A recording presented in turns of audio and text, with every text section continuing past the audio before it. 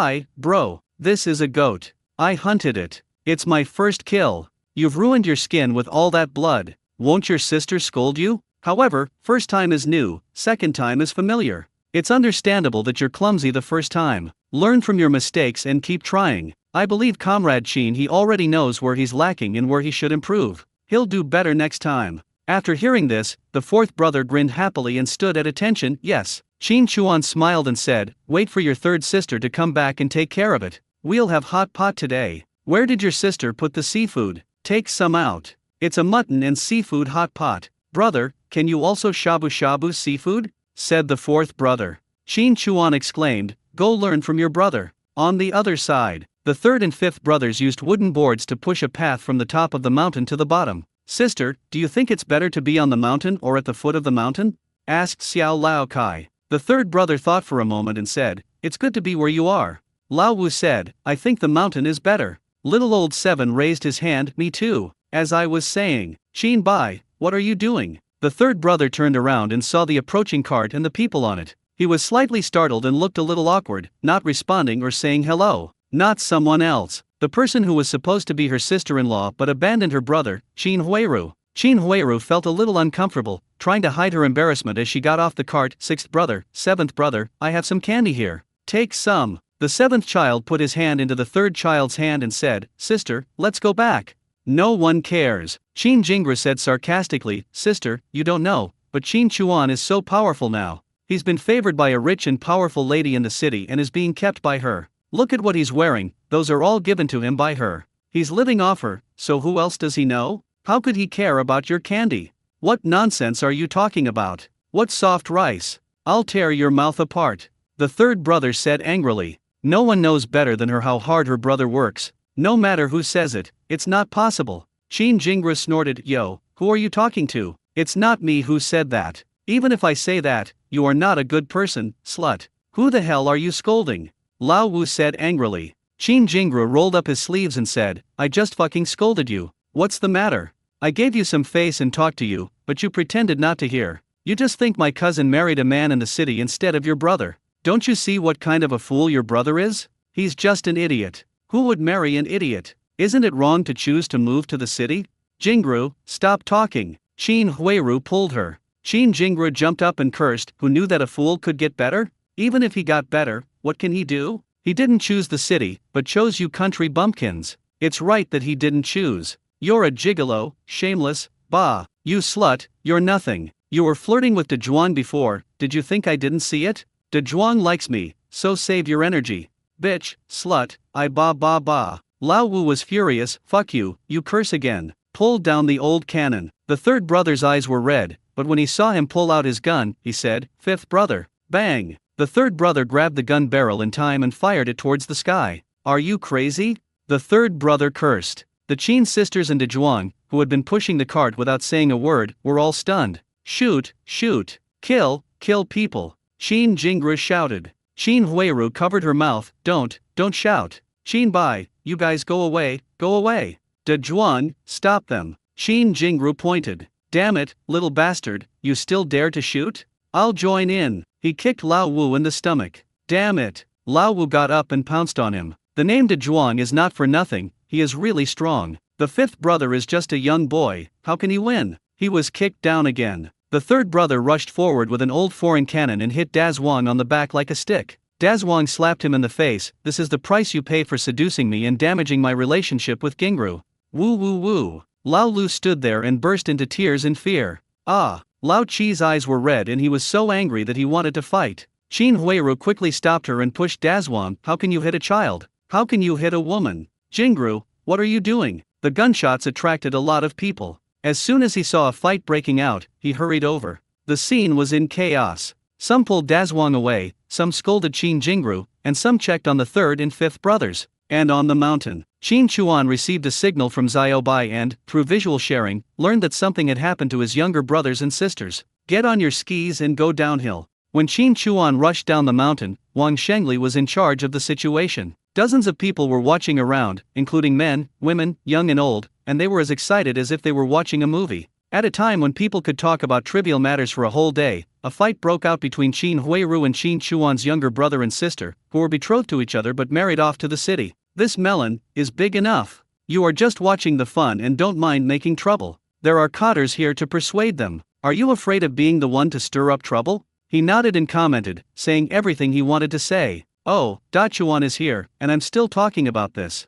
This is outrageous. No matter what, I shouldn't have resorted to violence. We live in the same village, so don't worry about anything. Just talk it out.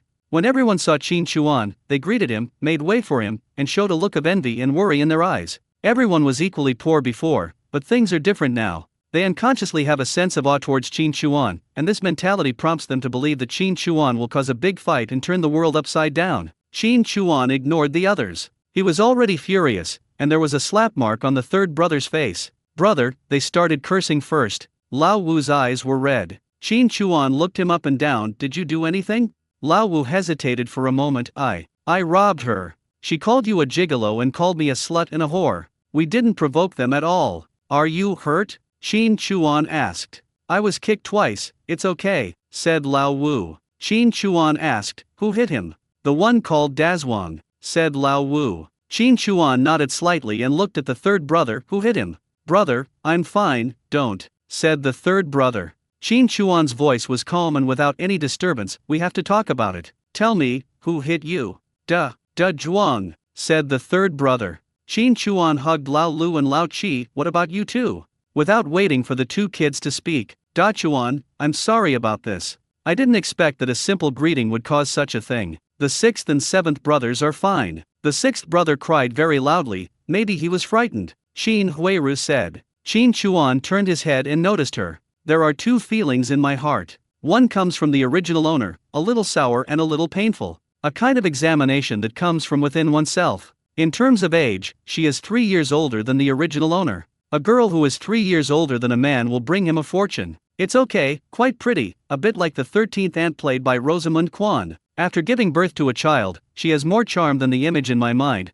but her figure is not as good as before. To be honest, just looking at her appearance, you really can't tell that she is a very scheming woman. This was the first time Qin Huiru saw Qin Chuan again after 2 years. Eye to eye. She saw a complex flash in Qin Chuan's eyes, and then she saw a pair of eyes as deep as a lake, which were incomprehensible and impossible to see through. An extremely strange feeling emerged from her heart and swept through her whole body. Qin Chuan said nothing. He looked away from her face and looked at Wang Shengli. Captain, why do you look so bad? If you are not feeling well, don't hold on. Go back first. We will handle the rest. How could Wang Shengli not understand that Qin Chuan wanted to avoid it himself? How could I just let it go so easily when my younger brother or sister was beaten? My stomach hurts so badly, I'm going to the bathroom first. If you have anything to say, just tell me nicely. Ouch, just tell me nicely. Holding my stomach, I walked quickly. That's without even looking back. Qin Chuan, right? I've heard of you. I started fighting, so they deserved it.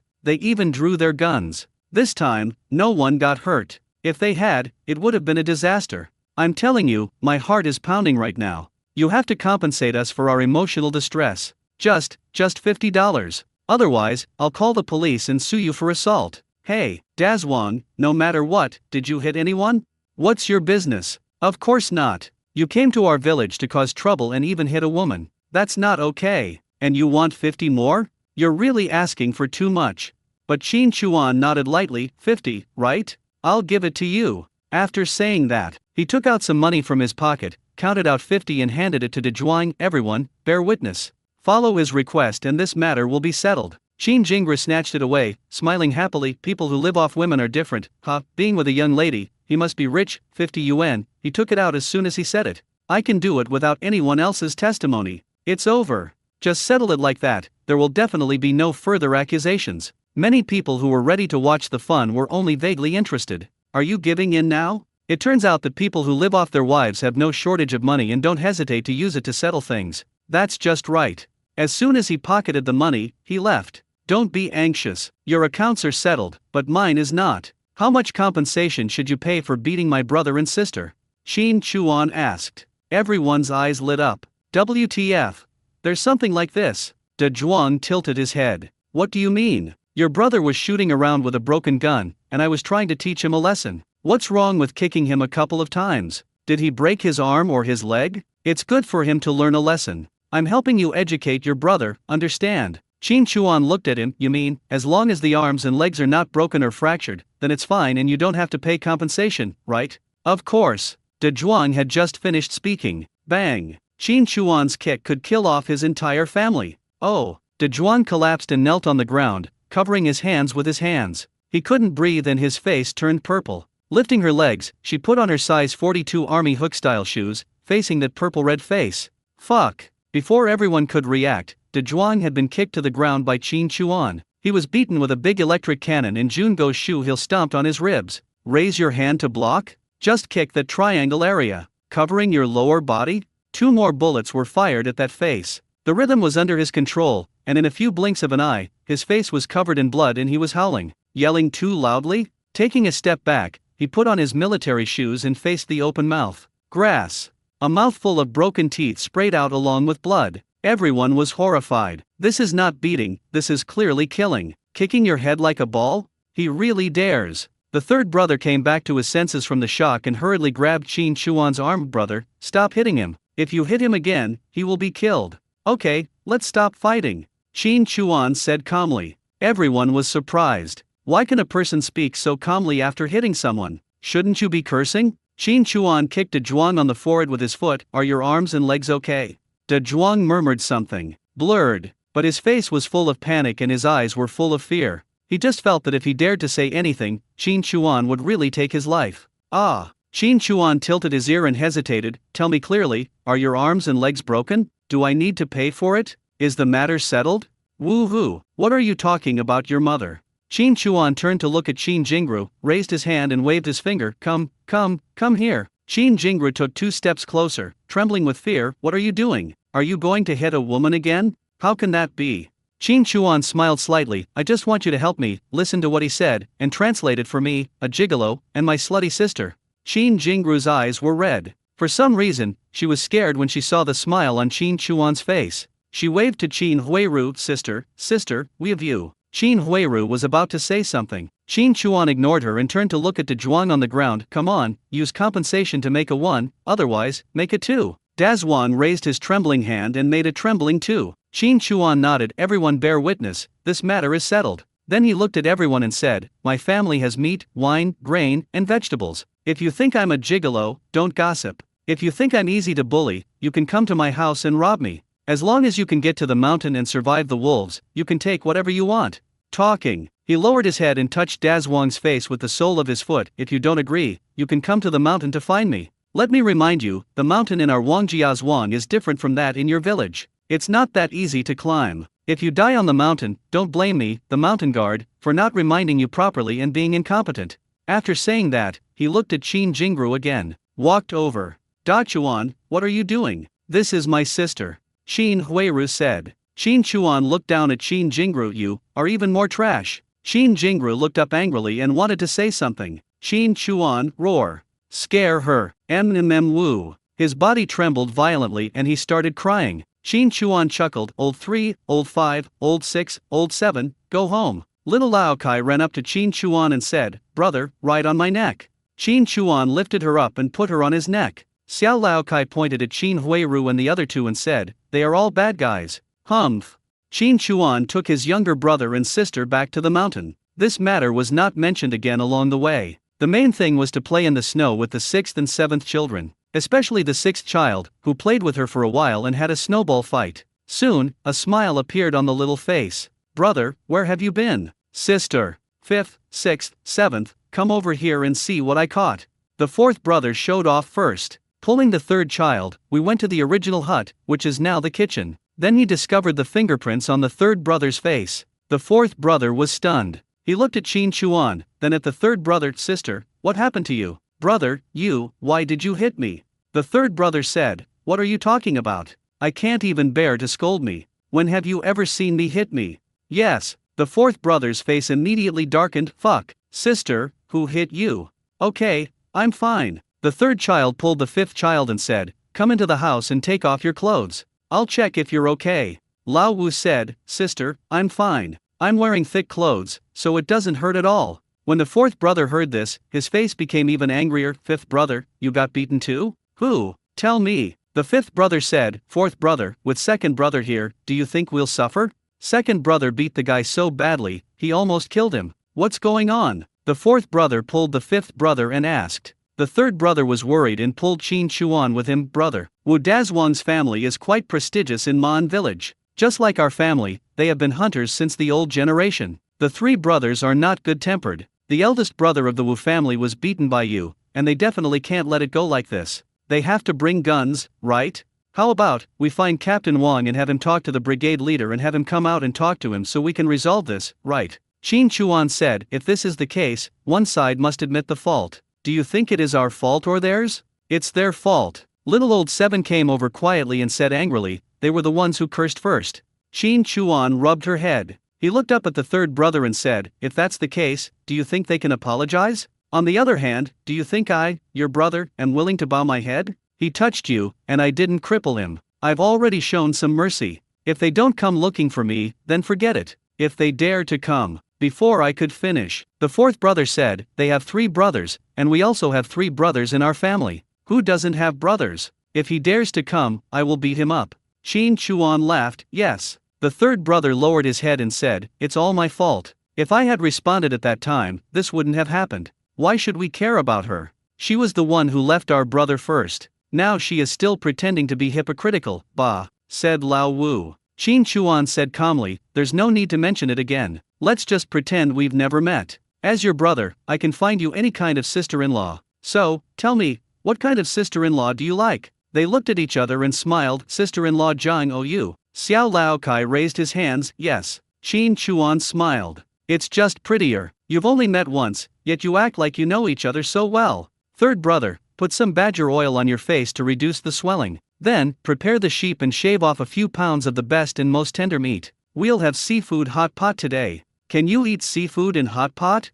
Just hang out with your brother, and you'll know after you eat it. On the other side, Qinhua is like home. Oh my god, how could you beat someone like that? Is this okay? Go to the hospital." Qin Huiru was like a parent, frowning slightly, looking apologetic, and said with concern, "New Year's Day is approaching, and my daughter is coming back from the city to visit me. She had sent a letter to set the date before, but who knew it would snow heavily and the roads would be difficult to travel on. I thought of asking Qin Jingru, who lives in Man village, to pick her up. She is young and her legs are nimble." Dragging Wu Dazhuang into this, who knew that something like this would happen. Wu Dazhuang had recovered a lot at this moment. He was wearing thick clothes, so even if Qin Chuan had stomped on his ribs with the heel of his military shoe, it didn't cause any fractures. It was just a little painful, and the most serious injuries were to his penis, testicles, face, and mouth. "Auntie, I'm fine. Just watch, this is no joke. I'm definitely going to settle accounts with Qin Chuan, if I don't kill him." Before I finished speaking, Qin Huiru said, "Dezhuang, you can't say that. I apologize to you. It's my fault. I owe you. Just think of it as my fault. If you feel unhappy, you can vent your anger on me, okay?" What did Wu Dazhuang say after hearing this? He likes Qin Jingru, a corgi bootlicker, and he speaks ill of his cousin to her face? "Sister, what are you talking about?" Wu Dazhuang said. Qin Jingru felt a wave of fear when he thought of Qin Chuan's previous behavior, followed by a burst of anger that Qin Chuan is too unreasonable and too arrogant. "Dazhuang, you have to beat him." "Shut up." Qin Huiru glared at her and pulled her aside. "You still think the trouble is not big enough, right? Why are you still blaming me?" Qin Jingru glared. Qin Huiru said, "Why did you ask Dazhuang to find Qin Chuan? If things continue to develop, can you control it? Don't think I don't know that you don't like Dazhuang at all, and you don't want to marry him. You just want to marry him to the city, but you are just using him as a donkey. If this man gets hurt, do you think he can do it? Today, you came to Wang Jiazhuang because of you, and you have to take responsibility. Because of this incident, you are forced to marry. Can you escape? You still want me to introduce you to someone in the city? Even if there is a suitable one, you will never be able to marry her." Hearing this, Qin Jingru hesitated. She didn't care about anything else, but not being able to marry into the city would affect her happiness in future, which was unacceptable.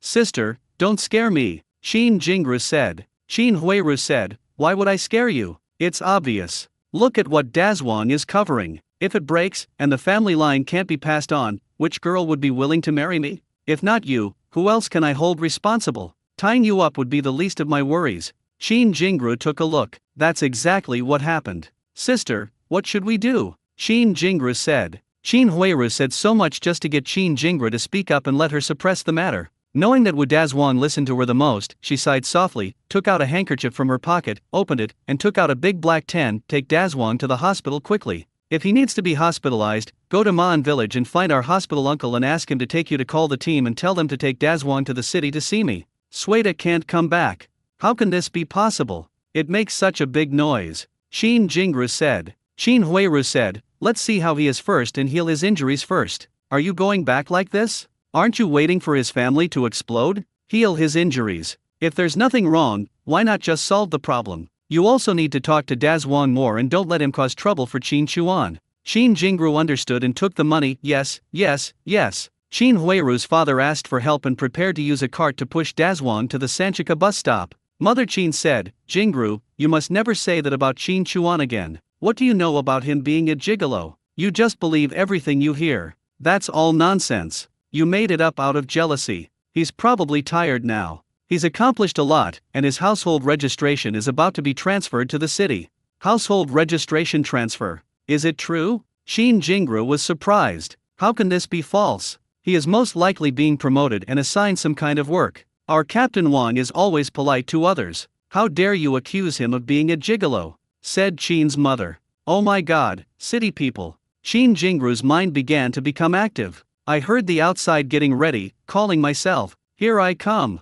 I feel a little impatient. It's such a hassle to walk such a long way and take care of people. Qin Huiru warned, don't cause any more trouble. I know, you said you came back this time, and I went through all this trouble but didn't get anything, and, before I finished speaking, Qin Huiru took out a tube of lipstick from her pocket. Thank you, sis. Qin Jingru snatched it and ran away. After she left, Qin Huiru looked at her mother. Mom, Dachuan, why are you suddenly better? What happened? Her mother told her everything she knew. A little bit. He sighed softly, maybe God has taken pity on this family. Ever since Qin Chuan woke up, he hasn't completely changed, but he's really capable. He's made clear arrangements for his brothers and sisters' food, clothing, and expenses. He built a wooden house in the mountains, and the wealthy even gave him a pig. No family in the surrounding villages can compare to his family. We've also received a favor from them. Look, there's over a pound of fish out there, given by Qin Chuan. Every household in the village has some. In our village, we're the only two families with the last name Qin. We should be looking out for each other, but, never mind. You're doing well in the city, with plenty of food and clothing, and even a job at a steel mill. Who wouldn't be envious of you in the surrounding villages?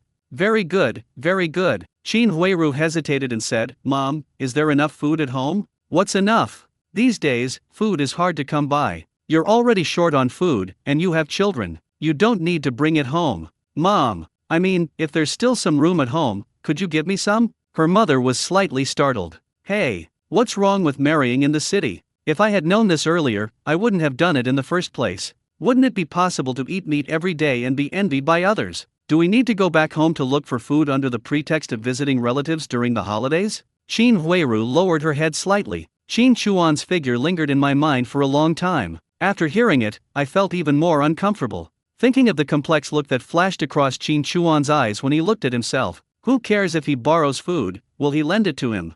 Ding ding, ding ding. The third brother and the fourth brother were dealing with the beaten old goat. I heard knocking sounds. Brother, what are you doing? I'll go check it out. The fourth brother walked out of the kitchen and returned to the house, and found that there were many more wooden boards in the house. And they found Qin Chuan nailing nails into the wooden board. Each one is so long. Brother, what are you doing? Asked the fourth brother curiously. Qin Chuan glanced up at him, his hands moving non-stop. Someone in the village encountered a wolf on the way up the mountain. With the heavy snow, the wolves might find their way here, so be careful. Another board was nailed in place. The irregularly arranged long spikes and sharp nail tips looked terrifying. Being on guard against wolves is fake, being on guard against the Wu family is real. Since we came to this era, many people have been killed, and the frequency has been quite high. It would be fine if you didn't come to find me, but if you really came to find me, do you want to ride on my neck and shit on me? It's not necessary to kill him, but he will definitely not be let off easily. This board is for them. This kick. It hurts just thinking about it. Qin Chuan put down the board and said to Lao Si, go, dig a ditch about 10 meters away from the door, 1.5 steps wide and knee deep. The fourth brother said, like a moat. Qin Chuan smiled slightly, smart. Then make it wider. It's just a matter of digging once, so just consider it as exercise, said the fourth brother. If you are willing to put in the effort, I don't have that many nails and boards, but this is enough. Go, Qin Chuan said. Why 1.5 steps? At this distance, if you walk normally, you will fall, and no matter how you walk. 2 meals today. Eating hot pot slowly is like bringing dinner out. In the afternoon, the copper pot was placed on the table, surrounded by dishes. Cabbage, radish, matsutake, coriander, bok choy, potato, sweet potato, frozen tofu, prawns, scallops, oysters, crabs, 4 plates of hand-cut lamb, lamb tripe, 2 big bowls of secret dipping sauce. In reality, the big bowl was just the unpacked spicy dipping sauce from Grassland Red Sun that I had won in a raffle, and the other bowl was a dipping sauce made up of sesame paste, fermented bean curd, chives, and oyster sauce, plus chopped green onions. Neutralize it and eat it together. Lao Lu and Lao Chi will not feel spicy. Jujubes, wolfberries, longans, green onions, and ginger were put into the pot. The temperature gradually rose, and before the pot boiled, a fragrance began to spread. Okoa, is he home, Okoa? Okoa. I vaguely heard shouting coming from outside the door. Chin Chuan got up and opened the door. Seeing the newcomers, a smile appeared on his face. Brother John, brotherly. You guys really know how to rush. We're having hot pot at home and we're just about to start cooking. I don't know if I can catch up or not, but it's true that I don't dare to take the step forward. Zhang Dasan knocked on the wooden sign beside him. Are you bluffing, or is this really a trap? Hurry up, how do we get out? Are you going to let us in? See, 2 bottles of Zyfeng. Look at what Erkui is holding. 50 rounds, 5.5. No, we can go back. Qin Chuan greeted them with a smile. When he reached the trap, he jumped over and came closer. You two finally have a conscience and remembered me. Why does what you said make it seem like we've forgotten you? Li Erkui said. Qin Chuan hugged them both and said, Oh, stop wasting time. The pot is about to boil. Do you want some meat? My 4th brother hunted a goat. Hee, let's go, said Zhang Dasan. At the trap, Li Erkui leaned over, opened it and took a look. What kind of mingtang is this? Qin Chuan said, to prevent wolves. You set up a trap right at your doorstep. Your brothers and sisters are still young. Isn't it a bit dangerous? Zhang Dasan said. Qin Chuan pulled the 2 of them towards the house. When they reached the door, he knocked on the sign. Open the door as a warning. There's a trap. Li Erkui smiled and said, You are really capable. When they entered the house, the younger brothers and sisters stood up politely. They were not unfamiliar with the 2 of them and greeted them warmly. The 2 responded with a smile. One look at the feasting table. Chuan, my family couldn't even afford this meal for 3 Chinese New Years. Qin Chuan smiled and said, I'm also relying on the 4th brother's help. 4th brother, okay, that's fine. You're pretty awesome now, Zhang Dasan said with a smile. The 4th child scratched his head, a little embarrassed. Lucky. That goat ran out of the woods and I ran into it. It was easy to beat. In addition to bringing wine, the 2 also brought a bag of peanuts. Eating and drinking, it's so delicious. After eating until I was about 50% full, I slowed down my pace and took some time to chat and drink. I can understand. I had no appetite and there was hardly any meat in the meals at work, but suddenly I saw a hot pot with meat, seafood, and fresh vegetables. No one had time to talk, so I just grabbed a few full chopsticks and ate until I was satisfied. After chatting for a while, the younger brother and sister had almost finished eating, and they left the table sensibly, leaving the space for the 3 of them. Zhang Dasan took a sip of wine and looked at Qin Chuan. Chuan, Director Zhou said that you don't want to join the branch. I'm a few years older than you, and as your elder brother, I want to say a few words. Don't be displeased. Which one, Brother Zhang? Tell me.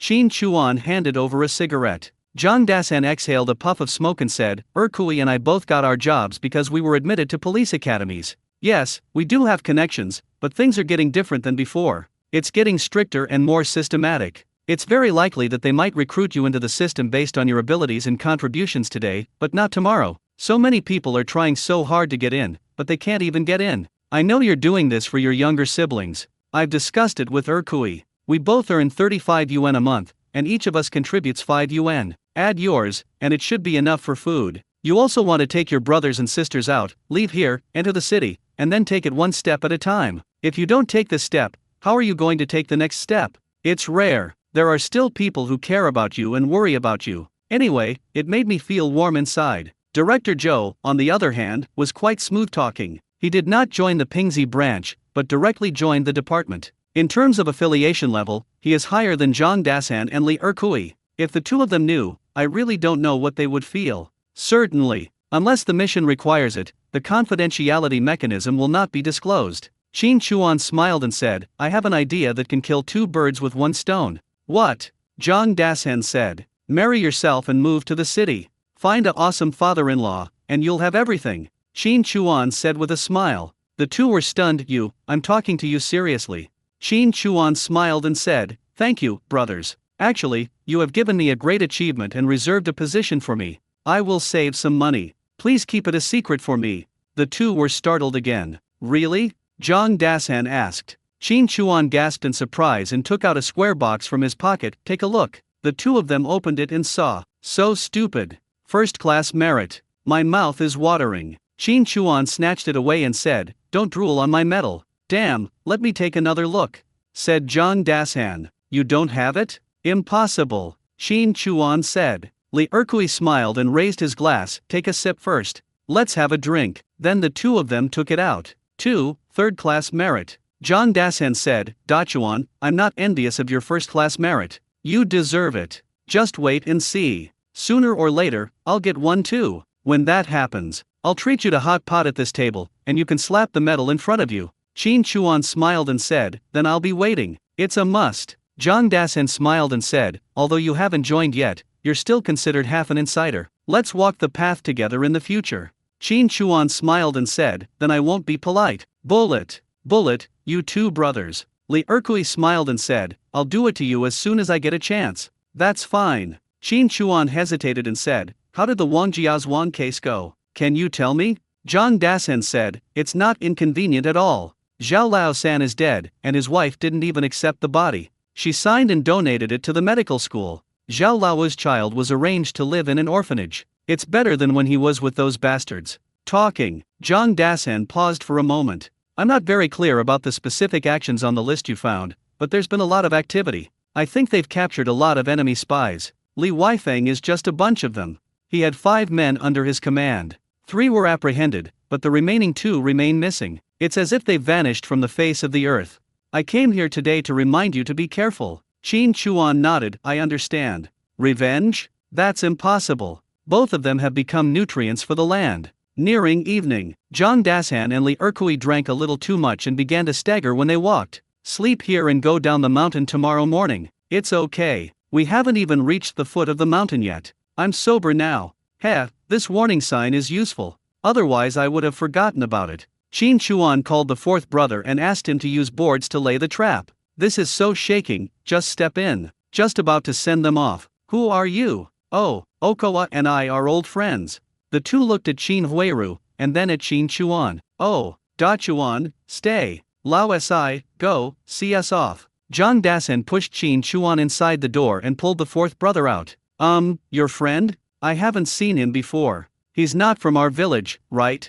Qin Huiru said. Little old 7 said angrily, what are you doing here? The 3rd child dragged her away. Go help your sister clean up. Qin Chuan looked at Qin Huiru. Will the relationship be reconciled? Or will it be a complete breakup? Qin Huiru took her hands out of her sleeves, covered her face with them, breathed on them, and then rubbed them. Can I come in? Oh, did you learn this from Aunt Lu? You want to come in, but you just say no? Why are you pretending to be pathetic? Qin Chuan shook his head lightly, without saying a word or closing the door, and turned to go into the house. Qin Huiru hesitated and followed in. Qin Huiru entered the wooden house. The most intuitive feeling is that Qin Chuan's changes are earth-shaking. The furnishings in the house must have been earned by Qin Chuan. There was no way they could be connected to Qin Chuan, who was sick and had a broken brain. She still uses kerosene lamps at home in the city. And here in Qin Chuan, a light bulb. She didn't know why there was electricity in the mountains, and now the village didn't know either, but this just showed Qin Chuan's ability. Women of this era were also different from those later. A capable man is a treasure, a gold mountain, and a solid support. Qin Huiru felt very uncomfortable at this moment, even though she knew that this discomfort was shameful. I really regret it. Even though she married into the city, became a city dweller, and even worked in a factory, and was the envy of many people in the surrounding villages and even the entire 3rd Brigade, at this moment, she inexplicably felt that she was so poor.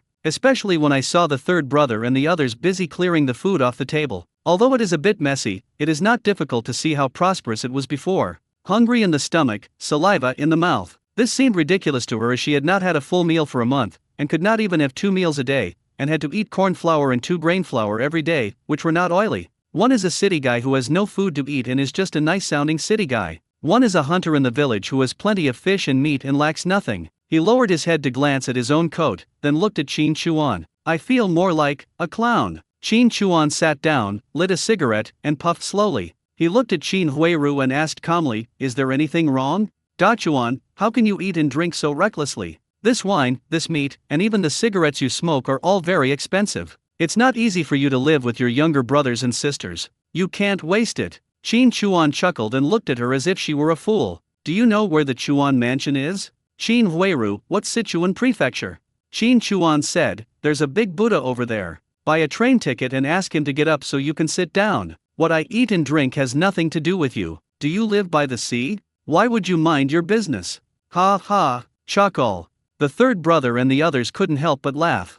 Qin Huiru was a little embarrassed, frowning, and saying earnestly, "Da Chuan, how could you do this? I'm doing this for your own good. You don't know how tight the food shortage is, you." Qin Chuan waved his hand lightly and interrupted, "Every day at my house, we have 4 dishes and 1 soup, a combination of meat and vegetables. Today's meal is considered simple. If you deal with the beasts in the mountains more often, you will understand one thing. Wolves eat meat, sheep eat grass. If sheep have no food to eat, it doesn't mean that wolves have no food to eat." Qin Huiru took a deep breath and said, "I've said too much. I'm here to apologize." "Stop." Qin Chuan exhaled a puff of smoke. "You came here to borrow food, right? Am I this kind of person in your heart?" Qin Huiru's eyes turned red. Qin Chuan chuckled, "All right, I'm familiar with all the dramas you've performed throughout your life. Act less. Watching it a second time is actually quite tedious and boring." While talking, the third brother and his friends moved everything on the table downstairs. Qin Chuan raised his hand. "Third brother, you all go out first." "Eh?" the third brother responded. There were only 2 people left in the room. Qin Chuan took a puff of his cigarette, stubbed it out, stood up, and walked in front of Qin Huiru. He raised his hand, grabbed her chin, and lifted her face up. "I know you better than you know yourself. Do you think I'm greedy for your face or your body? You're playing hard to get, hypocritically tempting, and just because your eyes are red, you think you're pitiful and sympathetic?" Qin Huiru let Qin Chuan pinch her, tears rolling down her eyes. "Da Chuan, I know I hurt you. You hate me and think I have no conscience. It's all right. I know that no matter what I say, you can't change your impression of me. I just want to apologize for what happened today." Qin Chuan laughed at what he heard. "If I were still a fool, too poor to eat, would you apologize?" Qin Huiru was stunned. Qin Chuan pulled her and pressed her onto the table, pressing his body directly on her. "Okowa, what are you doing, Okowa? You can't do this." Qin Chuan lowered his body and whispered in her ear with amusement, "When did you become so powerless? You're trying to please me but you're still trying to resist me? You understand my ill intentions, and I know you're just pretending to be reserved. I'll give you a leg of lamb when we're done." Talking, the hand on her wrist slowly slid down her back towards her waist, as if he could break through the fortress without any defense if he wanted to, and then, nothing happened. Qin Chuan lit another cigarette. Qin Huiru stood up and looked at him inexplicably. "What do you mean?" Qin Chuan smiled and said, "My last name is not Cao. Not surnamed Cao?" Qin Huiru was even more puzzled. Qin Chuan measured his cigarette with his hand and said, "I haven't touched any girl prettier than you. You're a married woman, so you really don't interest me. You're a realistic and purposeful woman, whether you admit it or not. Let's keep it simple and talk about the deal directly. You want grain and meat? I can give them to you as long as you can open up the purchasing channels with the steel mill." Qin Huiru was stunned. "What do you mean? I'm good at hunting, but I can't finish the food. Your small canteen at the steel mill is short of meat and fish. With you as the middleman, we can hit it off," Qin Chuan said. Qin Huiru frowned. "This is speculation." Qin Chuan smiled and gestured back and forth. "We are not childhood sweethearts, we are old acquaintances, helping each other. I give you the prey I hunt, and you give me money. At most, we are just a couple who have a lingering relationship." "What nonsense are you talking about?" Qin Huiru said. Qin Chuan spread his hands slightly. "Isn't that right? If I had just untied my belt, I would be in the heat now. You don't think I have that little time, do you?" Qin Huiru, why are you being so rude now?" Qin Chuan asked calmly. "Do you want to fix it?" Qin Huiru hesitated for a moment. "How much? What's the price?" Qin Chuan took a puff of his cigarette and said, "Leave some money with your parents. If I want to sell your things, I'll send them to your parents and give you 30% off the black market price. You can decide how to sell them and how much to sell them for. It has nothing to do with me." Qin Huiru said, "Well, I have to come back eventually. Are you trying so hard to see me?" Qin Chuan looked at her and said, "You are too self-indulgent. You should probably bring your man back with you. Do you think it's exciting to be in front of your man? Go away. You are such a bad person," Qin Huiru said. Qin Chuan chuckled inwardly. "I can only say that when you take off her disguise, you will see a completely different world. Hey, have you ever loved me? Qin Huiru asked. Qin Chuan smiled and said, love, why not? You're not ugly, and I'm a normal man. Of course I love your butt, your waist, your hair, and your face. It's a pity that I don't like eating leftovers. Qin Huiru clutched her chest. What you're saying now is really harsh, but for some reason, I don't feel disgusted at all. My heart is still pounding. You said you love me, so you love me. Why did you have to be so specific about the location? I hate it. Qin Chuan smiled speechlessly. No wonder you can become a star. There are really a lot of dramas. What do you have now? New Year's Day is almost here. I'll get you a pheasant and some rice. It's a token of our sincerity towards our cooperation. Oh Koa. Stop, don't call me Dachuan. It's better for everyone if we keep some distance. Qin Huiru let out a light breath, and when she got close to Qin Chuan, she raised her hand and tugged at his collar. Dachuan, I've let you down in this life. If there's an afterlife, I'll definitely follow you. Please don't do that. I'm afraid you'll kill me, swallow my family property, and leave me wandering and starving to death on the streets. Qin Chuan said. What are you talking about? Qin Huiru frowned. How can this not be sentimental? Qin Chuan grabbed her wrist, turned her around, and pushed her out. You want to seduce me? Dress bolder next time. I'm really not interested in your cotton-padded jacket. I don't want to look at it. Next time. Next time. Third brother. Get her a pheasant and some rice. Push the door out. Bang. The door was simply closed. The third brother heard this and handed 2 cloth bags to Qin Huiru. My brother has had a hard time. Please stop pestering him. He has finally come to the point where he can accept another woman. Please, please. After saying that, he turned around and went back. Qin Huiru took the things, looked at the third brother's back, and looked at the closed door. So, he loves me so deeply. He described himself as a gangster and treated me so rudely, just to make me hate him? You're selling it to me at a discount, but you're just helping me silently. You can't bear to see me living a hard life, without food or meat. He touched me because he saw that I had lost weight. Okoa, you are so nice.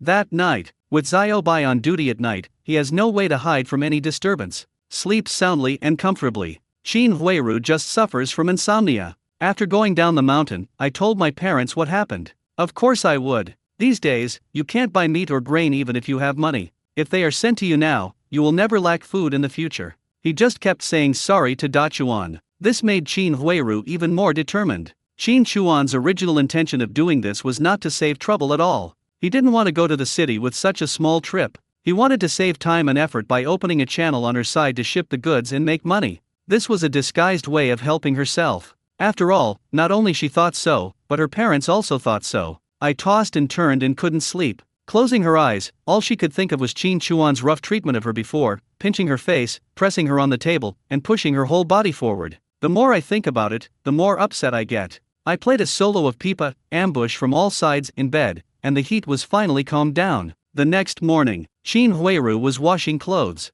Elder sister. What the hell is going on so early in the morning? How's Dazwan doing? Qin Jingru pulled Qin Huiru's sister. It's over, something must be wrong. What's the matter? Qin Huiru's face changed. Qin Jingru said, the doctor said that I have to stay in the hospital for a week. He said, the swelling is so severe that I need injections and observation. If the swelling doesn't go away, I have to have surgery. Ah. Qin Huiru hesitated. Qin Jingru said, then Dazwan said he wanted to kill Qin Chuan. I was afraid that he would cause trouble, so I comforted him. At first he listened to me, but then he said, when he got better, he would marry me. How could I agree? So, what is it?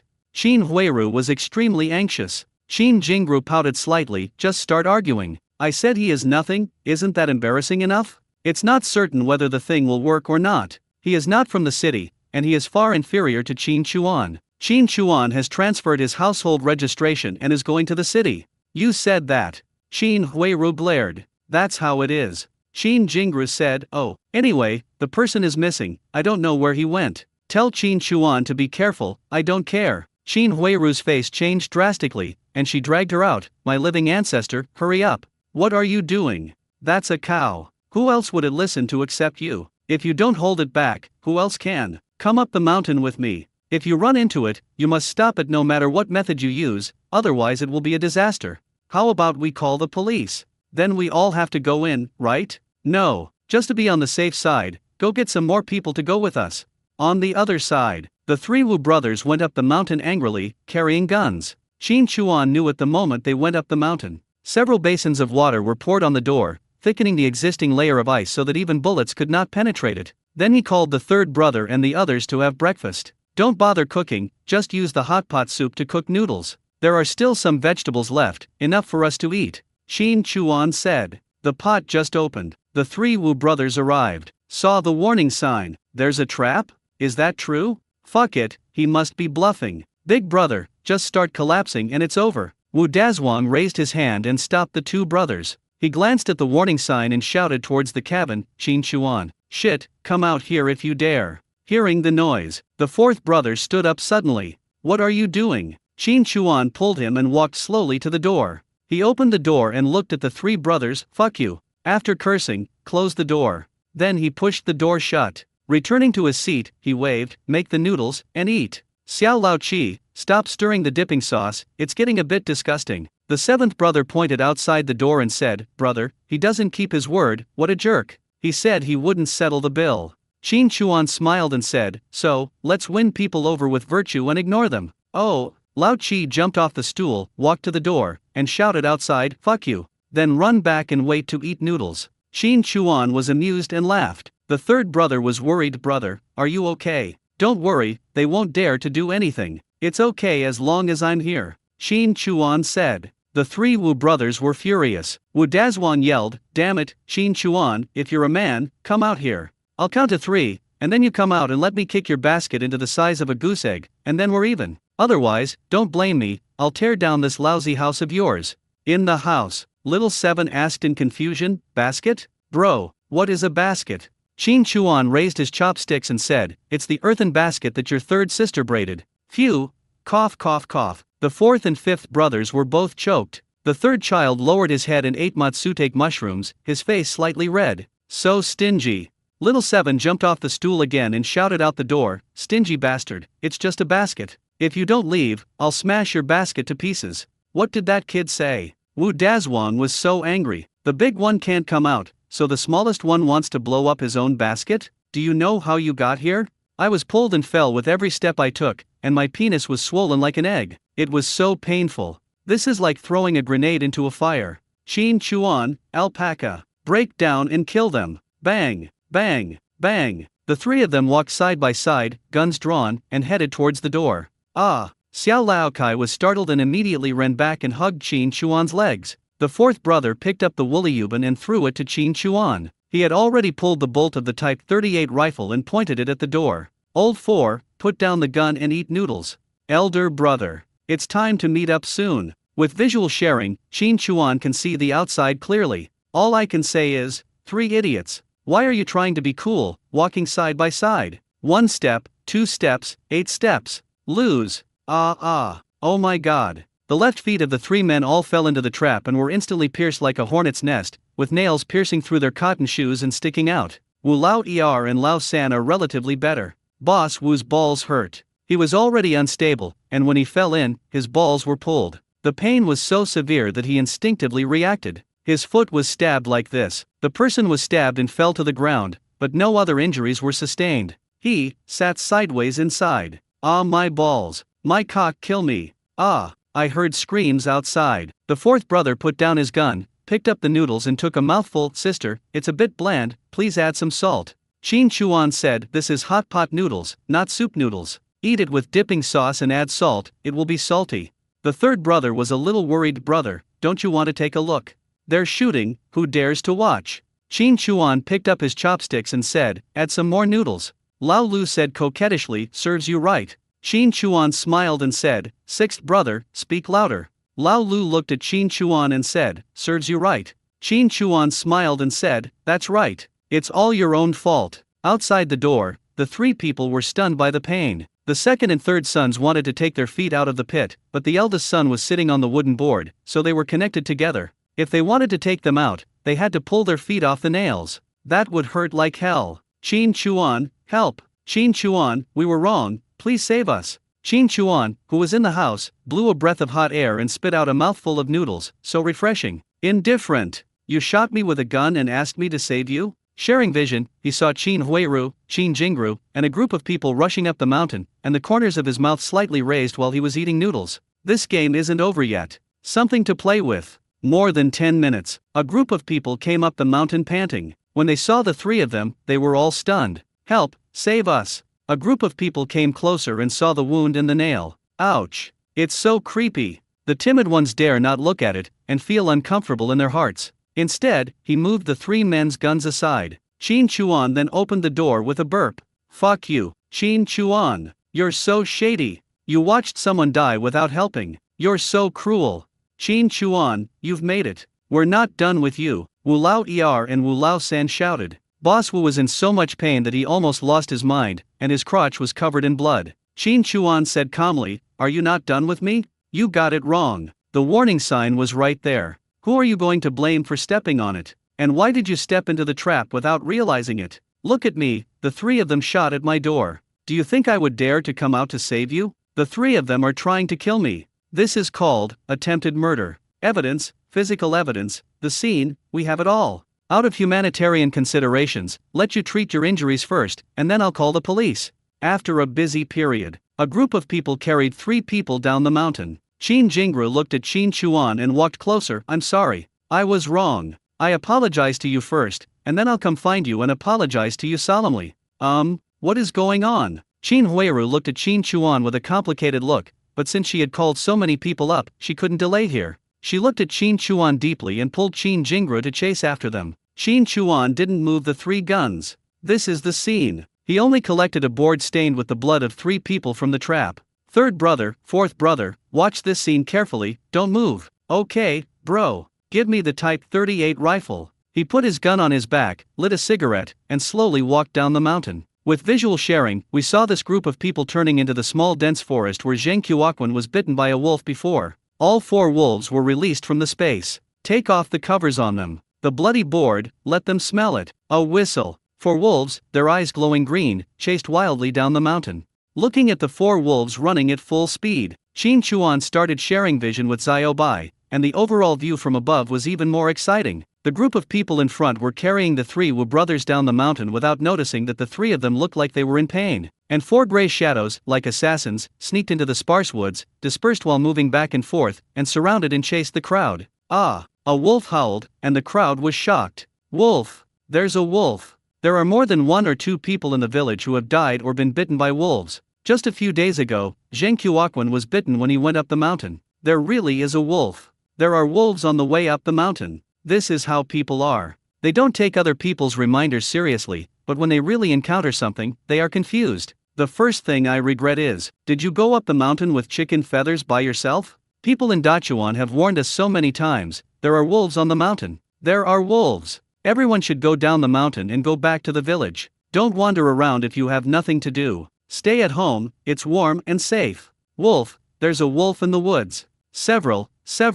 It's over. Where's the gun? Who has it? Shoot it quickly. Where are the guns? The guns have fallen on the mountain. They are said to be the scene of the crime. They are evidence. Everyone panicked. If it were a wolf, it wouldn't panic like this. But there are more than one. If we encounter a pack of wolves, no matter how many people there are, it will be useless without weapons. There is no doubt that they will all die here and become food. Qin Jingru was so scared that her face turned pale. She screamed and ran down the mountain for her life without caring about anything. When she ran away, the others reacted. "Fuck you." The people who were carrying the 3 Wu brothers threw them down. "You're about to die, why are you still carrying a chicken feather? If you carry the person, you will die. If you leave the person behind, maybe you can still survive. You, save me. Don't abandon me. Run." Qin Huiru was still confused. Being dragged by someone, I ran down the mountain. The 3 Wu brothers were stunned. As hunters, they realized the seriousness of the situation when they saw several gray shadows in the forest. Wu Lao Er looked at Wu Lao Da's expression. "Grit your teeth, harden your heart." He pulled the nail plate on his foot with great force, and with a splash of blood, he pulled it off. He pounced on the 3rd brother and pulled the board off him. The 3rd brother was shaking with pain. The 2nd brother endured the pain and said, "Hurry up, help." Wu Lao San climbed up panting, and the 2 of them dragged their feet and limped to Wu Laeta. Boss was stretched out his arms. Save me quickly." The 3rd one went to pull him. The 2nd brother gritted his teeth, grabbed the board that was stuck under Boss Wu's body, and pulled it off. Blood immediately flowed out. "What are you doing?" Wu Lao San realized something was wrong. Wu Lao Er said nothing and pulled the board off Wu Lao Da's feet. There is a lot of blood all of a sudden. Wu Lao Er pulled Lao San and said, "Let's go. Big brother." Grass.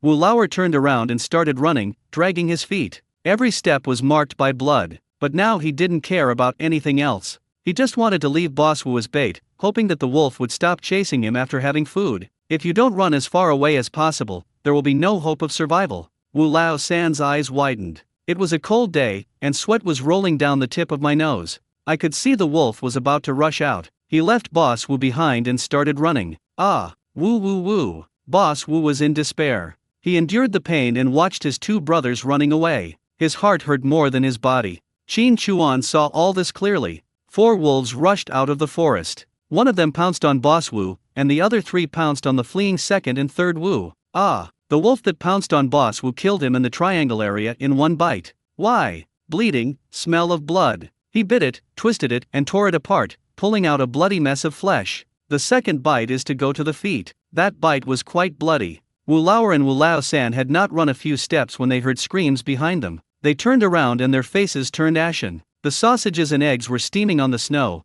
and the scene was really eye-catching. The most important thing is, as he expected, Boss Wu was not kept, so the wolf gave up.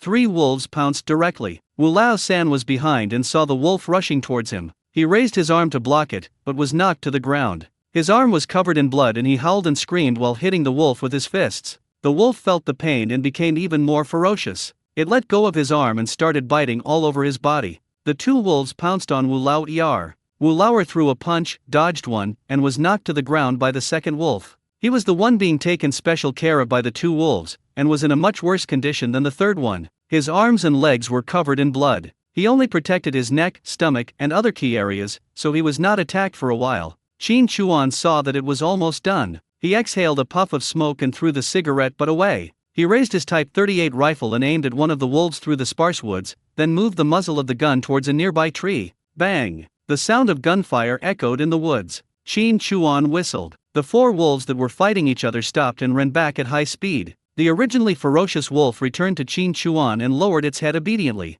Qin Chuan rubbed the heads of each wolf one by one, gave each wolf a piece of badger viscera as a reward, and then put them into the space. He unloaded the gun and bullets, put them on his shoulder, and walked towards the 3 people. Under visual sharing, I looked at the movements of those who were fleeing. When we heard the gunshots, we didn't stop. At most, they would go down the mountain, enter the village, gather people, and pick up weapons before daring to go up the mountain again. When I got closer, that scene was really. Looking down at Boss Wu, this guy can still be saved, as he wasn't seriously injured, but he's dead. Help, help me, Boss Wu said weakly. Qin Chuan said calmly, I've warned you before that the mountain in Wangjiazhuang is not that easy to climb. You're neither human nor ghost now. I don't think you're worth saving. You're really seriously injured. Talking, he pulled a mirror out of his pocket and said, see, look at your legs, your feet, and especially your butt. Look, there, it's all exposed. Boss Wu doesn't know yet. I slowly turned my head and saw the intestines and eggs turned into a bloody mess.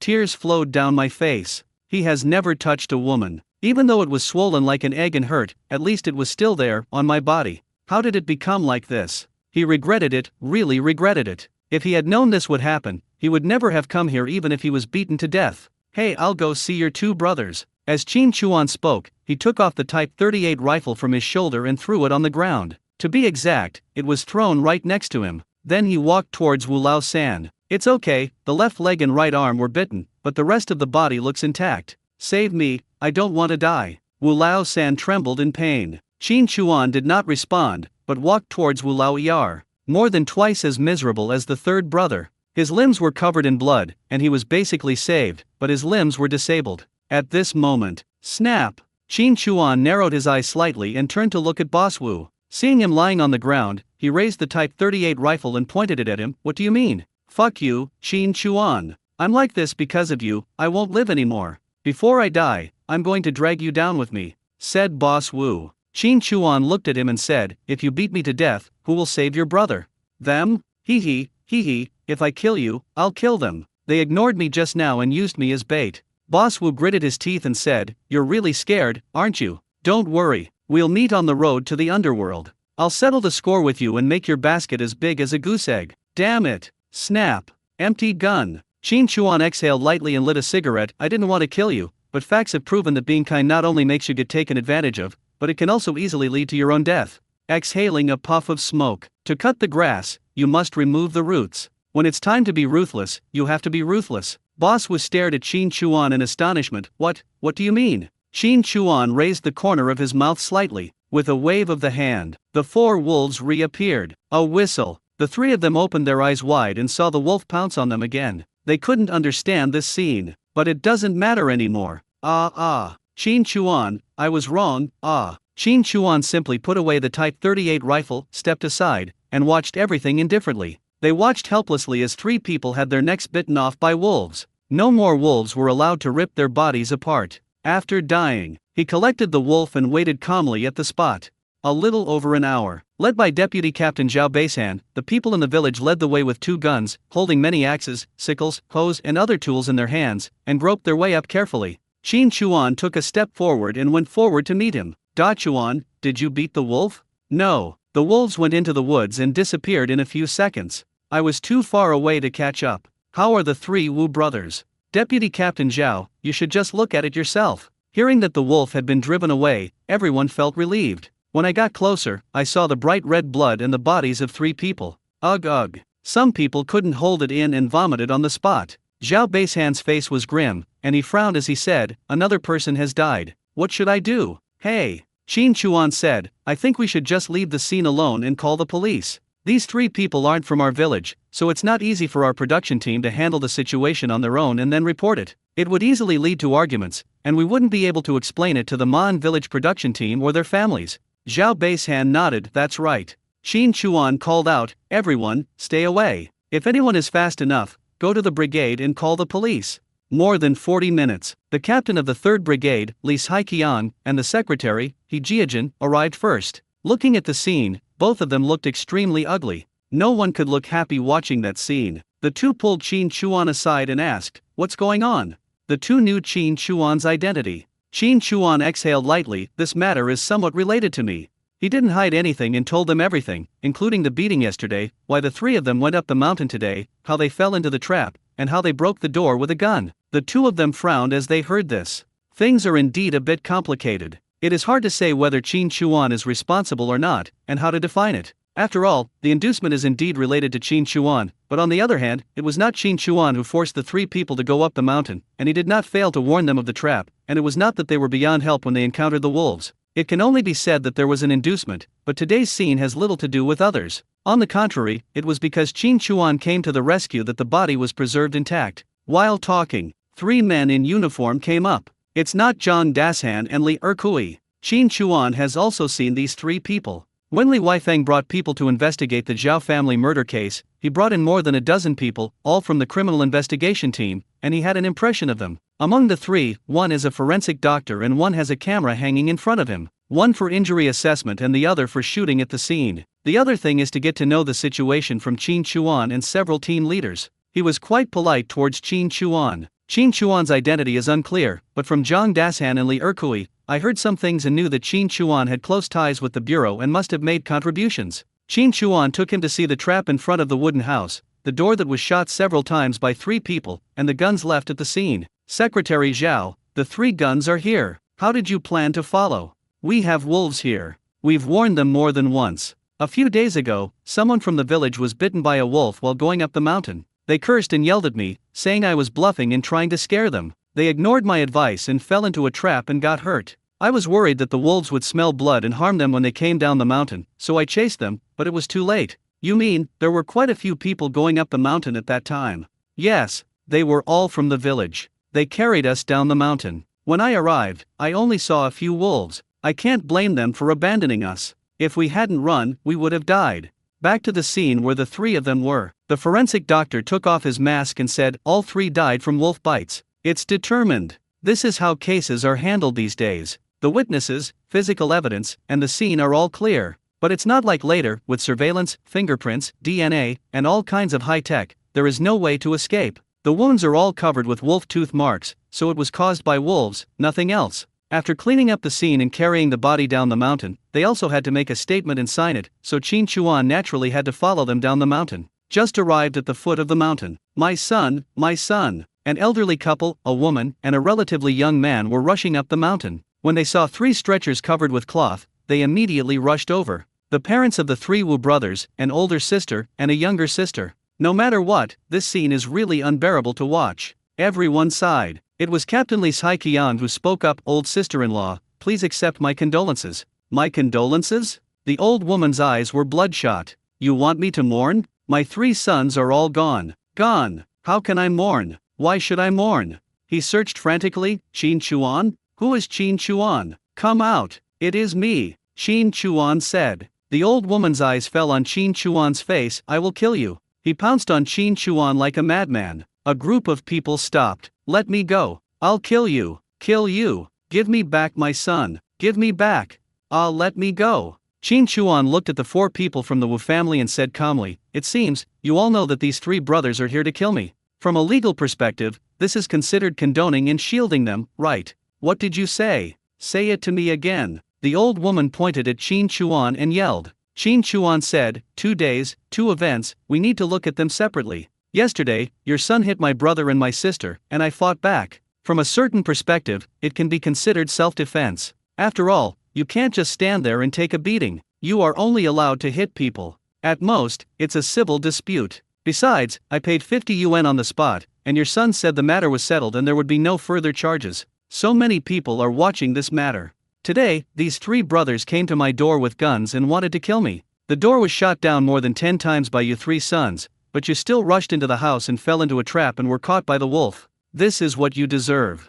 I was able to save their bodies from being eaten by wolves because of my duty as a mountain ranger. According to you, shouldn't I have just stopped caring and let them be eaten clean? Also, since you know my name and are looking for me to settle a score, then you must have known your 3 sons were coming to find me. Why didn't you stop them? Why didn't you try to dissuade them? Did you let them use guns to kill me? You guys are really good at bullying people. If you say another word, I'll get to the bottom of it. Your son's been charged with attempted murder, and I now suspect your accomplices, the masterminds. You want to settle the score, eh? Let's do it. Let's see how many years you can get for yourselves. All these words shocked the idiot. Beep? Yell? Fuck you. Qin Chuan stared at them and continued, are you going to complain again? Why did I throw your son on the mountain and run away? Otherwise, your son wouldn't have died. Your family is truly unreasonable, like a dog biting Lu Dongbin. Father Wu's face was extremely ugly. What did you say? Qin Chuan looked at him and said, you are a hunter, right? You have encountered wolves before? They were multiple wolves, not a lone wolf. You know what this means, right? Let me tell you another thing. At the scene, your second child ran the farthest, followed by the third child. Your eldest child, was abandoned by your second and third children as bait. Other people who ran away didn't say anything so cruel. They still have a conscience. Brothers are so cruel to each other, it shows what kind of moral character your family has. As a father, what kind of character do you have? How did you teach your children? Don't be disbelieving. The whole scene was photographed. You have the right to take a look. Once these words came out, others just reacted. Yeah, that Wu Lao Er ran away for a distance and obviously left the person behind. You still have the nerve to be so unreasonable. You just have no place to blame and want to extort some money. You are so shameless. If it weren't for Qin Chuan, who put aside past grudges and took action, your body would not be intact now. You didn't see it. When Boss Wu was carried down, he had nails on his body, but not when he died. That means the other 2 drained his blood and used him as bait. How cruel. Didn't you see the door to the Okawa family? It was blown apart by gunfire. It was really meant to take lives. The discussions around them left the old couple speechless. Besides crying, it was howling. Secretary Zhao said to the 4 Wu family members, please come with us and explain the details of the 3 people coming to Wang Jiazhuang with guns. Both girls turned pale. If this goes in, won't the married woman be divorced? Who would want someone who's not married? I'm sorry, we misunderstood. We were confused. Don't pursue the matter. We still have to take care of the future generations of our 3 children. Soft and cowardly. Another fight? Everyone has to go in. Qin Chuan felt that wiping out the entire family was truly too cruel. With the evidence in hand, they dared not to do anything more. Justice is in the hearts of the people. I pity you. This matter ends here. I will not pursue it any further. Because the old woman was unreasonable, the people in the village were unwilling to help. It was only after Wang Shengli gave the order that several young and strong men were assigned to carry the bodies of the 3 people and help send them to Man village. No more embarrassment for the Wu family. If we don't pursue the matter, we'll just let them go. Qin Chuan followed 3 staff members to the production team to take notes. With such a big thing happening, the people in the village started talking about it again. Wang Shengli listened, his brows furrowed slightly, and he took the opportunity to lecture him. Are you still jealous of Dachuan? Do you think you can do it too? You can just grab a gun and kill prey and eat meat? The 3 brothers of the Wu family are all hunters. They went up the mountain with 3 guns. What happened? You all saw it, right? And you still say I'm biased? Don't say sour grapes just because you can't have them. Just listen to me and save me some trouble. He snorted and walked away with his hands behind his back. Everyone fell silent. Before, they thought Qin Chuan dressed well, ate well, and used good things. If you are just jealous and envious, you will forget how dangerous this mountain is. This time, everyone was alert. Hunting is not something that everyone can do. It's like putting your life on the line. After a while, Qin Chuan K walked out of the production team office with several staff members. Shake hands with each other. The 3 of them were put on the shoulder cart. After they left, Qin Chuan said to Li Saiqiang and Yi Jiajin, Captain Li, Secretary He, it's still early, why don't you come sit with me for a while? Let's do it another day. Your brother and sister must be quite frightened, so you need to comfort them. Li Saiqiang said. Qin Chuan said, it's okay, only with setbacks can we grow. I'm really not scared. The noodles are delicious. Of course, this is hard to say. My younger brothers and sisters didn't see any bloody scenes. The remaining blood in the trap was not enough for the 3rd brother to deal with the goat. He saw more blood by cutting the goat's belly. Little girls like Xiao Lao Kai and Lao Liu, if they were alive in the future, would probably have nightmares if they saw a chicken being killed, but Xiao Lao Kai could eat dried sweet potatoes while watching it. Qin Chuan admits that he can't do this. My younger brothers and sisters are very strong, and I'm a little proud of them. He Jiajin rummaged through his pockets and said, the household registration has been completed. I didn't expect to bring it to you in this way. As he spoke, a brand new household registration booklet was handed to Qin Chuan. Qin Chuan quickly took it. Today's household registration book is really just a small book. Plain and simple, with only 3 words on it, household registration book. Open it and take a look. The head of the household has become Qin Chuan. My registered residence is Pingxi District, Beijing. He Jiajin looked at Qin Chuan and said, your parents and your eldest brother have all been deregistered at the brigade. Therefore, they can no longer be transferred with you. I have appointed you as the head of household, and the 3rd Brigade will always be your home. Qin Chuan heard this and nodded, thank you, Secretary He. In a corner nearby, Qin Jingru was peeking over here quietly. Household registration booklet? Is it a household registration booklet? Really? Have you really become a city dweller? The captain and the secretary were both so polite, enthusiastic, and familiar with Qin Chuan. Or was it the secretary who gave it to him personally? Was Qin Chuan so powerful now? After the 3 chatted for a while, Li Saiqiang and the other 2 left, and Qin Chuan turned around and headed up the mountain. Qin Jingru smoothed her 2 braids, puffed up her cotton jacket, and wanted to chase after him. However, just as he was about to come out, he saw his cousin, Qin Huiru, who appeared out of nowhere, looking around and pulling Qin Chuan to the side. Oh my god, my cousin is so sexy. She eats what's in the pot but still thinks about what's outside the pot. I immediately felt annoyed. Qin Chuan turned his arm and said, if you have something to say, don't say it. I'm still a young man, don't do this to me. If someone sees it, it will ruin my reputation. I still want to find a young girl. Qin Huiru looked at Qin Chuan and suddenly smiled, okay, find someone. I don't care how many you find. You're a grown man, why are you acting like a child? Are you trying to piss me off? Qin Chuan chuckled, how big? Have you seen it before? Qin Huiru frowned, but a slight smile lingered on the corner of her mouth. You are just a hooligan. No matter how you behave to me, I won't be angry. I owe you. I told my parents about it, and they agreed and said they owed you. What, I want you to sleep with me a few times and secretly give birth to a child for me to make up for it? Qin Chuan said. Qin Huiru, am I that kind of person? Qin Chuan looked at her and nodded, yes. With the look in your eyes that lusts after my body, I can drag you into the snow pile right now and you will agree to do the job for me. Pay attention, you are almost drooling. Qin Huiru looked at Qin Chuan, yeah. I'm greedy, what's the matter? Do you have to give birth after doing it? Don't think I don't know. You peeked at me taking a bath. Qin Chuan was stunned. When? Why the hell don't I have any idea? Also, have I overdeveloped myself? This woman is so ferocious? He took a step back and said, you are really good at making up stories and denying everything. You are an expert at making false accusations. You just saw it. Qin Huiru said. Qin Chuan said speechlessly, if I had seen it, I would have raped you right then and there. Okay, stop talking nonsense, I get it. I'll send the things to your parents' house. You can come back and get them whenever you want. Just make sure you don't miss the money. After saying that, don't talk to her anymore. This woman is not a good person. Stop. Qin Huiru stopped Qin Chuan and snatched the household registration book from him. Your household registration has really been transferred to the city. Qin Chuan snatched it back. Does it have anything to do with you? I like you, but I can't be with you in this life. I hope you are well, do you understand? I want to help you. Now that you are in the city, we are close to each other. We have an apprentice position in our steel rolling mill. The third brother is quite suitable. I will help you research it after I go back.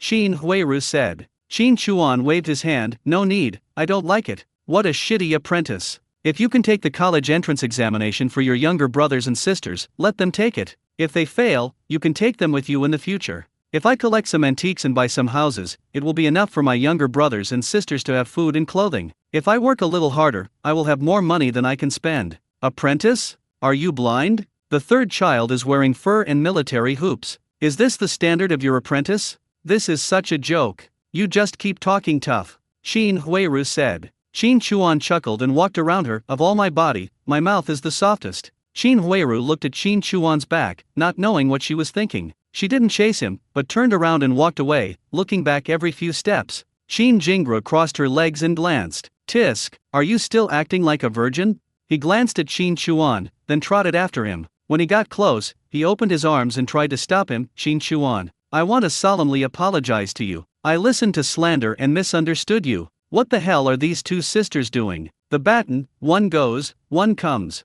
Qin Chuan lit a cigarette and then, let's be good together, I like you. Qin Jingra said. Phew, cough, cough. How sudden. What's wrong? Why are you like this? Does this seem sudden? Qin Jingra said, I'm the beauty of Maan village, 3 years younger than you. I'm so pretty, I'm so tender that I'm willing to let out a stream of water. I'm taking the initiative to confess my love to you, and I'm giving you a great deal. You mustn't be ungrateful. Qin Chuan was surprised and said, you can burst into water. Metaphor, do you understand? Qin Jingra looked up at Qin Chuan, who was a head taller than her, and tugged at her braids. Don't I look good? I'm just a little bit tacky. If you dress me up, I'll be no worse than the ones in the city, I'll be even prettier. Besides, I'm hardworking, I can serve people, and I can clean the house. If you treat me well, I can make you comfortable. Qin Chuan smiled, understanding, and took out the household registration book and shook it. You are here for this, right?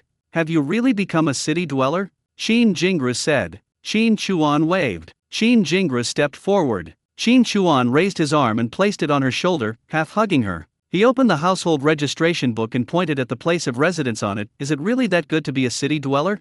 Why is it not good? Qin Jingra talked a lot. Obviously she was envious of her cousin who married into the city. Deeply rooted ideas. For her, marrying into the city is like a pheasant turning into a phoenix. Qin Chuan bent down slightly, keeping his arm on her shoulder, and said, you are inextricably linked to Wu Dazhuang's death. When he died, the chicken and basket were taken out by the wolf. He loved you so much, and you treated him like this right after he died. He will definitely come to find you at night. Cock basket, it hurts. It's so cold. It's all for you, you have to pay. Let me, rare. Qin Jingra shivered all over. Holding his head and screaming, he ran away. Ran to Qin Hua home. What's wrong? Why do you look so unhappy?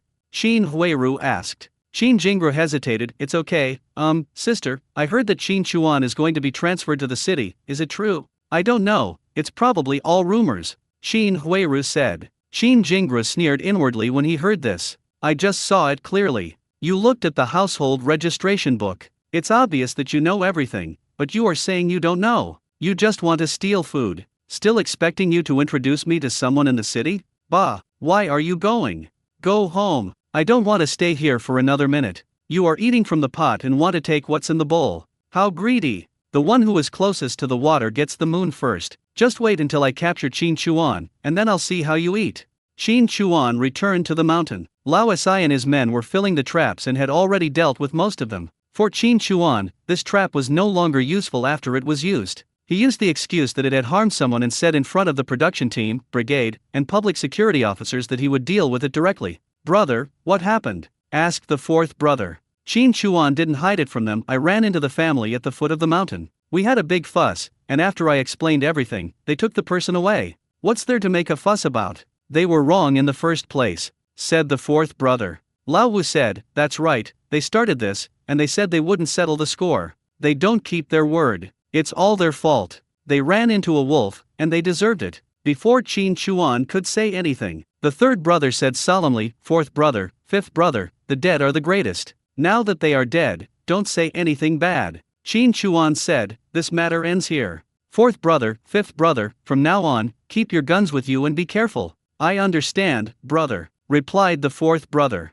The superficial meaning is to prevent wolves. In fact, we also need to be more careful about the Wu family. After all, 3 people died. God knows if he will go crazy. It's never wrong to be careful. He let them continue to fill the traps, while Qin Chuan picked up the 56.5 and entered the forest under the pretext of searching for wolf traces. 2 things actually. One is to check the condom. I have to rebait. It's been 2 days now. I have to go and check it out. The other is the leopard in space. After being caught, he was put in a sack, his limbs were tied up and thrown into space. It's been about 10 days. If we calculated at 10 times the speed, it would be more than 4 months. I wonder if the leopard was hungry before it was caught. If so, then the time it takes is about the limit. The limit for leopards is 6 months without food. Sometimes it may be longer, and some may be shorter. If you die from exhaustion, all your efforts will be in vain. To be on the safe side, we have to let him out and see what happens. The place where the condom was set was not very close.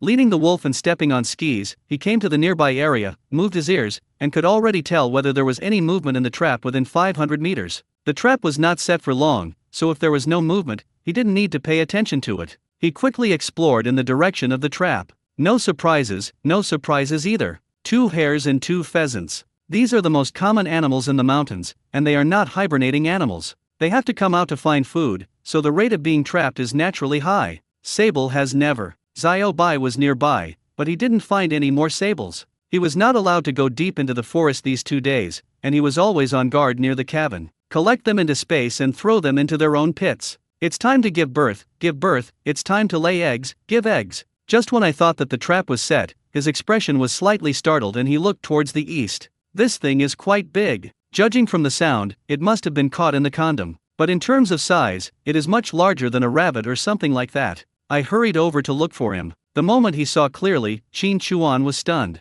What the hell is this? Its big watery eyes and furry ears made it look pitiful, but as he approached, it became extremely restless, kicking and stomping around. This also made Qin Chuan notice that its hind legs were longer than its front legs. Kangaroo. This is fucking impossible. Not to mention the region, it's impossible. It doesn't look much like a kangaroo, and the size is also very different. It seems to be only about 80 centimeters. I looked at it carefully. The face looks like a deer, a donkey, and an alpaca. I took out the baton I won in the lottery, swung it, and poked it closer. This thing must be fast and must be good at jumping. Its thighs are so thick and strong. And when I got closer, I made another magical discovery. This thing smelled a bit fragrant. Most animals are smelly. Why does this stuff smell so good? His expression was stunned. Oh shit, could it be the thing that produces musk? In the space, he dug a particularly deep pit, collected it and threw it inside. The collapse is so high. But I can't jump out. You should go back and look up the encyclopedia about this thing. If it is something that produces musk, you have to keep it alive or even catch it.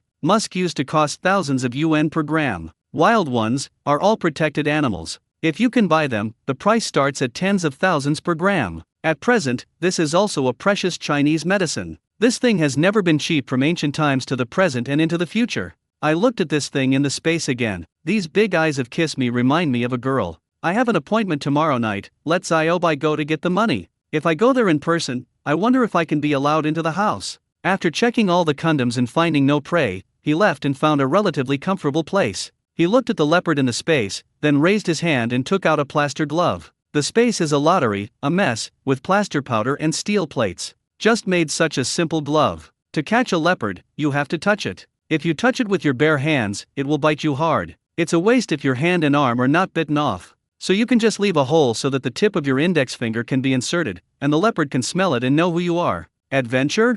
Only fools take risks. He put the plaster glove on his left hand and released the leopard. Lying on the snow, with a sack on his head and his limbs tied up, only his tail was free. I can already feel the weakness of hunger. Taking off the sack, Qin Chuan looked into its eyes. The eyes of this beast are really full of wildness. The moment you meet it, you'll feel like you are going to be eaten. But training a leopard is a bit like training an eagle. If you want to make it submit, you can't be timid. If you're a coward, it'll treat you as its prey. How can it possibly obey you? What Qin Chuan saw in the leopard's eyes was ferocity, hunger, and violence, without a trace of a good cat. Animals are different from humans. They don't hide. If they want to kill you, murderous intent will be seen in their eyes. Not convinced, right? Qin Chuan used his plastered hand to press down on the leopard's head, stepped on its neck, looked into its eyes, and swung the cannon at the leopard's head. Grass, grass. Just do it, hammer it, and swing it. This guy hurts. After hearing a short wail and a cat-like purring sound, Qin Chuan stopped a little breathlessly.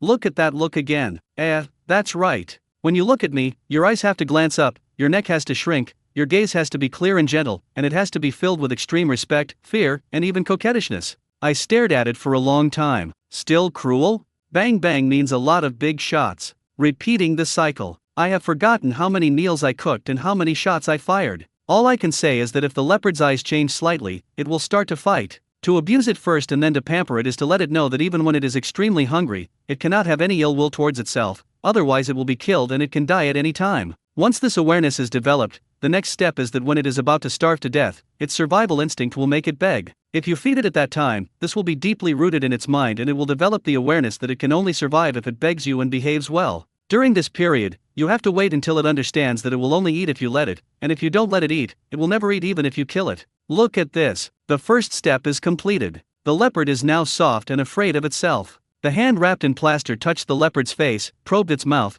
and stretched out the tip of its index finger from the plaster to touch its nose. This is to force it to remember its own smell. Roar! Suddenly, the leopard turned its head, grunted, and bit the arm. The plaster crumbled instantly. Qin Chuan pulled his hand away suddenly. Without the steel plate, my arm would be useless. Alpaca. Qin Chuan was furious now. He took out his baton and swung it, starting the beating. The leopard was being beaten and howling. That doesn't work. Just do it. Just smoke. The leopard's head was raised several times by the beating, and then fell heavily to the ground again. The leopard swung its weapon, its eyes full of fear. Damn it, you're going to bite me, right? Qin Chuan put on a plaster cast and put his hand directly into its mouth, then hit it with 2 sticks. Bite. Facing the glaring Qin Chuan, leopard behaved like a cat, turned his body slightly, and licked his plaster-wrapped hand with his tongue. Qin Chuan narrowed his eyes. He took out a piece of sick deer's leg bone and put it next to its mouth. The leopard went up and bit. Qin Chuan swung his cannon and threw 2 punches. Putting the bone to his mouth again, he could see fear and questioning in the leopard's eyes. This good beating has accelerated the progress. He took out the sick deer meat and put it next to its mouth. When you are extremely hungry, you need to restrain your animal instincts. But what Qin Chuan saw was the fear and questioning in the leopard's eyes. Just staring at it, the leopard didn't move, even though its tongue was licking the tip of its nose. Qin Chuan picked up the meat and threw it into its mouth. Eat it. Only then did the leopard dare to move. Come again. Let it eat, give the order, and then it will eat. If you don't let it eat, will it eat it? Bang bang, that's a few shots. This state lasted for more than 4 hours. Qin Chuan called Xiaobai down and put him on his shoulder. The eagle's reaction speed was much faster than his own. If there was anything wrong, he would go up and hit him. A few seconds would be enough. Only then did he bravely untie the ropes that bound the leopard's limbs. Qin Chuan's throat rolled. Stand still and maintain your dignity. The leopard loosened its limbs, rolled over and stood up, shook its head and looked at Qin Chuan. Their eyes met again. After staring for more than 10 seconds, Qin Chuan felt that he was sweating, but he pretended to be cool and waved his hand, pointing to the ground in front of him. The leopard lowered its head, glanced upwards, and walked over tentatively. She circled around Qin Chuan, rubbed her body against Qin Chuan's legs, and lay down in front of Qin Chuan. A wheel. The belly is exposed. Looking at the big guy in front of me. It is said that leopards are very loyal, but that is only theoretical and I have never seen it in real life. Now, staying alert, he squatted down and rubbed the big guy's belly. When the leopard's claw touched his arm, he could feel the full force. Just put the hood on it. Custom made to measure, made of wild boar leather, safer to wear. What does it feel like to take a leopard for a walk? It's like pulling a 2.0T turbocharged car and stepping on the accelerator. The leopard tried hard to be pulled back, but it was impossible to hold it back. Unlike wolves, leopards have too much explosive power. If you don't feel it intuitively, you can't appreciate its wild power just by looking at it. I walked for less than an hour and did some simple adaptation and adjustment. I'm so tired. This is much more tiring than leading 4 wolves. If I wasn't still unsure whether the leopard would run away if I let go of the rope, I wouldn't want to keep holding it like this for the slightest. Take it easy and let things adjust. He put the leopard into the space and returned to the wooden house. He took out the encyclopedia and started looking through it. I just realized that there are also musk deer. After searching for a while and looking at pictures of musk deer, there was no escape. Exactly the same, this is it. The red musk deer is a larger species of musk deer. The male red musk deer has special musk glands in its abdomen, which is one of the main sources of musk. After looking at the habits of this thing, it's not easy to deal with. Living alone, socially anxious, timid, highly alert. Except for the mating season, both males and females are alone in a secluded environment and their movements are very regular. However, once frightened, they will quickly flee and are less likely to return to their original activity area after a period of time. Male musk deer are more difficult to deal with. They have a strong sense of territory and use their preen glands to mark their territory on tree branches. They communicate through scent and are agile, relying on fast running to avoid predators. A musk deer can produce about 20 to 30 grams of musk a year, and its lifespan is about 15 years. In other words, if you catch one and extract the musk without damaging it, you can get a total of about 200 to 400 grams of musk. 1 gram of musk, at the current price, costs 15 yuan at the least. If you catch a male musk deer and keep it in your space, the value it brings is starting at 3,000 yuan. This musk will be of great value in the future if you keep it. Got to do it. As for how to obtain this musk? Knowing how to kill musk deer and get their fragrance, you need to cut off the entire musk deer scent sac, dry it, and store it whole. It seems that the real musk after drying is not fragrant at first, but smelly. It has to be diluted with water or alcohol before it can emit a unique fragrance. It is definitely impossible to kill the musk deer to obtain the scent, so this becomes a one-time deal. If the space is accelerated tenfold, one can obtain the value of a musk deer's lifetime in 1 year. Killing the musk deer for its scent is a huge loss. If they are cultivated, then they can definitely be recycled to obtain fragrance. Then, with this thing, all you have to do is make an opening, perform some surgery, and dig out the musk from the sachet, right? The next morning, as soon as the sky turned blue, Qin Chuan went out. First take a look at the 2 baskets at the door. This was set up by the third brother for Xiao Bai, 1 basket for dead things and 1 basket for living things. Birds like pheasants and wild ducks, which can flutter and fly, will fly out if you throw them into the basket. They cannot be trapped at all. There are many of these animals, so we just kill them and freeze them and keep them at home to eat. If there are too many, we don't have to take them to the city to sell them. We can just throw them to Qin Huiru's parents and sell them for money. The semi-automatic hunting and monetization industry chain has been initially established. The other basket is reserved for sables. The sable must be alive. Only when breeding is started can the number grow exponentially and sable furs can be supplied continuously. Now is the early stage of investment and it is not time to see profits yet. In 2 baskets, 3 pheasants, 2 wild ducks, and 2 hares. A sable, a male. I gained a lot in 1 night. Sables are not diurnal animals. At night, they basically hide in tree holes and are impossible to find. It is quite difficult to catch one, but they are really short of males. There are 10 sables in the space now, 2 males and 8 females. If the females were added, the 2 males would not be able to bear it and they have obviously become thinner. Let the 2 of them take a break and recuperate. It's just the right time for new productive forces to appear, and then a female one will come along to continue the supply. Separate the 3 males, otherwise they will fight. The females can be mixed. It has been so long, and it is basically the same. Among these females, we know that one has a big belly, and the others are probably about the same. Let's name it Sable Pregnancy and Birth Pit. The condom I put in didn't work. After a quick investigation, they headed straight into the depths of the forest. Holding 4 wolves in hand, with little white circling overhead, his ears could detect sounds up to 500 meters away. With the coordination between land and air, wherever we go, we can basically control everything, even down to the wind and the grass. Like before, only footprints were seen but the body was not seen. A fox. This thing is really alert. I can hear sounds within a range of 500 meters, but this thing had already sensed the danger and ran away before I could hear it. This time, through Xiao Bai's visual sharing, I saw what was going on. Red fox. Its fur in winter is different from that in summer, and is lighter in color. It should be looking for food in the snow. After sensing danger, it scurried away, then ran under a tree, turned a corner, and slowed down a bit, but its tail swept across, erasing its footprints on the snow, and then it dived into the snow and disappeared without a trace. I've seen this kind of footprints before. I didn't think it was a fox, I thought it was something that could climb trees. Fox fur is far less expensive than sable fur. But now that I've seen it, there's no reason to let it go. Leading the wolf, he turned around and found the place where the fox disappeared. He took out the engineer shovel and dug a few times, revealing a hole in the snow. He moved his ears and could hear some movement inside. This is not a nest, otherwise there would definitely not be just one fox inside. It is probably a temporary hiding place for foxes when they are looking for food or encounter danger. Take out the Hanyang rifle, pull the bolt, and push the gun directly into the hole. Bang! After listening to it, I knew he was beaten to death. I squatted down and reached in. I could feel the softness of the fur through my gloves. I grabbed it and pulled it out. I stroked the tail and 2 words came out, soft. Throw it into space, then watch, you will encounter more than one fox. More than an hour. Fox, hare, weasel. I met these 3 guys. The yellow tiger and wolf were not beaten. Northerners don't beat these things.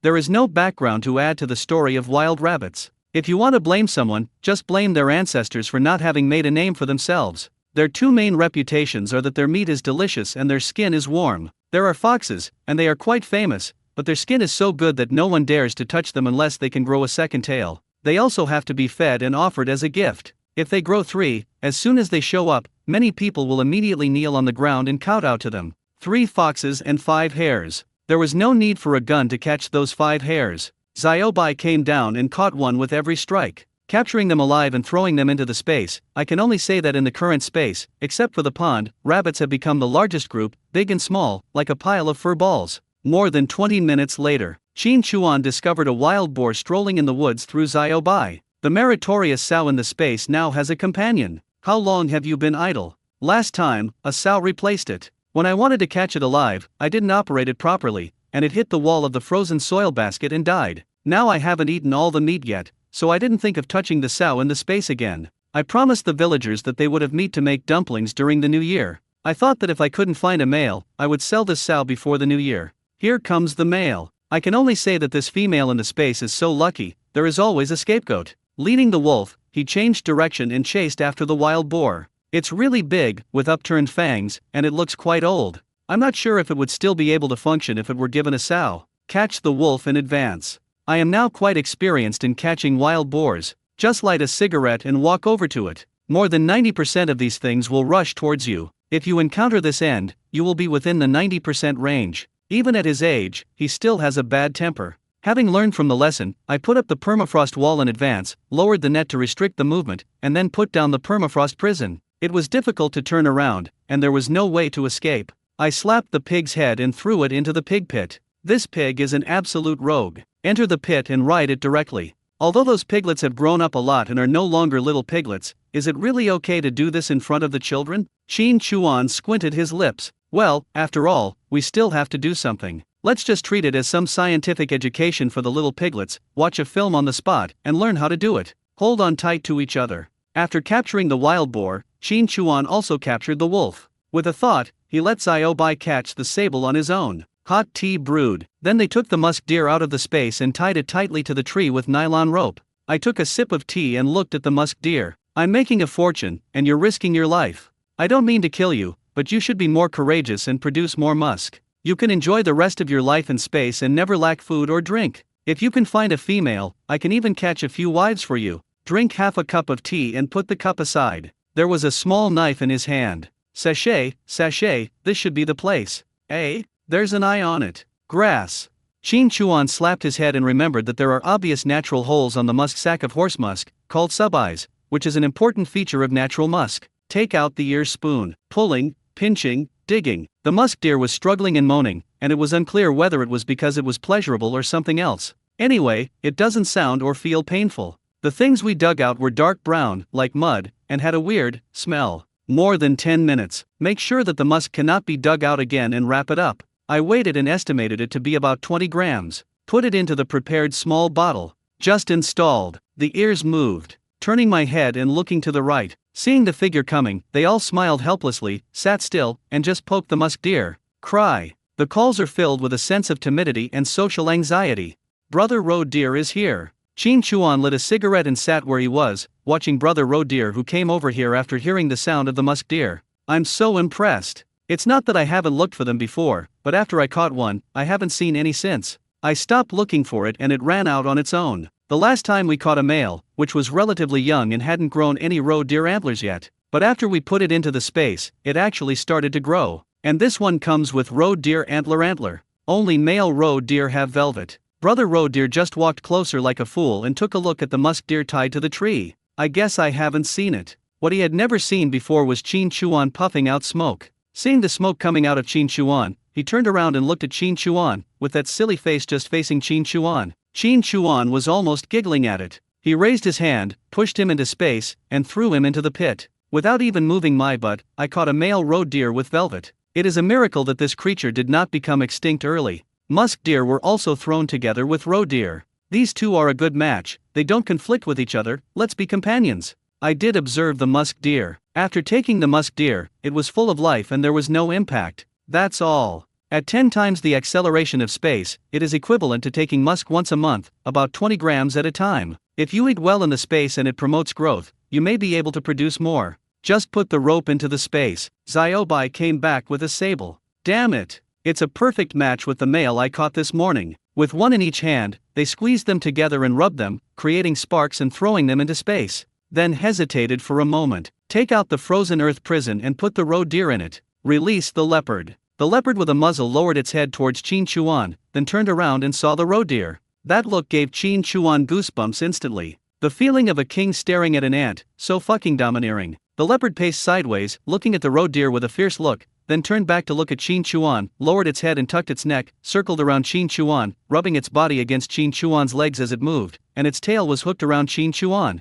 Fawning, acting like a spoiled child. If Qin Chuan guessed correctly, the set of body language meant, "Master, please let me do it." Qin Chuan gave leopard's performance an 8-point score and was quite satisfied. The remaining 2 points of dissatisfaction are because this guy stepped on his foot. Qin Chuan patted the leopard's neck. The leopard looked up. Qin Chuan raised his hand towards the frozen earth prison. The roe deer let out a low roar and pounced on it at an extremely fast speed with one leap. The roe deer cannot be harmed because of the frozen soil. The roe deer was stunned for a few seconds, and white hair exploded on its buttocks. After another moment, it felt scared and started banging its head against the wall. Then, its stupid head got stuck in the crack of the frozen earth prison and couldn't be pulled out. Oh shit! Qin Chuan didn't want the roe deer to die. Seeing the leopard seize the opportunity, it went around and stretched out its claws to grab the roe deer. Qin Chuan hurried over and put the roe deer into the space. Even so, I looked at the roe deer in the space and saw that the flesh on its head was turned over by the claw.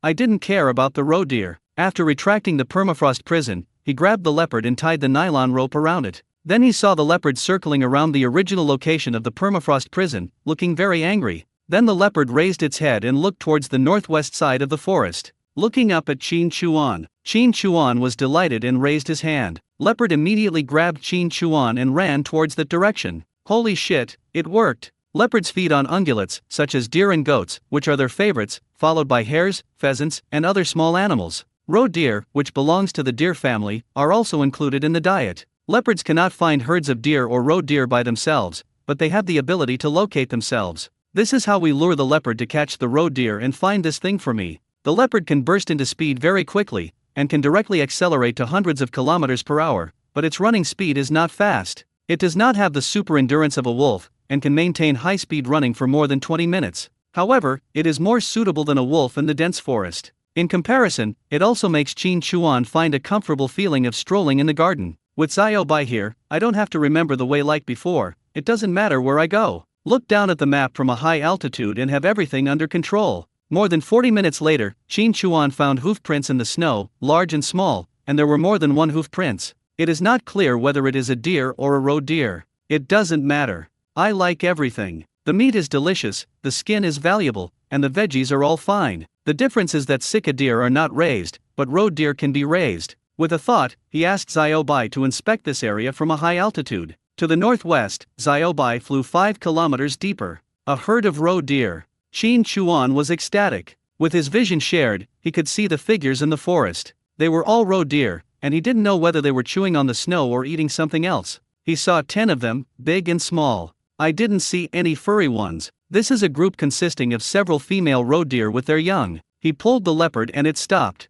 He grabbed the leopard's head and rubbed it for a while, making it so comfortable that it closed its eyes. He took out some of the remaining roe deer's internal organs and fed them to it as a reward for its good performance, and then put them into the space. Then he released the wolf, which quickly chased the herd of roe deer around the dense forest. Xiaobai in the sky was locking onto this group of roe deer. Can't escape. In less than 20 minutes, Qin Chuan was able to lock onto this group of roe deer through hearing. He also took the wolf away. Roe deer are indeed stupid, but that doesn't mean they won't run away when they encounter wolves and leopards, and will always be eaten. No matter how stupid they are, they know they have to run away when they encounter them, so they can run no slower than deer. It's not like a flock of sheep, there is no herd effect with a leader. If one runs away, it's a waste. The hiker ran towards the roe deer. When he was about 200 meters away, Qin Chuan stopped. The male roe deer in the space was released, a nylon rope was tied around its neck, 2 baskets filled with dandelions and wild leeks were slung across its body, and fresh, green and juicy corn stalks were tied to its back. Looking at the roe deer in green, he patted its neck and said, "I think you're pretty handsome even with your injuries. Be more confident and lure all the big and small ones over here. I'm counting on you." Lead it and walk towards the herd of roe deer. As they approached, the herd of roe deer seemed to smell the scent of wild leeks. Looking up this way, 50 meters away, Qin Chuan stopped and patted the roe deer. Seeing that it didn't move, he took out a screwdriver and poked it in the butt. After a long reflex arc of 3 seconds, the roe deer jumped forward and walked over. Qin Chuan just stood there, releasing the nylon rope in his hand. It turns out that when there's a roe deer to eat, it's like a husband coming home with a salary. The female roe deer are so eager to eat that even the young ones are jumping for joy. Where do they get this fresh food in the middle of winter? They surrounded the male roe deer, asked about its well-being, and ate and gnawed at the animal. Qin Chuan smiled at the heartwarming scene and began to pull the nylon rope in his hand to pull brother roe deer back. The roe deer walked back with difficulty, and the female roe deer and the cubs followed him while eating. Qin Chuan also tentatively reeled in the rope while walking towards him, and at the same time took out a bunch of cornstalks from the space and held them in his arms as a disguise and lure. Get closer, circle around a group of roe deer eating, and pat their heads and buttocks. Take a picture and earn a space. 10 roe deer. 3 big ones, 7 small ones, take them all. After putting the last one into the space, Qin Chuan laughed happily, holding the roe deer brother and patting its neck with satisfaction. Congratulations, you have 3 wives. Although it is already a roe deer wife, it is 3 at once, and there are 7 more children. How rich! I've already taken care of the other roe deer, so they should be pretty good. Just work hard, and if your 3 wives give birth to another one, it will be yours. Don't worry about not being able to raise it, I'll take care of it all. Ha ha ha. Income space, a new pit is opened, and the roe deer family is established. Looking at the breeding base in the space, I feel relieved. Rabbits, pheasants, roe deer, goats, sables, wild boars, and fish ponds are all of a certain size. Looking at the lonely musk deer, I felt a little sorry for it. After all of its neighbors are in pairs, and some even have one male with several females, while it has nothing at all. Its neighbors are so busy, just listening to the noise must be a torture, right? Maybe the language between them is not smooth. But the thing about piano is that we go from not understanding it to being proficient in it, right? Linen belt, French oil, meow, almost. Yeah, almost. If I see a female, I'll definitely catch her for you, so you can have a wife to cherish. After taking in the herd of roe deer, we did not choose to go deeper. After determining the direction, I walked back from another route. What the hell is this? Half an hour later, Qin Chuan looked at what he had caught under the net and really couldn't recognize it. A bit like a fox, but also a bit not. Birds of a feather? He grabbed the creature by the scruff of its neck, pulled it out of the net, took a look at it, and then threw it away. The skin is not as valuable as the fox skin, and the meat cannot be eaten, so it is not difficult to process it. The 4 foxes that were beaten had no intention of eating meat at all. I've never heard of anyone eating fox meat. Even if it's farmed, people only eat the fox skin. The meat is made into feed and fish bait. There's no shortage of meat, so there's no need to eat it. It can be saved to feed wolves and leopards. The raccoon dog fell to the ground, ran a few times, and disappeared. Just added the website to my space. A white shadow of Xiaobai slid diagonally from the air into the woods beside him. Then, it flew towards Qin Chuan with a sable in its claws. At the moment of capture, Qin Chuan shared his vision. If this sable had reacted faster, it would have crawled into the tree hole. After collecting the sable, he headed towards the tree. There is a tree hole, which is basically a nest. After getting closer, I listened carefully. There was indeed movement inside the tree. Normally, my hearing is very good.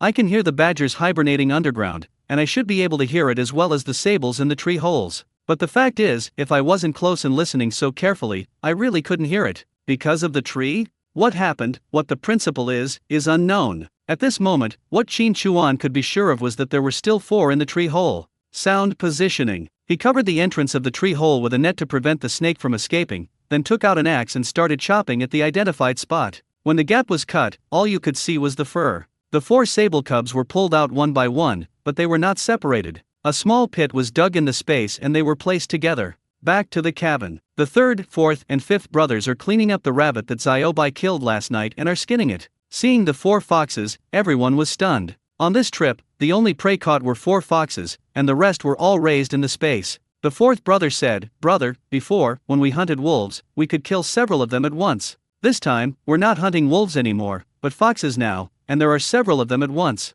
They're all in a group, so you have to hunt them all, brother?" Qin Chuan smiled and said, "Don't be ridiculous. Third brother, we only need the skins of these 4 foxes. Just cut the meat into whatever you like. We won't eat them all. I'll keep them for setting traps."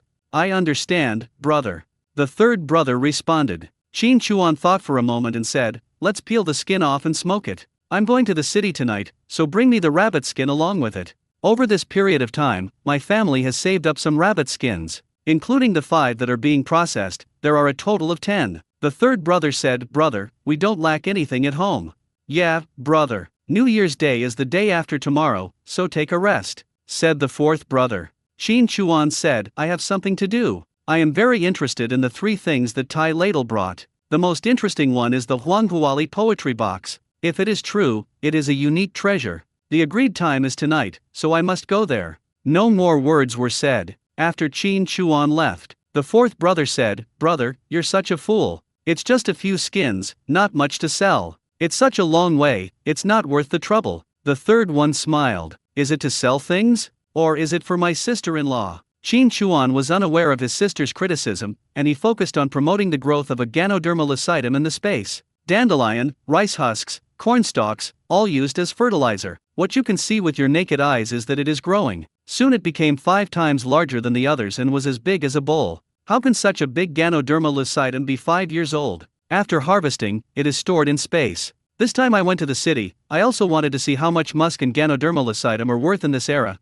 and whether to stockpile them or sell them to see which one is more cost-effective. Money is really not lacking now. Excluding the 500 from Zhang Ou, he still had more than 300 in cash, 8 small yellow croakers, a pearl necklace, and a jade bracelet. These days, food is more valuable than money, and can be spent as money and exchanged for other things. Money is not tight at all. At 8 o'clock in the evening, compared with before, Qin Chuan left the wooden house more than 2 hours earlier this time and headed into the city. Before 9 o'clock, we had already arrived at the black market. Did we come too early? Or did this guy just run away? Even through the use of telepathic hearing, I couldn't find the existence of the iron ladle in the black market. After thinking about it, I feel that it probably won't happen. There's nowhere else to sell the money except on the black market. Are you going to ruin your job just for food? Wait a minute. Wandered around the black market and bought a few things. Where Zhang Ou's stall used to be, there is no longer a girl there. Instead, it has become an old lady. She is not selling eggs, bacon, or sausages, but handmade pot scrubbers made from sorghum ears. When I thought about how I looked like a lump sitting on the bench, the corners of my mouth unconsciously turned up. Still, I really miss it. After a walk around, I changed my clothes. He carried the shoulder pole, pretended to do something, found a place, and took out a few sacks from the space. Pour one of them in front of you. Everyone is big and fresh, carp, 3-scaled carp, and black carp.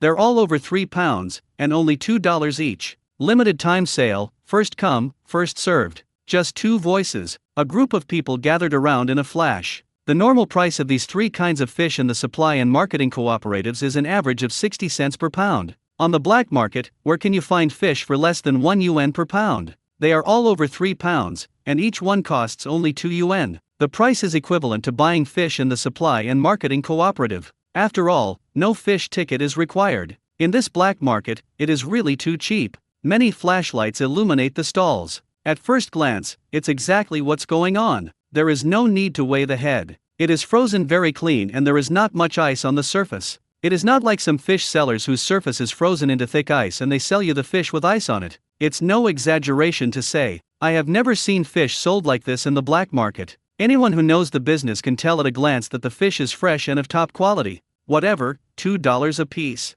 Someone asked. Qin Chuan nodded, yes, first come, first served. Pay the price and take as many as you want. The price is the same for the whole package, no ticket required. New Year's Day is coming soon. The Lunar New Year is not far away. Buy a few more of these fish and save them for the new year. Give me 5. I want 3. Give me 10. Do you have pockets? Put them in my pockets. Qin Chuan waved his hand and said, I'm sorry, everyone. We don't have any bags or sacks. Please buy as many as you can. If you can't take this away, I can't help you. I can't take the money. Once you've made up your mind, you can decide how many to buy. 10 minutes, 300 fish, all for grabbing, 600 yuan in hand. I don't feel sorry for selling the fish. I raise them in a large space. The most I put in is to empty the sacks and throw them on the stall. Feeding the fish on weekdays is a pleasure. There is another group of small fish in the pond. If you want to, you can harvest hundreds more by expediting their growth now. The 3 fish ponds have basically formed a breeding supply chain. It's like playing to catch 500 or 600 fish weighing more than 3 kilograms a month. And the big one I caught earlier, I'm too lazy to sell it. Dozens of kilograms, sold separately, need to be chopped with a knife. All in all, this black market is not suitable. He also took out the fox skin and rabbit skin. The market price is far worse than that of food.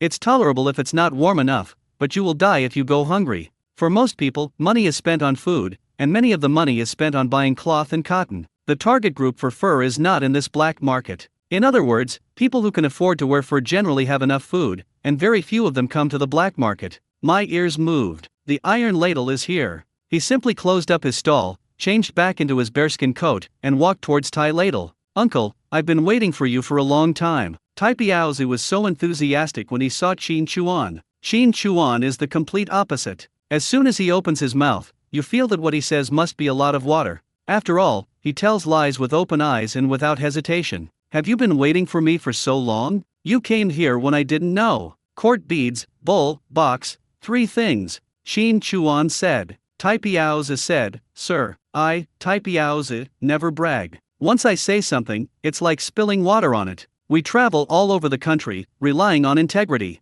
We say what we say, and we must do it. If I don't have these 2 skills, how can I survive in this black market? Tai Piaozi, don't brag about my reputation, but... Qin Chuan waved his hand and said, I know you're trying hard. I won't lower the price for you. Just give me the things. I have 200 kilograms of food left. I won't give you any of it. This is what Tai Ladle wants. He was really afraid that Qin Chuan would bargain. Alright, sir, you are really ruthless. Tai Piaozi raised a thumbs up, then reached into his coat pocket and pulled out a cloth bag. Uncle, please judge.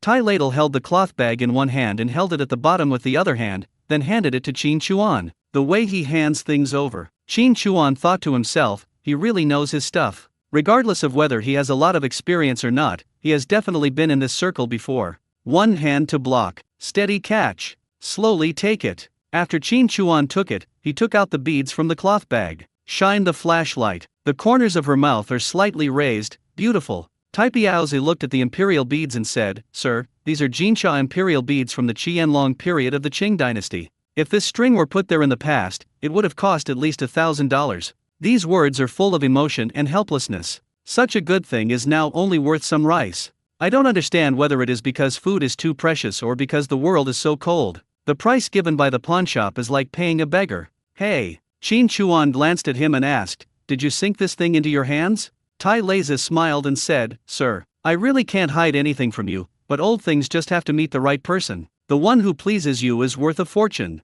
Qin Chuan looked at each bead one by one. Court beads are the beads worn by officials in the past. Different beads would be worn on different occasions. Many court beads from various dynasties have survived, especially those from the Qing dynasty. They are not rare items at auctions. This string has a unique gold sand texture and exquisite workmanship. The whole string is cleverly divided into 4 parts by 4 silver-based hollow coin-patterned enamel-filled Buddha heads. Each part contains 27 gold beads, paired with a silver-based hollow plum blossom-patterned enamel-filled Buddha head tower, and a Y-shaped back cloud tied with a bright yellow ribbon. The coin text is cleverly hollowed out in the back cloud, and it is also equipped with 3 turquoise glass commemorative chains, each with 10 beads. The commemorative chain and the back cloud are decorated with silver-based enamel-filled hollow pendants. This configuration of court beads is not something that ordinary people can wear. If one can definitely identify a specific person by looking up ancient books, then such court beads will be even more valuable. Putting this aside, just from the appearance point of view, they are many times better than those later ornamental beads.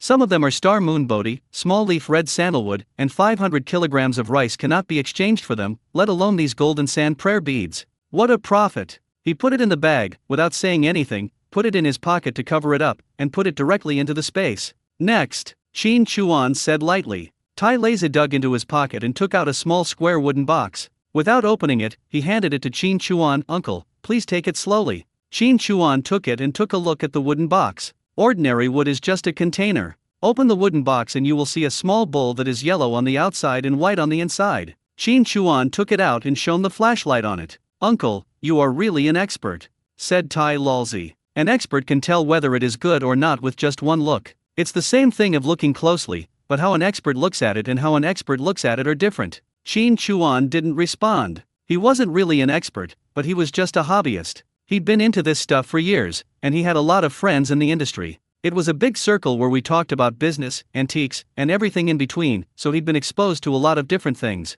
As the saying goes, if you can't write poetry even if you've memorized 300 Tang poems, you'll be able to recite them. But if you don't even know what to look at when it comes to antiques, then isn't it all for nothing? The bowl in your hand has white glaze on the inner wall and bottom, and yellow glaze on the outer wall. The yellow glaze is delicate and the glaze color is lustrous, while the white glaze is even and delicate. The bottom of the foot is inscribed with 6 characters in regular script and 2 lines in a blue and white double circle, made in the Yongjing period of the Qing dynasty. If it were in the past, it would be hard to say whether this was true or false. But now, if counterfeiting can be done to this extent, it would really cost a lot of money, perhaps even more than the value of the bowl itself. You can buy it with your eyes closed, it won't be fake. I even know who used this bowl. According to records, only the emperor, the empress dowager and the empress could use yellow porcelain with yellow glaze inside and outside, the imperial concubine could use white inside yellow porcelain with yellow outside and white inside, and the concubine could use yellow ground with green dragon porcelain. The other concubines and imperial concubines were not allowed to use porcelain with yellow glaze throughout. This is the bowl used by the imperial concubine. There shouldn't be many left, after all, I've never seen a real one in person. If it were taken to an auction house, perhaps this bowl would be more valuable than that string of court beads. Qin Chuan put the bowl away and asked the iron ladle, "Where's the box? Did you get it?" Tai Ladle said, "Uncle, I got it, but you have to give me an extra 100 kilograms of rice, or millet will do." Qin Chuan looked at him. "What do you mean, you're raising the price?" Tai Ladle said bitterly, "Uncle, I paid for this box myself. You can't let me lose money instead of making any profit. If I have good things in the future, I can't let you take them. I can't even earn a little hard-earned money. I get lost. Can you handle a losing business? It would be weird if you could believe this." Qin Chuan raised his hand, too lazy to argue with him. "Let me take a look at the things first." "Uncle, we have a deal." As Tai Piaozi spoke, he unbuttoned his cotton-padded jacket and pulled out a flat rectangular box from the inner pocket of the coat. Qin Chuan got it and shone the flashlight. The tip of the eyebrow is slightly raised. The material of old Huanghuali wood is enough to make this box a good thing. Open it and take a look. Out of the mud without being stained, washed by the clear water without being coquettish. A 7-character quatrain is carved with dragons and phoenixes in a flamboyant style on the bottom of the box, and there is also lotus pattern lacquer inscribed on the Yanmel carved lacquer lotus box. No more running away. Qin Chuan closed the box and took it in his hand. "Where are the radio and bicycle ticket?" "Uncle, you have to give me some time. These 2 tickets are not easy to get," Tai Ladle said with a smile, "but don't worry, sir. I promise to do my best to get you the ticket. Let's settle the bill for these 3 items first." Talking, he glanced behind Qin Chuan in a somewhat cunning manner. Qin Chuan shone the flashlight on his face. With his hands behind his back, he took out 3 sacks from the space and said, "Are you still worried that I can't afford it?" "No, sir, that's not what you meant," Tai Ladle said. Qin Chuan put down the flashlight and said, "Besides old things, what else is there in the ghost market?"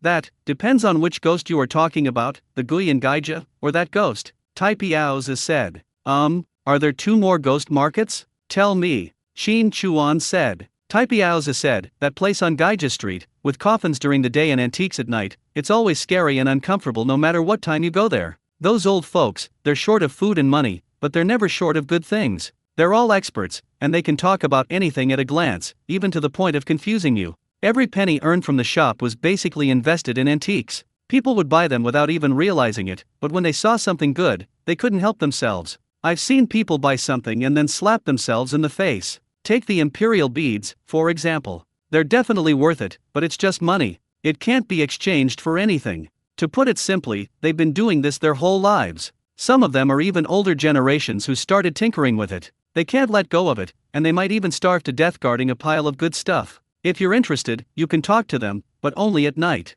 They won't talk about antiques during the day. Some things, you know what I mean. Sir, you have food, so you'll definitely be welcome there. As long as you're willing to give them food, you might even be able to exchange them for their heirlooms. Each of them is a rare treasure. In the past, no matter how many small yellow croakers you offered, you wouldn't trade them for anything. But now, well, I can't say. For example, if I keep doing this, I'll starve to death. It's a good thing you're so straightforward, otherwise I'd never touch this line of work again. Qin Chuan asked, where is the other ghost market?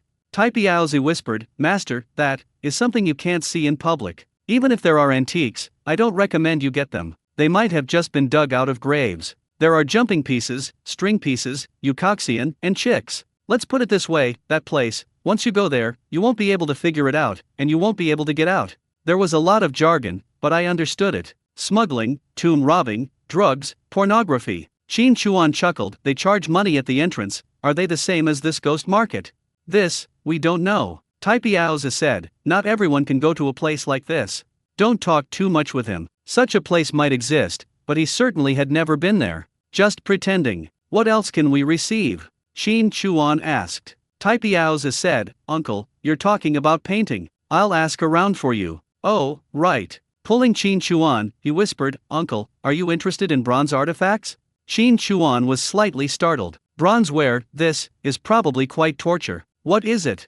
Qin Chuan asked. Tai Ladle said, a sword, in excellent condition. I couldn't sell this when I was in this business before, but I know someone who has. 500 yuan and 500 kilograms of grain. I can definitely get it. Bronze sword, oh shit. All the ones I have seen before are in glass cabinets. How does it feel to hold this thing in your hand? Just for this reason, 200 yuan for 300 kilograms of food. Qin Chuan stepped aside and said, these 300 kilograms are for payment, and also as a deposit. 200 yuan is here. If you want to do it, then take it. If you don't want to do it, forget it. There are not many people who can afford this kind of thing, and even fewer are willing to pay for their hobby with food these days.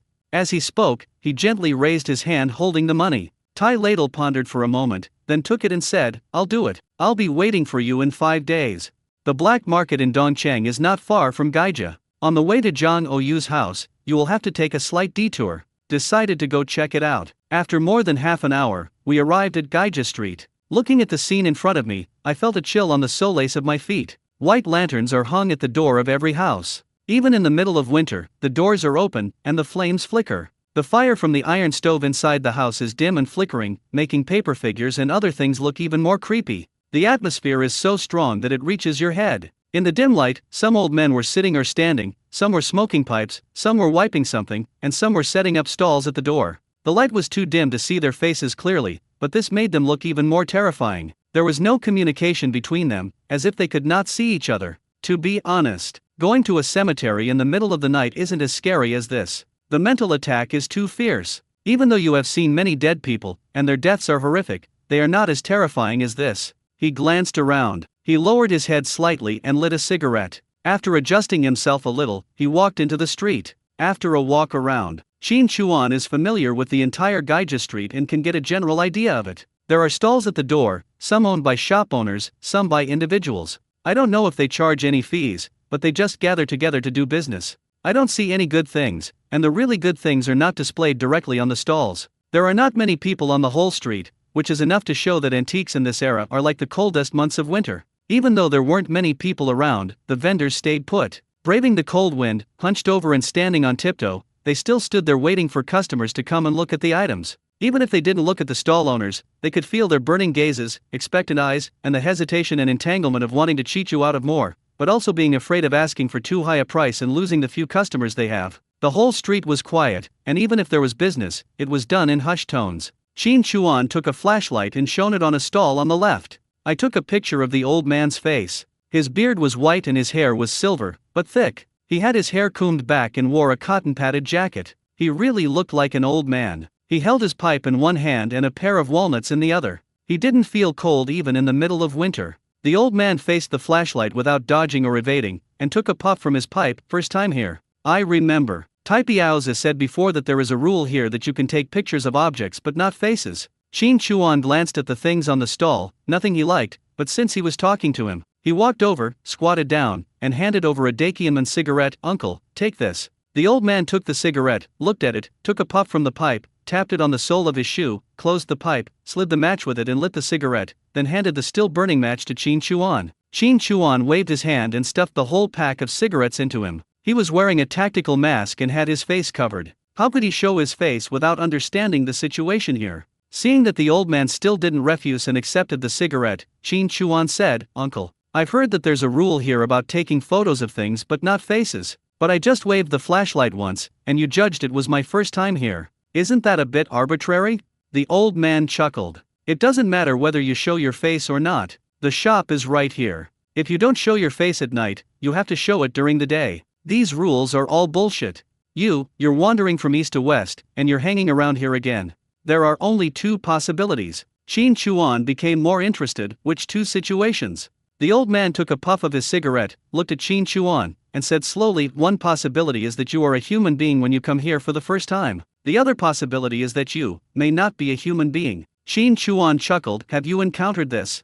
The old man raised his hand and pointed to the right. "See, that one. For years, he has refused to smoke any good cigarettes, only this pipe. It's because one time, there was a man lingering in front of his door, and he invited him into the store. The man handed him a cigarette and gave him something else. But the next day, he found that the cigarette he had thrown on the ground the day before was actually rolled in yellow paper. I clearly remember receiving a jade pendant, which I placed in a box. It turned out to be a lock of hair. The seller said it was inconvenient to pay him at the time, so he wrote an IOU and asked me to come back in 2 days to collect it. Ever since then, I've been dreaming every night of that person riding on top of me, choking me, and demanding money. When I woke up in the morning, my neck was covered in handprints and bruises.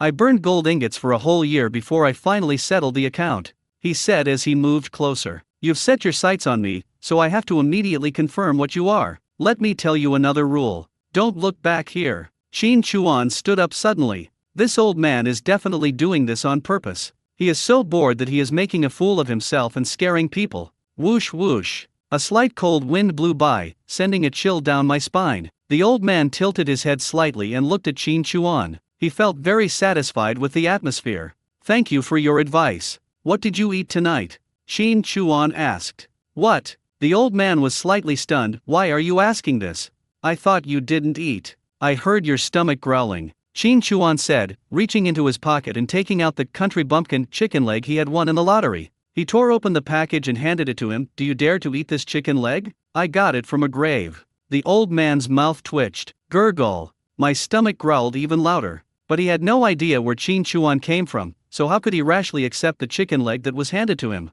Qin Chuan moved closer, pulled the hood up a little, revealing his mouth, and bit the chicken leg. "Uncle, cigarettes too." Cough, cough, cough, cough. The old man was in a dilemma, as he only had 1/3 of his cigarette left. It would be a pity not to smoke, and it would make you look like a coward and afraid. "Let's smoke it. Is it true or false?" Qin Chuan took a bite of the meat and sucked it into his mouth, while the greedy old man just swallowed his saliva. Qin Chuan even smacked his lips while eating, then pecked his finger. "Uncle, take it, I have plenty of food. If you are not afraid, I will bring you some next time." Then, he turned to the old man and said, "What are you looking at? I just smoked 2 cigarettes from you, you stingy guy. Don't ride on my neck, lean over my shoulder and smell it."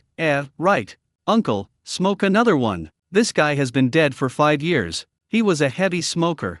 After saying that, he left quickly. "I can't take it anymore. It's not that I'm timid, this is different from killing someone, it's too stimulating on the mental level, mainly because there is a coffin shop behind it. The atmosphere is too strong. It's like sleeping in a mass grave and suddenly someone asks you to play cards. The horror level is too high. It's totally like hurting others by 1,000 and hurting yourself by 800. The main thing is that this old man is a bit irritating. Even after smoking his cigarettes, he still scares people. It's so immoral. I wasn't prepared this time and came here on a whim, waiting to go back slowly. Next time I come, I'll start with you and shave off the good stuff. I'll shave you clean and let you scare me. Just wait." The old man just watched Qin Chuan leave. In fact, he just felt his shoulders stiffen until Qin Chuan disappeared. Smashed the cigarette but hard on the ground. "Damn it, this little bastard. Don't you know what I do? And you're trying to scare me? I also want to smoke a cigarette." When I was about to take it out, I felt really scared. I shuddered unconsciously. His grandma.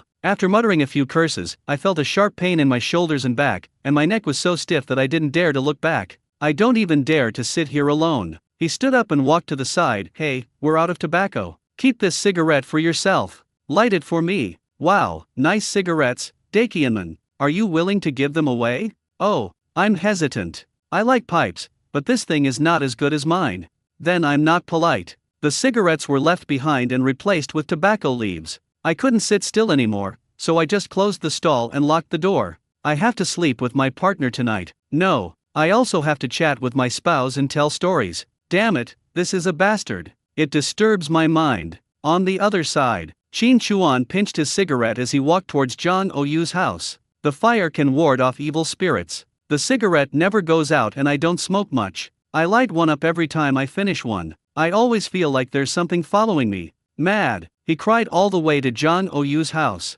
He really wanted to get into Zhang Oyu's bed now. If there was someone at Zhang Oyu's house, or if they didn't let him into the house, the thought of walking back in the dark would make him feel uneasy and uncomfortable all over. After smoking more than half a pack of cigarettes, I went to Zhang Oyu's house. These days, there are not many buildings, and very few people can live in them. I didn't have to look far to find the paper cranes. I found them on a window on the second floor. The light is still on. This girl is obviously waiting for Xiao Bai. My ears moved. Very good. Apart from Zhang Oyu, I didn't hear anyone else at home. This girl is at home alone. Just as he was about to ask Xiao Bai to knock on the glass, he hesitated. Wrong. Under normal circumstances, how could he be allowed into the house? It's late at night, he must know that he is up to no good. Got to use some tricks. He took out a pen and paper from the space, wrote a note, tied it to Xiao Bai's leg, and sent him to knock on the window. Why hasn't Xiao Bai come yet? Is it too dark to see the paper cranes? Can't find the way, lost?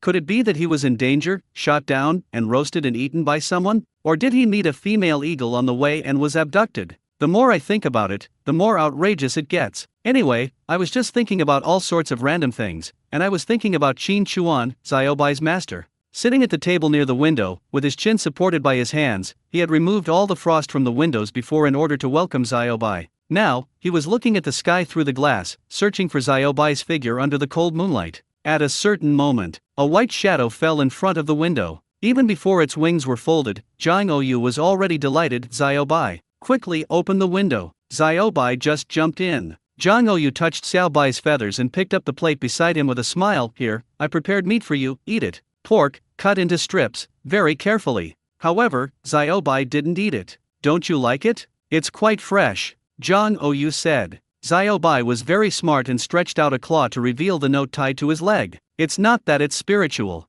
The main reason was that Qin Chuan shared the vision and saw that Zhang Oguan liked Xiao Bai and didn't even look at the note. He was still scared downstairs, so he had to move his mind and command Xiao Bai to stretch his legs. Zhang Oyu really discovered. She put the plate down, took the note, opened it, and her pretty face tightened. Downstairs, help! I quickly opened the window and looked downstairs. His face suddenly changed. Qin Chuan was already lying on the ground. Oh Koa! Zhang Oyu was so scared that he ran out of the house immediately. You care about me so much. Look how nervous he is. Qin Chuan quickly prepared, took out the filled hot water bottle, and stuffed it into his forehead, neck, and chicken coop. Zhang Oyu did it while wearing slippers. He ran away with his shoes, and he didn't care. He rushed directly to Qin Chuan. Chuan, what's wrong with you? Qin Chuan's acting skills were on point. He leaned in Zhang Oyu's arms, afraid that the heat raised by the hot water bottle would dissipate. He said directly, I have a high fever. I can't stand it anymore. I have nowhere to go. Zhang Oyu's forehead. Oh my god, it's so hot. I'll take you to the hospital. Qin Chuan waved his hand. I went there. I didn't bring my ID, so I wasn't allowed to see a doctor. There were no leaders at the hospital at night, so I couldn't get special approval. I wasn't admitted. Let me go into the house to warm up, I'm so cold. Zhang Oyu's eyes were red, and he wiped away a tear. How can this be? Get up, I'll help you up. Is Director Zhang at home? Qin Chuan asked. Zhang Oyu said, no, he has something to do at work and won't be back tonight. That isn't bad? Pour me some hot water and I'll leave after I drink it, Qin Chuan said. Zhang Oyu pouted and said, no, you're so sick, just stay here and don't go anywhere. I'll get you some medicine first. If the fever doesn't go down, I'll find my dad and make sure you go to the hospital. Qin Chuan put his arm around her shoulders and was supported by her. He looked at her sideways and said, I sleep here? Zhang Oyu glanced at him and said, what's wrong with you? You still want to make a mess. Hurry up. Use some strength. You're too heavy. I can't pull you up.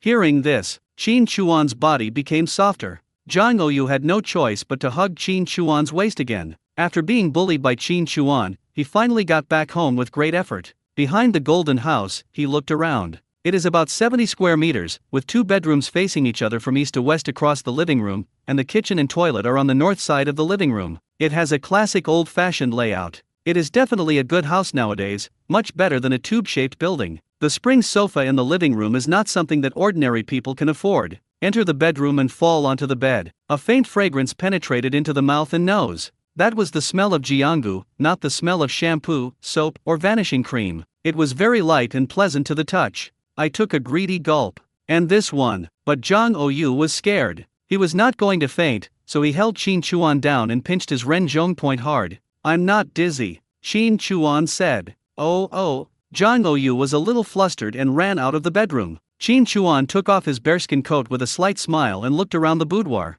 My acting skills are okay. The boudoir was simple and clean, with some dried flowers in a vase. There were no dolls, probably because she didn't like these things. There was an accordion, and I didn't know how long it had been since I last saw it. In a box next to it, there were 2 rabbits, one gray and one white. You could tell they were taken care of very carefully and she loved them very much. Without looking closely, he heard the sound of hurried footsteps, threw his bearskin coat aside, and lay down in a state of terminal illness. Zhang Oyu came back with a cup of water and some medicine analgesic tablets. You have such a high fever, take 2. This can't be fed. I don't really have a fever, why should I take medicine? Pretending to support his body, he took the medicine, put it into his mouth, and at the same time stored the pill into his space, and drank it directly with a glass of water. Cold. Qin Chuan was very naughty and just hugged Zhang Oyu in his arms. Hey, what are you doing? Don't move, let me hold you for a while. Your whole body hurts when you lie down. You're so soft. Let me hold you for a while, just for a while.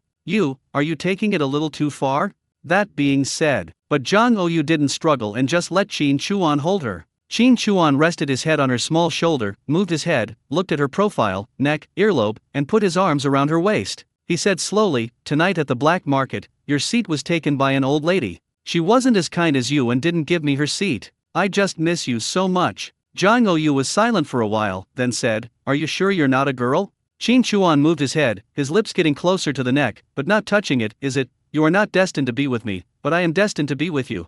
Feeling the heat on his neck, Zhang Oyu shrank his neck slightly, his face, neck, and earlobes flushed. He said weakly, Qin Chuan, you don't act like a hooligan. If you act like this, what are we? I just treat you as a friend, don't go too far. Qin Chuan smiled and said, do you believe that men and women can become friends? Why not? Zhang Oyu said. Qin Chuan said, beautiful women always arouse people's imagination. This is an uncontrollable animal instinct. Even if they don't do anything, it's either because the timing is not right or various factors hinder them from doing so. However, the thought does exist, and with this thought, there will definitely be no pure friendship. If a man tells you that we are friends, he is lying to you. Whoever believes it is a fool. Zhang Oyu hesitated and said, what about you? Qin Chuan blew towards her neck, it's so obvious, I like you. Zhang Oyu pushed Qin Chuan and broke free from his embrace, don't flirt with me anymore, you are not serious. You don't know which words are true and which are false. Are you pretending to be sick? Qin Chuan leaned against the headboard, then why don't you take my temperature? Come, put your hand in. Zhang Oyu blared at Qin Chuan, wait. Qin Chuan quickly took out a hot water bottle from the space, stuffed it into his armpit, and applied it as a hot compress. Once the thermometer is clamped. 40.5. Zhang Oyu was stunned when he saw the thermometer. He pulled Qin Chuan and said, no, come to the hospital with me. Qin Chuan pulled her towards him and said, letting you hold me for a while longer is better than anything else. If I burn to death and you don't let me hold you, you will regret it for the rest of your life.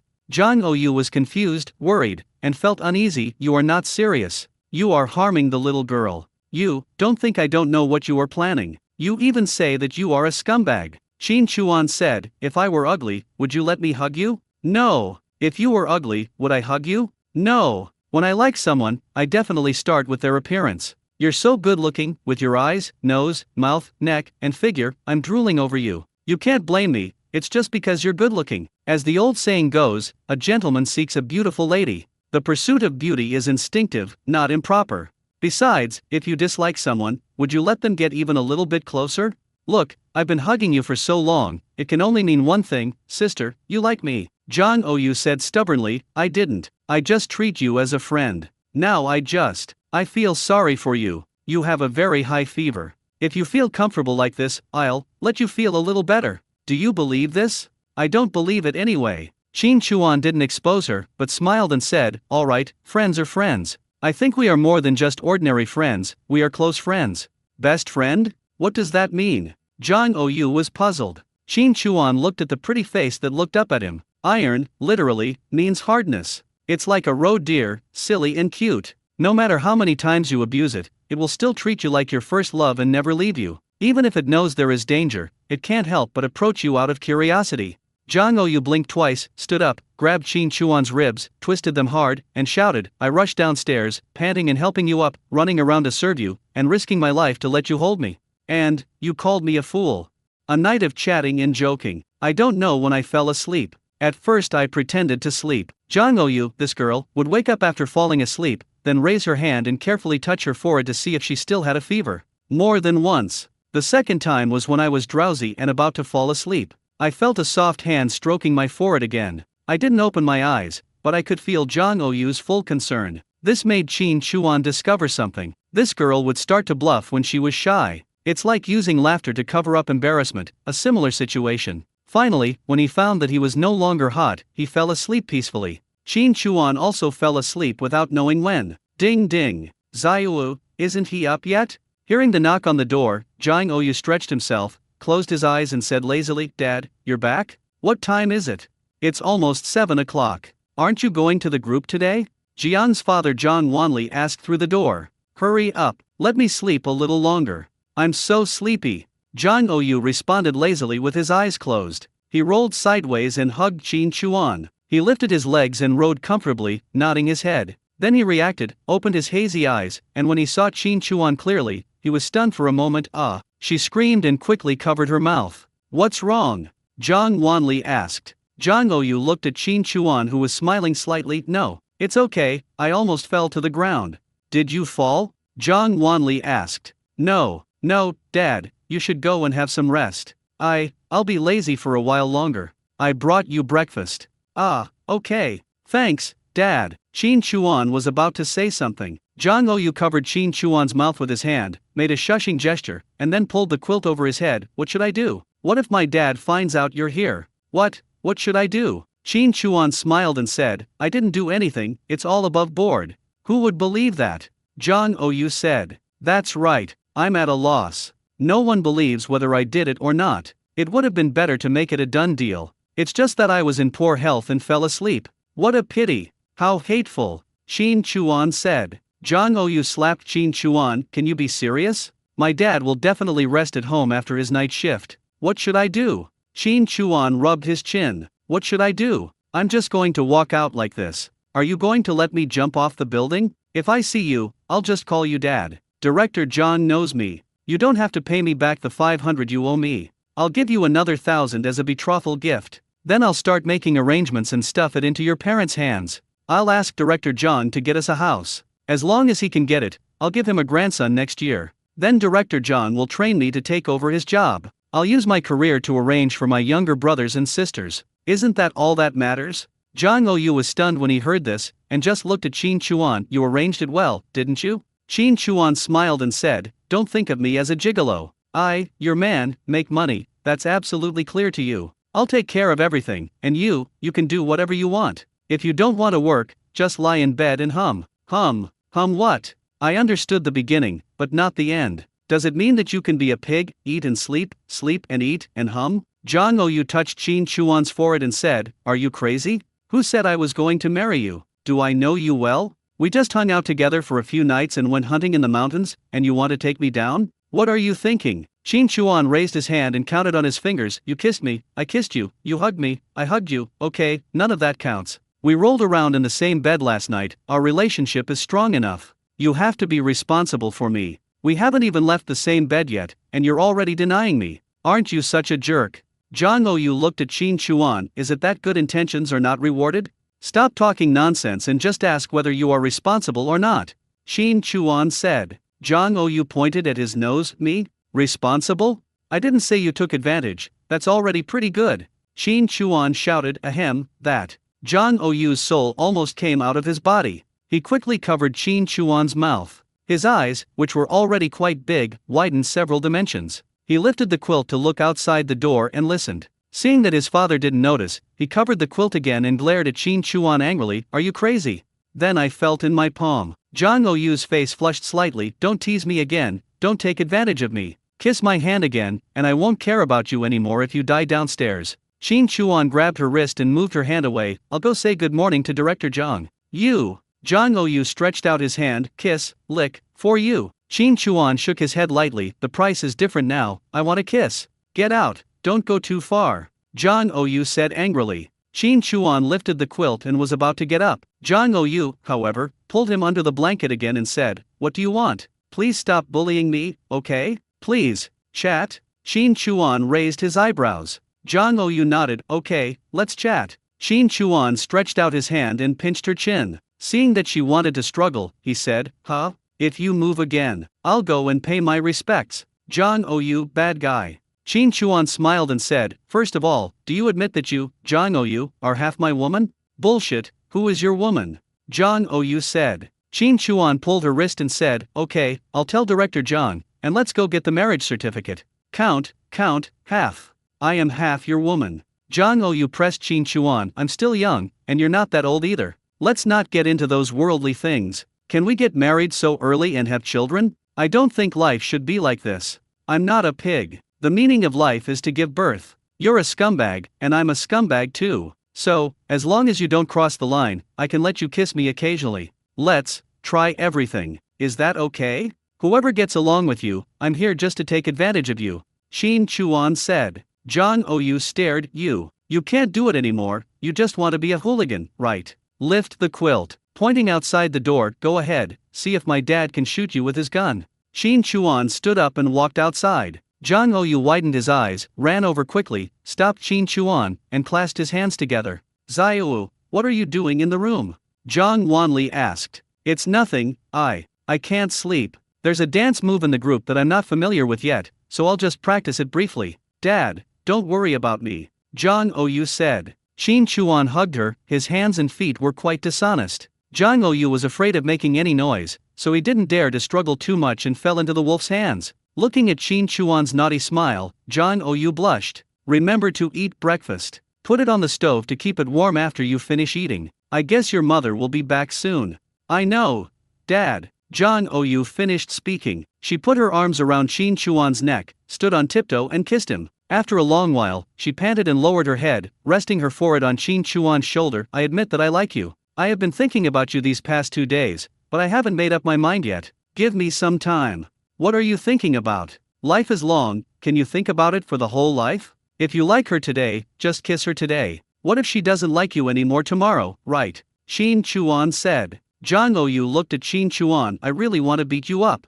Qin Chuan smiled and kissed the little mouth. Remember one thing, once I've set my sights on you, don't struggle too much, it's useless. Even if you're a forced melon, I'll still pick you. Even if it's not sweet, I'll still eat you with sauce. Life is long, don't overthink it, just follow your heart and you will be happy. Worrying about tomorrow's worries and worrying about tomorrow's troubles will only leave regrets everywhere. See you in words. He put his hand on her skin and touched the waistline on her lower back. It's so smooth and tender, you can't put it down. Jang Ou looked at Qin Chuan deeply, and was silent for a long time. He stroked Qin Chuan's face and said, Hurry up and touch him. Get out of here when you've touched him enough. If my mom comes back, you won't be able to hide. She's a knife expert. If she cuts you into pieces, I can't stop her. Qin Chuan smiled and said, When will I come next time? Jang Ou hesitated. Qin Chuan took his hand away from Ho Chu and raised 3 fingers to the sky. I swear, before you take the initiative to cross that step, I will at most take advantage of you, but I will never cross the line. You've experienced staying up all night. It's very cold. Don't you feel sorry for me? Jang Ou exhaled lightly. 5 days later, my dad will be on duty and my mom will have an operation, but it's not certain. If they are at home, you can't come. Qin Chuan pinched her chin. Underground love, exciting. Roll. We've already kissed, can you kiss me again? A little bit. Qin Chuan's lips turned red. He put on a bearskin coat, left the bedroom, and walked quickly towards the door. He opened the door and ran out. When I went downstairs, I met a woman. His eyebrows were very similar to Jang Ou, which made Qin Chuan stunned. Jiang's mother was looking at Qin Chuan. After all, everyone upstairs and downstairs, and the neighbors are familiar with each other, and no one has seen this person before. I feel a little apprehensive. Qin Chuan naturally saw it and said with a smile, Sister, excuse me, does Zhang Wanli live in this unit? Mother Zhang looked at Qin Chuan again. Who are you? Oh, I'm his distant relative, also from the same system, and I'm here to visit Uncle Zhang. Talking. The hand that was originally behind his back was taken out. A sack in one hand, an ID in the other. Jiang's mother instantly relaxed her guard. After all, she was very familiar with that certificate. He should be back by now. Come upstairs with me. Who are you? Oh, Auntie. You're so young, am I calling you right? I still have to call you sister, I think, sister. Giggle. You really know how to talk. Facts have proven that there is no woman who doesn't like to be told that she is young, beautiful, and thin. Where did the people go? Jang Ou stood in front of the window, but there was no sign of Qin Chuan. You can't faint, right? He had such a high fever last night and was so weak. We shouldn't have kicked him out. We should have sent him away. He hurried out of the bedroom to find Qin Chuan. I have made up my mind. If Qin Chuan faints, no matter whether his father is at home or not, he must be brought back. We will talk about it later if the truth is revealed. But just out of the bedroom, the door of the house opened. Come in. Jang Ou was stunned, watching Qin Chuan walk in as invited by his mother. It's numb right away. Oh my god, turn around and have your son-in-law come to your house? This is a sense of déjà vu, just like that. Xiaowu, are you leaving? Where's your dad? Mom, he. Qin Chuan looked at Jang Ou's confused expression and said with a smile, why is your mouth so red? It's because the wind in the mountains is too strong and it blew it away. I forgot to get it for you last time. Here, this is the lipstick I made, put it on quickly. Jian's mother asked suspiciously, do you know each other? Qin Chuan said, Aunt, Uncle John came to my place before and took Jang Ou to experience hunting. He must have been blown away by the cold wind in the mountains. This lipstick is made of badger oil and is quite useful. Oh, those 2 rabbits were caught by you, right? Jiang's mother said. Qin Chuan nodded, yes. While talking, Zhang Wanli heard the noise and walked out of the room. Seeing Qin Chuan, he said, Da Chuan, why are you here? Qin Chuan smiled and said, Uncle Zhang, I caught some fish and shot some pheasants, rabbits, and other things. I came here last night to do some hunting. New Year's Day is coming soon, so I brought you some fish and other things. Pure green. Zhang Wanli waved his hands. Da Chuan, what are you doing? This is not okay. Uncle Zhang, if you paid for it, you can refuse it. I caught it myself, and I don't think much of it. I just wanted to celebrate the festival and let you eat a fresh fish. Qin Chuan said, without even sitting down. Uncle John, Auntie, you have been busy all night, you should take a rest. I have to go back as soon as possible. My younger brothers and sisters are waiting for me at home. If I go back late, they will be worried. Zhang Wanli said, Da Chuan, have you had breakfast? Uncle John, don't worry about me. Come back quickly. You're wearing so little, don't catch a cold. Xiaowu, please deliver it for me. This time I didn't refuse. Zhang Ou was just dazed and sent Qin Chuan down one floor. Just reached the turning point. Qin Chuan kissed her and touched her face. Go back quickly and put on some lipstick. Oh, yes, this is for you. He took out a pendant, put it on her head, and then put it around her neck. What? Zhang Ou asked. Qin Chuan said, the ancient incense brand is made of pure natural materials. When heated by body temperature, it will have a fragrance. Zhang Ou looked down at Qin Chuan, pinched her cheek lightly. Let's go. Can you do it? Zhang Ou said. Qin Chuan smiled and said, don't worry, it's okay. I'll go eat fried liver. Zhang Ou took the medicine out of his pocket and stuffed it into Qin Chuan's hand. Eat more, and then take the medicine. Ouch. Look. The look contained in these big eyes shows that you should care more about yourself. A kiss. What is catered to is the reluctance to leave. Slow down. Zhang Ou said. Qin Chuan gave a quick glance, clicked his tongue, and then stumbled down the stairs. Zhang Ou gave him a slight glance, not serious. But I like Qin Chuan like this. I saw him come downstairs, trot back home, and enter the bedroom, open the window. Then Qin Chuan looked back. He lit a cigarette, blew a kiss, and left in a graceful manner. Until Qin Chuan walked away, Zhang Ou looked down at the lily on the tag and sniffed the scent of the tag. It smelled quite nice. Carry it close to your body. Walking out of the bedroom. That's a nice fish. Did he catch all of them? Where can we go fishing in winter? Da Chuan is a very hard-working young man. He raised several younger brothers and sisters by himself. He must have stayed up all night last night. Is he from your system? Yeah, specially recruited. Then he went to the black market. Isn't that a violation of discipline? His position is quite special. Okay, don't ask any more questions. Just know that he's a good, capable young man. Damn it, didn't you say you haven't joined? Even with your ID, you still can't enter the hospital? You lied to me again. Zhang Ou asked, Dad, did Qin Chuan join the last time we went there? Is it official? Officially. Zhang Wanli said. This bastard, which of his words is true? Hey, girl, why are your lips so red? The bastard, no. The wind blew me. Dad, your night watch isn't a big deal. The next one is in 5 days, right? Can you recover from this? Otherwise, I think you should just retire early. You're not young anymore. Can your body handle it no matter how long you work? That's nothing. Work means dedication. It's okay. There are 4 days in between, so I can relax. I only work one night shift a week. Mom, you too, why does the surgery have to be scheduled at night? Can't it be done during the day? You think I'm doing that? Okay, I have an important surgery in 2 days. I'll be with your dad for a day, so you have to be on your own. If you don't want to be alone at home, let your sister.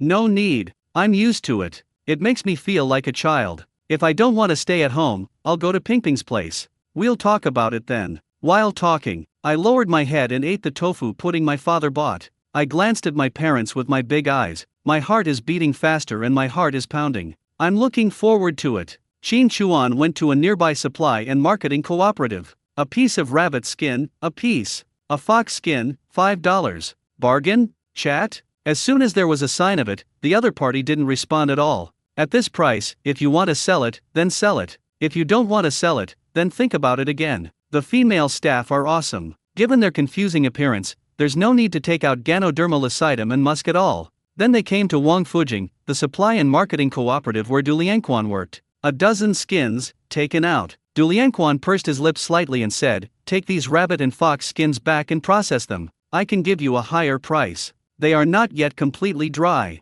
They need to be processed separately when you take them back. I can't give you much more. The truth is very clear. We've dealt with each other a few times and received all the benefits, so there's no need to beat around the bush. It's okay. Let's see how much you can give now." Qin Chuan asked. Du Lianquan glanced at Qin Chuan and said, "I'll give you a price for these 10 rabbit skins, an average of $1.50 per piece. I'll give you 25 for these 4 fox skins, so the total is 40.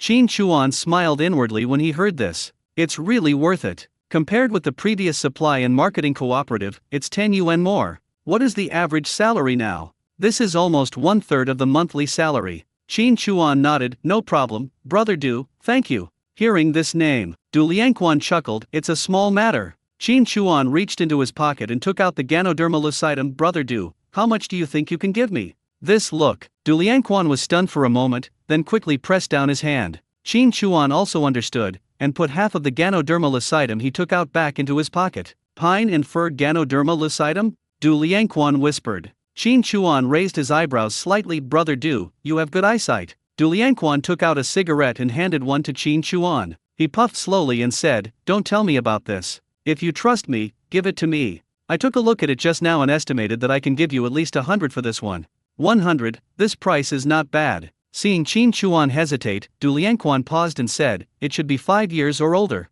In this case, I'll give you 120. What we are doing now is public-private partnership. Chinese medicine stores mainly supply herbal medicines from supply and marketing cooperatives. Of course, there are also those who collect it privately, but that kind of thing has no connections and is simply not feasible. They can't even find the window. Du Lianquan must have." Qin Chuan didn't rush to express his opinion. He took out a small paper bag and said, "Brother Du, take a look at this."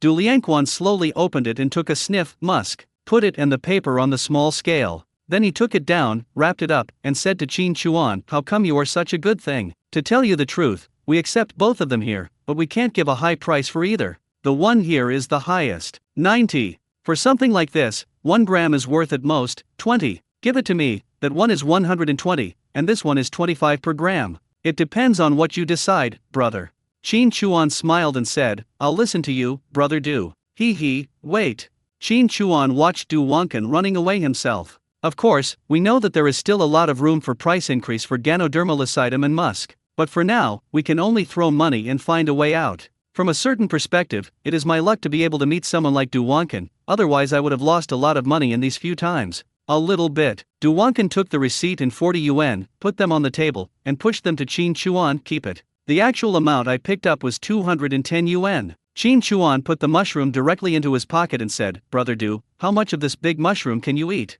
Du Wankan smiled and said, "Even if you're full, you can still eat more. Who can complain about being full these days?" Qin Chuan smiled. "Brother Du is busy.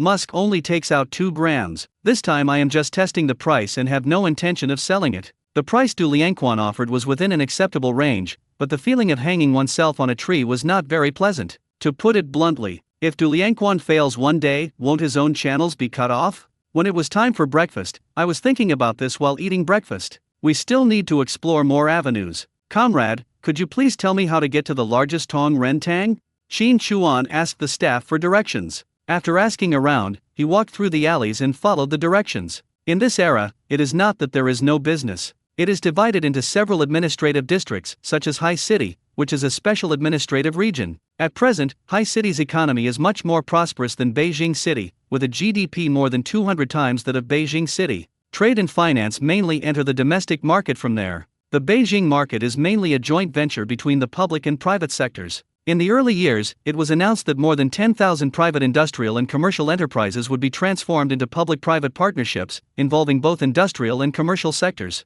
Some time-honored brands, such as Tong Ren Tang, Dong Laishun, Quanjude, etc., became public-private partnerships or state-owned enterprises. Ganoderma lucidum, musk. No matter how you process these precious medicinal materials, they will eventually flow into the market. The best place to inquire about market prices is not the supply and marketing cooperatives, but the terminal market. One is the hospital, and the other is a pharmacy like Tong Ren Tang. Just walked out of the alley. Clang! A woman who looked to be in her 30s was riding a 28-inch bicycle. Her rear wheel slipped and she fell to the ground in a funny, tragic, and painful manner. I can only say that this big 28 is a little difficult for her, who is only 1.5 meters tall. Obviously, this is not her car. I took a quick look at his face and saw that he didn't want a bird. Are you blind? How are you walking? Can't you see the car? The woman was angry and took Qin Chuan as an outlet for her anger. That's just cursing. When Qin Chuan heard this, he paused and turned to look at her. Are you talking to me? If it's not you, then who else could it be? If it wasn't to avoid you, would I have fallen? The woman pointed at Qin Chuan and said, Are you still laughing? Am I that funny? Apologize to me, don't apologize to me properly. I'm telling you, it won't work. Qin Chuan was optimistic about her, chuckled, and raised his head behind her. Look over there. The woman looked back. Qin Chuan touched the bicycle and put it directly into the space. I just happened to be in need of a bicycle. What? The woman turned around inexplicably and glared at Qin Chuan. What do you mean? Qin Chuan looked at her and said calmly, Are you mentally ill? If your brain isn't working right, go to the hospital. You fell down while walking, why are you blaming me? I won't argue with you because you're a woman. If you keep talking rudely, I'll call the police.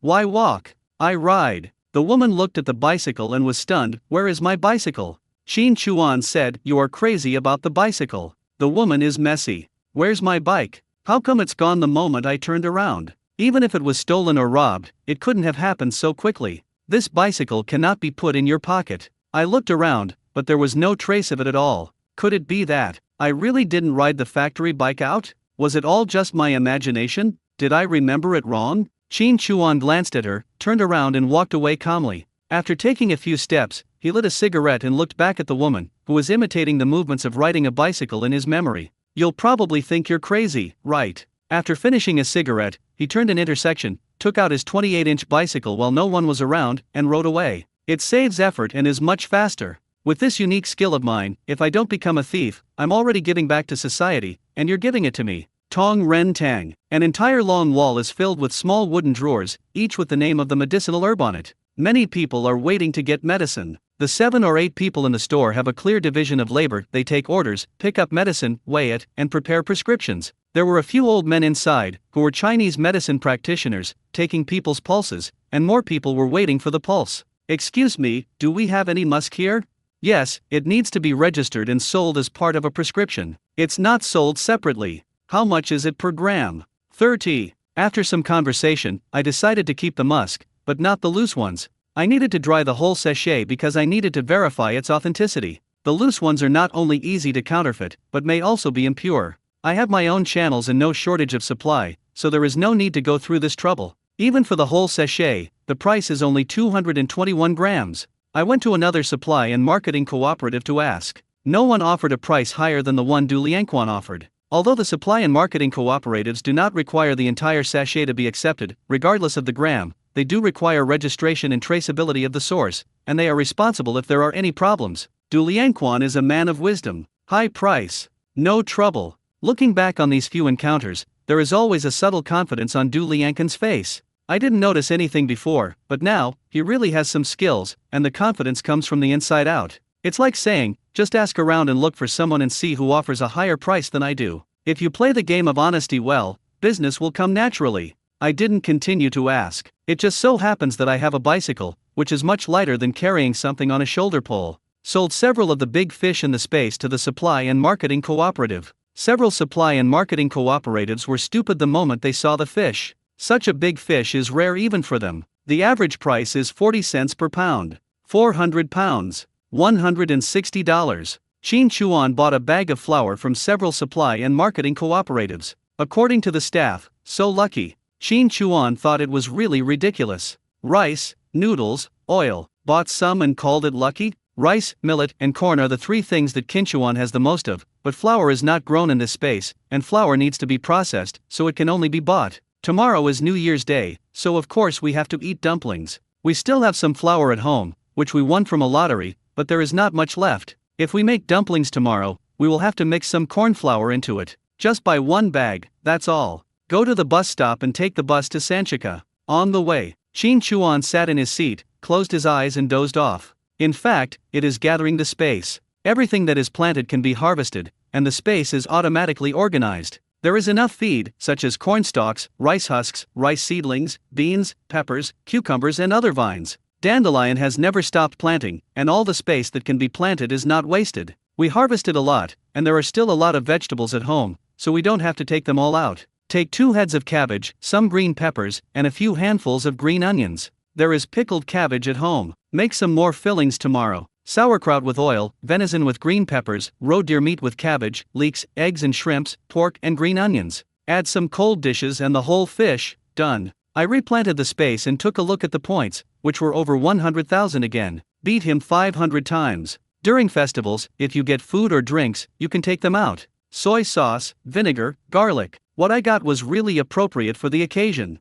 Beer, wine. This is the first time I've drawn a drink. At a certain moment, the silky smooth lottery draw suddenly stopped. Qin Chuan's heart moved. This happened 3 times. The first time, it was the year of telepathy, the second time, the space doubled, and the third time, it was the gerfalcon of telepathy. Whenever this happens, it means you have drawn something good. This time, before I could get too excited, a blue light rushed into my eyes. My body trembled, and I felt a warmth filling my eyes. Not scorching, it's a warm, comfortable feeling. Along with the feeling, a piece of information appeared in my mind. Eyes of telepathy. I opened my eyes and looked into the distance. As my pupils expanded and contracted, I felt an extremely familiar feeling. Isn't this the feeling of sharing vision with Ziobai? Eagle's eyes? But after feeling it, I found it was different. In terms of color, it is more brilliant, colorful, and sensitive. The feeling is indescribable, just like shining purple light on coins and seeing some fluorescent reaction. 1 to 10 times. Maximize the effect, 10 times the visual effect, and consume 100 points per second. Magnified 10 times, I dare not look at it up close. 5 times the magnification, you can clearly see the fingerprints on the car door and handle. 10 times, when it falls on the human face, the pores look horrible. Back to the cabin. This was the time when Qin Chuan brought back the least amount of things. But it's also a full sled. Cover it with a quilt and it looks like a small hill. Don't open it all. Qin Chuan kicked the 4th brother in the butt. Those who are clumsy are mostly vegetables, afraid of freezing. They can lift as much as they can. Brother, is there anything delicious or fun? Asked the 7th brother. Qin Chuan pointed at the sled and said, the bottom is filled with books. There are many stories with pinyin. You and Lao Lu should read more. Before I finished speaking, little old 7 is about to run away. I knew she was like that. Qin Chuan grabbed her back and said, if you don't like studying and reading anymore, I will use the most cruel method to deal with you. What? Asked little old 7. Qin Chuan smiled slightly, tie you to a stool and watch us eat delicious food. I'm jealous of you. Little 7th laughed, brother, I'm so good. Of course, otherwise why would I cherish you so much? Our little 7th child is the most sensible one. Tomorrow is the new year of the Gregorian calendar.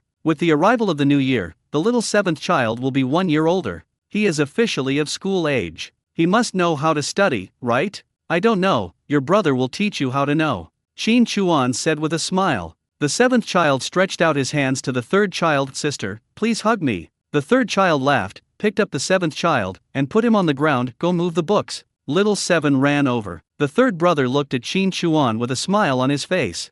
Qin Chuan got hairy when he saw it. What are you looking at? Qin Chuan asked. The third brother smiled and said jokingly, going to see my sister-in-law. How did you know? Qin Chuan asked. The third brother put his hands behind his back and walked towards the kitchen. I won't tell you. Qin Chuan smelled himself. After going to so many places, even if you were scented with Jianggu's fragrance, it should have dissipated by now, right? Never mind. Zhang Oyu met his younger brother and sister. Everyone likes her. With most of the day left, I had no plans to go into the mountains again. Take a bath, read a book, test your younger brothers and sisters on their studies, kick one and pinch the other. It's pretty good. In fact, most of the time is meant to be wasted. Leisure is a state of mind. The tub was steaming hot, and I was about to take off my clothes. Ding ding, ding ding. Da Chuan, are you there? Open the door quickly. Who's home? Open the door quickly. It's urgent. It's urgent. Qin Bai, Qin He, I'm Qin Huiru, open the door quickly. Qin Chuan let out a breath. Really, Nima, it's a waste of a bucket of good water. Pull open the curtain. Brother, we both have a sister-in-law. Zhang Oyu, open the door. The fourth brother curled his lips, went to open the door, and was slightly startled. You? Qin Huiru asked quickly, is your brother home? The fourth brother raised his hand towards Qin Chuan. I'm here. Qin Chuan walked over and found that it was not only Qin Huiru, but also Qin Jingru and Qin Huiru's father. Uncle, what are you doing? Come in first. If you have anything to say, tell me slowly. Just being two sisters is not enough for this. Qin Huiru is like his father, and they have an old acquaintance and a good relationship, so that is another matter. As a junior, he should naturally treat him with courtesy and respect, and he also knows that he is not making trouble or making a mess, but that there is really something going on, and it may be a big deal. Qin Huiru's father said, I can't explain the details. They wanted to come to the mountain to look for you. There were wolves there, so I was worried. I borrowed a gun and followed them. Let them tell you, Jingru, what's going on? Tell me quickly. Qin Jingru opened her mouth and started to howl. Brother Qin Chuan, please save our family. Howling, she threw herself into Qin Chuan's arms. Qin Chuan was speechless after being fucked by him. Qin Chuan said patiently, what's the matter? Tell me, why are you crying? What's wrong? Qin Huiru stepped forward and pulled Qin Jingru away. Da Chuan, Fangzi was taken away by the police. They said he was suspected of murder and was being investigated and interrogated. But there was nothing wrong. No matter how much I explained, it didn't work. Even talking on the spot didn't work. They were just forcibly taken away and sent to the police station for questioning. You have a good relationship with the brigade, so please help and contact them. At least ask the captain and secretary to come forward and don't let Fangzi suffer any loss. Qin Chuan didn't know Fang Zi, but the original owner did have memories of him. He was Qin Jingru's biological brother, 2 years older than him. Suspected of murder? Who was killed? And where was he taken away? Qin Chuan asked. Qin Huiru pushed Qin Jingru. Hey, don't cry, crying can solve the problem. What's going on? Tell me in detail. Amidst sobs, he managed to make it clear. After the bodies of the three Wu brothers were pulled back, they ran to Qin Jingru's house to make trouble. After all, Wu Dazhuang was called away by Qin Jingru to help. As a result of this help, 3 sons died. After they parked the 3 bodies at the door, they began to demand an explanation and compensation. Both sides were arguing furiously and started fighting. Later, it was the leader of the Mon village production team who temporarily calmed the situation and intervened to communicate. Just one night, the old couple of the Wu family, their eldest daughter and their youngest daughter all died tragically at home. Destroy the whole family. It was Wu's son-in-law, Zhao Huichun, who discovered and reported the case. Fang Zi had fought with someone before, so he immediately became the key suspect. Fang Zi was indeed not at home for an hour last night. He didn't say anything when asked and couldn't explain clearly. This made the suspicion even greater, so he was taken away for interrogation. Opening a case for investigation, normal procedure. Qin Chuan looked at them and said, what's the point of looking for the captain and the secretary about this matter? What was Fang Zi doing there? If he explains it clearly and has an alibi, he can be cleared of suspicion. Before he finished speaking, ding ding. After the door opened, Zhang Dasan and another man in uniform stood at the door. Da Chuan, there is something that needs your cooperation and we need to find out. Come with us to the bureau. Zhang Dasan said. Qin Chuan exhaled lightly. Is it about the Wu family? You knew? Another asked. I just heard that because of what happened before, I have become a suspect as well. Qin Chuan said. Zhang Dasan rubbed his face and said, Da Chuan, where were you between 9 and 12 last night? Qin Chuan, it's so fucking cunning. I'm in Jianggu's bed. The alibi is sufficient, but what the hell can I say? If Director Zhang knew about this, wouldn't he be skinned alive? Could it be you? Qin Jingru said in a daze. Qin Chuan glanced at her, raised his hand and pressed his forehead and pushed. Her breasts aren't that big, how stupid. He pushed her away and walked towards Zhang Dasan and the other man, raising his hand towards the door. Excuse me. When I got outside, Qin Chuan said, I was not at home last night, I was in the city. Who can prove it?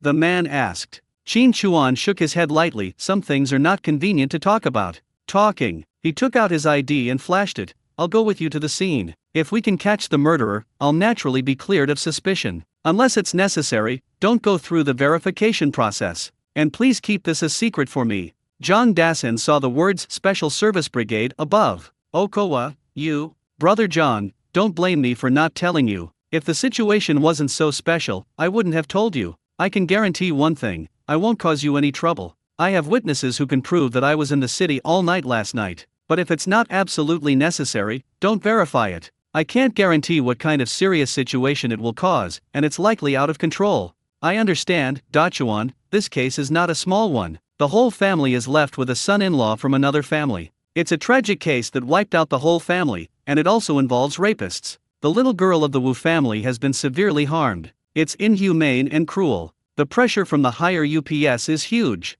They want the case to be solved in the shortest possible time. If you can't do this, you'll have to report it to Director Zhou and report it to the office. Damn, don't even mention the newspaper haul. I'm afraid of this. The best way is to find the murderer. Otherwise, without an alibi, you will be labeled a suspect. Now is not like later, where you can be detained for 24 hours and released after that. The rules and regulations are not so sound. As long as there is a suspicion, you will be detained. You can only be released when you speak clearly and can provide evidence. If you want to prove it, you have to move Zhang Ou. Once she opened her mouth, she would ask herself what other people's parents would think of her after she acted out that morning. Spend the night in bed with a girl and then pretend to deliver something? The best scenario would be to get married to Zhang Ou, but what were the chances of that happening? His family was nothing compared to his own, and there was no proper match. He didn't even have a gradual process with his parents, so the outcome was likely to be a bloody mess. The most important thing is that no matter what the situation is, the impact on Zhang Ou is huge. Take me to the scene. Maybe I can find something. Zhang Dasan has experienced this before. He had complete faith in Qin Chuan's abilities. Little did they know that it was Qin Chuan who had pretended before. And now, Qin Chuan still had some confidence. After all, his eyesight was no longer what it used to be. Maybe we can find some clues.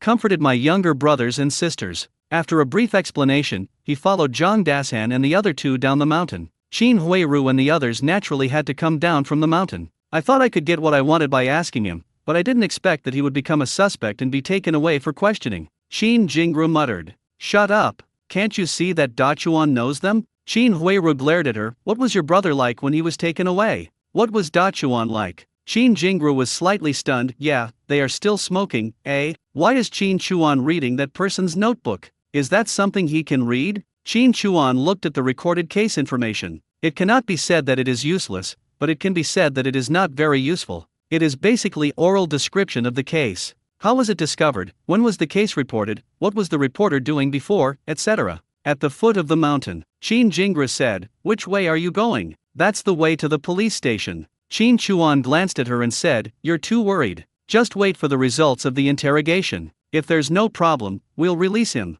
Qin Jingru wanted to say something else. Qin Huiru pulled her and said to Qin Chuan, Be careful. Qin Chuan responded politely and left. Sister, why are you pulling me? Wait. What are you waiting for? Are you stupid? Dachuan, don't you know the way? If you're not going to the police station, where are you going? And you're chasing me around asking questions. If I don't stop you, who should I stop?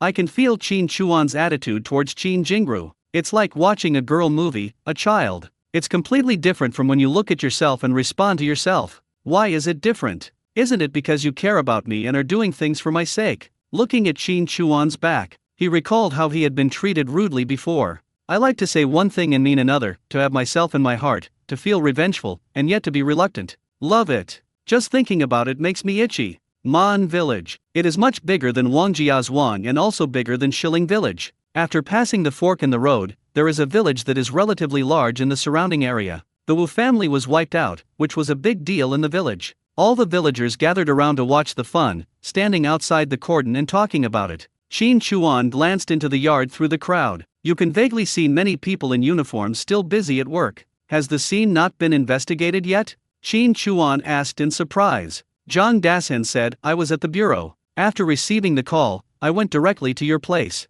We are working together with you. Can I go in and take a look? Qin Chuan asked. What else? Why are you here? Zhang Dasan said. Qin Chuan waved his hand. Zhang Dasan was puzzled. What? Masks, hoods, gloves, shoe covers, this is the scene, Qin Chuan said. Zhang Dasan smiled slightly. You know a lot.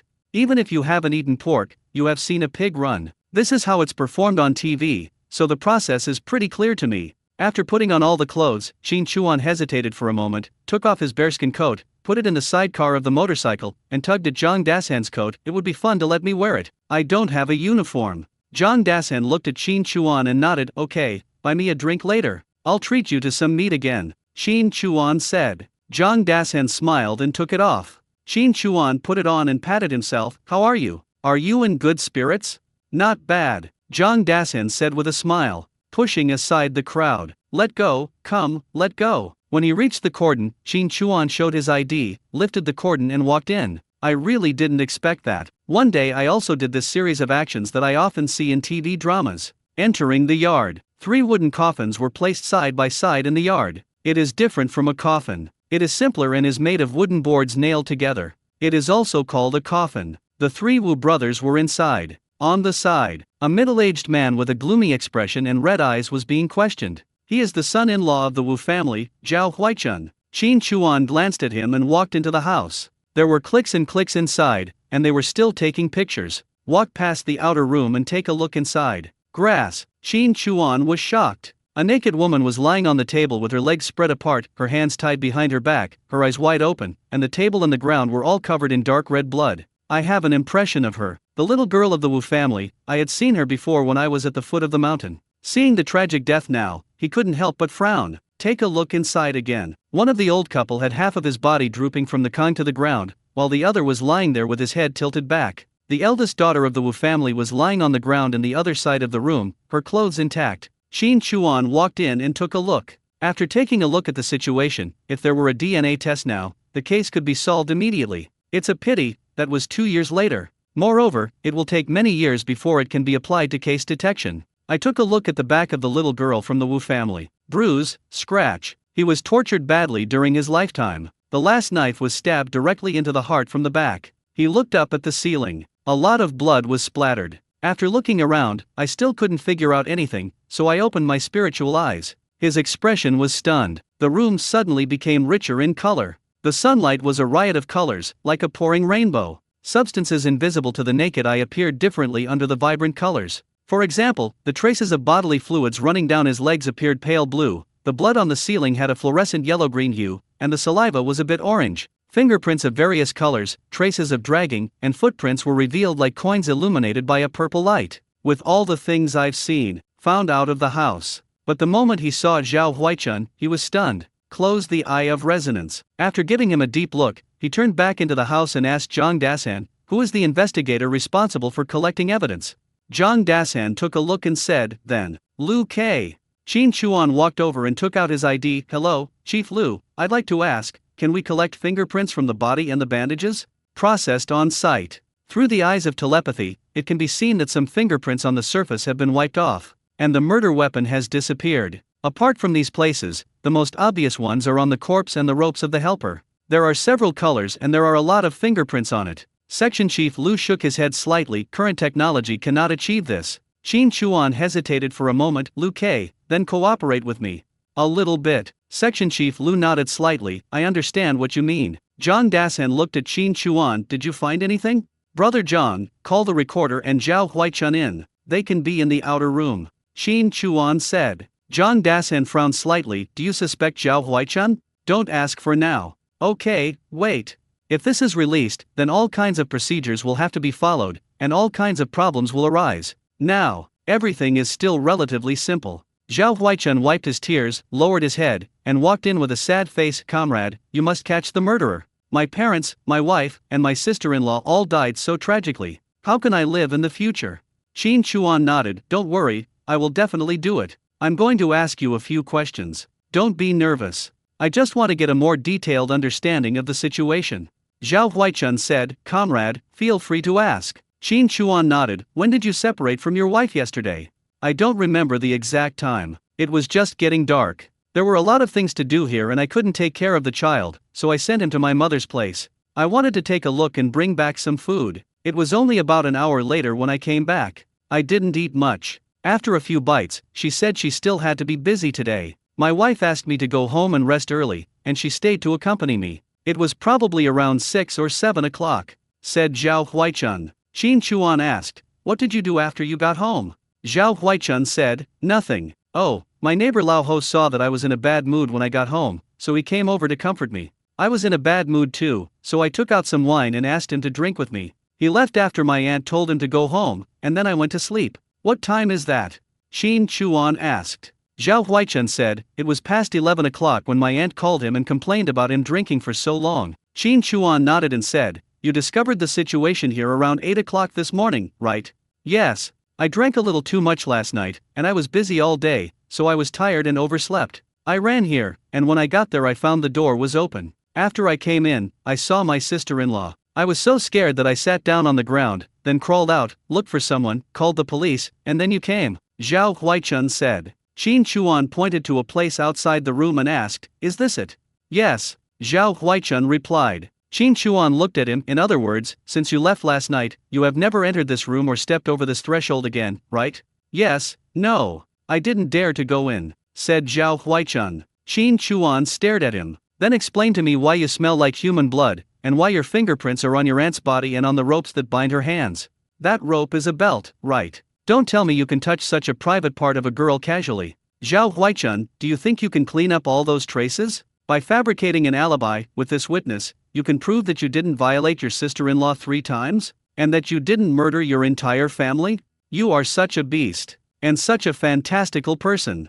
Everyone in the audience looked at Zhao Huaichun in shock. Before this, he was the person who had the least suspicion. First, he was Wu's son-in-law. Second, there was an alibi, and it was he who called the police. Now, was it him who did it? Zhao Huaichun was stunned for a moment and looked at Qin Chuan. Comrade, how did you suspect me? What nonsense are you talking about? My family was killed, all dead, and my wife was also involved. Whoever is responsible for this? It's lucky I didn't go crazy. I can still stay calm and answer all the questions. I want to find the murderer, not let you frame me. What are you doing? The more I talk, the more excited I get. Tears streamed down her face as she pointed at Qin Chuan. Take off your mask. I want to know who you are. I want to file a complaint against you and find your superiors. What are you doing? The people's police are there for the people, not for you to wrongly accuse anyone. Click. Qin Chuan directly handcuffed his outstretched hands. What are you doing? Zhao Huaichun became even more excited. Qin Chuan pulled him and said, don't move, okay?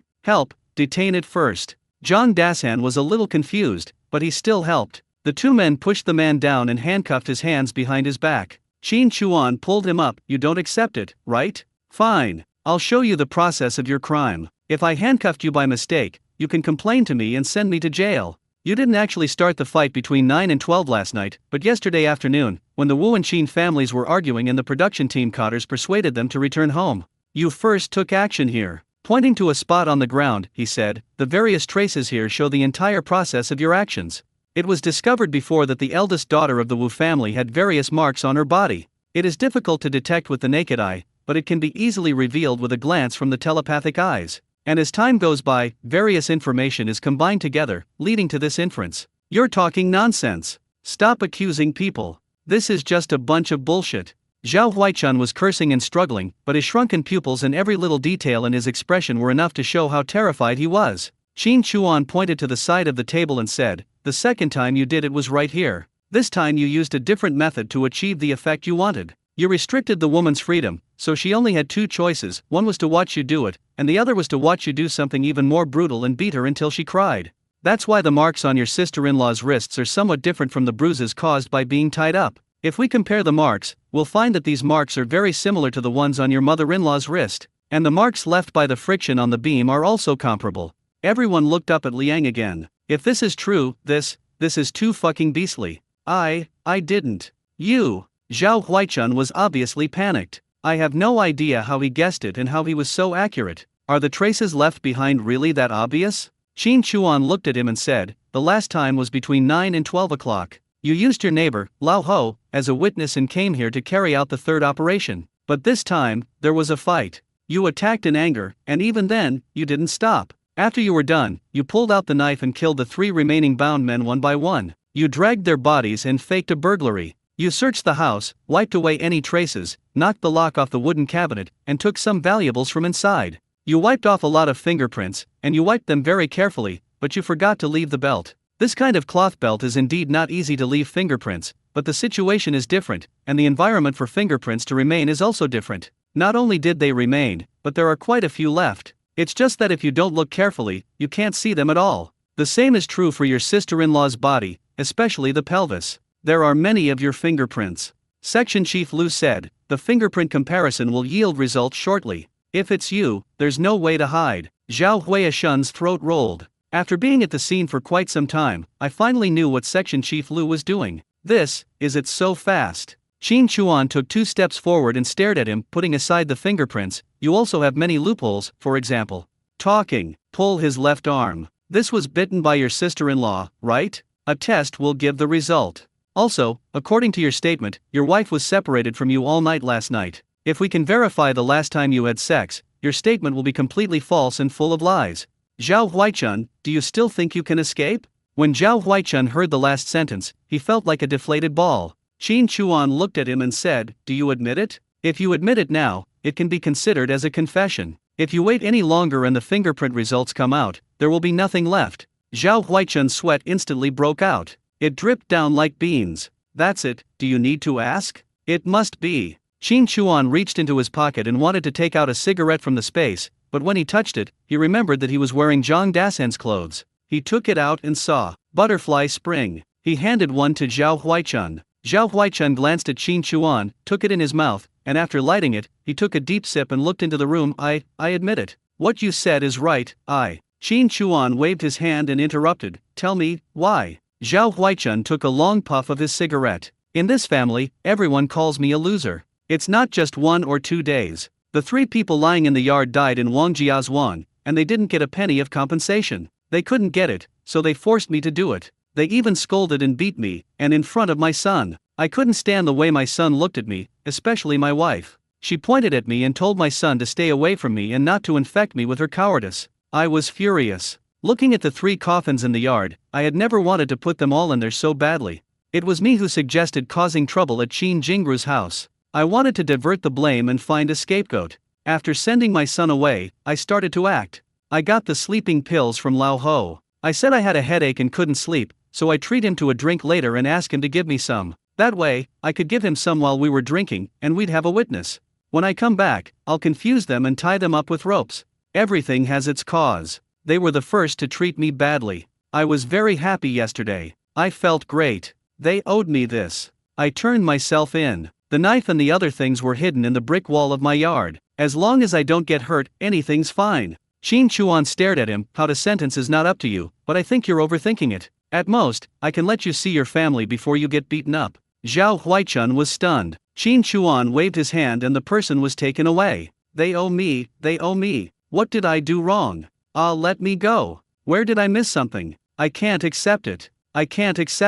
There was an uproar outside. What's going on? The person Zhao Huichun killed? What a shocking piece of news. And the eyes of everyone at the scene when they looked at Qin Chuan all changed. Solved the case on the spot, it's amazing. What was the basis for those deductions? How long had he been on the scene? How did you see that? Qin Chuan took off his gloves and walked outside with a hood on. Zhang Dasen caught up. Qin Chuan took off his coat and gave it to him. Da Chuan, you are so awesome. How did you make that judgment? Zhang Dasen asked. Qin Chuan pointed to his nose covered by the mask. When I passed by Zhao Huichun, I smelled something wrong. And I know how to read footprints. How can I tell you this? Okay, it's broken anyway. I went to the city last night and traded things on the black market. I didn't sleep all night. When you came, I had just got home and was very sleepy and tired. I'll tell you more when I have time. Talking. He grabbed his bearskin coat and put it on. He took 2 steps and then turned back. Except for Director Joe, you have to keep it a secret for me.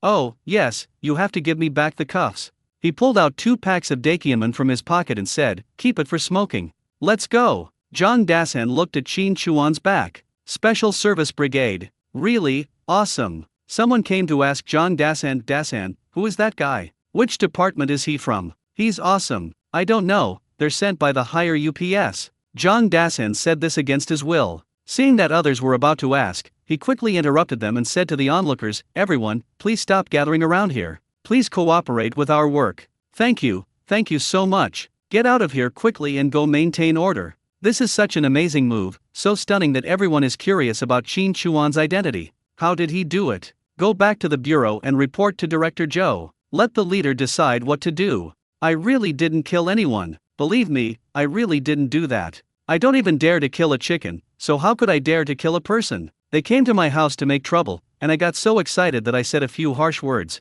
I really didn't. Qin Jingru's brother, Fang Ziyi, was being interrogated and was almost going crazy. I'll ask you one last time. What did you do when you were not at home for an hour between 9 and 12 on the evening of the 29th? The interrogation officer asked in a stern voice. Fang Zi lowered his head. His brows were furrowed and he looked very irritated. The official knocked on the table and said, I'm giving you a chance now. Do you understand? You won't say anything, right? Well, then bring all your family members here and question them thoroughly. You can't just disappear into thin air, right? There's always someone who can explain it clearly. After saying that, he closed the notebook and was about to get up and leave. Don't, I said. Fang Ziyi let out a long sigh. I can tell you, but you have to keep it a secret for me. You absolutely cannot tell anyone, otherwise I won't be able to stay in the village, and the people who are with me will be finished too. The official knocked on the table and said, Is this your place to bargain? If you can't explain it clearly, do you think you can leave? Fang Ziyi paused for a moment and let out a long sigh. At the White Widow's place. What are you doing there? Asked the clerk. Fang Ziyi looked up and said in astonishment, Why would I go there so late at night? The official glanced at him and asked, Who else can prove it? Fang Ziyi was completely dumbfounded. I fucking went to the widow's place and did that kind of thing. I'm afraid people will find out. Who can prove it? At this time, there was a knock on the door of the interrogation room. One of the officers stood up and opened the door. The people outside spoke to him in a low voice. After the man came back, he whispered a few more words to the interrogator. The interrogator then picked up the notebook and walked up to Fang Ziyi. Look, this is your transcript. If there is no problem, sign it, and then you can leave. Can we go now? Fang Ziyi was stunned for a moment, and without thinking too much, he signed quickly. He didn't want to stay here any longer. Director's office. Director Zhou, this is exactly what happened. Zhao Huaichun was killed on the spot. The knife used in the crime, as well as the Wu family's belongings, were also found in Zhao Huaichun's home. The evidence is irrefutable. The team leader in charge of the case gave a report on the case. Zhou Hunky frowned slightly after hearing this. Don't you know who the person who solved the case is? The team leader nodded. He was wearing a mask at the scene. I only saw his ID. I couldn't make out his name, but I could see he was from the Special Service Squadron. He's directly under the department's management, so I couldn't ask too many questions directly. From the Special Service team, Zhou Hunky thought for a moment and said, Call Zhang Dasan over to me. A little bit. Zhang Dasan knocked on the office door and walked in. Director Zhou, I have something to report to you. Zhou Hunky had already heard how Qin Chuan solved the case on the spot. I listened to it again and was still amazed. Zhou Hunky said with a smile, So, it really is this kid Dachuan. Director Zhou, Erkui and I have a good relationship with Dachuan in private. The last time we went to their house for hot pot, we kept it a secret. If it weren't for this incident, we don't know how long we would have kept it a secret. Now many people are asking me about Dachuan, and I don't know what to do. Zhang Dasan said. Zhou Hunky said, Push it on to me. Okay. Zhang Dasan said. Zhou Hunky looked at him and said, You may not be very familiar with the special service team. Personal relationships are personal relationships. I must remind you that you should not mention Dachuan's identity to anyone else. If Dachuan needs any help, you can do it first and then report to me separately afterward. Yes, Zhang Dasan replied. Zhou Hunky nodded slightly. Give me a detailed report on the specific circumstances of this case. Dachuan is a direct supervisor in the bureau and has helped our branch solve the case. He must report separately. Zhang Dasan hesitated. Director Zhou, it's a tough case. How about letting Dachuan take a look?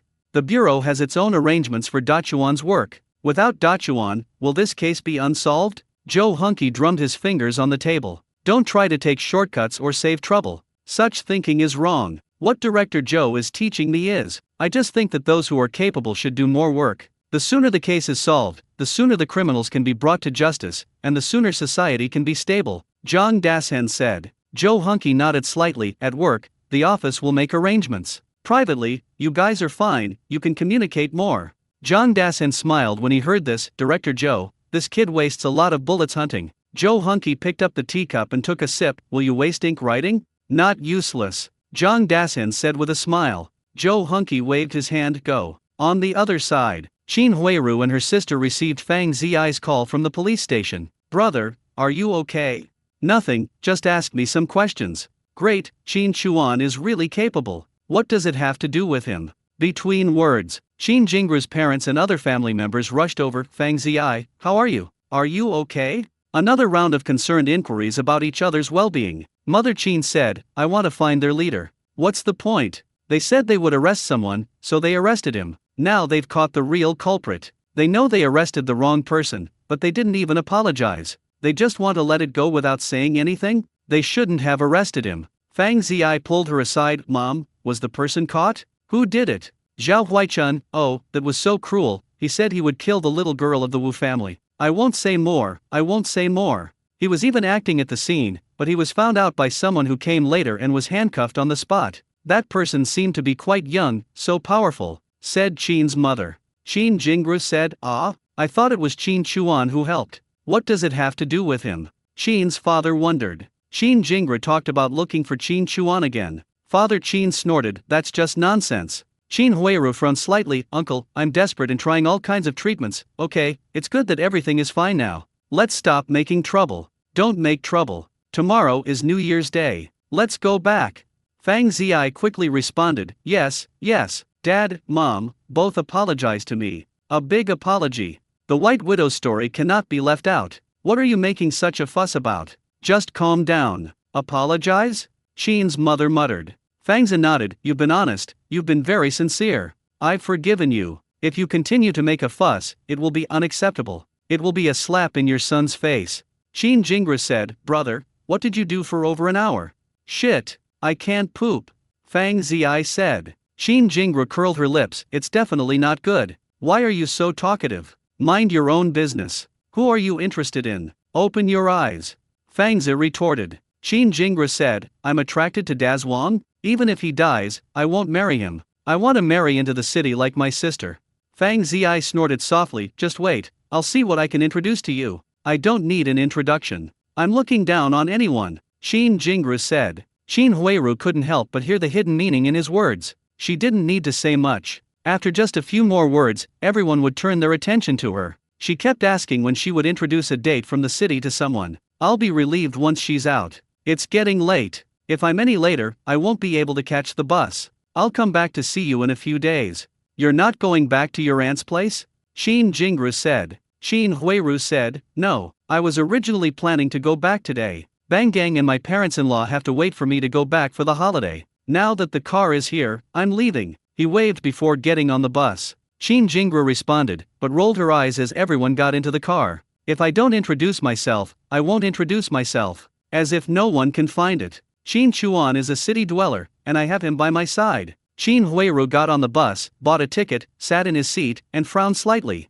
Could the person who solved the case be Qin Chuan? When this thought came to her mind, she was shocked. After all, given Qin Chuan's identity, the gap is quite large. But she had seen the household registration that had been moved to the city, as well as the attitude of the two officials towards Qin Chuan today. When Qin Chuan went down the mountain, he had read the notebook of one of them. In addition, after going down the mountain, he was heading towards Man Village. After 2 years, when we met again this time, I suddenly felt that Qin Chuan was like a puzzle. That made her think uncontrollably. Full of curiosity. There is an urge to peel him off layer by layer and find out what's inside. My throat rolled unconsciously. Quietly squeezed your legs together. Qin Chuan returned to the cabin. The third brother led his younger brothers and sisters and sat across the table from Qin Chuan. Brother, you are hiding something from us. Yes, brother.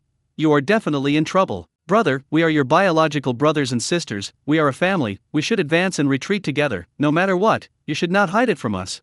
Brother, you are wrong. Brother, lying is wrong. Qin Chuan smiled, sat down opposite, and nodded. It just so happens that today is the last day of the solar calendar year, bidding farewell to the old and welcoming the new. It's time for our family to make a new look. He took out his pocket and slammed the household registration book on the table. Take a look. The third one took it, and several heads crowded around to look at it. Brother, are we now city dwellers? The third brother asked in surprise. Qin Chuan nodded slightly. I mentioned it to you before, and it's done. Also. Snap, another snap. Everyone was stunned when they saw the police badge on the ID. Your brother, now I am this. He opened his mouth and said to them, I'm not telling you because my position is somewhat special. The number of people who know about this can be counted on 2 hands. Just keep it to yourself, and don't mention it to anyone. Tomorrow is the new year. New year, new hope. Those who need to take exams should take them, and those who need to go to school should go to school. I have earned the tuition for you. I took out my pocket. He slapped a wad of money on the table and said, I'm here, I can afford it.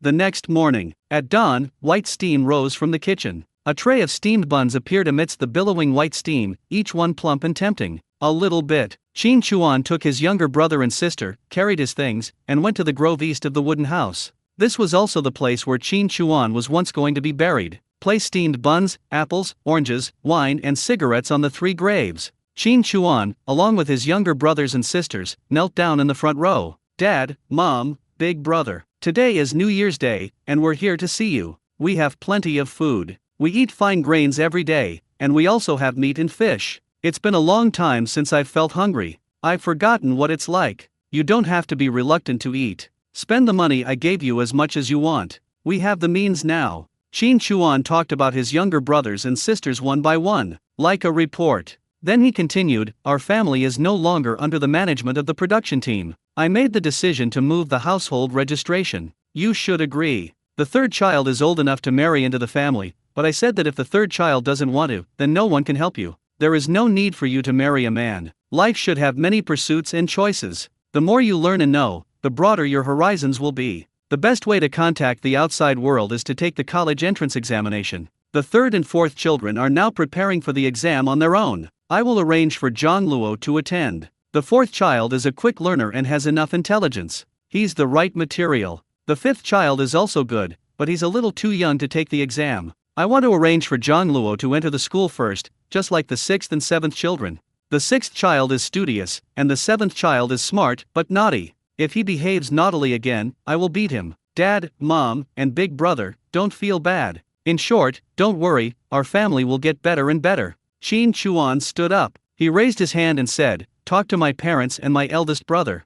All with red eyes. I also expressed my longing for you. When it came to Xiao Laokai, study hard and make progress every day. Wow. Wiping tears, she sat on the ground and cried. Morning. After checking the trap, I found a sable, 2 pheasants, and 2 rabbits. The wooden house was decorated and a red lantern with candles was hung in front of the door. Afternoon. I taught my younger brothers and sisters how to play landlord, Pao Yao, and Red Cross, and their faces were covered with paper slips. Chop the stuffing and make dumplings together. No cell phones, no television, no radio. But it's lively and not monotonous at all when I'm with my younger brothers and sisters. The sky is dark. The first pot of dumplings came out. Qin Chuan took the iron lunchbox, put some stuffing in it one by one, put it in a cloth bag, wrote a note and put it in the cloth bag, asked Xiaobai to hold it with his claws, and sent it to Zhang Oyu. Why do people say that love makes people become idiots? In this day and age, without mobile phones, it is very difficult to contact someone. Apart from sitting there in a daze and thinking about them, how else can one relieve the pain of missing someone?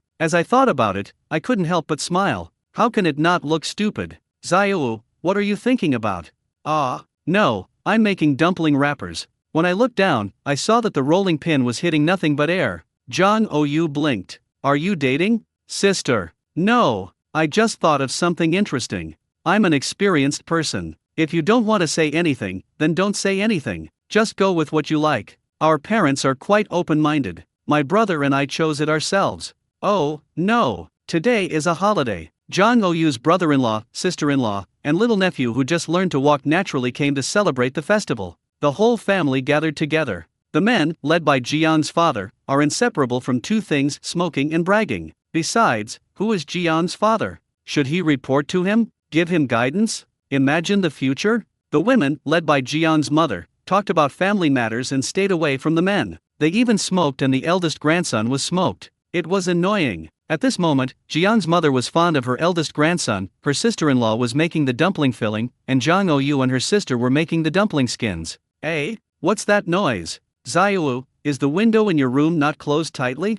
It's closed tightly. Jang Ou was startled, then reacted, and quickly put down the rolling pin. I'll go take a look. Whoosh and ran away. He entered the room and quickly closed the door. When I opened the window, I saw Xiao Bai as expected, and I was immediately delighted. After reading the note, 5 kinds of fillings, made by hand, tell me which one you like. Jang Ou looked at it and a sweet look appeared on his face. He opened the lunchbox, picked up one and started eating. Well, this bad guy has pretty good skills. While eating, turning over, Qin Chuan couldn't help but smile at the corners of his mouth through visual sharing. I saw this girl take out 4 bottles of mutai, 2 cans of malted milk, 2 packs of Huiyan, and 2 Feng Wang cigarettes from the box under the bed, and stuffed them into her pockets. When she couldn't fit them in, she changed to a bigger one. These must have been stolen from Zhongting. The eggs, bacon and other things that this girl sold on the black market probably came from this. Then I started writing letters. You rascal, you lied to me again. You clearly have all the necessary documents, but you insisted that the hospital wouldn't admit you.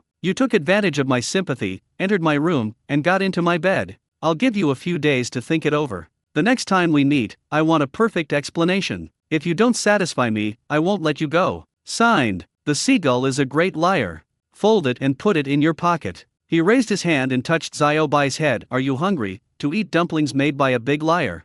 Xiao Bai shook his head. Then he jumped forward and lowered his head to Zhang Ou's neck. Zhang Ou smiled, thinking that Xiao Bai wanted to get close to him. Result, the little white guy stuck his head into the collar of his clothes. Big white rabbit, so white, with 2 ears. It's not erected. Zhang Ou pulled Xiao Bai's head out and said, just learn from that bad guy. Catch him. Open the window and throw it out. Zhang Ou covered his mouth in fear. Xiao Bai's body was seen sinking downwards, and then he struggled to rise into the air. Isn't that a bit too much? With a small body and big wings, it carries so much longing, how can it not sink? Zhang Ou was eating dumplings, watching Xiao Bai flying off into the distance under the bright moon. Another sweet smile. Seeing that Xiao Bai didn't fall, he looked at the dumplings stuffed with cabbage and roe deer meat in his hand with relief. This filling is more delicious. What? I heard my sister calling me outside. Hey, here I come. He opened the drawer, put the lunchbox inside, and then trotted out. Her sister looked at her suspiciously and whispered, what are you doing? You've been here for so long. I wonder if your partner is here to bring you dumplings by climbing through the window. No, why do you think so? Zhang Ou said unnaturally. It has been delivered. But instead of climbing through the window, a cooler and more handsome way is to send a pet. That's nothing, your brother-in-law did it. Ha, oh, 2 years ago, knocking on the window, hoo, I remember now. Tell me, what do you do? No. Her sister dipped her hand in flour and smeared it on her face. This little mouth is really tight. Xiao Bai is so tired. I went back to the cabin, put my things there, and never left. I have already read the contents of the letter. Qin Chuan still opened it and looked at it with a smile. He opened a box of Phoenix cigarettes and took out a bottle of mutai. The rest are stored in space. He took it and put it on the table. Let's drink some today. Brother, can I drink too? Asked little 7. Qin Chuan smiled and said, let me show you what wine tastes like. A little bit. Cabbage mixed with vermicelli, cucumber and peanuts, a plate of pork head, a 5-pound braised fish, steaming dumplings. Qin Chuan picked up his wine glass. Come on, brothers and sisters. What are we going to do in the new year? Everyone raise your glasses. With the wind, the water, and the god of wealth, you will be surrounded by loved ones. Good luck, good things, good fortune, a pocket full of banknotes and RMB. Qin Chuan, haha, cheers. He took the chopsticks, dipped the tip of the chopsticks in the food, and put it into the mouths of the 6th and 7th brothers. Everyone gets a chill. Lao Liu's face was wrinkled. Little old 7 smacked his lips and said, brother, give me some more, just 2 chopsticks, I want to try it, is that okay? Just try it and you'll know what it tastes like, said the 4th brother. Little old 7 sat down with his little butt and got off the stool. When I got to the 4th brother, what? The 7th child stuck to the 4th child. The 4th brother raised his arm and hugged her. No, you are being so coquettish and annoying. Little old 7 shook his head and laughed. Turn around. The little butt pressed against the 4th brother. Phew. Run away after releasing it. Then he ran up to Qin Chuan and said, 2nd brother. 4th brother wants to hit me, do you care? Qin Chuan was amused and laughed. The 7th child turned and rushed to the 3rd child. Sis, you are my backup. After arching his back, he landed in the arms of the 3rd brother. The 4th child, little 7th child, wait. The 7th child looked up at the 3rd child and said, sister, I want to sleep with you tonight. Brother, aren't you going into the mountains? No Kai. No way. The first 3 days of the new year are as busy as the whole year. Brother, then why do you all play while I have to recite poems? Because you've been lazy too much on a daily basis. You'll become a fool if you have any more free time. So I'm giving you a chance. Your third sister gave you a test. Who can you blame if you don't pass it? Just memorize it. With your clever little brain, you'll memorize it in no time. Once you've memorized it thoroughly, all these milk beans are yours. I'm saving them for you. Talking. Shin Chuan raised his hand and said, "Don't move. It's only 20 points, and you're giving it up already? Where's the fifth and youngest? Are you keeping them for having babies?" "Brother, it's only 20 points, it's not suitable," said Lao Wu. Shin Chuan said, "They don't have much left. Trust me, smash it. Go." Lao Wu took it out and swung his arms. "Little one, after smashing it, you have to pick up points. The fourth brother, put it there. Who are you with? 5 tens. Ha ha ha, your head is buzzing, right? Swish, swish, swish. 3 kings. Shin Chuan smashed. The fourth brother's smile froze. "No, brother, why are you like this?" Shin Chuan, ha ha ha. Turning around, he looked at little 7 and said, "Carry it on your back." Old 7 held his mouth. Who said that if you don't work for the first 3 days of the new year, you will be tired for the whole year if you work again? With my chin on my hands, I watch the sun setting in the fields. If you don't like working, then don't work. Why are you complaining? You're hurting me by complaining. Hey! During the shuffle, Shin Chuan's eyebrows moved slightly. Xiaobai wrote, "Some people are coming up the mountain. Quite a lot." Visual sharing. 5 boys and 3 girls. All 56 and a half.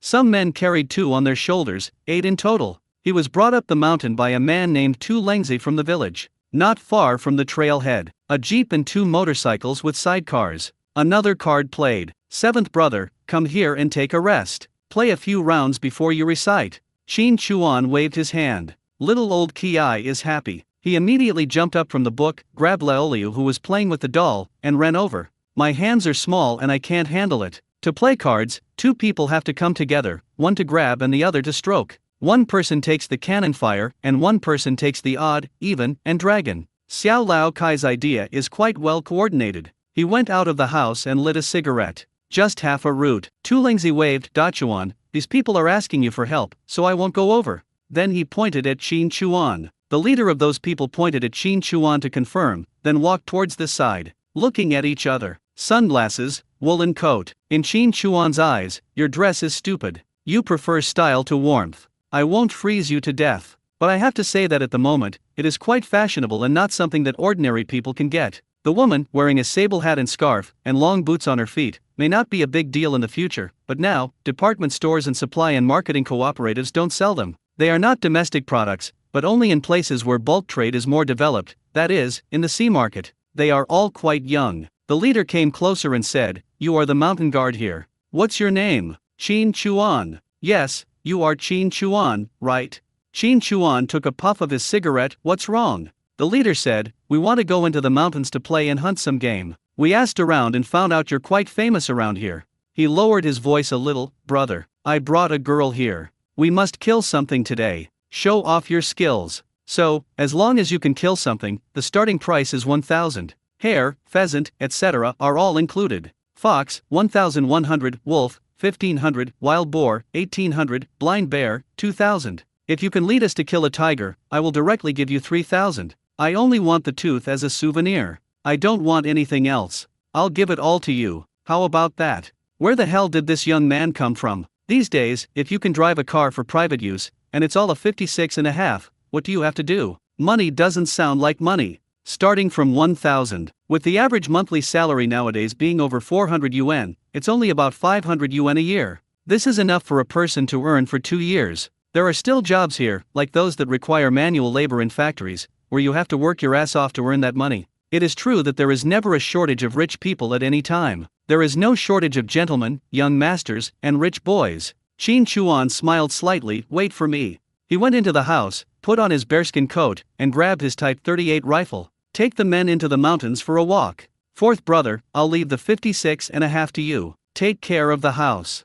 After giving a brief explanation, he left. "Oh my god, buddy, your coat is nice. Would you like to sell it to me? Just name your price," said the leader. Shin Chuan smiled and said, "It's secondhand, it matches your status. Just hit one and it's done." "Ha, ha ha ha." The man smiled and said, you're quite good at talking. You look young, have you really fought a wolf pack? Qin Chuan raised his hand and threw it. I'll give it to you as a meeting gift. Take over and see. Wolf Fang. This thing has a lot of space. The man rubbed his hand and threw it back to Qin Chuan. I never play with second hand. The curve of the mouth. Damn, it just refers to women. Cheap or not. Qin Chuan smiled faintly and said nothing more. We walked around the place where the trap was set and headed deep into the forest. This time we are just trekking in the snow, without skis. And listen to their words. The leader is called Feng Shuhao, and the girl he wants to pick up is called Yao Yao. At first glance, she is quite beautiful, with the fragrance of a scholarly family, a heroic temperament, and a look that keeps people at a distance.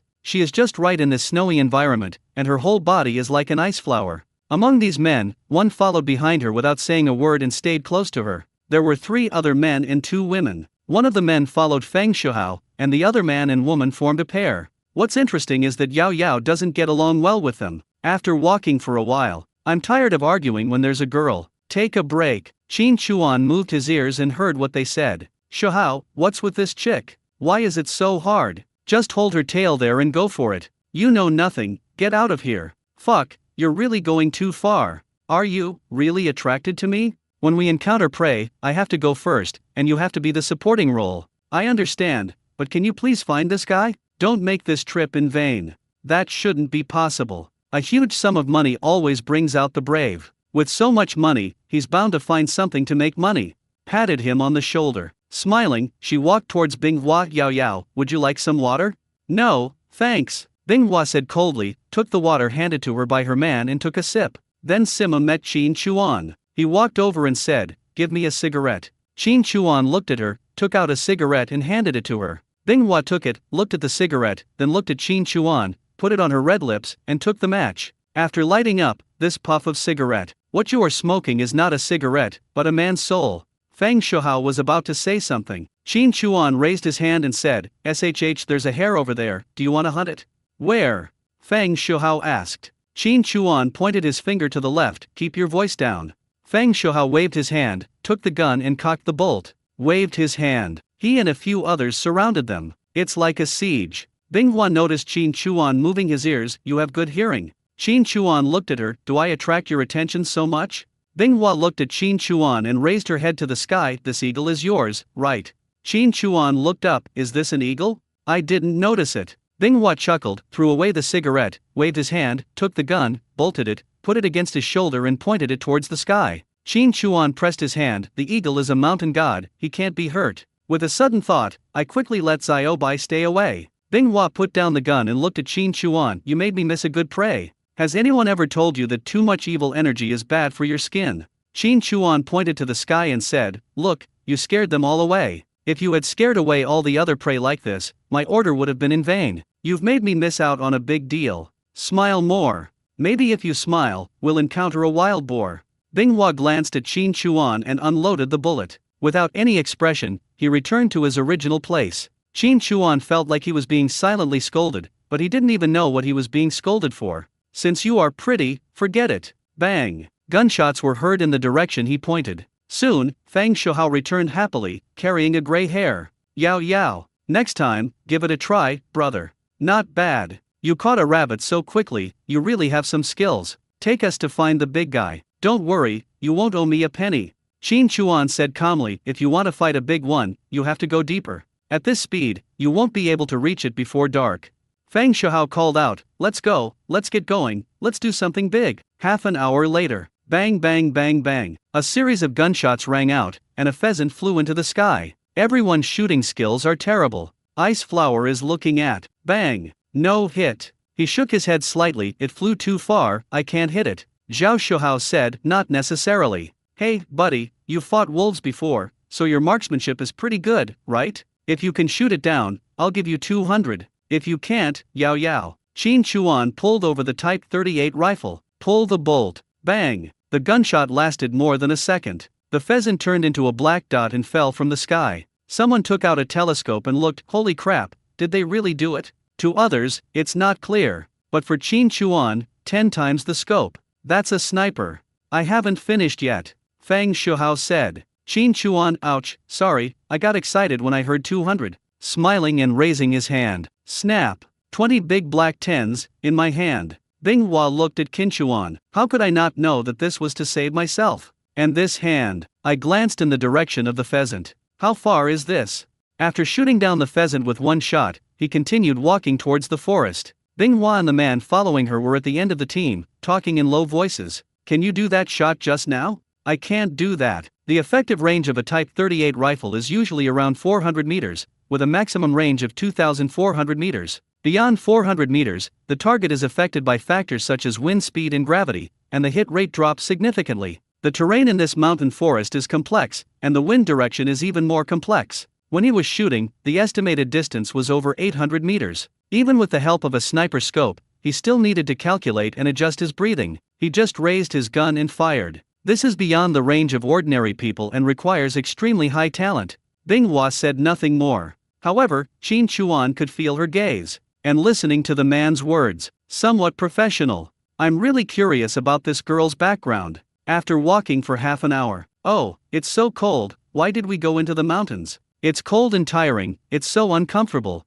My feet are swollen and I can't walk anymore. The other two girls started to act coquettishly and throw tantrums. If there are two licking dogs, you have to lick them. Qin Chuan lit a cigarette, puffed slowly, and watched the dog licking show. No need to guess, these two girls haven't been eaten yet, they are still in the stage of coaxing. Maybe this is the first time they are asked to hang out together, and it is the time to make them feel like they are princesses or queens. Otherwise I wouldn't lick it like this. Shu Hao, we've been walking for quite some time and haven't seen anything. We're exhausted. How about, let's go back?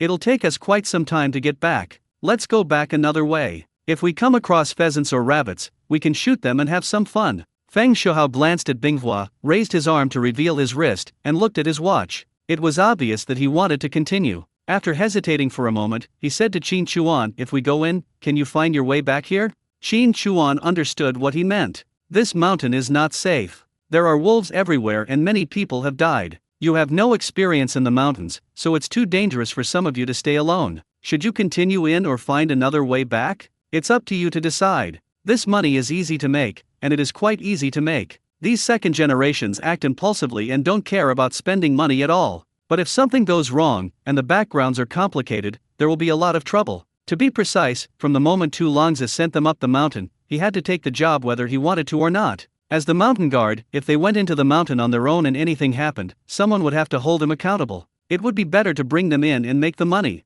If I take this job, I must send them down the mountain and part ways in front of others. That way, even if they get carried away and do something wrong later, they won't be able to find fault with it. Feng Shuhao said, let's make a fire and roast these rabbits and pheasants. After warming up and resting, we can continue our search. We've come this far and haven't encountered a single one. It's all a waste of effort, isn't it? Yao Yao, what do you think? Before she could speak, those two girls started to act like house sparrows. This one is good, that one is good. I haven't tried it before, just for fun. His feet no longer hurt, and without caring about Qin Chuan's response, he started picking up branches. Like an idiot, he picked up relatively wet branches. The two men were quite smart and were able to light a fire quickly. They got some hay and branches, and the kerosene lighter lit it quickly. They added a handful of thick branches, and the fire soon started. One of them brought the hare and pheasant to Qin Chuan's brother. Deal with them. No, Qin Chuan said. The man was startled. You live in the mountains, don't you?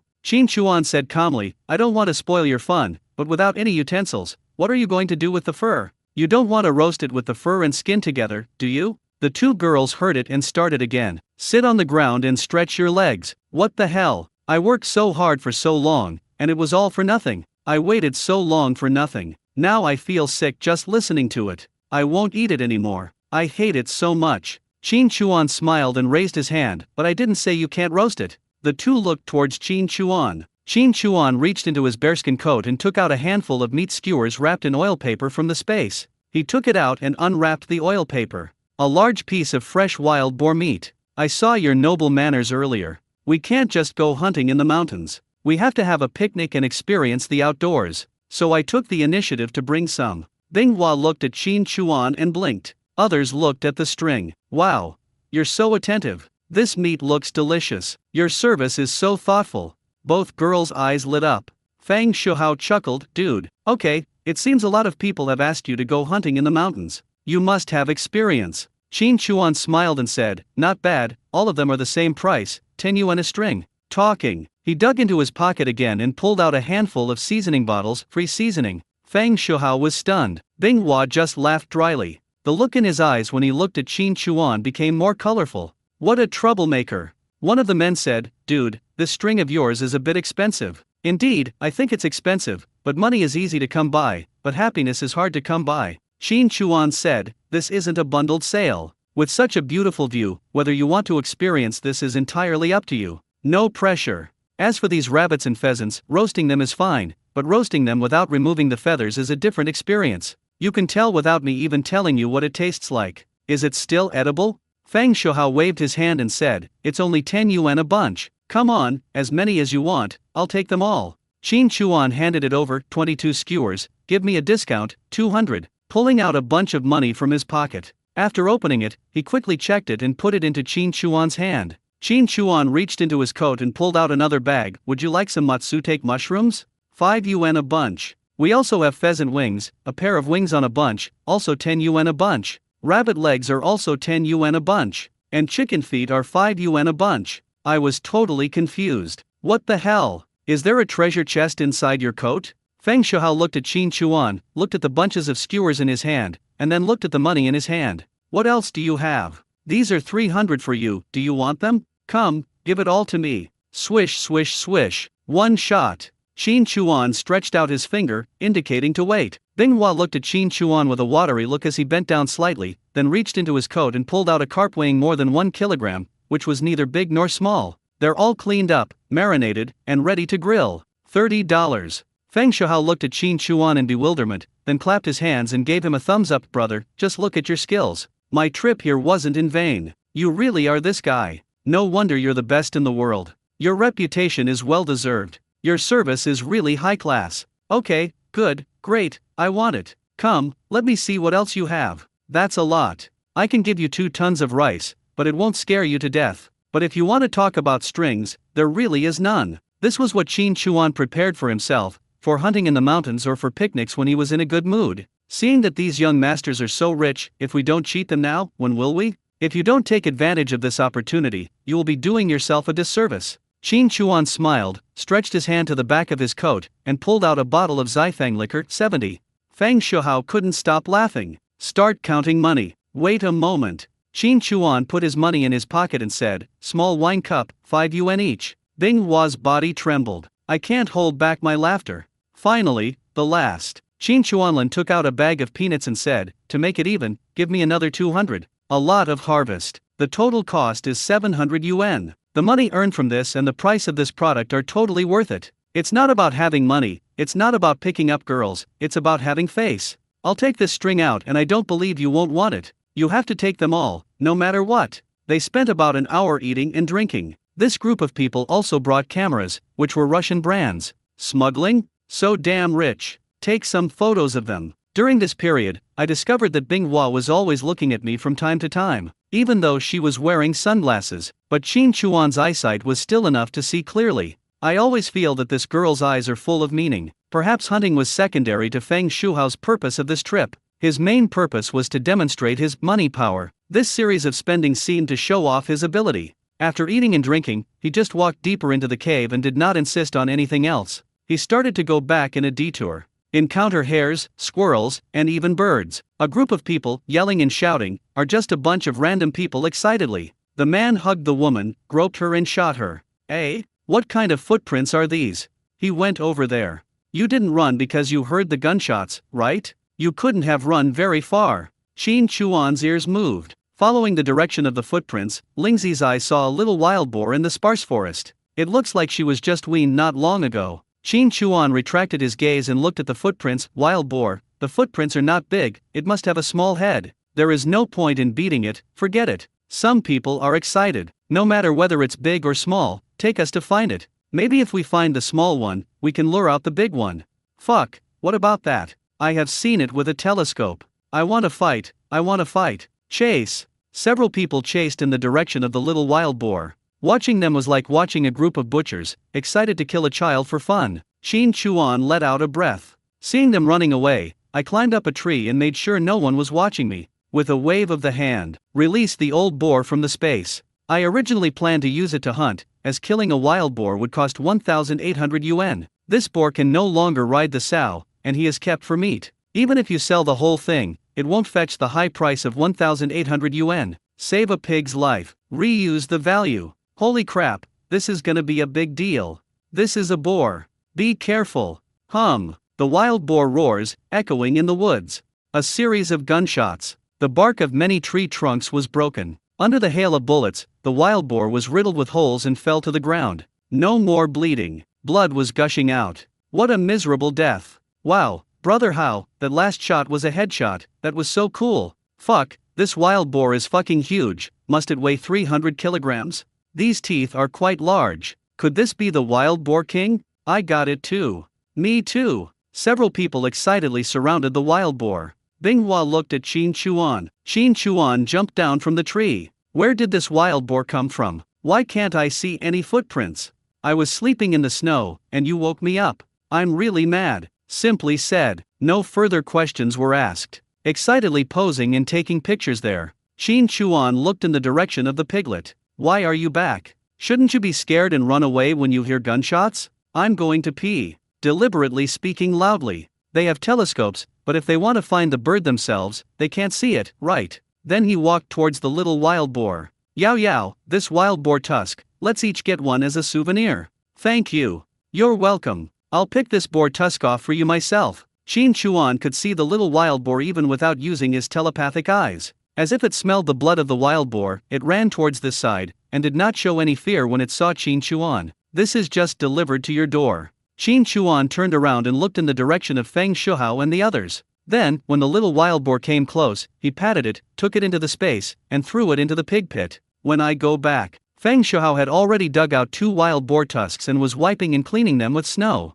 The unprofessional technique makes the pig's face look scary. As I said before, this wild boar belongs to you. Feng Shuhao said generously. Thank you so much. Qin Chuan bent down and picked up the dagger that was stuck in the ground. When he got to the wild boar, he stabbed it in the neck with a knife, and then cut it. Another stream of blood flowed out. Then he struggled and pulled it under the roots of a nearby tree. Then we got some snow and buried it. What are you doing? Someone asked in confusion. Qin Chuan said calmly, it's too much trouble to bring it back like this. Don't ruin your fun. You might come across something on the way back. It's too much trouble to carry it with you. Let's pack it up tomorrow and then move it back. You've thought it through very carefully. The man said with a smile. You've shed so much blood here, aren't you afraid of attracting something and getting something for nothing? Said another person. Qin Chuan raised his head slightly and said to the side, you guys go first, I'll light the fire and smoke it briefly. After they walked a distance, all the blood-stained snow was collected into the space.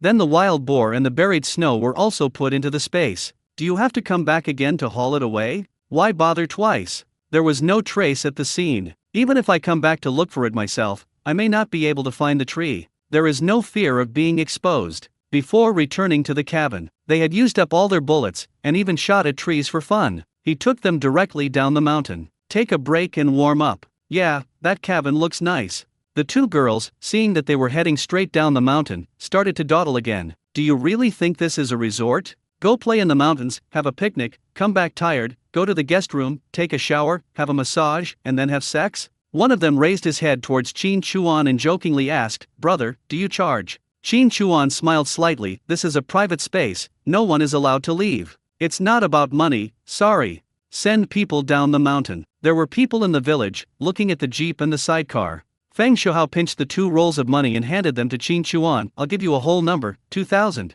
A little bit. Qin Chuan took it, no need. 1 roll contains 100 big black tens. The circle is very tight. Compared to the general public who have a few coins or money, wrap them in a handkerchief and put them in their trouser legs for fear of losing them, people who spend money in rolls like this are really rare. I had a lot of fun. I'll come to see you next time. Welcome. I made 2,700 after a round of shopping. To be honest, it's really welcome. Feng Shuhao yawned slightly, twisted his nose, sniffed twice, and patted Qin Chuan. Let's go. Waved. Get in the car. I saw him take out an exquisite cigarette case, take out a cigarette-like cigarette from it, light it up, take a deep puff, and shake his head. He finished the cigarette in a few puffs, flicked it aside, and then got into the car. Qin Chuan frowned slightly. Under the eyes of Lingzi, the smoke was not the smoke of a normal cigarette at all. I took a look at the ice flowers. The girl leaned on the shoulder strap and also lit a cigarette. How can I be a good woman if I hang out with this group of people? It's all in vain. He buttoned the hood of his bearskin coat, stuffed his hands into his pockets,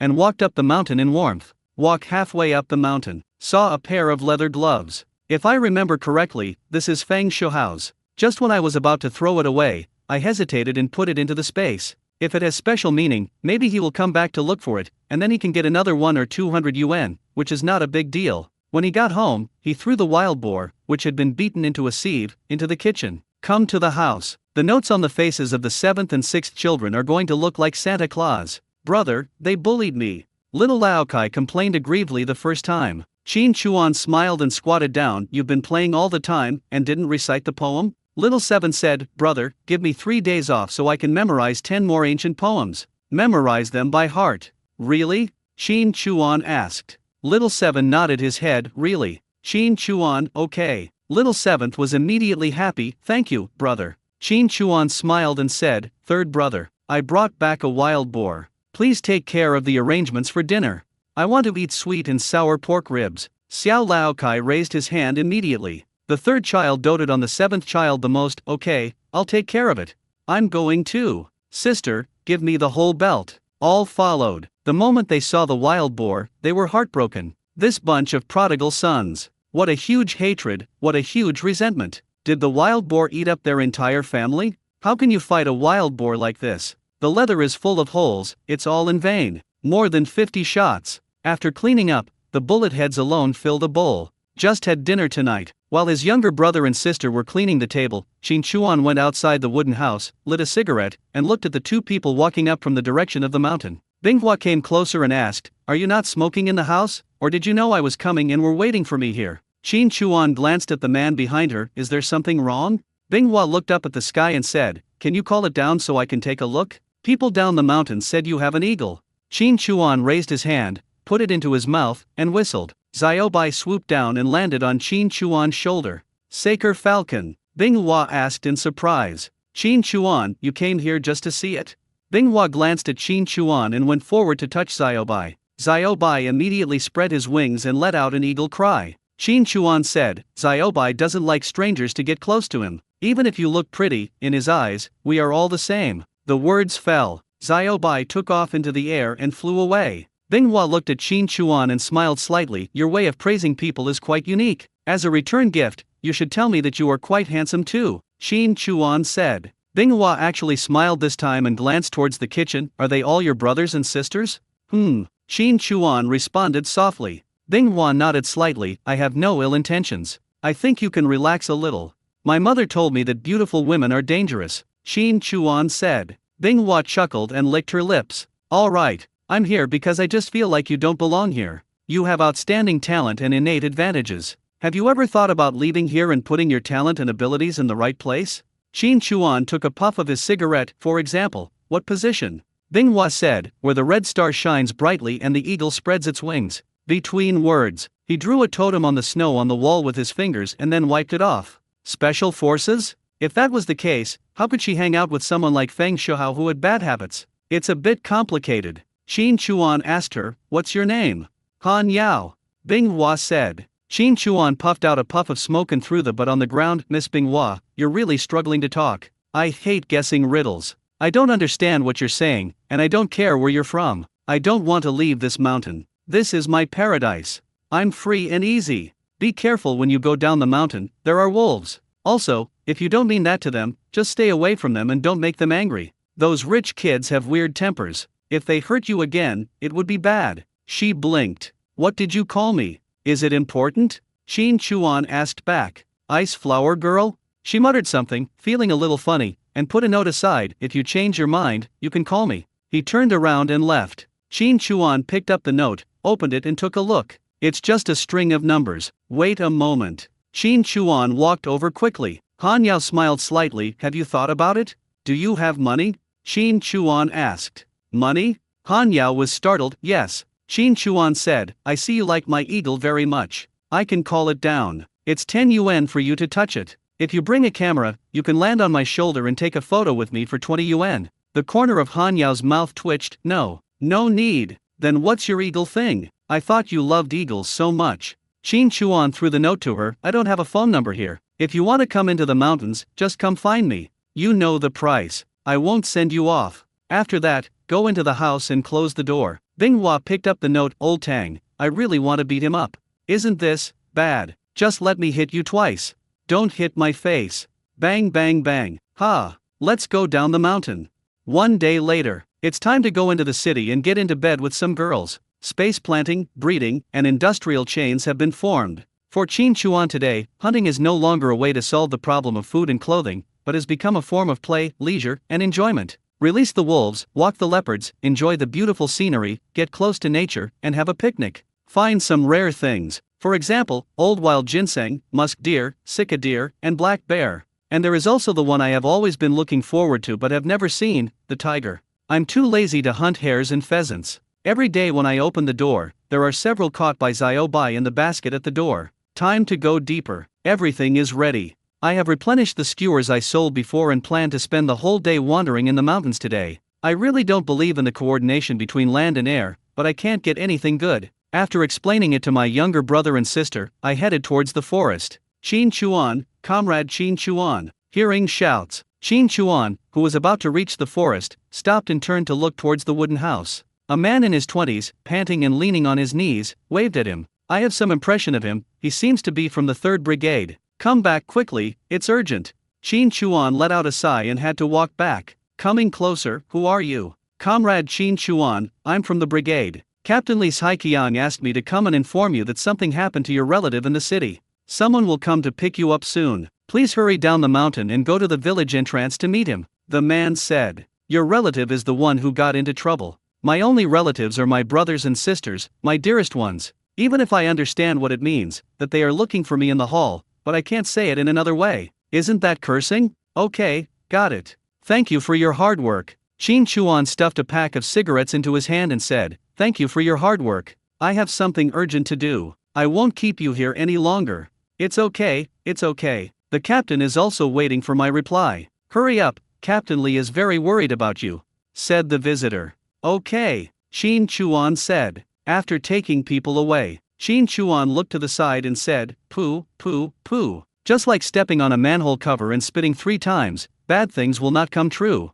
Then he kicked the snow boat aside. You shouldn't take any work during the first 3 days of the new year. This is great. Just 3 days have passed and it's not even dawn yet, but I've already assigned myself work. Re-explain to my younger brothers and sisters. Unless something unexpected happens tonight, he will probably not come back. This was the first time I was away for such a long time. Even before I came to the city, I would go hunting in the mountains during the day, come back to rest in the afternoon, and leave for the night, returning the next day. So much so that I confessed a lot without feeling at ease. The Type 38 rifle and Type 56 semi-automatic rifle were all left at home, along with the old foreign cannons. Except for the 6th and 7th brothers, everyone had one. Old rules, don't trust anyone. If you have something to say, just talk through the door. If you dare to break in, I will shoot you. After going down the mountain, I also went to Qin Huiru's parents' home. For hares, for pheasants, and 10 fish weighing more than 3 pounds. How can it be sold for more than 60 yuan on the black market? It costs $50.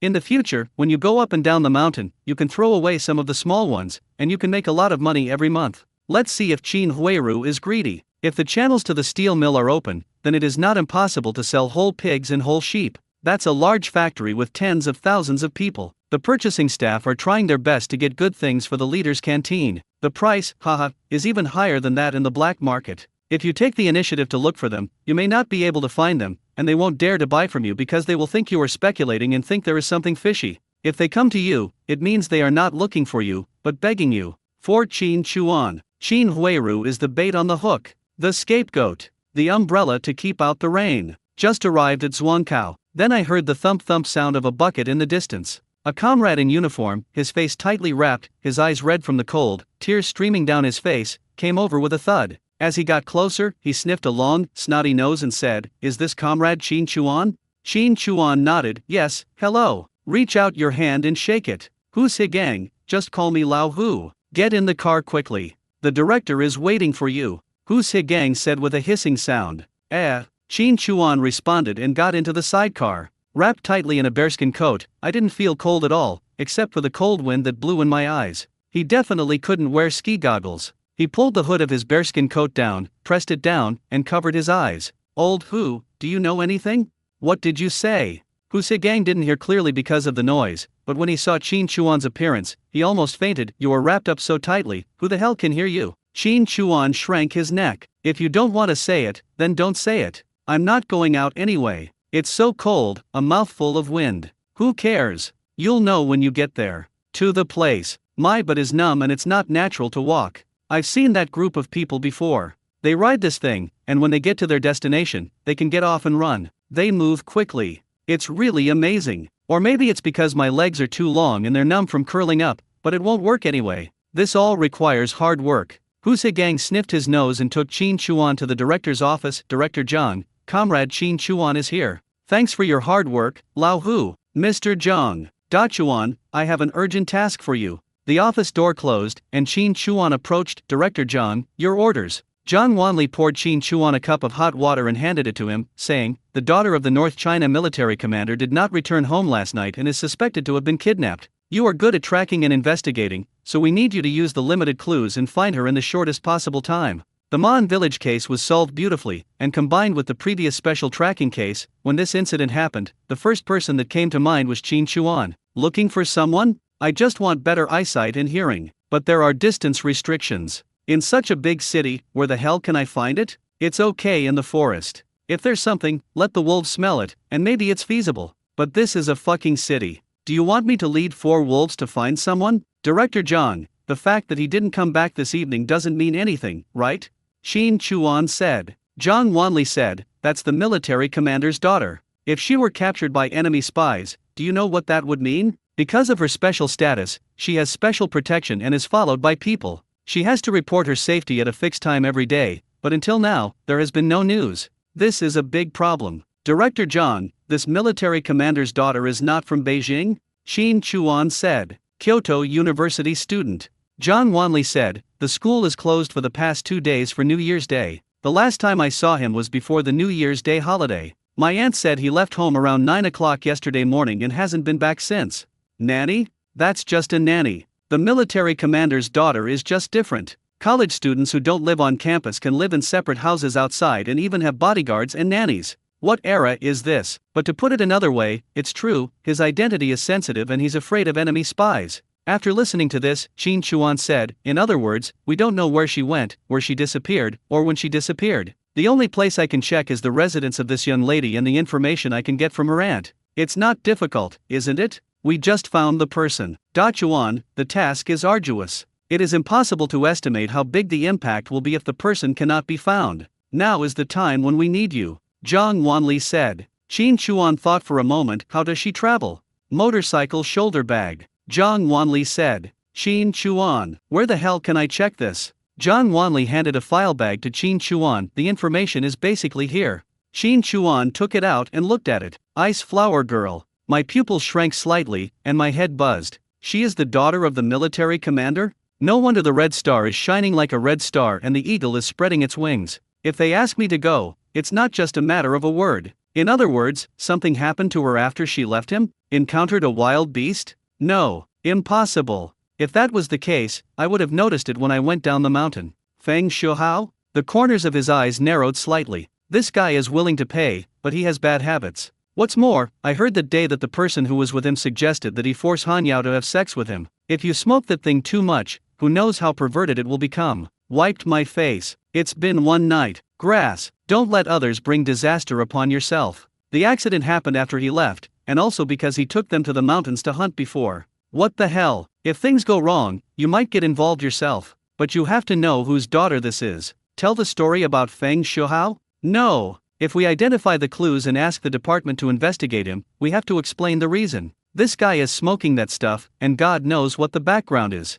It is hard to explain why he has had any contact with it. Qin Chuan thought for a moment, I need a car. Okay, I'll send you a driver. No, I'll drive it myself. You can? I like watching bus drivers drive. I think I can. Let me try. If it doesn't work, I'll send someone else. Director Zhang, don't hesitate. Hurry up. It's best if I do it myself. Otherwise, if I track the tracks, someone else might accidentally destroy them by driving around. All that would be wasted. I can only do it myself and get what I want.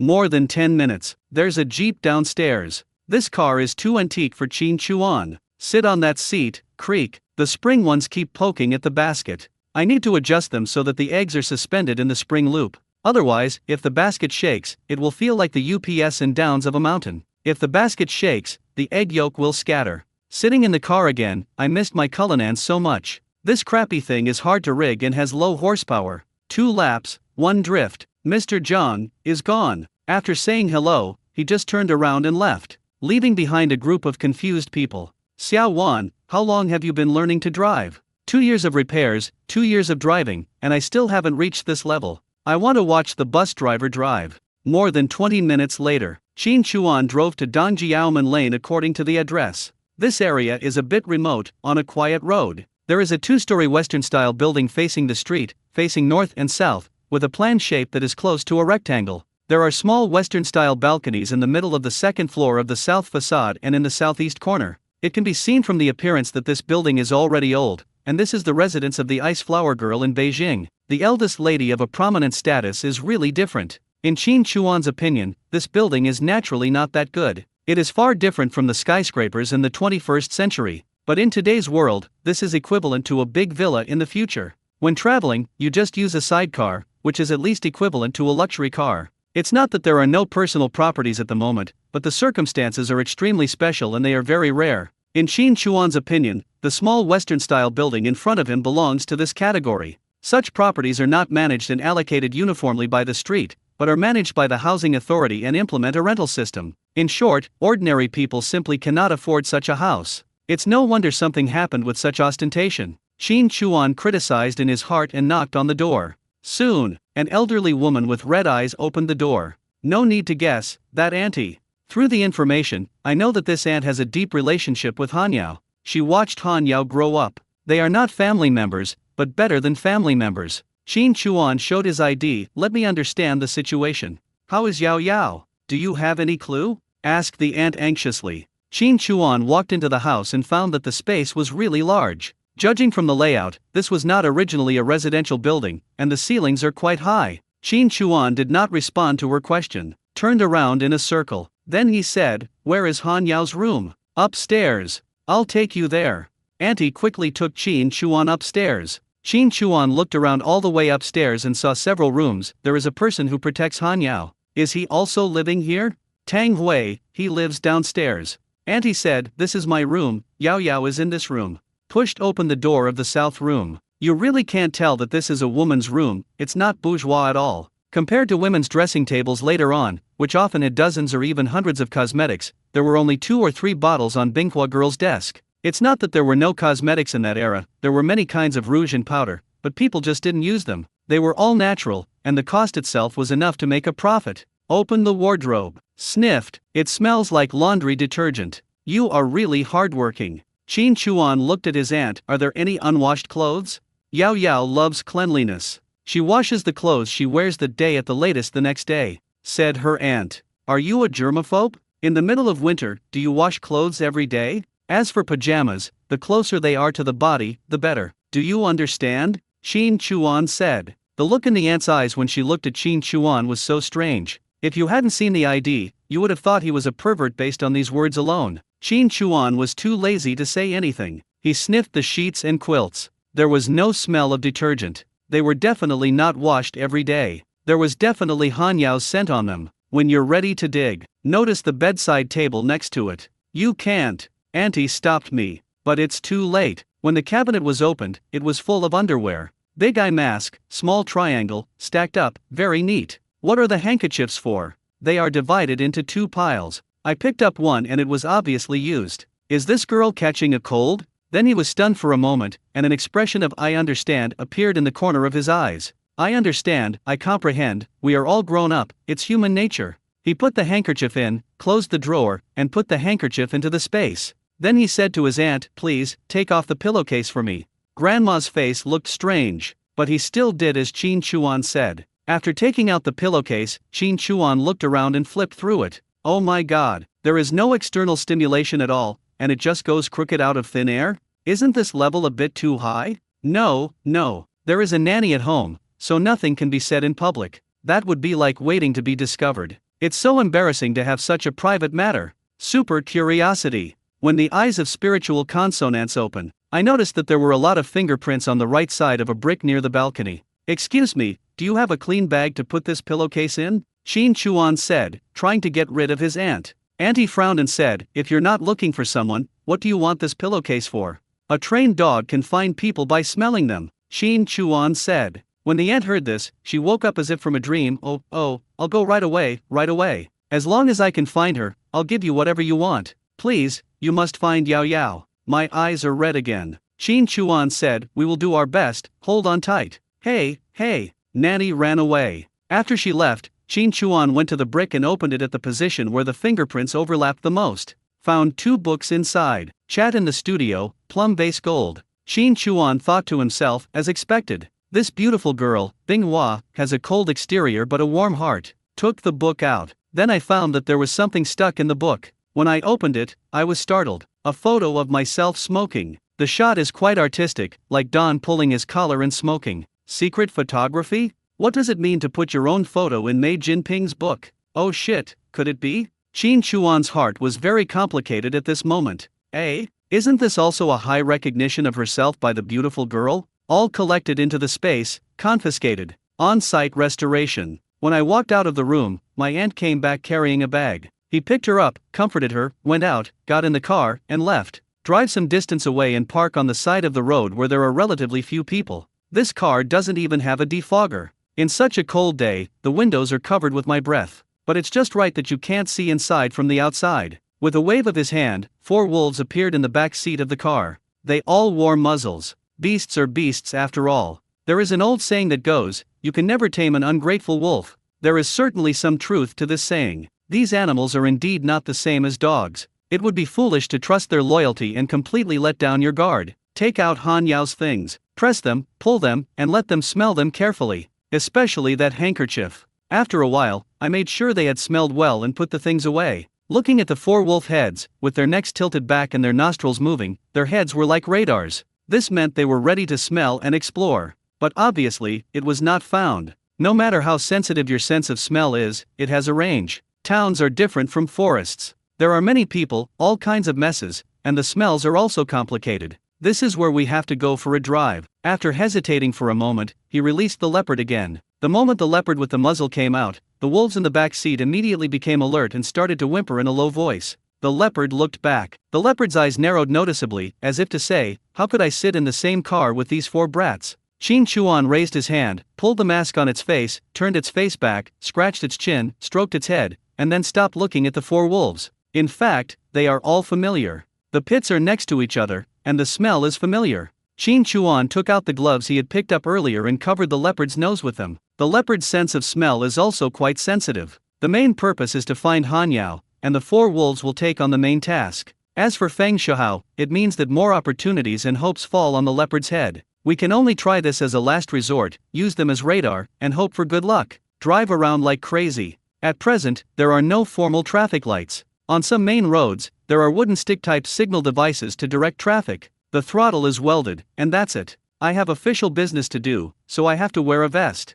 After walking around for over an hour, during the process, the wolf and the leopard were asked to smell the thing 4 times in succession. At a certain moment, the 4 wolves all faced the left side of the car window, stood up one by one, and moved their ears. Shin Chuan glanced at the rearview mirror. Obviously, this is the signal to lock onto prey. At the intersection ahead, I made a sharp left turn, stepped on the accelerator, and drove quickly in the direction of the response. A thought came to mind. Xiao Bai in the sky had already flown away first. After driving for more than 5 kilometers, the leopard lowered its body. Leopards are different from wolves. Leopards crawl and lie in ambush, looking for the opportunity to attack to hunt. Obviously, this is the scent of Feng Shuhao. Shin Chuan's heart sank. I still had a certain sense of luck before. Now the wolf and the leopard are locking onto the same direction, and it is likely that Feng Shuhao and Han Yao are together. It would be worse for the Ice Flower Girl to fall into the hands of the enemy spies than into his hands. After all, the enemy spies may be using her as a bargaining chip for some purpose, so they will not touch her for the time being.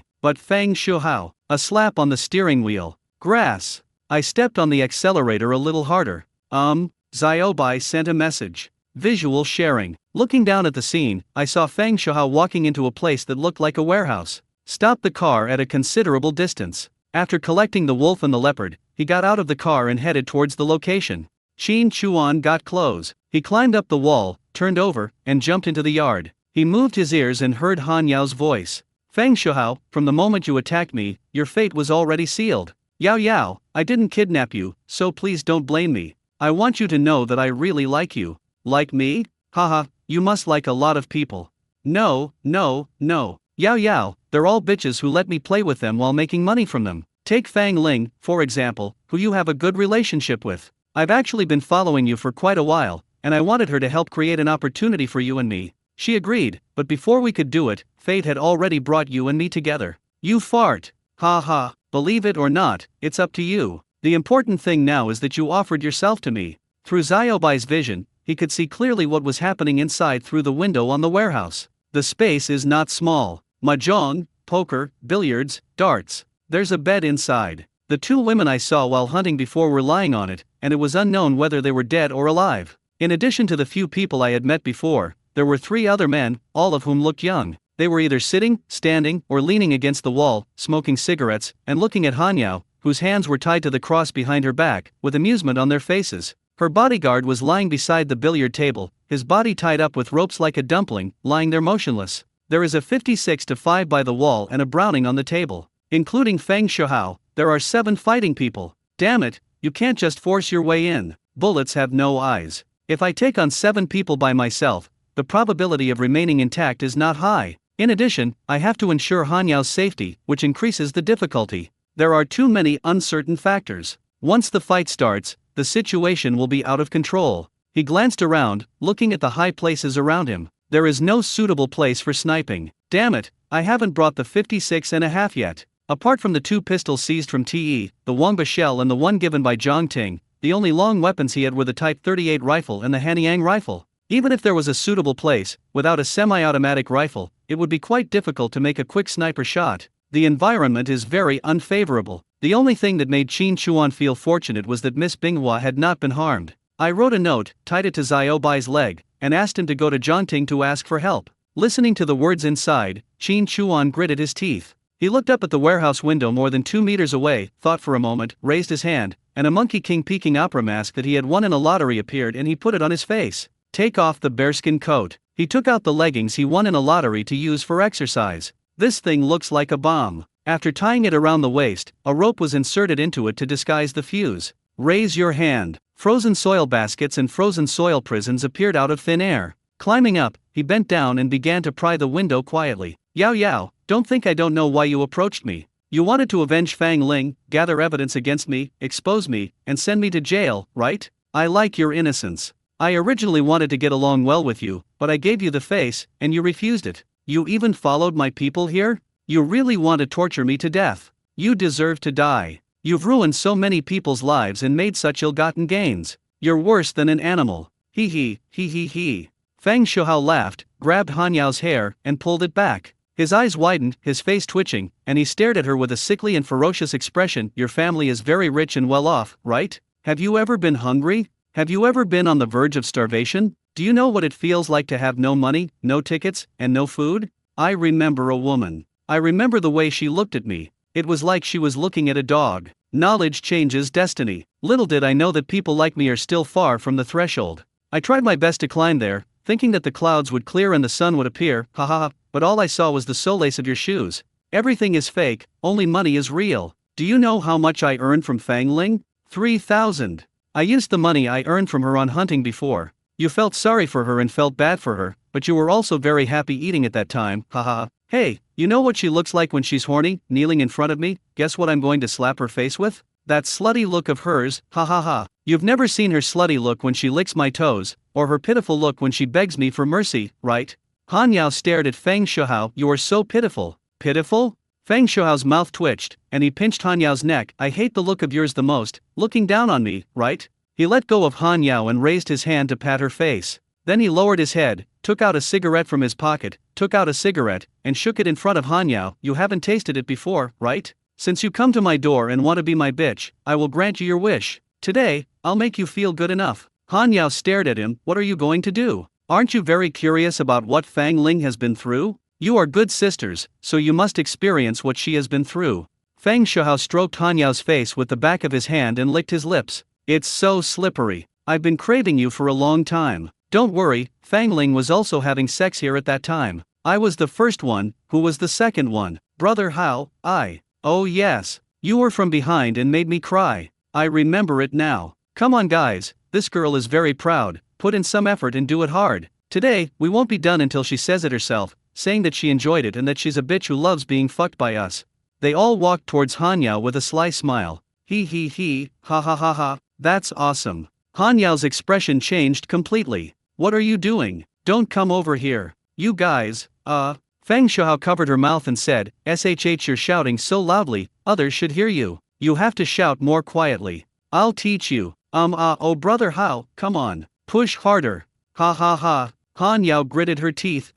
With his mouth covered, he struggled. Feng Shuhao put the cigarette in his mouth. "Let me give you a taste first, it will make you feel like you are in heaven." Haha, fuck, where's the lighter? Someone handed me a lighter. He shuddered when he saw the monkey face behind Feng Shuhao. The lighter fell to the ground. Money! Feng Shuhao bent down to pick up. Phew! The right side of his buttock exploded with blood. Bend your waist. You can't pick up soap in the bathhouse, and you can't pick up lighters in this situation. I quietly come up behind you, so close to you, isn't it disgusting? At this moment, everyone noticed Qin Chuan, who had a Peking opera monkey face, holding a rope in his left hand and a gun in his right hand. Fuck!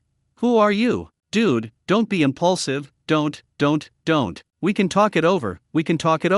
That thing tied around the waist is so scary. With this pull, it's all over. They were stunned and trembling on the spot. Qin Chuan was speechless. He pointed at his ears and mouth with his left hand, shrugged slightly and turned his hand. Then he put the gun against his leggings, reached behind him with his left hand, and took out a piece of paper. The 3 words above. Don't move. Where the hell is this deaf-mute person? Someone waved towards Qin Chuan hurriedly. Don't move. We won't move. Don't be impulsive. Qin Chuan raised his gun, pointed it at the man's leg, and fired a shot.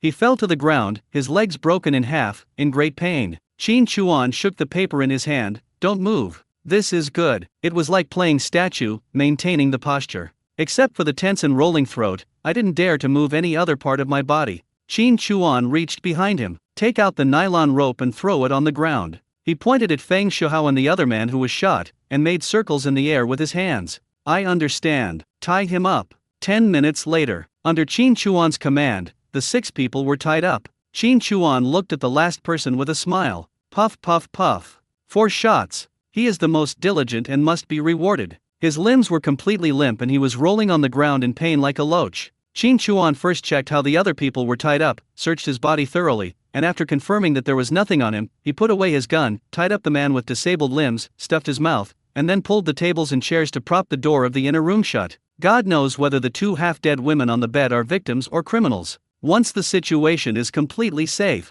Qin Chuan then walked towards Han Yao, who was looking at him in confusion. Help me untie, save me, let me go. Facing Han Yao's words, actions, and gestures, Qin Chuan was very naughty. He pretended to be deaf and gestured that he couldn't hear anything. The more naughty ones took out pens and notebooks and said, "Write it down. Hand it over. But don't untie her." Han Yao looked at him and wanted to stab him. Qin Chuan smiled under his mask and wrote, "Someone will come to rescue you soon. Do you need me to tidy up your clothes? They're a bit messy now, and it will make people think you've been hurt." Han Yao looked down at herself, then looked at Qin Chuan and nodded. Qin Chuan put away the notebook and rubbed his hands. Han Yao blinked. Why did she feel that he was even more rogue than a rogue? "No, don't touch me." Qin Chuan gestured with his hands next to his ears, then shrugged his shoulders. He couldn't hear anything. Then he pulled her collar and took a look inside. Round, white, so cute, so pretty. He reached into her clothes, pulled her underwear, put it back in place, stretched the shirt under her sweater, unbuckled her belt, and tucked the shirt into her pants. The hand paused. I was stunned for a moment. No forest? I even touched it to make sure. Oh shit. Ice flower girl, this time you are really made of ice. Her face was so red, but that look, it was like a knife all over her body. Qin Chuan pretended not to see it, tidied himself up, and made a gesture, okay. He moved his ears and could hear the sound of a cart and a sidecar. Bye. Just opened the door and ran away. Just the ears moved twice, making Han Yao startled. Is it him? Zhang Wanli personally led the team to come. Jeep, Jafang truck, sidecar. When they arrived, they found the door open, the gun in the car was loaded, and the front of the car was directly against the door. Many figures jumped down like fish and rushed towards the open warehouse door like water, forming a battle formation and pushing their way in. But when they saw the scene inside, they were all stunned. Where are the kidnappers? Why are they all hostages? Did he receive the news in advance and ran away? They formed a battle formation, quickly surveyed the scene, and advanced towards the house inside. With a fierce kick, there was no one else except two naked women in the bed. Those tied up with nylon ropes are all criminals, Han Yao said. All with guns pointed at them. None of them were solved. Until we can be sure, we will not let any of them go. The leader will decide. Zhang Wanli, followed by others, walked in with the stride of a tiger. After taking a look at the situation at the scene, he approached Han Yao and asked, "What's your name?" Han Yao, a student from Peking University. Han Yao said, "Still hiding it? You are the daughter of the military commander." Zhang Wanli quickly waved his hand, "Let go. Call the team doctor and give him a simple treatment first." Han Yao held the bruised wrist and said, "I'm fine. Leader, they're drug dealers, drug users, kidnappers, rape, they're all evil. They have drugs on them." He said a lot of things in a flash. I also told him about what happened just now. Zhang Wanli certainly knew that it was Qin Chuan who did it, but where was he? Now that we have the situation under control and everyone has been captured, why don't we just wait here? Wearing a mask? Deaf and mute? Han Yao asked, "Leader, I want to ask, is the masked man who saved me one of our comrades?" Zhang Wanli smiled and said, "There are some situations that we need to verify. Call a female comrade to accompany Han Yao and calm her down." Others handled the scene. At the same time, Qin Chuan was driving and whistling. Through visual sharing, we saw that Han Yao was rescued and Feng Shuhao and others were handcuffed. He took off the mask and put it into the space. Apart from Mr. Zhang, no one knows who he is, right? This way, when they interrogate, they probably won't mention the matter of going up the mountain to hunt. If they can avoid it, they should. Drove it to the headquarters. After parking the car, he entered Zhang Wanli's office and sat in a seat nearby waiting. More than 40 minutes. Zhang Wanli came back and pushed open the office door. He was slightly startled to see Qin Chuan. "You kid, when did you come to my office?" Qin Chuan stood up and said with a smile, "The main force has arrived, so I'm back." After arresting the person, "Why don't you just wait there?" Zhang Wanli said. Qin Chuan said, "Director Zhang, didn't you say that our identities must be kept secret? If I show my face, everyone will know who I am. How can we keep it secret then?" Zhang Wanli smiled. "So, wearing a mask? Part of it, mainly because this hero who saves the beauty falls in love with me. She is the daughter of the military commander, the phoenix in the sky, and she insists on being with me. What should I do? If I achieve something in the future, people will say that I am climbing up the social ladder and living off her, right, Director Zhang?" Qin Chuan said. "What good things are you thinking about?" Zhang Wanli laughed, "But, I really ask you, Director Zhang, you didn't tell me who I am, right?" Qin Chuan said. "Do you want me to tell you, or not?" Zhang Wanli looked at Qin Chuan and smiled again. He raised his hand and patted Qin Chuan on the shoulder in admiration. "Well done, you found the person so quickly. It's a blessing to have a talent like you." Qin Chuan said modestly, "Director Zhang, you're exaggerating. I've been blessed with a lot of luck. I think the heavens are trying to help me get the reward from Director Zhang. It's to encourage you to keep up the good work." Zhang Wanli smiled and patted Qin Chuan's arm, then paused. "What are you talking about? Reward? You're really not polite at all." Qin Chuan immediately took out a cigarette and said, "I'm wrong. It's not a reward. I serve the people. What reward do I need? I want to ask Director Zhang for help." Zhang Wanli looked at Qin Chuan before taking the Phoenix cigarette and asked, "What can I do for you?" "Please arrange a suite for me in the city," Qin Chuan said. Zhang Wanli was stunned. "Do I look like him?" "Like?" Qin Chuan nodded. Zhang Wanli. I was speechless, and a few words flashed through my mind. "You bastard." Qin Chuan said, "Does everyone in the special service team, except me, have a place to stay in the city? We can't complete every mission on the same day, right? Excuse me, where should I stay? Or can you give me a car so I can go back home in the evening? It's over 40 kilometers away. You can't let me live under a bridge. My brothers and sisters are all in the mountains. How many people have been harmed by wolves? There have also been special forces, which are much more dangerous than wild animals. When I go into the mountains, I always ask my brothers and sisters to stay in the house and not come out. I always keep my guns loaded, not to mention the long-range situation. But in today's situation, I took on 7 of them. At that time, I was thinking, if something happens to me, what will happen to my brothers and sisters in the mountains? I have to focus on my mission, right?" Zhang Wanli took a puff of his cigarette in silence. "I'll consider it." Director Zhang, don't even think about it. Let me put it this way, if you don't do it for me, I'll definitely pester you multiple times. I also want to arrange schools for my younger siblings. They're all studying at home now, waiting for the entrance exam.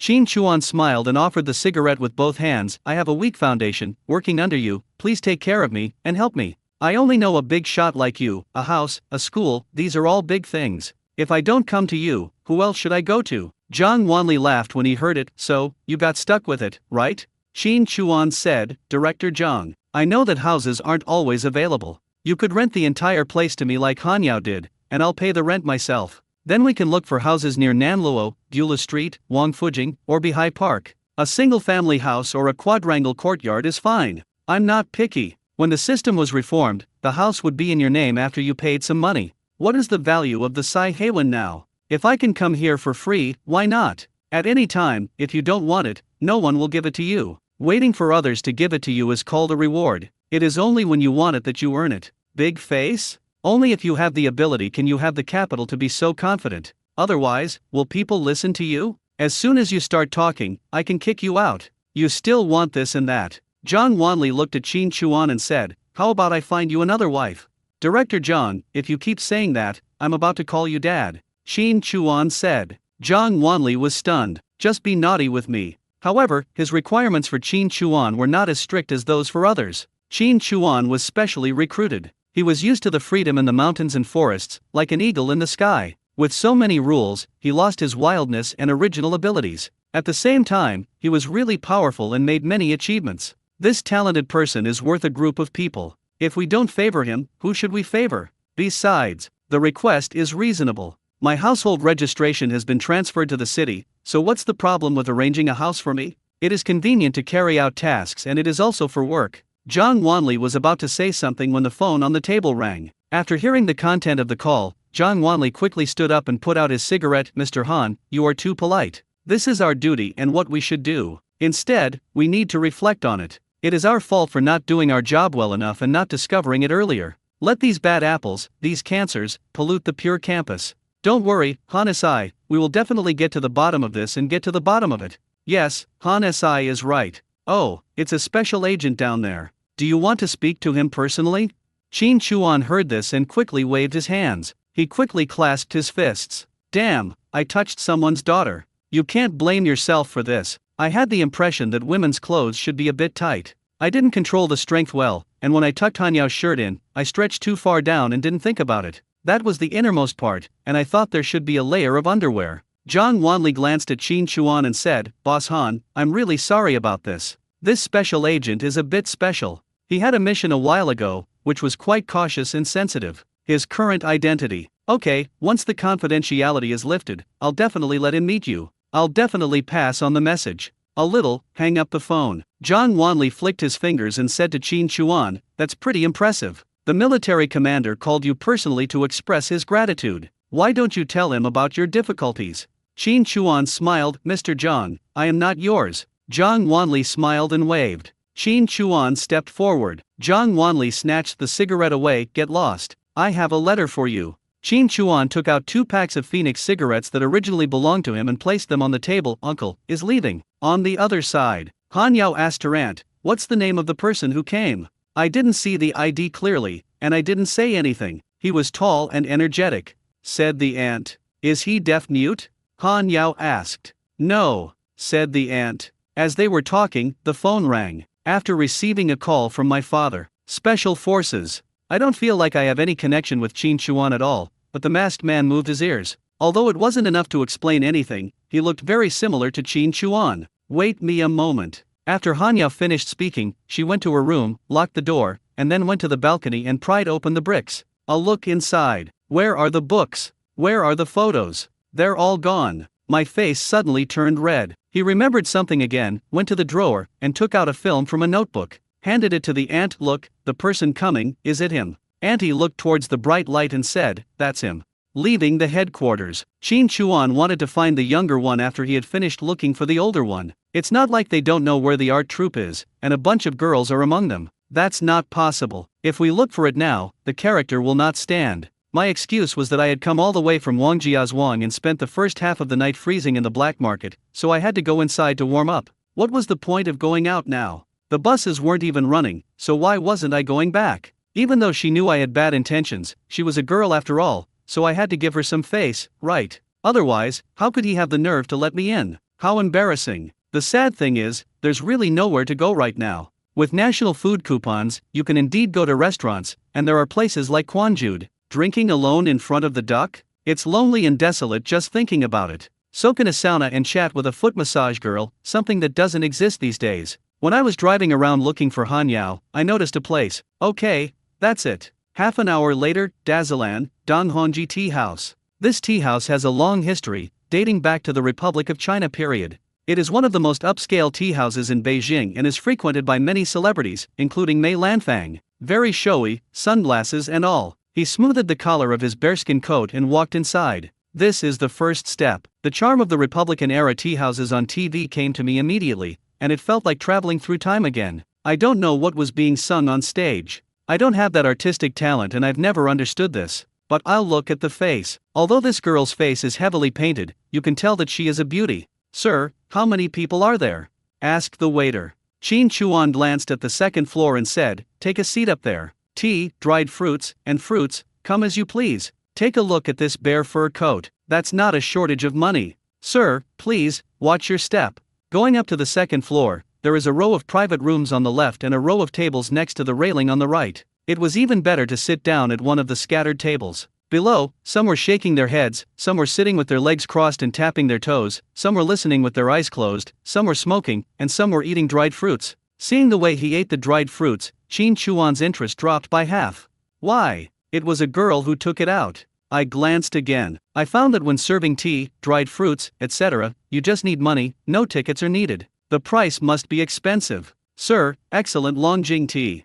Qin Chuan threw out a big black 10. No need to ask the price. If you dare to say it's not enough, then we'll have to bid for the certificate. Absolutely a black shop. After a while, I got the $6 back. Wait, can you order some music? Qin Chuan asked. Yes, sir, but you need to book a week in advance, and you have to book half the show. Otherwise, other customers might not like the music you order. Our repertoire is. Okay, got it, get busy. To order a song, you have to book the whole place. I finally understand why those people on TV are so arrogant when they come to this place. All of them are always booking the whole place. After a cup of tea, two middle-aged men came up for lunch. There is always a pen in the front pocket. Nowadays, people with this style are either cotters or literati. The two entered a private room. Qin Chuan glanced at. Tea houses are places for socializing as well as leisure, but they are not allowed to do business there right now, as it is considered speculation. So, if you enter a private room, it is definitely not to listen to music. My ears moved. Give me an emerald lily. Gentlemen, please wait a moment.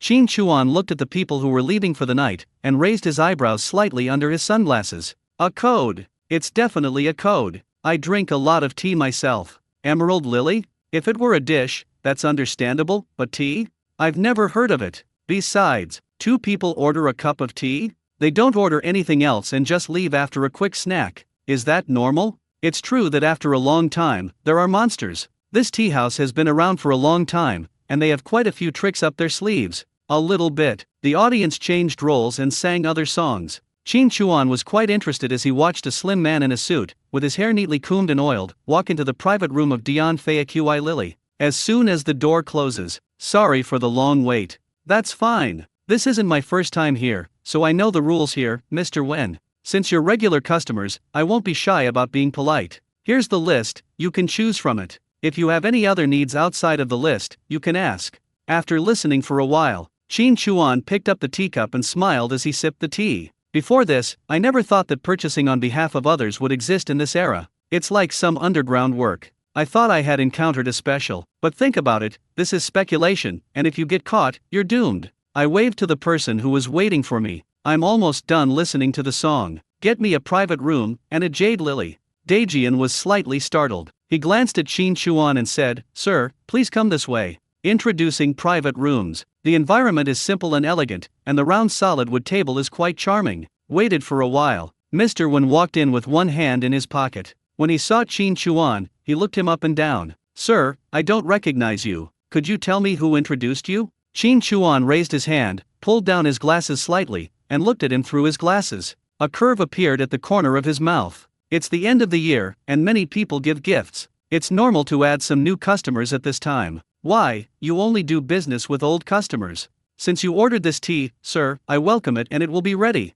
Between words, Mr. Wen sat opposite Qin Chuan. Qin Chuan raised his head slightly. The button on your chest is unbuttoned. Mr. Wen quickly covered his hand. Looking down. No. Qin Chuan chuckled. Lin Bailey on the stage, when Fei Qi upstairs, and the teahouse's mainstay, Lin Warner, is Mr. Wen, the smuggler and speculator. The name Fei Qi Bailey is quite a good choice. Your disguise is truly exceptional. If you don't look closely, you really can't tell what's going on. No offense, but what do you mean? Mr. Wen said with a gloomy face. Qin Chuan smiled slightly and said, when doing business, you must be honest. If your appearance is fake, how can I believe that you are honest and trustworthy?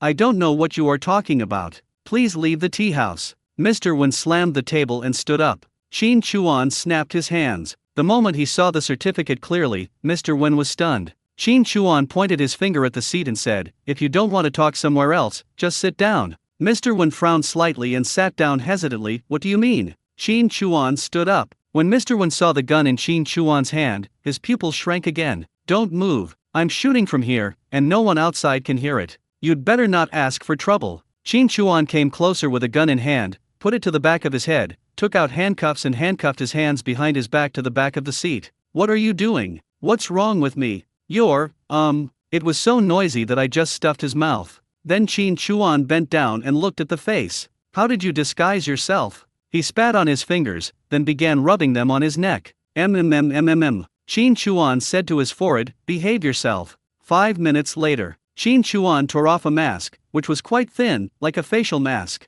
I don't know what kind of glue it was made of. I really can't believe that such a thing can be made in this era. I guess this craft has been lost, or it may not be as good as technology and hard work, and has no place to be used. But at this moment, he shook off the mask and felt it was really cool. And looking at this face in front of me, it looks good. Qin Chuan looked at the face with a slight smile, ignoring the fiery eyes. He spat again. Continue rubbing and see if there is any left. If it turns red after rubbing, it means the face is genuine. This face is different from Lin Warner on the stage. Although the one I saw before was also wearing heavy makeup and stage makeup, it can be confirmed that it is definitely not a face and must be a disguise. Qin Chuan held the mask, put his arm around her shoulders, took out his camera, and took 2 photos together. Then, I just took a lot of pictures of her, including the mask. This camera was taken from the warehouse when I rescued Hanyao before. I didn't expect to use it so soon. The camera is put away. As she stared at him with wide eyes, Qin Chuan took a step forward and sat directly on her legs. Let's play a game. I'll ask you questions and you'll answer them. You lie once, and I'll unbutton your shirt 1 button. If you shout loudly, that's fine too. Let's see who will suffer in the end, you or me. Do you understand? I understand. Nod at me. She stared at Qin Chuan and nodded slightly. Qin Chuan raised his hand and took out the towel stuffed in her mouth. Get off me, you bastard. Is this your real voice? You have quite a few unique skills. Just tell me what you want. What's your name? She glanced her head, and said nothing. Seeing her like this, Qin Chuan raised his hand and unbuttoned his suit vest. Just a few buckles, that won't take long. Pinch her shirt buttons. No, I said, my name is Ween Wen. Qin Chuan looked at her, twisted his fingers, and the collar of his shirt opened directly. I told you everything. Real name. You can keep lying, I don't care. This is me, don't, I said, my name is Li Ween Wen. I told the truth, tie it for me. Haha, what are you thinking about? I'm only responsible for solving the problem. Let's continue. If you want me to feast my eyes, you can lie a little more.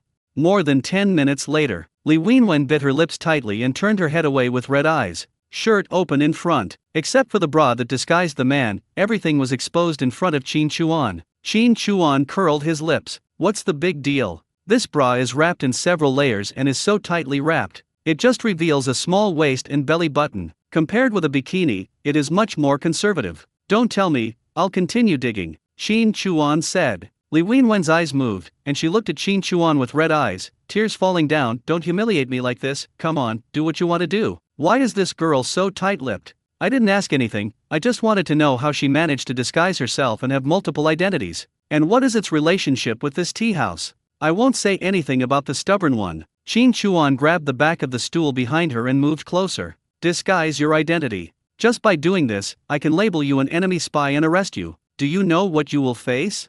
I'm not. Li Wenwen glared at Qin Chuan. I think you are the one, you shameless thing, black police, bah. Qin Chuan was spat on. He took off his sunglasses, exhaled lightly, and pointed at his face. You did this. You have to take responsibility. After saying that, as soon as he lowered his head, he started rubbing against her. I'll kill you. Come on, pa again. Li Wenwen's face turned red and then white. She was going crazy. You can't bite, you can't bang your head against, you can't do anything except kill with your eyes. Qin Chuan knew that no matter how much he asked, she wouldn't say anything. I can be sure of one thing, she is not an enemy spy. After asking a series of questions and testing her many times, she found out that her heartbeat would fluctuate when she lied, and the eyes are the windows to the soul. When a person lies, the pupils will also change. Before, she could only rely on listening, but now she has an additional skill. Under the effect of the eye of telepathy, those eyes are like a magnifying glass, magnified many times, and she can see the slightest change clearly. I really can't stand you.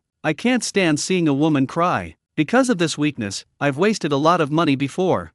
Qin Chuan let out a light breath and reached out to search her trouser pocket. Li Wenwen's tears fell faster. You can't bear to see a woman cry, so you just take action. Qin Chuan took out a list and opened it. Good job. It's all high-end stuff. Cigars, red wine, perfume, cosmetics. Are you shipping goods through your channels? Qin Chuan asked. Li Wenwen said nothing. Qin Chuan scratched his forehead with his fingers. I've been busy for so long, I have to dig out some value from you. If you don't talk to me about business, then I can only do something else with you. Li Wenwen looked at Qin Chuan angrily. What do you want to come up with? Qin Chuan reached into his pocket and took out a bag of musk, pure wild musk. How much do you want to give me? Li Wenwen blinked. The pace was too fast and she was a little uncomfortable. What on earth does this guy do? What does it mean? But he still glanced at Musk and said, I'll give you 500 if you let me go. These things of yours should be traded in the sea market. Matsutake, Ganoderma lucidum, musk, sable fur, rabbit fur, what's the market price there?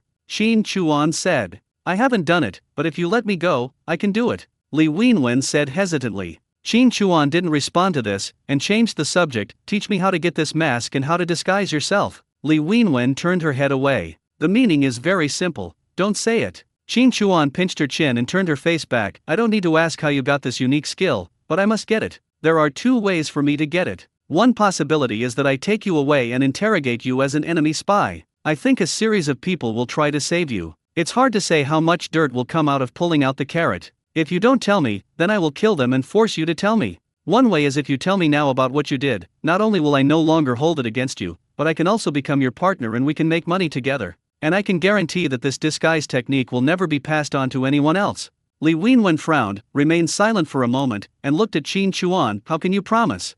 What do you want?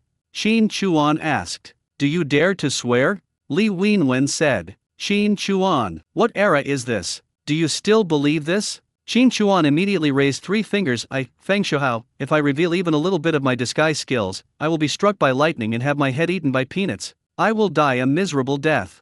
Isn't that sincere enough? Think about it, the purpose of disguise is to disguise. If it's leaked, why would I need to disguise it, right? Heaven and earth know, you know, I know. This is our secret. Li Wenwen hesitated and said, okay, I can teach you. First, get up from my legs and let me go. Qin Chuan raised his hand and buttoned her clothes. That's enough, tell me. He took out a notebook from his pocket. Prepare to record. Get up first, my legs are numb, said Li Wenwen. Qin Chuan, you're lying. Li Wenwen frowned subconsciously. Why? Why can he know directly whether it is true or false? Don't guess. You can disguise yourself, and I can read minds. Both are unique skills. Qin Chuan reached into his pocket, pulled out a marker from the space, uncapped it, and drew a line on the table. He lied to her. This is called a tattoo pen. You've seen tattoos, right? Once you get one, it's a lifelong mark that can't be washed off. You don't need to get a tattoo for this, just draw it directly. Talking, he rubbed his fingers on the table.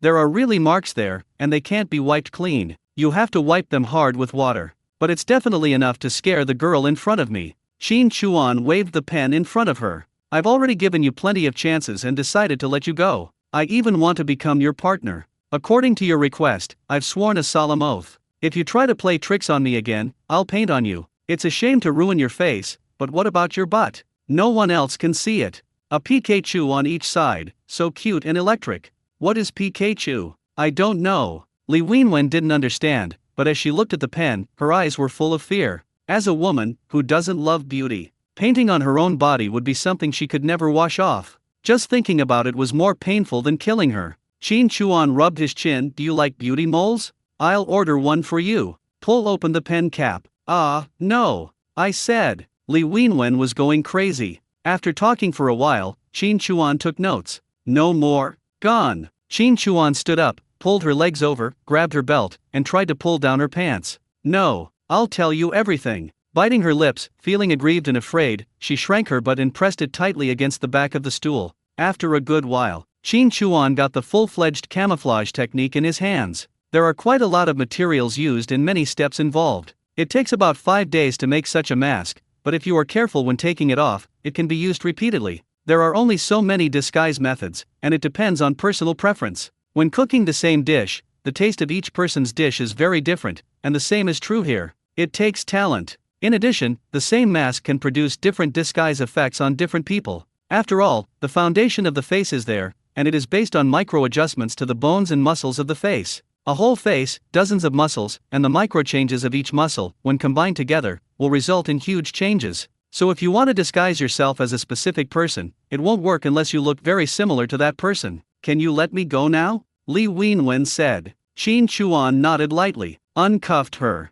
Li Wenwen rubbed her wrist, glanced at Qin Chuan, and suddenly grabbed the handcuffs, twisted Qin Chuan's arm, and directly put it on. Then she pressed and pulled, and with a grappling hand, she handcuffed Qin Chuan behind his back to the chair. The identities have been reversed. Then Li Wenwen started to touch Qin Chuan's body. Qin Chuan smiled and said, I didn't imitate you like that just now. Was that too much? Li Wenwen also did not respond. Not finding anything on Qin Chuan, he went to look for the bearskin coat beside him. Nothing. Li Wenwen threw her coat aside and approached Qin Chuan. Camera, Ben, your ID, where are you? Qin Chuan raised his head slightly and said to the side, under the table. Li Wenwen went to find. Then a gun was put to his head. Click, click, he was cuffed again. The handcuffs are meaningless to Qin Chuan and can be directly put into the space. Qin Chuan looked at her with a smile. You are also a martial artist, amazing. Talking. He raised his hand and flipped it in front of her. Then, like magic, he flipped his hand and a pack of cigarettes appeared in his hand. He took out a cigarette, lit it, reached behind his back, and took out the camera. You want this? I'm standing here and letting you search, but you can't find it. Do you believe it? With a turn of his hand, the camera disappeared. He looked at her with a smile. Want to learn? I can teach you, but it depends on your talent. He came up behind her, tied her hands with a rope, put away the handcuffs, and put a knife in her hand, cut it open slowly. I told you, ask about the price. I'll come to see you in a few days. If you have good red wine and cigars, save some for me. Then he pinched her cheek and said, let's go. Just about to leave, I remembered something. Unbutton her shirt. What are you doing? You said you wouldn't touch me, you. He stuffed her mouth shut again. Then he took off 2 circles of her bra and cut off a piece. Smell it, delicious. This way it would be easy to find her. The wolf could just smell her and find her. He put her into the space, tied her clothes, put the knife back into her hand, and left. 20 minutes later, Li Wenwen has turned back into Mr. Wen. He tightly grasped the knife left by Qin Chuan and trembled with anger.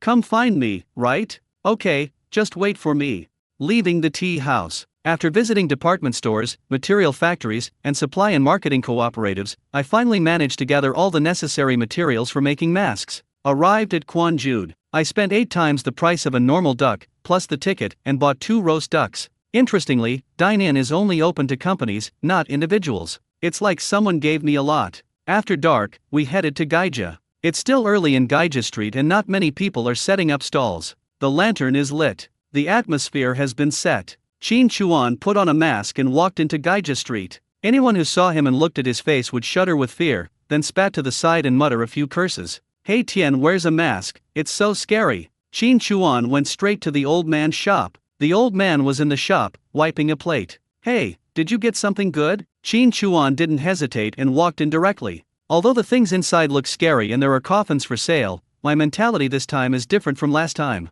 I am prepared. If you are not mentally prepared, why are you here? You are looking for trouble. Now just 2 words, don't be afraid. The old man looked up and shuddered with fear. He almost dropped the plate in his hand onto the ground. This made him very angry. You want to die? Get out of here, I don't want to do business with you. Are you sick, old man? You are not virtuous and will not be rewarded. You are likely to attract trouble. Have you finished smoking the cigarette last time? Why is that smoker who has been dead for 5 years still lying on your shoulder? Do you feel sore in your back these days? Shin Chuan said. The old man was startled when he heard this. It's you, little bastard. Look at the mask on Shin Chuan's face again. He smiled. Wearing a mask and coming back for revenge. Shin Chuan glanced at the plate in his hand. It was so dim that he couldn't see what it was. He took out his flashlight and shone it on the plate. Just as he was about to move closer, the old man simply opened the box and put it in, then clicked it and put his arm up. Let me see. Shin Chuan said.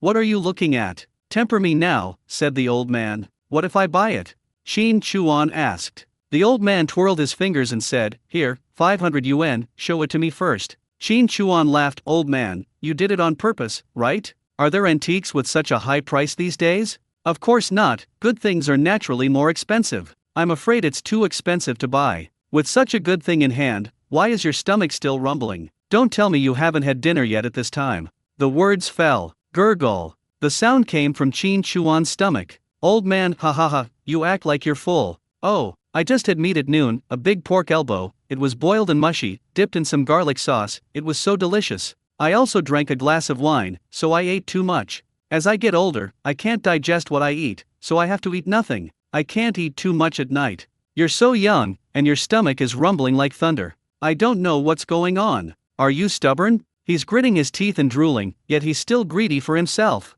That's cruel enough to yourself. What's the matter? You haven't eaten it yet. You're just wasting your time. Why don't you give me the remaining elbow? Don't let it go bad tomorrow. Shin Chuan said. What are you dreaming about? Go away, go home and sleep and dream. The old man waved his hand. Shin Chuan said, It's okay if you don't give it to me, just let me set up a stall in front of your door. The old man was slightly startled. What are you selling? It's just a little thing. I'll watch for a while. I'll leave when there's no one around. You can charge a fee. Just take a look. How much does it cost? Shin Chuan said. The old man paused, looked Shin Chuan up and down, and waved his hand. Go and arrange it. Shin Chuan smiled. I saw a look of pity and sympathy in the old man's eyes. He is a little naughty, but he doesn't look like a bad person. Together, I saw you set up a stall before, and I stole 2 more packs of cigarettes.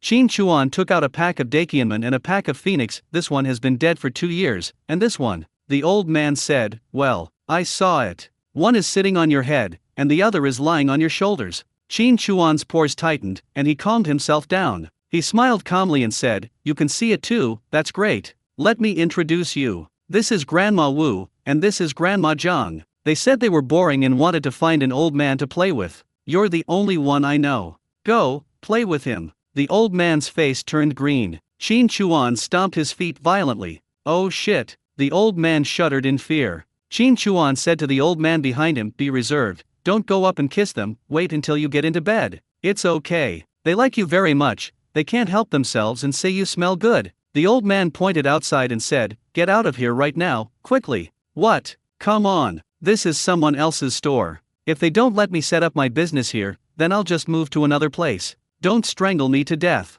Shin Chuan said. When the old man heard this, he wiped his face and said, I beg you to set it up at my door. Please set it up quickly. Okay? Shin Chuan, hey. Spread a piece of cloth. Put the bench up. Shin Chuan sat down, faced the door and the old man, took out the roast duck, broke off the duck leg and started eating. He took out the wine again, poured it into the glass and drank it. There are also big skewers of meat, which are still steaming when they are taken out. The old man was stunned. What are you doing? No. Why are there so many things inside that coat? The fragrance wafts in. Go straight into your nose. The duck leg was eaten with such big movements and the satisfied sounds were so crazy. The slurping of wine almost broke the glass. Gurgle. Gurgle. The old man's stomach growled, and he stared at Shin Chuan with a twitching mouth. Why don't you set up a stall? What are you doing? Shin Chuan nodded. Yeah, setting up a stall and performing. What kind of skills do you sell? Asked the old man. Eating broadcast. I eat in front of everyone. If you like it, you can give me some gifts or give me some money.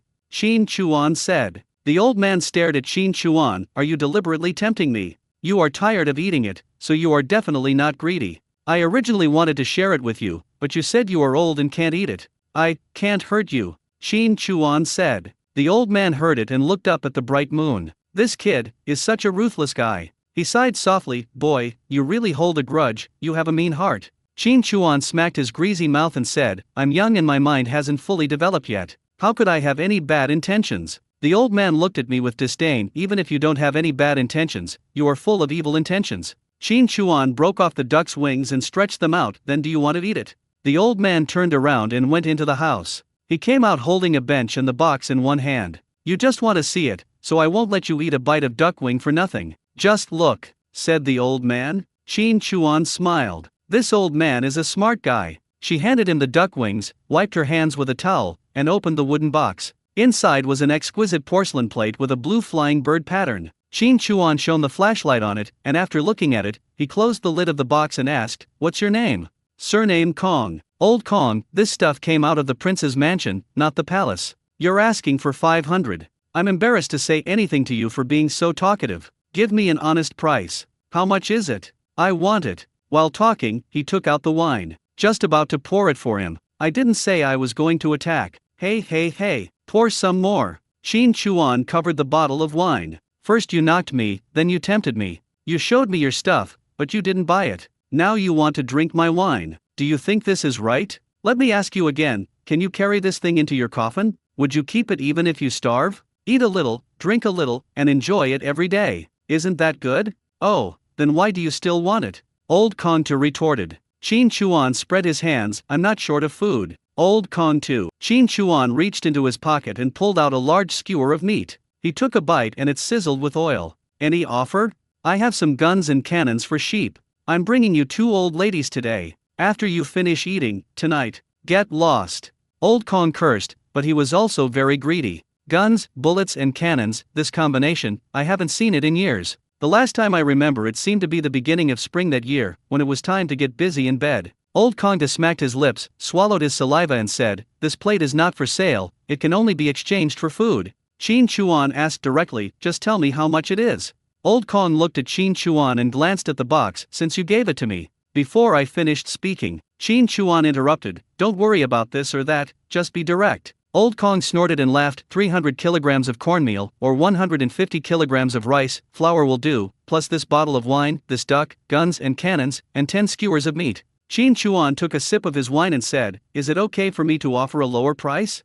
You say. A glass of wine, a duck, a set of guns and ammunition, nothing else. Are you robbing? Qin Chuan said nothing, but reached into his coat and took out a pack of guns and ammunition wrapped in wax paper. Open it, it's steaming and has a rich aroma. Qin Chuan picked up a bunch of them and said, This is the only set. Do you want it? If not, I'll eat it. That greedy look and hesitant attitude. Qin Chuan saw it clearly. Still hesitating? As soon as you open your mouth, you want to eat skewers. Deal. Old Kong stretched out his hand. Qin Chuan put the skewers into his mouth and stuffed them into his hand without saying a word. He hugged the box directly to his side. Old Kong wanted to slap himself in the face, but why couldn't he hold himself back? He's so greedy. Hey. Qin Chuan looked at him and said, No, a lot of people die these days, right? Your business should be good, isn't it? I'll give you money, and you'll sell me grain? Even with a ticket, you can't buy grain. The black market is nowhere to be found. Is there any business that would allow people to exchange grain for dead people's things? Sell it, there's still meat, but I don't want money, I want antiques. Old Kong was startled, Are you serious? Qin Chuan, it's a must. Old Kong drank the wine in one gulp, took a bite of the egg, and stuffed the wax paper bag into his arms. Come on, you follow. Followed the old man into the house. The space is not big. After walking around the coffin and heading inside, there is an inner room. The door to the inner room was made of iron, locked with a bolt and a thick, large padlock. Old Kong used the key to open the lock, pulled the bolt and opened the door. It was pitch black inside. He came back and took out a kerosene lamp. The moment the light came on, Qin Chuan was startled. 2 coffins. WTF. This old deng, wouldn't he be dealing with ancient corpses? It's not impossible. I've seen it before. Someone collected this thing and then broke off relations and stopped doing business. Isn't that perverted? Old Kong said, This is what I prepared for my wife and me. It's made of top quality material. Can you tell what it's made of? Qin Chuan cursed in his heart. This old man definitely did it on purpose. He was always looking for opportunities to scare me. What kind of fetish? It's too small. If you make it bigger, you can take more antiques away. Qin Chuan said. Old Kong, why are you talking so mean? What do you want me to see? Just these 2 coffins? I won't exchange them for a single grain of food, Qin Chuan said. Old Kongta turned the kerosene lamp. The brightness has been turned up a lot. He raised his hand and walked inside. The moment the whole room was filled with light, Qin Chuan was really shocked. Holy shit, this old guy is so talented. 3 walls, 3 rows of antique shelves, filled with all kinds of antiques. Mostly porcelain, bottles and jars, bowls and plates, cups and glasses. Qin Chuan glanced at Lao Kantu and said, "What would you think if I said robbery? I curse you for giving birth to a skinless child. Just consider yourself unlucky. What else can you do?" said old Kantu. Qin Chuan gave a thumbs up. "I give you a thumbs up here, you always understand life. When you get older, you will understand everything," said old Kantu. "You can pick whatever you want, right?" Qin Chuan asked. "Pick one first and see what you pick." As old Kongta spoke, he dug into his inner pocket and took out the gun and ammunition wrapped in wax paper. "Hey, where's the wine?" Qin Chuan handed it over. As soon as the old man took it, there was a clang. "Look down." A Browning fell out of his cotton jacket. Old Kong picked it up, put it in his pocket, and waved his hands. "It's not a big deal, it's not a big deal. I'm old and my hands and feet are not as sharp as before. You pick it." Qin Chuan scratched his forehead with his fingers. "Scare me. Are you scare me? Hey, okay, let me see." When Qin Chuan turned around, the leggings were taken out from the space and fell to the ground. When Lao Kongta shines the kerosene lamp, damn. Qin Chuan quickly picked it up and tied it around his body. It's okay, just loosen it. It's not a big deal. It's not a big deal. After looking around, the items were all good, but he didn't even recognize some of them. Among the things I am relatively familiar with, I picked 3. A GE Kill vase, a RU Kill bowl, and a glass jar. I remember attending an auction where a rain-soaked sky blue glass jar was exhibited. The price was extremely high, reaching 20 million. After he bid up to 15 million, he couldn't bear to bid any higher. He regretted it the moment he got home. He missed the jar for several nights, and even when he was rubbing his lap against a woman's, he was still craving it. This one isn't as good as the one I saw before, but it's not much worse. It can be considered as making up for a little regret. These 3 items are all rare, so a total estimated value of 3,000 should not be a problem. After Qin Chuan picked them out, he glanced at the others. He couldn't say they were bad, but Old Kong would definitely not accept too many at once. He decided to take these 3 first and then talk about it. "I'll give you an offer: 3 bottles of mutai, 2 lamb legs, 4 bacon, 2 sausages, 10 carp weighing more than 3 kilograms, and 200 kilograms of rice. I won't add any more. After all, these days, the price of food is arbitrary, not to mention fish and meat. These things are just dead things when they are placed here. The real enjoyment is to eat them in your mouth. You can do the math. I feel pretty open-minded." The old man said, "What the hell? I got this square jar in exchange for 2 small yellow croakers, and this is mine." Qin Chuan raised his hand and pinched 4 small yellow croakers. "Here, do you want this? Or do you want meat? Or I'll give you 4 small yellow croakers, and you buy me the ones I just mentioned." The old man's pupils shrank slightly. The person who took out 4 small yellow croakers at once is definitely not an ordinary person. He also fell silent. Indeed, these days, you can't buy food just by having money. "Add another one of these." Old Kongta raised his hand. Qin Chuan took it back directly. "I told you, no more. I'm already at a disadvantage. These days, who would trade food for antiques? I guess you've only met me. You don't want to change? Then I'm leaving. Turn around and retreat." This is really not a lie. Looking at his hesitation, I already know the market situation of this street. At worst, just add another small yellow croaker. The truth is revealed. Why not take control? "Okay, I'll change." "Oh, that's right. Eat more good food while your teeth are still good. It will be too late when you can't eat anymore. Wrap it up for me, I'll go get it for you." Old Kongta said, "Aren't you afraid that I will switch things up for you?" Qin Chuan smiled and patted his leggings. "As long as I can get out of here and throw 200 kilograms of rice into the ghost market, it should be more than enough to buy a life. You've seen a lot of storms, so don't tease me." When Old Kong heard this, he didn't get angry. Instead, he smiled and said, "You're interesting, kid. Go ahead. On our street, everyone who owns a shop has a family, and no one sells fake goods. What you're talking about has happened before, so it's not worth it." Qin Chuan didn't say much. This era is indeed quite reckless. There is no gun ban, so the crime-solving efficiency is just like that. If you don't provoke me, it's fine. But if you do you think I'd dare to kill you? After leaving Gaija, he found a place at random and made sure that there was no one there. Then he took out the food, meat and fish from the space and shuffled them around. More than 20 minutes. He came back carrying a shoulder pole, and old Kongta hurried to meet him, pulled Qin Chuan in and closed the door. I'm not afraid of being robbed, why are you? Qin Chuan said with a smile. Old Kong said nothing more, looking through the sack. Where did you get so many good things, boy? I've never seen such good rice in my life. Just look at the lamb legs and you can tell that the sheep is fat. He looked at grain and meat. Qin Chuan looked at the 3 antiques he had selected. It is really cheap to buy antiques these days. I once saw a famous Suan furnace from an older generation. He said that he bought it for 200 kilograms of rice and 200 kilograms of flour. I really couldn't understand it at the time. How could it be so cheap? After all, it is an antique. Anyone who is not a fool knows that antiques have collection value. But living in this era, he understood. You can eat meat and fish every day, because you have space for planting and breeding. When going up the mountain to hunt, you will also have the assistance of Lingzi eyes, Lingzi ears, Xiaobai, Aolang, and Aolang. Ordinary people, can you believe that someone could starve to death with only money and food coupons in their pockets? No matter how rare and precious the treasures are, they are not as important as that mouthful of food that keeps you alive. You haven't tasted a bite of greasy meat for months. After Qin Chuan looked at it, he put the things away. Old Kong looked at him with a look of reluctance in his eyes. Qin Chuan glanced at him and said, "Don't be reluctant. Sooner or later, you will have to say goodbye to them. You can't take them with you, so why bother?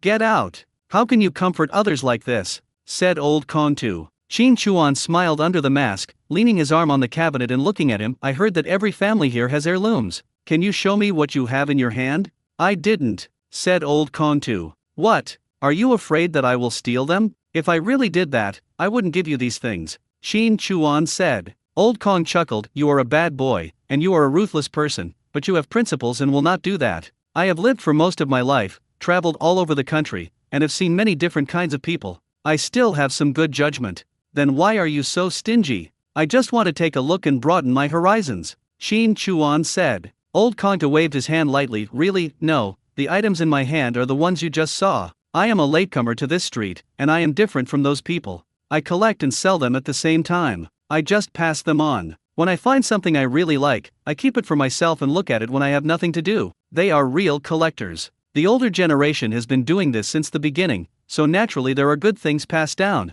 Some of them cost a fortune to get. It's hard to even see them. If you want to buy them, well, you really have to take the meat out of them. WTF. Our ancestors started doing this and it has been collected by the family. The stuff in my hand must be very hard." Qin Chuan thought for a moment and said, "Old Kong, how about we work together?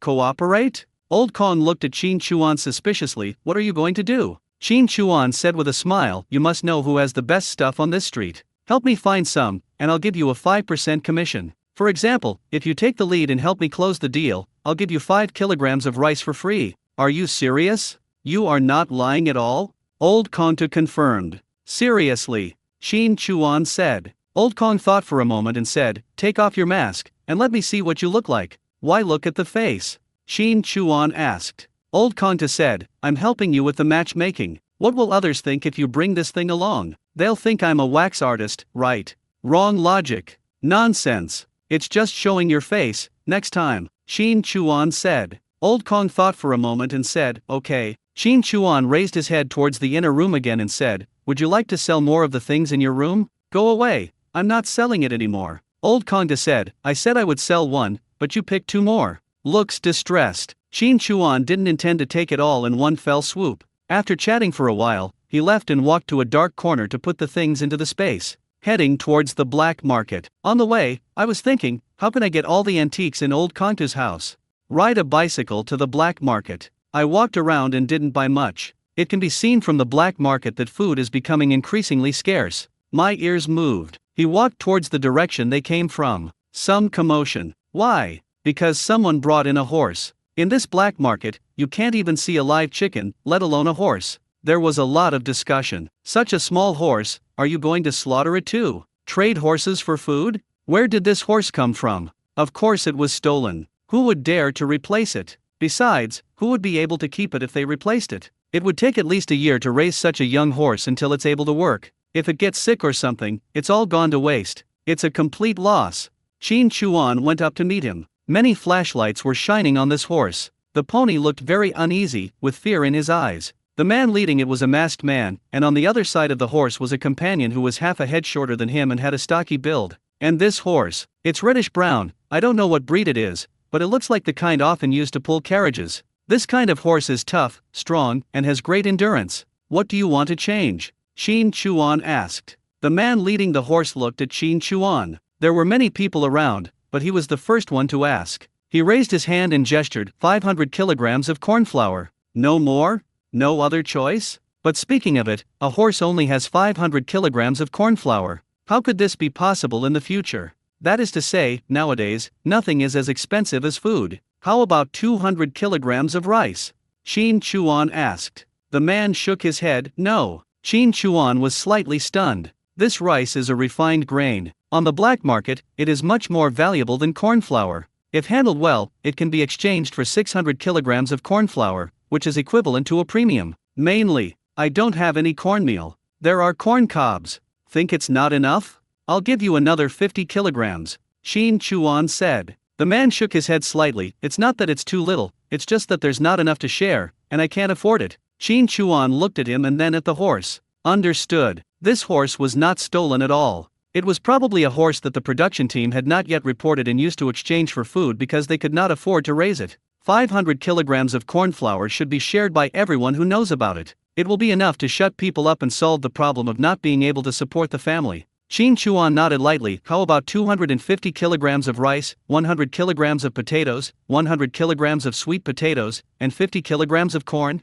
Compared with corn noodles, this price is much higher. If I had cornmeal, I would never do this. If you still don't agree, then you're just showing off. The shorter and stockier one tugged at the man leading the horse and said, that's fine. The man leading the horse didn't hesitate and nodded, okay, where can we get the food? There's no way this black market deal will work. Such a horse is really eye-catching. Qin Chuan thought for a moment and said, you guys go east, I'll go ahead and get you some food. Need to leave the black market? What else? If you deceive us, or don't change it, we'll have to pay 2 cents if we come in again. 1 cent. That's enough. I am a simple person and don't care about anything. I don't think a penny is a big deal to myself. He handed it to them and left first. More than 10 minutes. There were a few sacks next to Qin Chuan, and he vaguely saw 2 people leading the horses. Take out the flashlight and shake it. They both saw it. Let's not both go over there. You wait here and give him the horse when there's no problem. Be careful. Keep the flashlight on. If anything goes wrong, I'll shoot. Listening to the 2 people's conversation, Qin Chuan shook his head slightly. No one is stupid, everyone should be careful. The taller one came over, shone the light on the sack, and then looked around. After confirming that it was only Qin Chuan, I felt a lot more relieved. Qin Chuan stepped aside and said, let's take a look. The man said nothing. He looked at each sack carefully and picked them up. No problem. Thank you. It's our mutual consent, that's all. The man gestured and the horse was led over. Qin Chuan touched the pony, led it away. After making sure that there was no one around, he directly put the pony into the space. A meal of fertilization to promote growth. The pony, which was originally short in stature and long in legs, became visibly stronger. Brown-red body, yellow-white mane. The space is nourishing enough. Ordinary horses, after being fertilized, have become divine horses, with shiny fur and so strong that it feels like all horses of the same bloodline can be put in there. They dig the ground in the pit with their hooves and are quite powerful. Isn't this mount here? Not bad. Really good. I returned to the black market again, and without going anywhere else, I went straight to Tai Ladle. Uncle, you are finally here. If you hadn't come, I would have been eating dirt. Tai Lazis said bitterly. Qin Chuan chuckled and said nothing. Did you bring the things you mentioned last time? Tai Piaozi looked around and whispered, sir, move. He took a few steps back. Half of his body was hidden behind the tree. Seeing Qin Chuan coming, he unbuttoned his coat, then reached behind his back and took out his things. Then he took out a long object wrapped in cloth. Good meal. A bronze sword emerged from it. Qin Chuan took it and shone the flashlight. The moment he saw it clearly, his eyes suddenly lit up. The real thing, Qin-style bronze sword. Bronze swords originated in the Shang dynasty. At that time, their blades were generally short, shaped like willow leaves, and crudely crafted. Bronze sword crafting reached maturity in the late spring and autumn period, when the blades were generally lengthened to 50 to 60 centimeters. By the Qin dynasty, the length of Guanzhong Qin swords reached a new level, exceeding 80 centimeters, and the longest was nearly 95 centimeters. The handle in your hand is exactly this length. In addition, the surface of Qin swords is gray-yellow, with fine texture and no sand holes. The surface of the sword body has been finely filed and polished, so it is extremely smooth and bright. Some swords were unearthed without any rust, as smooth as new, with sharp blades that can cut through 18 layers of paper at a time. No more running. This sword is too cruel. Just took out a sword? Shin Chuan asked. I didn't mention this before, mainly because I haven't seen the thing, so it's hard to say whether it's true or not. Now I see it, it's absolutely great stuff. Well, can't you just dig out a sword? What else is there? It's just the normal psychology of seeing good things. Tai Ladle said, Master, for this one thing, I've completely bankrupted myself. As I just said, if you don't come, I'll really be starving. How can I have the energy to look for other things, right? But this guy still has knife coins in his hand. It's hard to do. I gave away all the food, and now they don't have to worry about food. If we talk about other things, the price might not be normal. This kind of trick is to raise prices arbitrarily and make a living over a long period of time. That's normal. Who said we have too much food? If I were in your shoes, I would also have to use my brain and be smart, and give as much as I can. How many? Shin Chuan asked. Tai Ladle said, I didn't count it carefully, it's a sack. Shin Chuan paused with his hand that was wrapping the sword in cloth. The prices of ancient coins vary greatly. Although both are knife coins, some can be worth millions, while others are only worth a few thousand. The three versions of knife coins from the Warring States period, such as three-hole coins, chisels, etc., have high historical value, and the price of one can reach more than 2 million. A sack? Are you fucking serious? Is that a lot? Even if they were all ordinary knife coins, each worth several thousand yuan, how much would a sack of them be? Is the sack full of knife coins, or is there something else? Shin Chuan asked uncertainly. Tai Ladle said, they are all knife coins. Shin Chuan laughed. If he could get this sack, wouldn't he be number one in the ancient coin circle in the past? What price do you want? Shin Chuan asked. Tai Piaozi tilted his head and smiled, Uncle, should we settle the bill first? This bronze sword costs 200 yuan plus 300 kilograms of food. I gave you 200 yuan before, and now I'm short of 300 kilograms of rice. Shin Chuan raised his hand slightly to the side. Tai Lazy was stunned, Uncle, you just threw the food there. What the hell? He immediately turned on the flashlight and looked over there, his eyes wide open. Where? Shin Chuan said calmly, look at the look in your eyes, go to the hospital, here, talking, pointing to the side. Tai Ladle shone the flashlight back and blinked, fuck, when did they bring this over?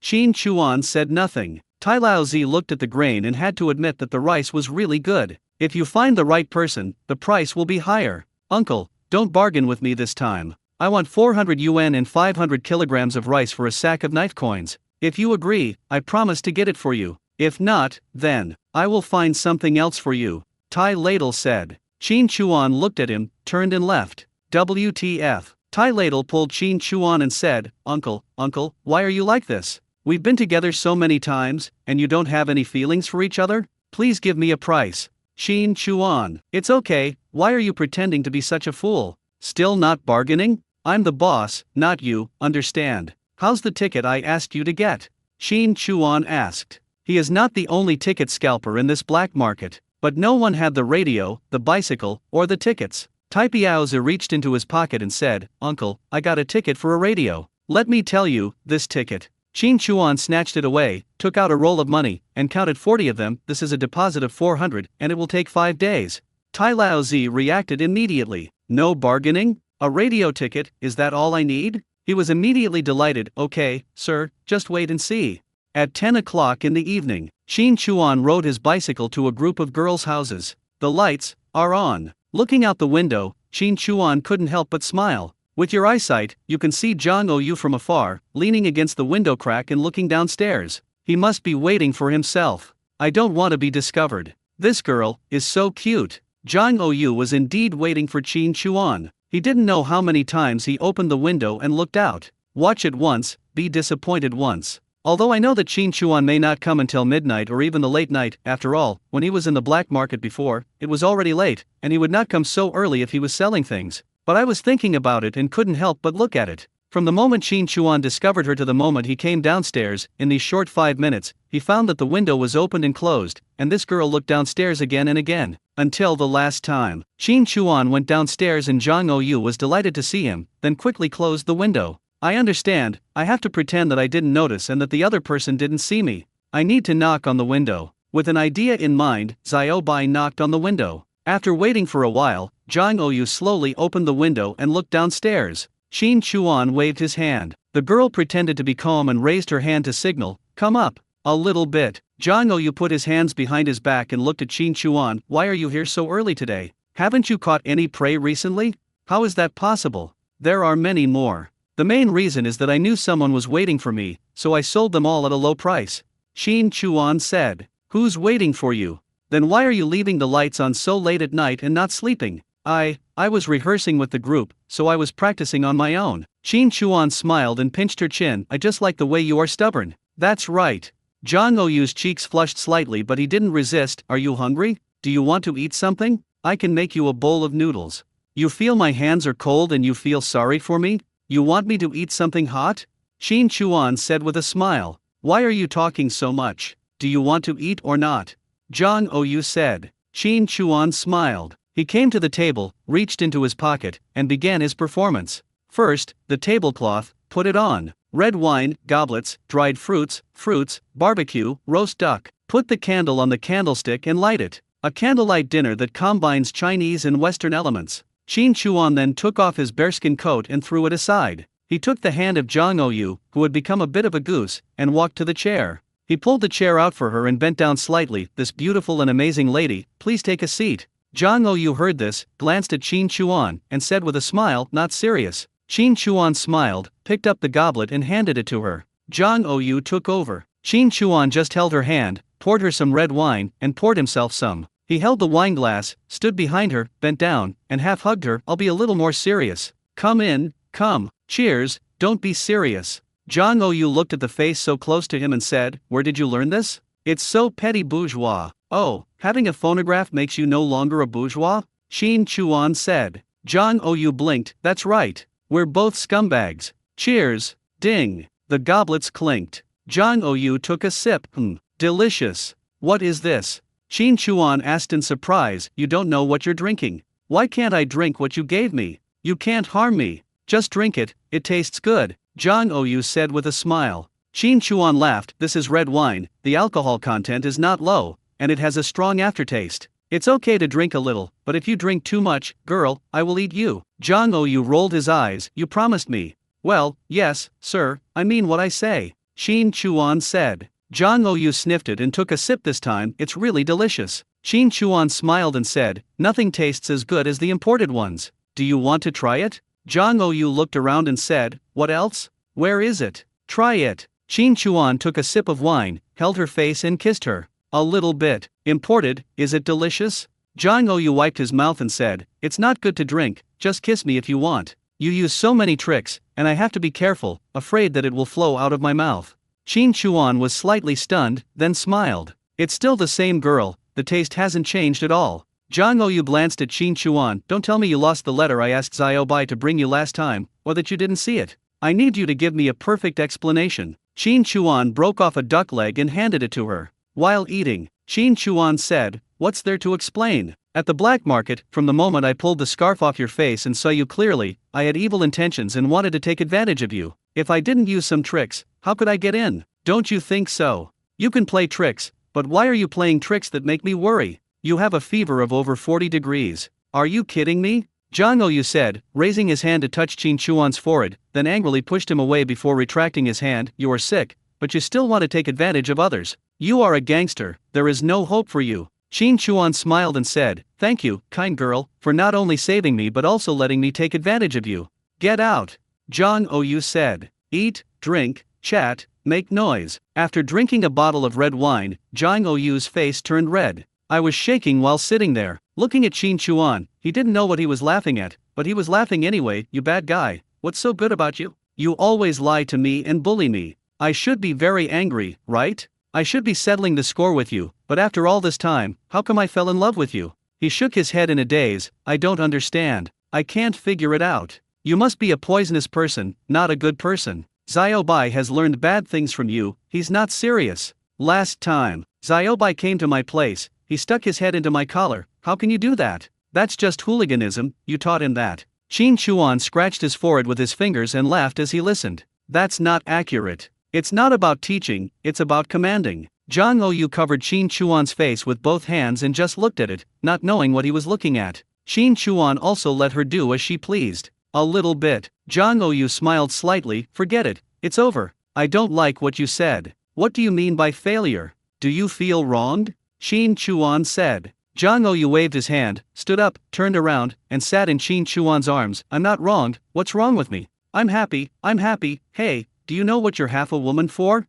From the art troupe. Qin Chuan said. Jang Ouyu blinked and slapped his forehead. Yes, you followed me, you know it. Qin Chuan was amused and laughed. Jang Ouyu put one hand around Qin Chuan's neck and said, You've never heard me sing, right? Let me sing for you. Okay. Qin Chuan said. When Jang Ouyu opened his voice, we are the successors of socialism. Qin Chuan, I forgot. The current tracks are all quite popular and top-notch. Jang Ouyu looked at Qin Chuan. What's that expression on your face? Do you think my singing is bad? Then you sing. You sing really well. Qin Chuan said. Jang Ouyu shook Qin Chuan. Sing. Let me listen. Qin Chuan said. I'm afraid you can't bear it. What do you mean I can't bear it? What are you talking about? Jang Ouyu said. The song I sing is poisonous. I'm afraid you will be poisoned too deeply. Qin Chuan said with a smile. Jang Ouyu blinked. Tisk. If you can poison me to death, I'll admit it. That's not the case. I'm just afraid that when you can't see me, you'll think of me every moment and be poisoned by infatuation. Qin Chuan said. Jang Ouyu chuckled when he heard this. You are such a scoundrel, one thing after another. Okay, I admit it. Qin Chuan raised his hand and placed her head on his shoulder. Slowly caressing her face, she began to sing. I have nothing but a little noise. If you feel lonely, I can bring you some fun and make you smile. It's nothing big, but it can make you smile. A slightly hoarse voice, full of tenderness. Jang Ouyu's body trembled. She had never heard such a song before. It felt like something went directly from her ears into her heart. Slowly raised his head and looked at Qin Chuan. Qin Chuan was still pinching her face and singing. I really hope you have never seen the world and only love my ordinary face for the rest of your life. You and I should have been good and bad in our own ways, living our own lives freely, with no connection to each other. Until you appeared in my sight, unable to escape, I also occupied your heart and filled your emptiness. After I leave, don't think about me anymore, even though I'm so reluctant. Special love, for the special you. Kuan just sings in a burst. If you can't remember the lyrics of 10 songs, just sing them randomly. No matter whether they fit or not, they are all addictive. I just felt my shoulders were wet. I'll definitely make you cry. What does it mean to be sincere? That means 3 parts crying, 3 parts laughing, and the remaining 4 parts all depend on shouting. When the singing stops, shouldn't he come up and give himself a passionate kiss? After waiting for a while, no movement. Looking down, Qin Chuan laughed out of anger. Fell asleep. And drooling. He smiled, lowered his head and bit her nose. The bite made her groan and frown, and she was already too drunk to wake up. Put everything on the table into the space. The princess picked him up and walked into the bedroom. Lock the door, draw the curtains, and all the curtains. Yo ho ho. Jang Ouyu had a dream. I dreamed of riding a handsome horse and galloping across the grass. I just don't know where to go, and there's something hard pressing against my lower abdomen which hurts a little. I pulled and plucked it with my hands, gulp gulp, it's much better. In a daze, Jang Ouyu's tightly closed eyes moved, and then opened hazily. After opening his eyes, he slowly looked at his room and the table and chairs next to the window. There was a bearskin coat, placed on the back of the chair. Yes, Qin Chuan is here with him. What was he doing riding a big horse? When I woke up from being drunk, there was a sense of overlap between my dreams and reality. My brain had not fully restarted yet, so I couldn't understand it at all. As I looked, my hazy eyes gradually saw more wonders. Look of shock. He slowly raised his head and was surprised to find that he was lying on Qin Chuan, and his face was on his chest. I took a quick look at myself. He lifted the corner of the quilt and looked inside again. There is relief after worry, but then a hint of disappointment flashes across my face. Both he and Qin Chuan had a piece of clothing on them. She also discovered that what was rubbing against her lower abdomen was Qin Chuan's belt. Are you a hooligan? All he knows is his talking skills. Looking at Qin Chuan sleeping with his head tilted to the side, Jang Ouyu blinked his eyes and slowly and carefully lay back down. Just as she lay back down, she felt Qin Chuan move and quickly closed her eyes. Qin Chuan has actually woken up. He glanced at her, smiled secretly, then moved his arm, pulled the quilt for her, and then put his hand on her back. Jang Ouyu closed his eyes and frowned slightly. Qin Chuan's hand was like a swimming dragon, slipping into the clothes at the waist. He put one arm around the small waist, and slowly touched it with the other hand. Then he went into the belt and ran towards Ho Chiu. Jang Ouyu couldn't bear it anymore. He grabbed Qin Chuan's hand and said, just touch him twice through his clothes, but don't put it inside. Qin Chuan withdrew his hand. Zhang Oyu also withdrew his hand, hugged Qin Chuan, and did not get up. Suddenly, the hand that was about to be withdrawn reached in quickly and grabbed the jelly-like back. Zhang Oyu quickly raised his body, pulled Qin Chuan's hands out with his hands behind his back, and slapped Qin Chuan twice on the chest. Qin Chuan rested his arms behind his head and looked at her with a smile on his face. Her cheeks were flushed. Only you can ride on me, kiss and suck, pinch and touch me. Can't I touch or pinch you? Who is riding on a cricket pupa? I didn't, Zhang Oyu said. Qin Chuan raised his head and pointed at his neck. Do you think I can kiss it myself? What kind of fetish is it, like Adam's apple? I can't stop you from sucking it, come and see. Unbutton the shirt. Pointing at his chest, he said, put your hand up here and see if the fingerprints match. And look at this. Do you know why this button is open? You like my ABS so much, and I'm embarrassed to say how you rub them. I can see that you're a real scoundrel who doesn't show your true colors. You almost rubbed me to death. Giggle. Zhang Oyu laughed out loud. You're still laughing, Qin Chuan said. You old man, what are you afraid of touching me? I don't know anything. I'm just drunk, Zhang Oyu said. That's true, you don't care about that?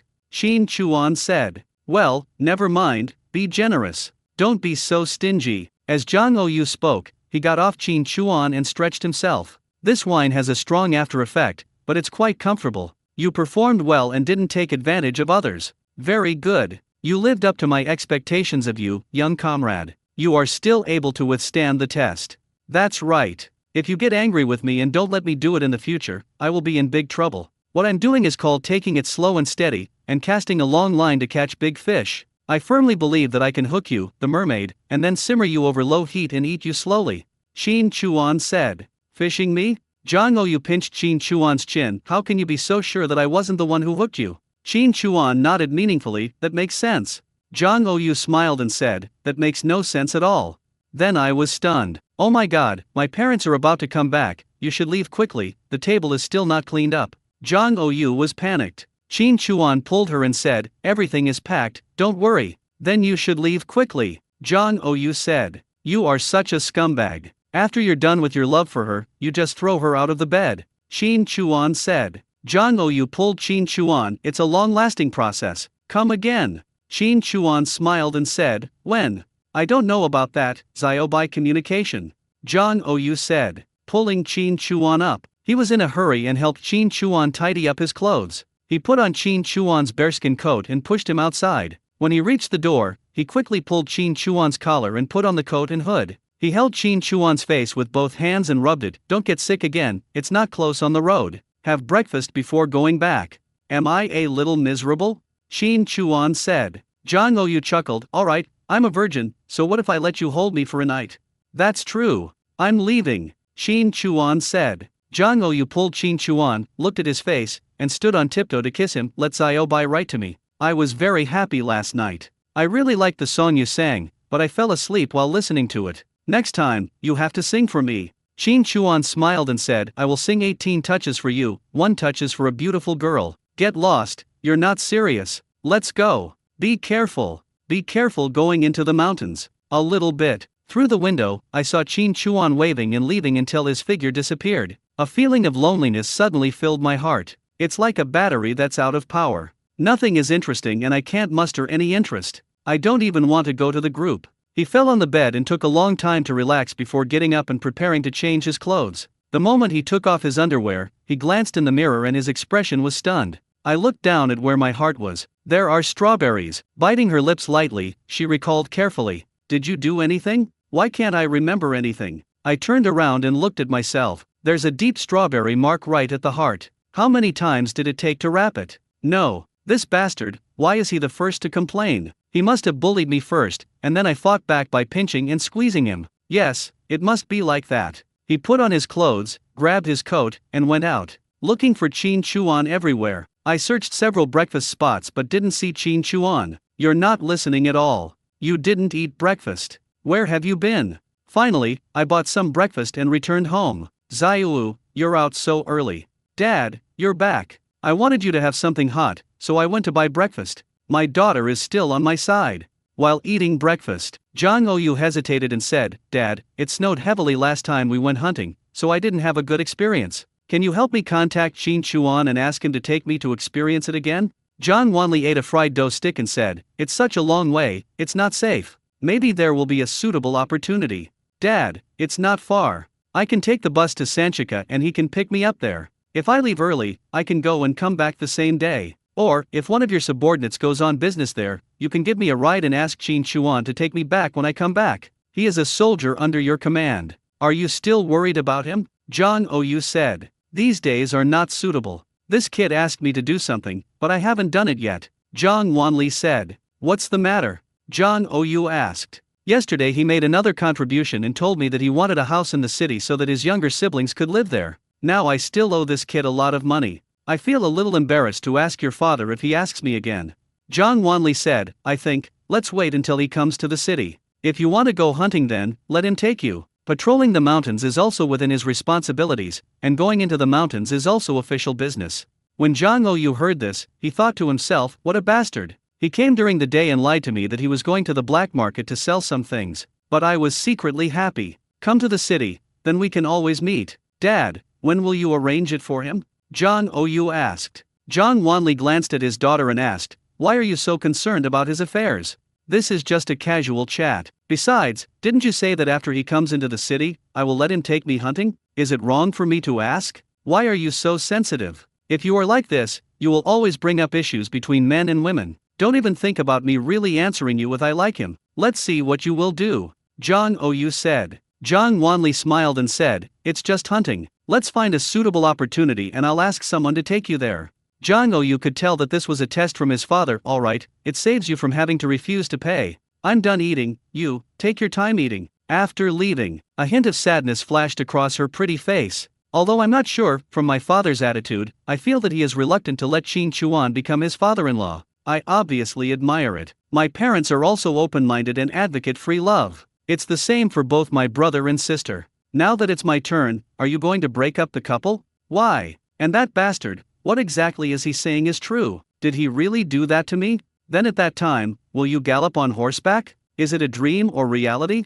Thinking about, Zhang Oyu's beautiful eyes flashed with anger. If that was the case, this bastard would be such a scumbag if he didn't admit it. Looking down at my belly, it's over. There's no chance of a baby.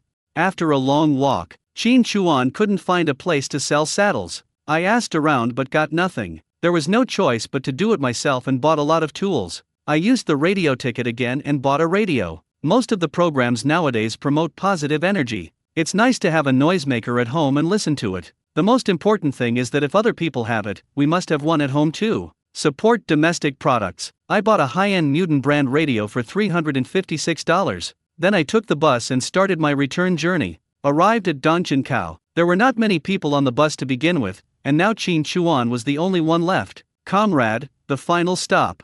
"The final stop? Isn't it at the fork in the road? It was changed a couple of days ago. Didn't you see the notice posted at the station? Everyone's staying home this winter. People in the villages and towns don't go into the city, and those who do aren't willing to spend the money. Not many people are taking the bus, so the higher UPS changed the route. They'll open the line in March. Now, they're not going that way anymore. Dongchenkao is the last stop." "What the hell, it's more than 40 kilometers, and you want me to ride a bike back?" Since they refused to drive, I had no choice but to get off the car. After leaving the city, I saw that there was no one around, so I took out my bicycle and pedaled it with a bit of frustration. Isn't this the separation of workers and peasants? It would be fine if the endpoint was a three-way intersection. After all, there are many forks in the road further ahead, and they are all small roads. Road construction takes time, and fuel is not as convenient as it is later. Due to various factors, it is understandable that the bus line cannot be laid in place. But damn, now you can't even leave the city. You bastard leader, you don't live in the countryside.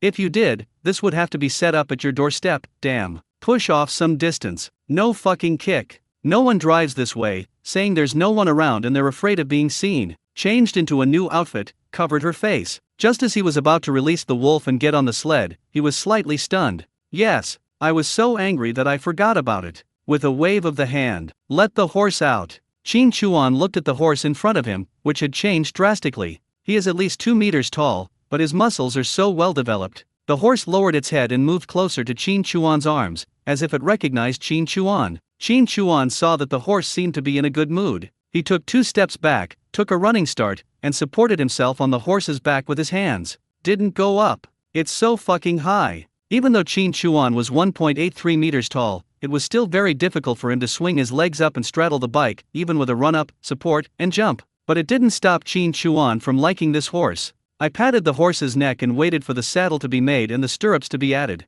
Just about to reclaim the space, the horse suddenly bent its legs and knelt down on all fours. You should know that horses sleep standing up, but a few of them sleep lying down. Very few people kneel down. What do you mean? Let me sit on it, Qin Chuan said. The horse snorted and turned its head to look at Qin Chuan. I don't know if I understood it or what. To be honest, without a bridle or a saddle, and on a new horse that has never been ridden before, riding it like this is very dangerous and requires high technical skills. But for Qin Chuan, he is not afraid of this at all. If the situation is not right, the horse can be put into the space immediately, and a pile of sacks filled with cotton can be released in an instant and thrown on it. Without any hesitation, he just straddled it. That's the moment you sit down. The horse jumped up and stood up. Qin Chuan was not unfamiliar with horse riding and had long wanted to try it in the wild. He squeezed his legs slightly and swayed his buttocks. Go. Just start running slowly. Soon, he ran wildly. Even on snow, the horse runs steadily enough and there is no need to worry about it falling. As long as horseshoe nails are not used, the horse will not slip.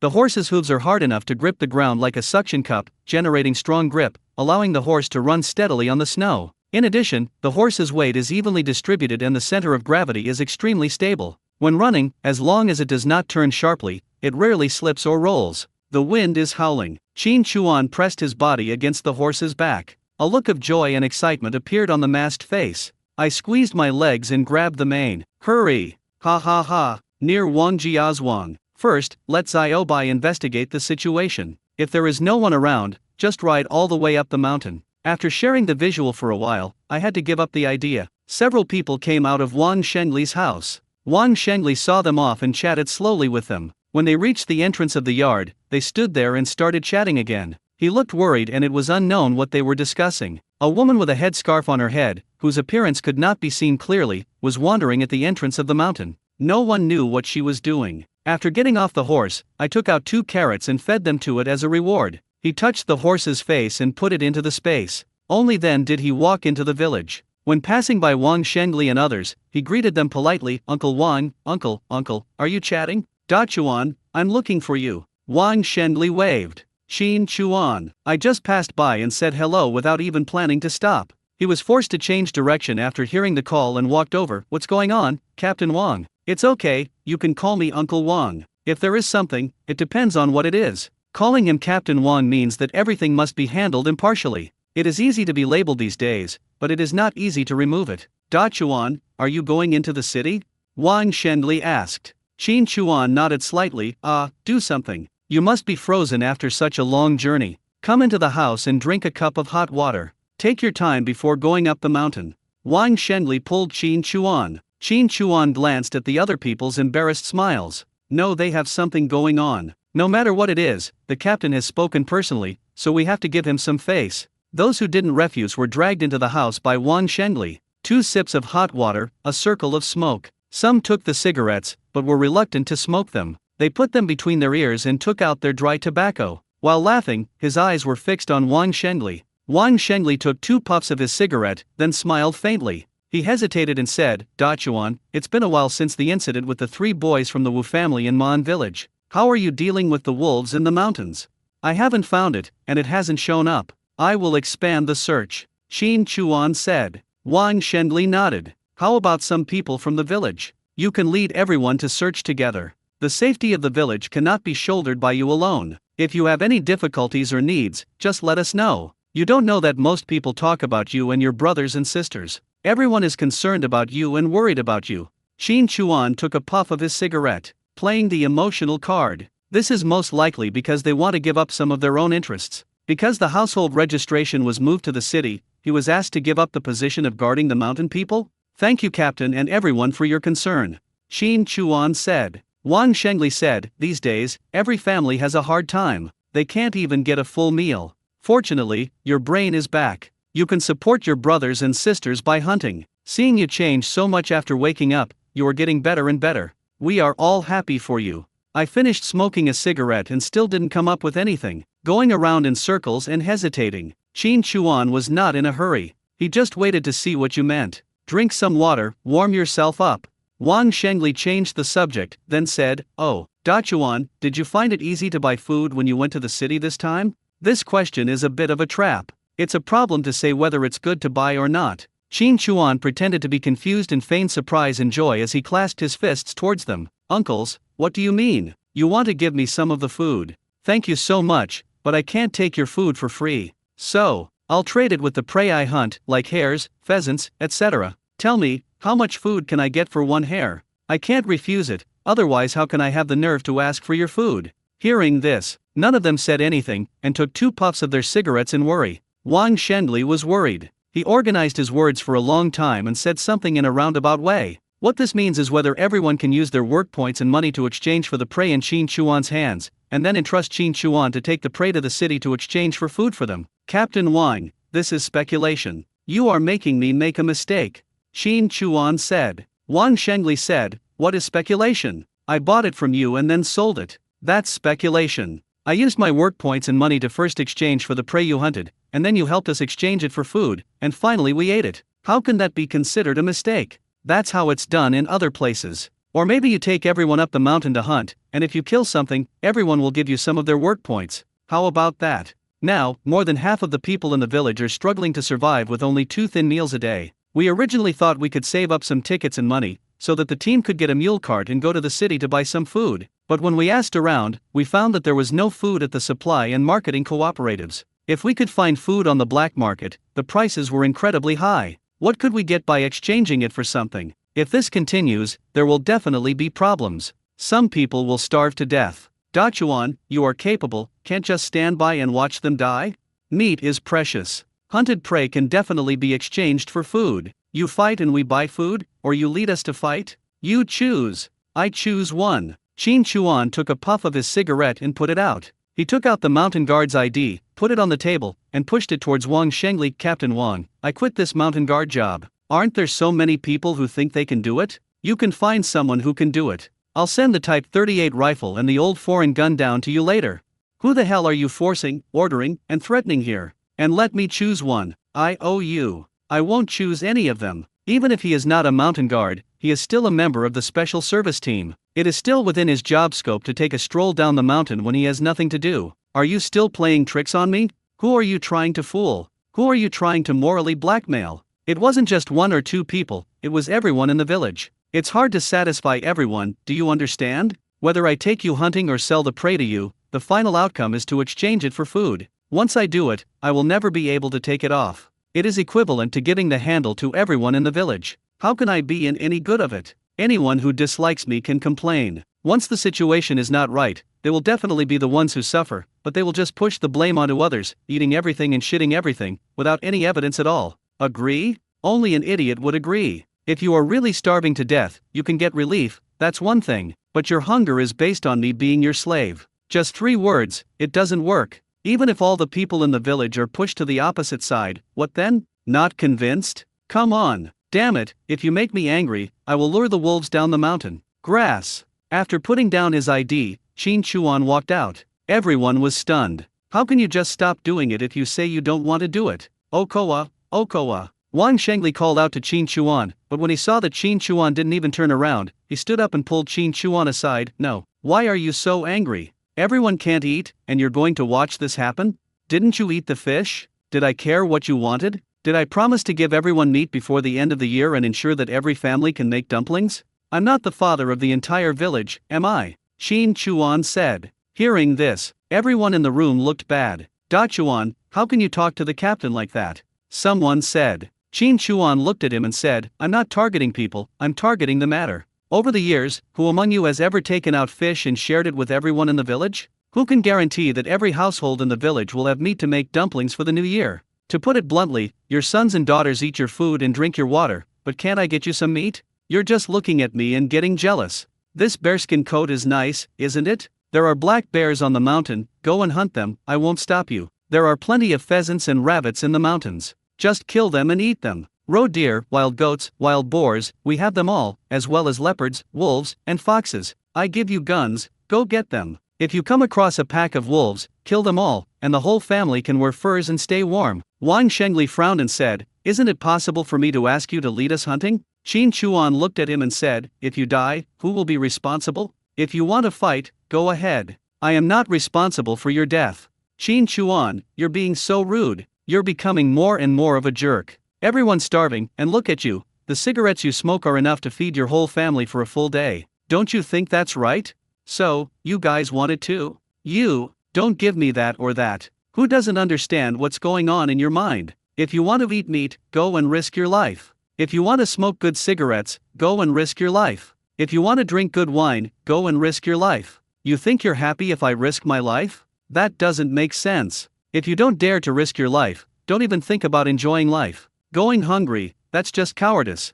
You're rebelling, you're really rebelling. What kind of thinking is this? You. Go ahead and sue me, Captain Wang. Do you dare? Do you dare to tell me what happened today? You should know very well that if you say these things to me today, I have the right to do whatever I want to you, right? Is that enough to give you face? Come, answer me. Wang Shengli let out a sigh of relief. After a pause, he nodded, enough. This time, everyone was stunned. What the hell? What's going on? After being treated like this, are you still giving me face? Wang Shengli picked up the documents on the table and handed them to the men. This mountain guard, Qin Chuan, is willing to give himself up. You, or you. Who will take it? We have guns and bullets ready. Do you want it? No one dares to answer. Handed it to Qin Chuan. Dachuan, you. Qin Chuan raised his hand and said, Captain Wang, this isn't the first time, right? Since everyone has a problem with me, the mountain guard, then please find someone else. I won't delay your work and make you all go hungry. I'll definitely bring the gun to you a little later. After saying that, just left directly. Dachuan, that's not what I meant. Oh, you're just looking for trouble. Captain, our village is collectively selecting this mountain guardian, and he has to be the one. That's right. Also, the prey we hunted is public property. He took it all for himself. That's a mistake. We have to report this to the team, confiscate all his possessions, and then distribute them equally among us. Request 2 more guns and go into the mountains together. There's strength in numbers, and we're sure to get some prey. We also have to reclaim those 3 cabins on the mountain. Captain, you're just being too kind to him. Give him face? They are just giving themselves face. It's also my own fault. Why put pressure on others? Their household registration has moved to the city, so they are no longer under the control of the production team. If you ask them to do something, it's okay to talk them over and negotiate, at least they won't get angry. But if you force them, what will happen? Habit kills. It's good enough that I didn't put handcuffs on myself. After leaving, Qin Chuan was too lazy to listen to what they said. Walked towards the intersection leading up the mountain. I could see the woman spinning around from a distance. Who is this? It feels a little familiar. Get closer and take a closer look. Qin Jingru. The big cotton pants, big cotton jacket, scarf wrapped around the head and hands in the sleeves really hide his appearance and age. Otherwise, I wouldn't have mistaken a beauty like Zhang Oyu for an old lady. They are pretending. But Qin Jingru usually dresses like this. People in the village basically wear cotton-padded jackets. Even if girls like to be beautiful, they only wear cotton-padded jackets with bright colors or flowers. If you have a nice rope as a hairband, you can be beautiful for a long time. In winter, one of the few places where you can decorate your clothes is your headscarf. Like Grandma Wolf, I wonder who started this trend. She also wrapped a green one. That's so bright. The girl lowered her head and piled up the snow with her feet. Qin Chuan hid from her and kept a distance from her, then he climbed up the steep slope beside him by grabbing a tree. Climbed up and reached the normal mountain road, looked up. Why are you hiding from me? Qin Jingru tilted her head and pouted. Qin Chuan. He brushed off the snow stuck to his coat and asked, what happened at your house? No, even though you didn't help me last time, I won't hold it against you. I still consider you very seriously. Qin Jingru wanted to hold Qin Chuan's arm directly. Qin Chuan quickly stepped back. What are you doing? Whatever you want to do, let's get along well. I have never hunted before, so why don't you take me hunting? If we catch something good, you can use it as a betrothal gift and come to my house to propose marriage. I will definitely agree. Qin Jingru said. When Qin Chuan heard this, he was speechless. Is this girl seriously ill? If you want to hunt, go find the mountain ranger. Qin Chuan said. Qin Jingru, you are. Qin Chuan shook his finger, it was rubbed. Jerked off? Why? Qin Jingru said. She's just a gigolo. You can't blame me for that. She's just too good to be true and hard to resist. Qin Chuan said. Qin Jingru heard this and stuffed his hands into the sleeves of his cotton jacket. Why are you like this? I just heard it from others before, didn't I apologize to you? How can a grown man be so stingy? You think I don't know that you're going into the city, so you're not a mountain watchman anymore. When you go to the city, you need someone by your side. I'm very hardworking and can cook delicious food. You can just go to work and earn a salary, and I'll stay at home to clean the house, cook for you, do the laundry, and give birth to 2 sons for you. How wonderful. Talking. She patted her buttocks and said, everyone says I can definitely give birth to a son. You can hardly find a woman like me even with a lantern. She came to me on her own initiative. And you are still stingy and can't stop harping on a little thing. Let me tell you, a man's stinginess will affect his ability to have a son. Qin Chuan was amused by what he heard. There are only 2 things in your life, moving to the city, and giving birth to a son? Qin Jingru shook her head. I want to look beautiful and eat delicious food. I believe you. Take off your coat and let me wear it for a while. I haven't worn it yet. Hurry up, hurry up. That's really a must-do. Qin Chuan was really confused. In his past and present lives, he was the only one who had sex with women. When was it ever picked up? I don't have this experience. No. Why is she so fierce? At this time, ta-ta-ta. A series of throbbing sounds made Qin Jingru pause. Turning around to look, I saw a motorcycle with a sidecar coming over. When Qin Chuan saw who was coming, he breathed a sigh of relief. Have I been having a romantic relationship lately? Han Yao stepped out of the sidecar, and with this step, her slender legs and seductive long leather boots appeared from under her windbreaker. Qin Jingru looked him up and down. It's sour. It's so sour. She is prettier than her, dresses better and has a pretty face and temperament. Han Yao ignored Qin Jingru. After getting off the car, he just looked up at Qin Chuan who was standing halfway up the slope. Then he took out a pack of Huiyan cigarettes from his pocket and threw it towards Qin Chuan. Qin Chuan took it and looked at her. Han Yao, I guarantee you, if you dare to say no, you will bear the consequences. Qin Chuan looked at the cigarette and smiled. Okay. Qin Jingru looked around. Big mouth. You. Shameless. Bah. Wow woo. He ran away, twisting the fat crotch of his cotton pants. Qin Chuan took out a cigarette and lit it. You ruined my good thing, you have to pay more. Han Yao snorted and laughed. Forget it, she's not your type. With his hands in his coat pockets, he came closer and whispered, it's me. Please don't joke, Miss Iceflower. The villain doesn't know how to be funny. To make a living by your skills means to sell your art, not your body. This must be a misunderstanding. Han Yao looked at Qin Chuan. Just stare into those eyes and smile slightly. Confirmed. These are the eyes with the mask from yesterday. The mountain guard of Wangjia's Wang, the special service brigade of the general administration, the masked man pretending to be deaf and dumb. He looked at Qin Chuan deeply, walked past him and headed towards the mountain. Qin Chuan looked at her bodyguard. I heard from my auntie that his name seemed to be Tang Hui, right? He stood there, with no intention of going up the mountain. Our eyes met. Unlike the last time we met, his face was like a sculpture. This time, he raised his head slightly towards me as a greeting. As a bodyguard, I won't follow you, I can trust you to leave it to me. You don't know anything, do you? I shouldn't be able to. Even if I went to Han Yao's residence and that aunt had seen me, she wouldn't be able to describe my appearance in detail. She didn't have that ability. I had seen this when I questioned her before. She was quite unsatisfactory. The photos have been taken away, so it shouldn't happen. Damn, negative film. I use digital cameras and smartphones a lot, so I feel uncomfortable using a film camera all of a sudden. Forget about the film completely. No doubt, it's exposed. He followed her up the mountain and saw that she didn't look back and continued to walk up the mountain. He slapped Ho Chu in the face and said, hurry up. Climbing up the mountain like this is very tiring. Han Yao was startled by the photo and turned to look at Qin Chuan. What are you looking at? You know who I am, and it's not the first time you've touched me. What can you do? You're here to settle the score with me. Let's settle it together. Let's go up quickly and find a relatively flat place to talk, Qin Chuan said. Han Yao said nothing. I quickened my pace as I went up. When they reached the gentle slope, Han Yao walked towards a tree nearby, then turned and looked at Qin Chuan. Tell me first, why are you pretending to be deaf and dumb? Qin Chuan smiled and said, take advantage of others and make sure they can't find you. So, you did it on purpose, right? Han Yao stared at Qin Chuan. Qin Chuan took out a cigarette and handed it to her. Why are you asking so many questions? Do you think you will believe what I say? Han Yao pushed the cigarette away. If you say, I will believe it. Qin Chuan nodded to himself. I did it on purpose on top, I just wanted to see. The bottom wasn't intentional, I used too much force and reached too low. You, aren't you shy? Han Yao said. What a joke, I've seen countless women. Qin Chuan took a puff of his cigarette. Han Yao glanced at Qin Chuan in disbelief and asked, "Why did you take my things away? Are you making fun of me?" Qin Chuan looked at her with interest. "Let me ask you a question first." "You say," Han Yao said. Qin Chuan smiled and said, "You think I'm handsome? You took a picture of me secretly when we first met, and then looked at my picture. Well, thank you for your recognition of me. It's an honor to be the fantasy object of a beauty like you, but I want to hear you tell me in person to satisfy my little vanity."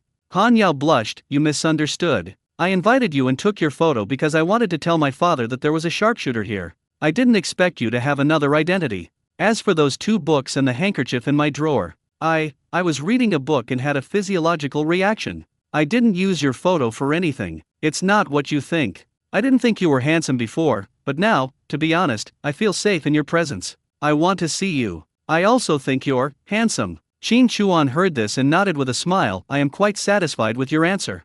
Talking, he reached into his coat and pulled out 2 books. "Here, I'm giving it back to you. There's nothing to be shy about. Just normal. It's like me taking off your clothes and taking a look. It's all normal. Normal. The photos are confiscated. The place you mentioned is not suitable for me, and I don't want to desecrate a sacred place. Don't put yourself in danger on impulse in the future. I won't lecture you on the principles anymore. Let's say goodbye. Go back." After saying that, then he walked towards the mountain. Before he had taken 2 steps, Han Yao caught up and stopped Qin Chuan. "I'm not a bad woman.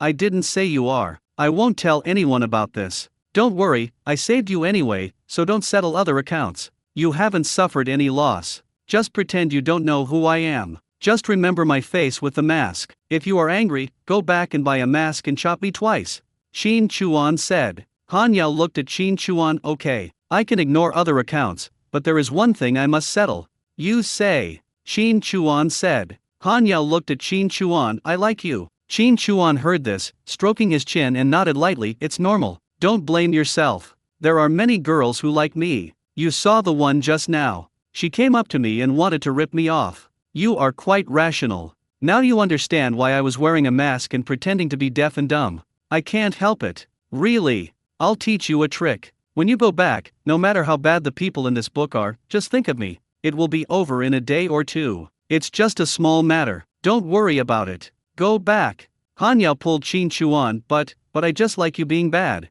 "Ah," Qin Chuan said. "Then think of me in a positive way. I like it more," Han Yao said. Qin Chuan said, "I am such a scumbag. I have said that I have had several women." "That's normal. I have more than one dad," Han Yao said. Qin Chuan covered her mouth and looked around. "Are you crazy? Can you tell anyone about this?" Han Yao took Qin Chuan's hand away. "In animals, one male mates with many females. The better the male, the more females he attracts. This is the law of nature. Humans are also animals, but they have more rules and constraints. According to a survey, a man will experience an average of 2.5 women in his lifetime, and this number is constantly increasing, so why bother with the words of being faithful? Men like you, uninhibited, pursuing freedom, and not bound by convention, are bound to be among those who push up the average. I like it already, but caring about it is just adding trouble to myself. Meeting you is my destiny." Qin Chuan was a little stunned when he heard this. "Isn't this thinking a bit ahead of its time? What are you studying?" Qin Chuan asked. "Biology, and elective social sciences," Han Yao said. Qin Chuan looked at her and said, "Let me ask you something. You should be familiar with the musk deer. It's the male musk deer that produces musk, which is mainly secreted to attract female musk deer or mark territory, right? So, conversely, what kind of bait can be used to make a trap to catch a male musk deer? In other words, can you figure it out?"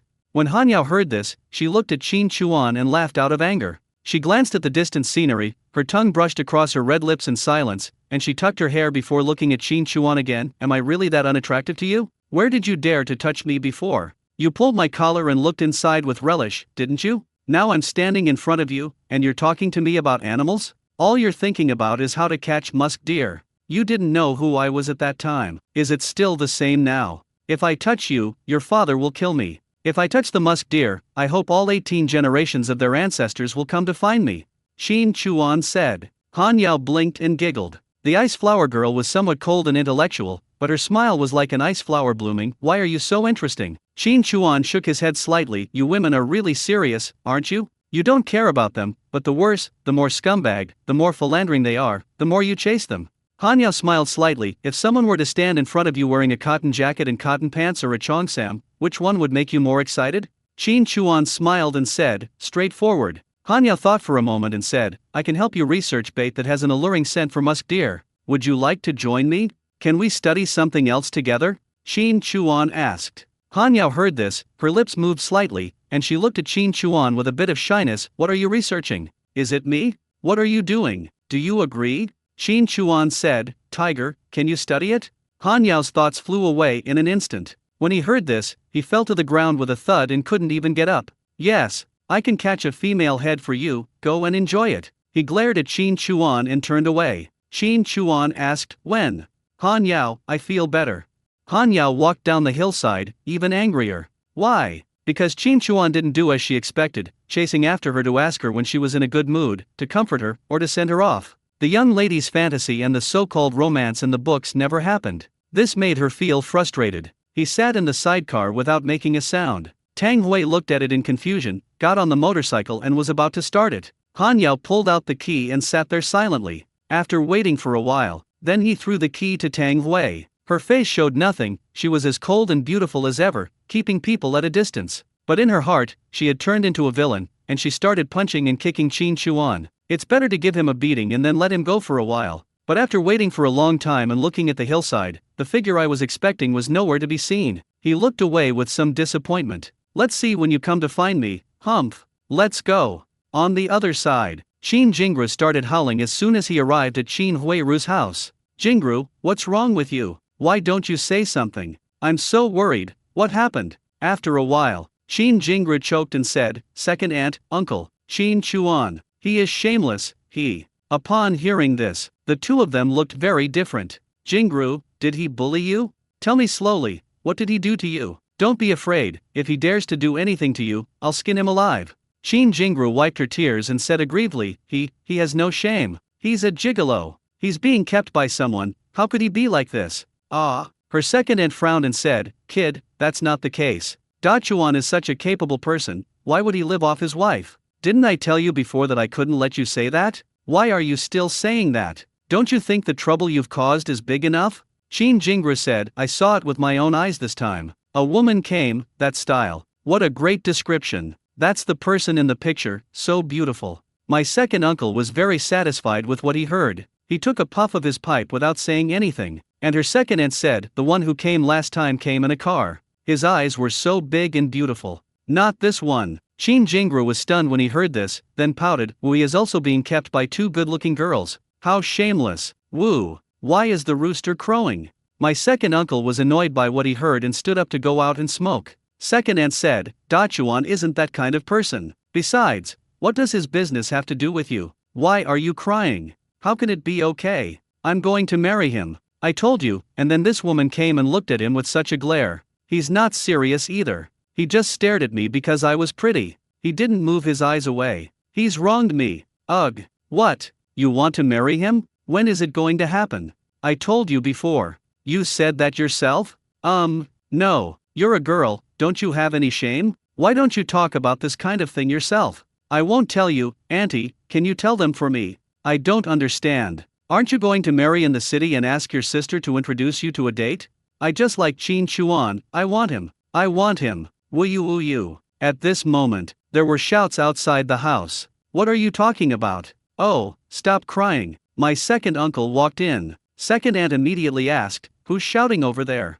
My second uncle said, something must have happened. They called every household to a meeting, saying they have something to discuss.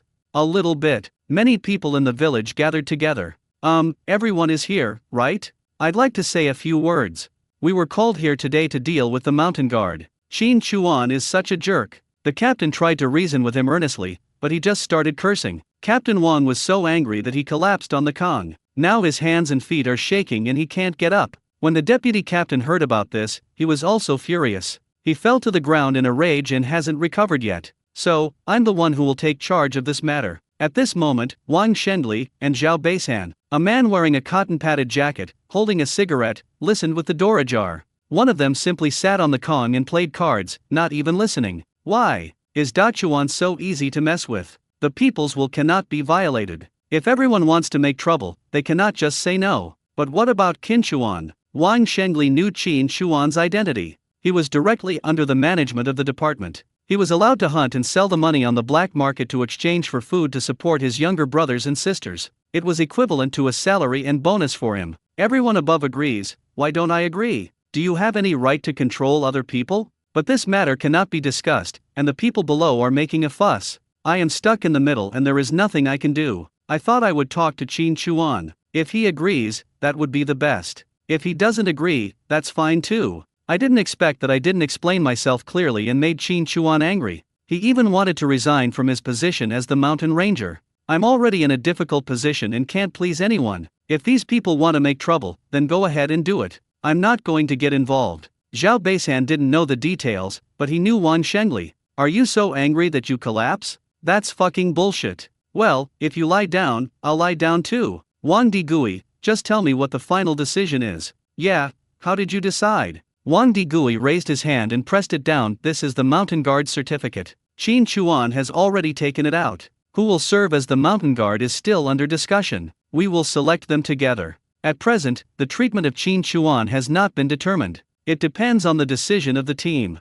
Everyone must have seen how Qin Chuan has been doing things since he became the Mountain Guardian. He eats with his mouth full of grease, wears luxurious clothes, and uses things lavishly. Where did he get it from? It should all belong to everyone. Should we report him to the brigade? And confiscate all his belongings? As soon as these words were spoken, there was quite a lot of discussion. Su Qin Chuan? Isn't that person finished? Everyone present had taken the fish Qin Chuan gave them. He had even taken away meat when he built a wooden house. I really envy them. I also want to have delicious food, have no worries about food and drink, wear good clothes and use good things. But I just wanted to get some food. I didn't want to kill anyone. It's already difficult and tough enough for them to raise their younger brothers and sisters. Doing this is too cruel. Wang Digui raised his hand and pressed it, then continued, the mountain guards are part of the production team. Going into the mountains to hunt is like farming. We farm the land and work hard, but can we just take food home? No way. So can he just take the prey he hunts home? Doesn't he have to hand it over to the production team for unified distribution?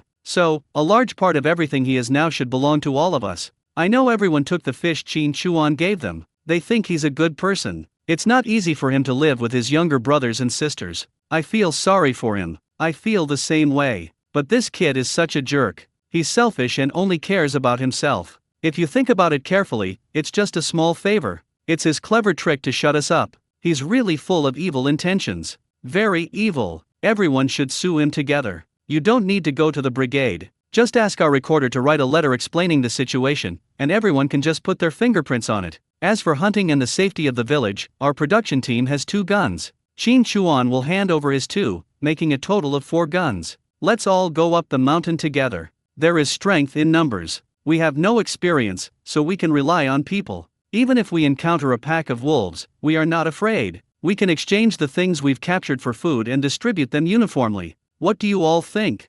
The words fell. Good. Along with the shouts, there was applause. Everyone looked back. Qin Chuan was seen carrying 2 guns and clapping with a smile on his face. Everyone who saw this scene was stunned. Some people subconsciously lowered their heads or rubbed their noses to cover it up. Why? I'm sorry. What's the matter? I think Mr. Wang Digui's suggestion is very good and should be approved. Qin Chuan said as he walked forward and pulled 2 guns from his shoulders, 1 Type 38 rifle and 1 old foreign cannon. The bullets are all here. I've used up a few rounds of the old foreign cannon, so I'll use the Type 38 rifle to replenish the bullets. I'm sure you won't suffer any loss. If you find something, you don't have to share it with me. As a mountain ranger, I want to remind you one last thing. Sometimes, numbers don't guarantee strength, on the contrary, they can be more dangerous. We only have a few guns, and if we encounter a pack of wolves, we can't guarantee that no one will lose their lives.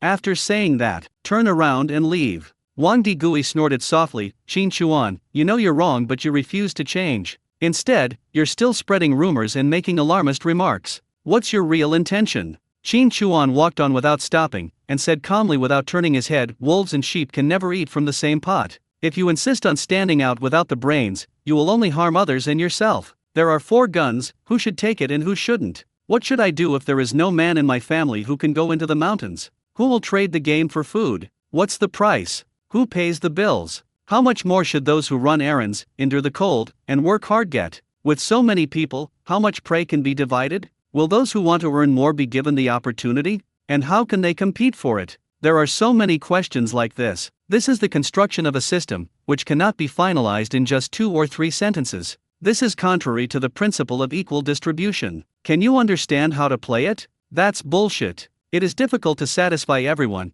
and the least you can do is offend someone and have a bad reputation. When passing by Qin Jingru, his steps paused. Qin Jingru snorted and rolled her eyes in disgust, not the same as before. Qin Chuan chuckled. This is Qin Jingru. Wang Digui narrowed his eyes and said, Qin Chuan, wait, don't try to hide your things. Put them in order and hand them over as soon as you have the results. And you have to give up the wooden house on the mountain. Qin Chuan turned his head and glanced at him. Get rid of me first. Later. Qin Chuan picked up a wooden stake and started hammering, grinding, and filing it. Little Lao Chi stood beside him and was tested on reciting ancient poems. It's noon, I'm hoeing the field, sweat dripping down to the ground. Who knew, you bastard? You all deserve to die. Qin Chuan turned around, looked at Xiao Laokai's angry expression, and blinked. Haven't you memorized it yet? This needs to be beaten. He picked up the wooden stake and placed it on the table. He brushed off the sawdust on his legs and patted his legs to show his respect to Xiao Laokai. Xiao Laokai took 2 steps forward and lay on Qin Chuan's legs, resting his elbow on his other leg and leaning his head on it. Brother, if you feel unhappy, you can hit me hard twice to vent your anger. These guys are so annoying. Brother, you were able to hunt prey because of your hard work. It's your ability. What does it have to do with them? They forced you, brother, to give up the mountain guards. They are all bad guys. Qin Chuan heard this and raised his hand, but he was reluctant to let it fall. Third brother, you come and beat him up. The third brother pulled the 7th brother up. Little Lao Chi also moved from Qin Chuan's legs to Lao San's legs like an object. The third brother gently patted the 7th brother's butt and said, Brother, not everyone thinks that way. It must be Wang Digui who instigated it. This guy looks honest, but he's the one with all the bad intentions. The captain is pretending to be confused. We can ask the deputy captain to take the lead, or go directly to the team leader and ask them to judge for us. Qin Chuan smiled slightly. I am your brother and I am right. Brother, that's so domineering. The 4th child clapped his hands, not knowing what he was so excited about. Lao Wu was fiddling with his Type 38 rifled. Brother, are you really going to give me this gun? Well, it's okay to fire a few shots for practice. Qin Chuan said. Take out the 2 in the space. There must be a gun at home, so just say you bought it on the black market. A man is innocent, but he is guilty of possessing a treasure. Qin Chuan picked up a hammer and chisel, hammering away as he said, Leaders need the support of the people. They need to weigh the pros and cons and win their hearts. Even being polite can lead to losses, and then we will be the ones who suffer. But the mountain guards still gave way, said the 3rd brother. Qin Chuan smiled and said, That's even better. If something goes wrong, it won't happen to us. Little 7th old man got up from the 3rd old man's lap, ran over and squinted at Qin Chuan. Brother, it seems you didn't lie. Qin Chuan smiled and pinched her little face. Originally, the mountain guard was about to resign. It was not easy to resign on my own initiative. Now is the perfect time. The 3rd brother blinked. Brother, are we going into the city? Qin Chuan nodded. Almost done, I'm working on the house. Little 7th's body went limp, and he slumped to the ground, his head resting on the table leg. I am going to school now? Oh my god. Qin Chuan smiled and said, I'll find you a gentle teacher who won't beat you. Little old 7 chuckled. Thank you, brother, for lying to me. The 3rd brother looked a little gloomy. Brother, if we leave like this, what will the people in this village say about our family? Qin Chuan smiled meaningfully. They should probably miss the days when I shared fish with them. The next morning, after Qin Chuan got up, he took 3 wooden signs and nailed them to the ground 50 meters around the wooden house. There are only 3 big words on it. There is a trap. Then he entered the forest and let the horse out. I put the saddle I made on it and tried it out. This saddle is more like a Mongolian saddle, the kind with a low pile. It is almost an arc-shaped board. It is not mainly used for sitting, but for connecting the stirrups. Only in this way can it be stable and firm. The feet have a fulcrum on the horse's back and can exert strength, freeing one or even both hands. The saddle is made of wood, covered with wild boar skin, and cotton is stuffed at the bottom to prevent it from hurting the horse's back.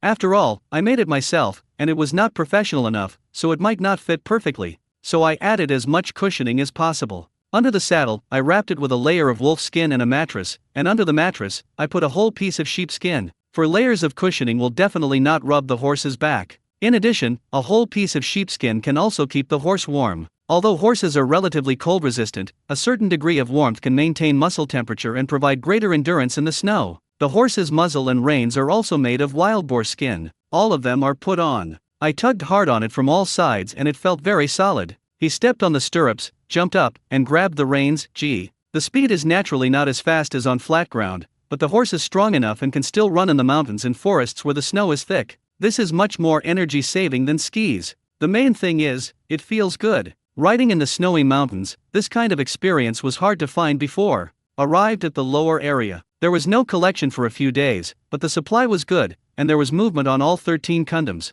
Came to a set. Qin Chuan was a little dumbfounded. I saw a male pheasant riding a female pheasant. The female was caught in the condom. What is this for? Taking advantage of the situation and acting like a hooligan when the chicken is unable to move. Qin Chuan raised his hand. The bow and arrow that had not been used for a long time appeared in his hand. Draw the bow, aim, whoosh puff. He was shot directly through by an arrow and nailed to the tree behind him. Qin Chuan walked over, untied the hen from the cage, and looked at it by the wings. The rooster in my space doesn't know your past. You will meet someone who treats you well. There must be hope in life. Lay more eggs and hatch more chicks. Income space, thrown into the chicken pit. Quite active. He ripped the males off the arrow and said, I'm not even interested in eating you. Release the leopard and throw the chicken to it. After eating, I took it for a walk. After all the covers were removed, he did not go deep into the woods but returned to the cabin. I didn't plan to go into the woods today. I want to make masks. Qin Chuan was quite looking forward to the art of disguise. If he made a few more, he wouldn't have to wear a mask. He could wander around anywhere and no one would be able to know his true face. Just like the face-changing girl, she is so wild that she disguises herself as a man. Do business with swagger. How can one not have multiple identities when floating around in society? At a certain moment, Little 6 and Little 7 walked in from outside, and on either side of Qin Chuan stood a brother. I'm hungry. Brother, when can we eat? Qin Chuan smiled. Wait a little longer. 20 minutes later. Through Xiaobai's vision sharing, I saw the large hunting group at the foot of the mountain gather together. Men, women, young and old, full of energy and spirit, they headed up the mountain with great enthusiasm. Third brother, put on the charcoal fire. Let's eat. Eat hot pot early in the morning. There are such conditions. The more you eat hot pot, the more delicious it tastes. When the main force is approaching, Qin Chuan raised his head towards the door. Old 4, open the door. A little bit. The hunting party arrived. What's that smell? It smells so good. Mutton. It definitely tastes like mutton. The Qin Chuan family eats mutton so early in the morning? Gurgle gurgle. We went hunting in the mountains today and had breakfast. But it's not oily, and the smell makes me hungry. Mainly because of greed. This smells so damn good. One by one, they looked towards the wooden house, and when they got close, they saw the sign and stopped immediately. Many people have seen the miserable state of the 3 brothers of the Wu family. Seeing snakes in cups of wine and seeing enemies everywhere. There really is a trap, believe it without a doubt. Who dares to step forward? Qin Chuan took a few chopsticks and scooped up a bowl of meat. He then held the bowl and walked out slowly. Sis, if you're so greedy for them, will they steal us? They dare. Have you forgotten what our brother does? Yeah, who is our brother? Catch them. What are you waiting for? Grab the pot, let's go out and have some hot pot. Chuckle. Qin Chuan went out with the bowl, chewing the meat while making sounds. After stuffing his mouth with meat, he raised his hand to greet everyone and said vaguely, Good morning, everyone. You're going up the mountains so early. Go, go. I hope you guys can hunt down a goat and have some hot pot. Smells so good. Wang Digui pointed at Qin Chuan and said, What do you mean? Are you jealous of us? Are you going to hurt me? What you said is true. There are sheep in the mountains. You have 4 guns, so why worry about not being able to shoot them? If you want to eat, just shoot. How can I help you go? There is only meat at home, no grain. I just want to have a simple meal. I'm not tempting you, Qin Chuan said. Brothers and sisters, come out with the pot. Each of them held a bowl and ate with slurping sounds. This is for everyone to see, chewing the air to satisfy your craving. Brother, have some soup. Qin Chuan slurped a mouthful and said, Xianlinger. Qin Chuan, every bite of meat you eat now belongs to everyone. You are making mistakes and you will have to pay the price for it. Just wait, the joint report letter has been submitted, and the team will take action against you soon, Wang Digui said. Qin Chuan took a sip of soup, gurgle, gargle, and spit to the side. Let me teach you how to draw a pie. If you want to bring me up, you shouldn't bring up something that's going to be exposed soon. If the brigade wanted to take action against me, they wouldn't have to wait until now. I certainly wouldn't be sitting here eating hot pot in the warmth right now. Anyone with a little bit of intelligence would know that what you said is a lie. You should say so. See everyone? This hot pot is delicious, isn't it? Are you tempted? Follow me. Today I will do my best to lead everyone in and out as many people as possible. On the basis of ensuring safety and no one's death, we can kill a sheep and eat hot pot. That's right. The third brother glanced at Qin Chuan and said, Brother, that's not right. With so many of them, even if they kill one sheep, it won't be enough for us to eat. We need to kill several. Otherwise, most people won't be able to eat meat and can only drink soup. Qin Chuan uttered a hush sound. Keep your voice down. Just tell the truth. Wang Digui's face turned green. Qin Chuan said, I'm sorry, everyone. I originally prepared mutton offal soup for everyone, but Comrade Wang Digui said I made a mistake. So, I'd better not implicate you. After the results come out and I'm still safe, I'll let you taste my cooking skills. Come on everyone, make sure you come back safely.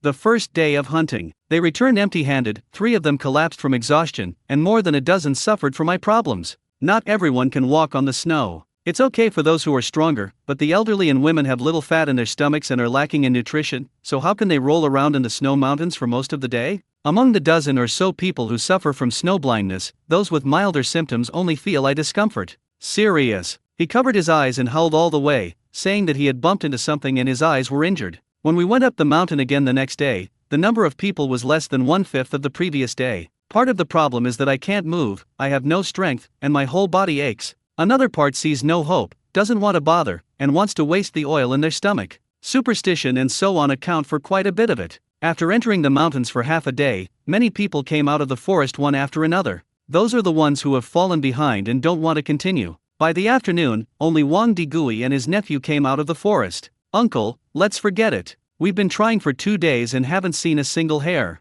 Hunting won't work without experience. Let's not bother with this mountain ranger anymore. He's not going to make a living from it. You know shit. There must be some trick here. If we figure it out, we'll have a good time. It will be a good opportunity when everyone else has left. We just need to take something back, and the identity of the mountain guard will be locked in.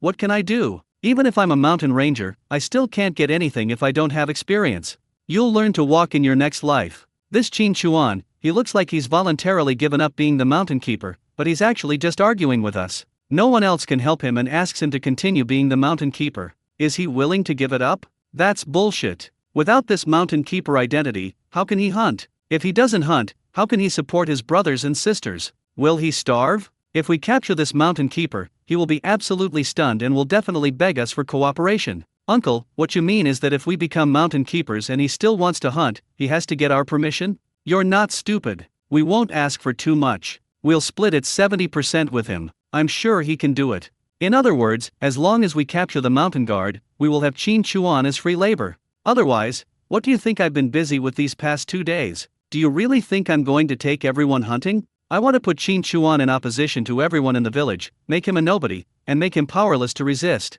Then we can find an opportunity to take down this mountain guard. If he wants to talk and negotiate, everything will be fine. On the other hand, if he dares to stand up and hunt secretly, I can kill him. If he wants to live, eat meat, and support his brothers and sisters, he has to become our dog. It would be best if we could kill the leader wolf. That would be more convincing, but uncle, where can we find one? Aren't wolves said to come into the village and either bite one or kill another? It's been 2 days, and we haven't seen a single one, not even a hare. There was silence for a moment. A little bit. Uncle, how about we just go all out?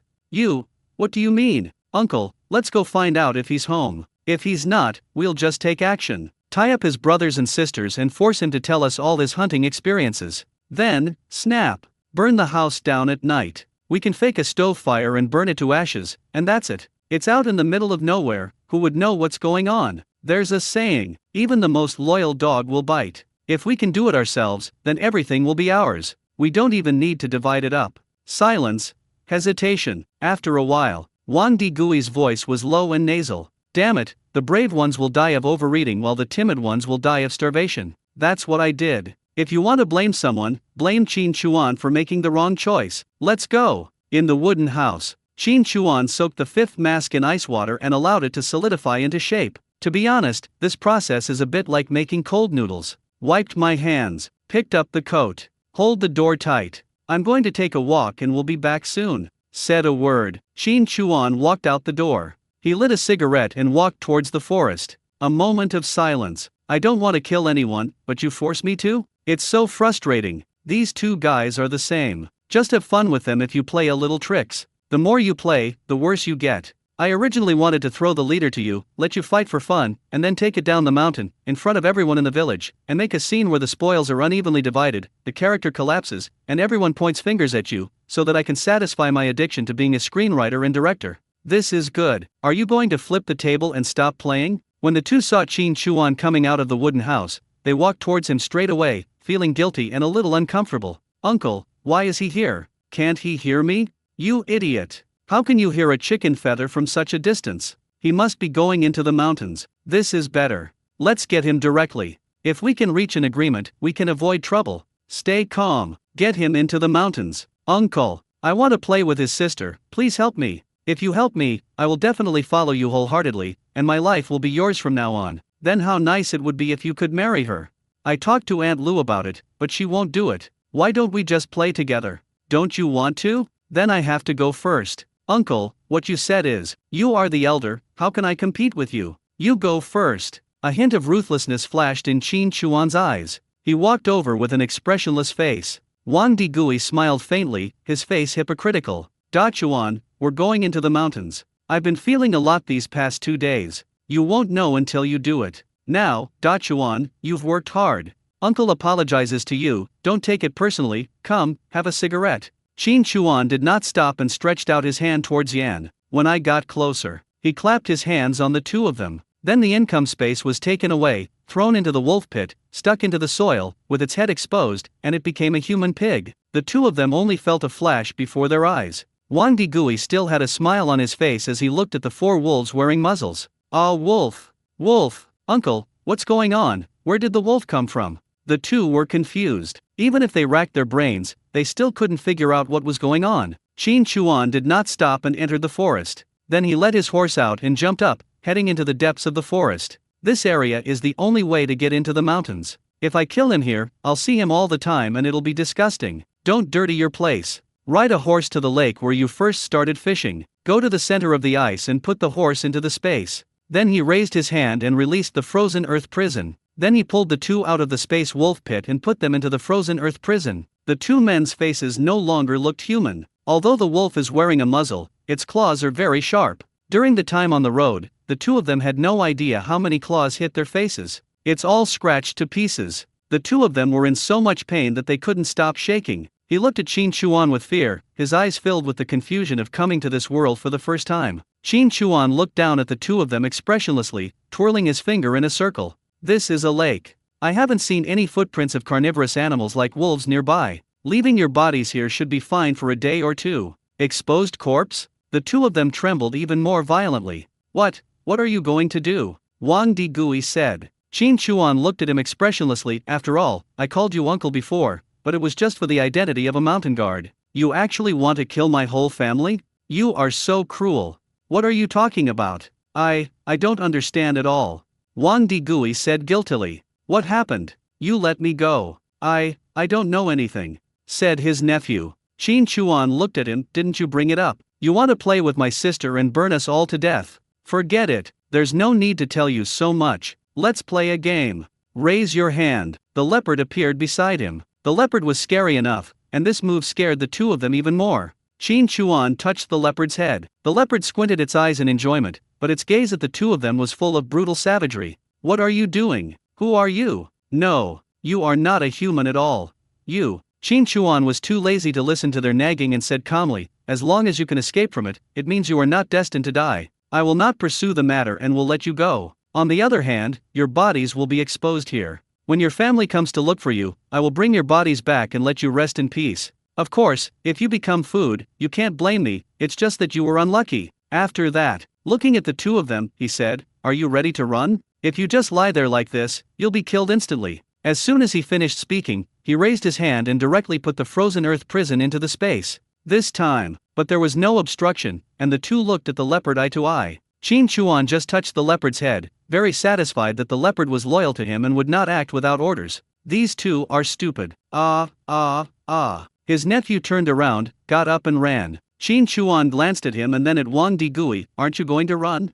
Wang Digui knelt tremblingly in front of Qin Chuan. I beg you, let me go, I was wrong. Since you asked me to, then, I'll invite you to enjoy it together. Qin Chuan pulled the leopard's muzzle and headed towards his running nephew, then patted the leopard's neck. The The leopard understood, circled around Qin Chuan, looked up at Qin Chuan, leaped forward, and then moved a few times to catch up. It leaps up and pounces on you. It can't bite because of the muzzle, so it just scratches with its claws. This meal is worth it. Wang Digui was stunned. He knew that these bloody scenes would soon happen to him. That feeling of excitement is like a nuclear bomb exploding in the brain. I was so scared that I was like a madman, twitching and twitching. Qin Chuan glanced at him, lit a cigarette, and walked to the side, away from him. Seeing that nephew's neck was torn apart, he was dead. Qin Chuan whistled. The leopard paused and turned around to look. Qin Chuan pointed at Wang Digui. Ouch! Ah! The two of them were like broken toys, torn into a bloody mess by the leopard and without any breath left. All dead.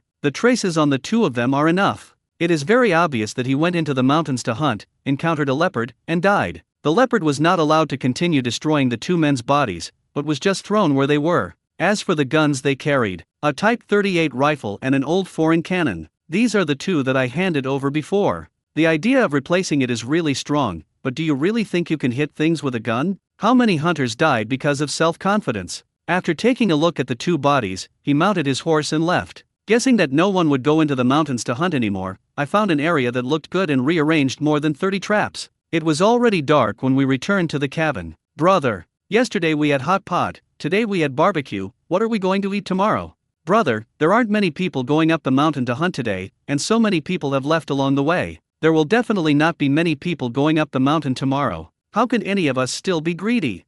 Qin Chuan took off his bearskin coat, put it on a stool and sat down. There shouldn't be anyone here. Ah, is this the end? Yeah, it's only been 2 days. Listening to the words of my brothers and sisters, Qin Chuan said with a smile, I don't understand what you mean. Do you want to continue or not? It's true that it's a bit hard to eat meat early in the morning, but it's still interesting to satisfy people's greed, said the fourth brother with a smile. Lao Wu clapped his hands and said, how about tomorrow morning, let's have some buns stuffed with oil, the kind with cabbage and vermicelli. They smell so good right out of the pot. The smell of stuffed buns can spread for miles, and some millet porridge would be the perfect match. Plus, the pickled vegetables you bought. Ha, sis, I'm craving it now. I agree, sister, let's eat buns, said the fourth one. Xiao Lao Kai raised his hands, I agree. The third brother looked at everyone, his face gradually darkening. You don't even want to eat meat anymore? You've really spoiled me. We've only had a few days of good times, and you've already forgotten what happened before? Where did you get the meat? I worked so hard to get it. In just 2 days, many people would be exhausted after entering the mountains and wouldn't be able to hold on. But what about me? Brother, don't you know you're tired? You know we'll starve if we can't catch any prey. Can't you imagine what kind of mood I was in when I went into the mountains, and what kind of mood I was in when I hunted? Day after day, besides getting up early to hunt, we also have to go to the city late at night. Everything we eat, use, and where is all my hard work? How do you keep going? Eat, eat, eat, all you do is eat. You even think it's fun and treats it like a game. Why don't you feel sorry for me? Talking, her eyes turned red, tears started to fall, and she cried. They all lowered their heads, their eyes red. Qin Chuan saw the atmosphere and said, stop. There is no idle person in our family. Everyone has contributed to our current life. It's not just my credit. The third child processes the prey. The better the processing, the higher the price. The fourth and fifth children chop wood. Every time I go out, I always take good care of this family. Although the sixth and seventh children are still young, they also take on the work of cleaning the house to the best of their ability. We've talked so much, let's have a drink. Third brother, give me a whole fish. You guys take care of the rest. Fourth brother, fifth brother, get me some hot water. I want to take a bath.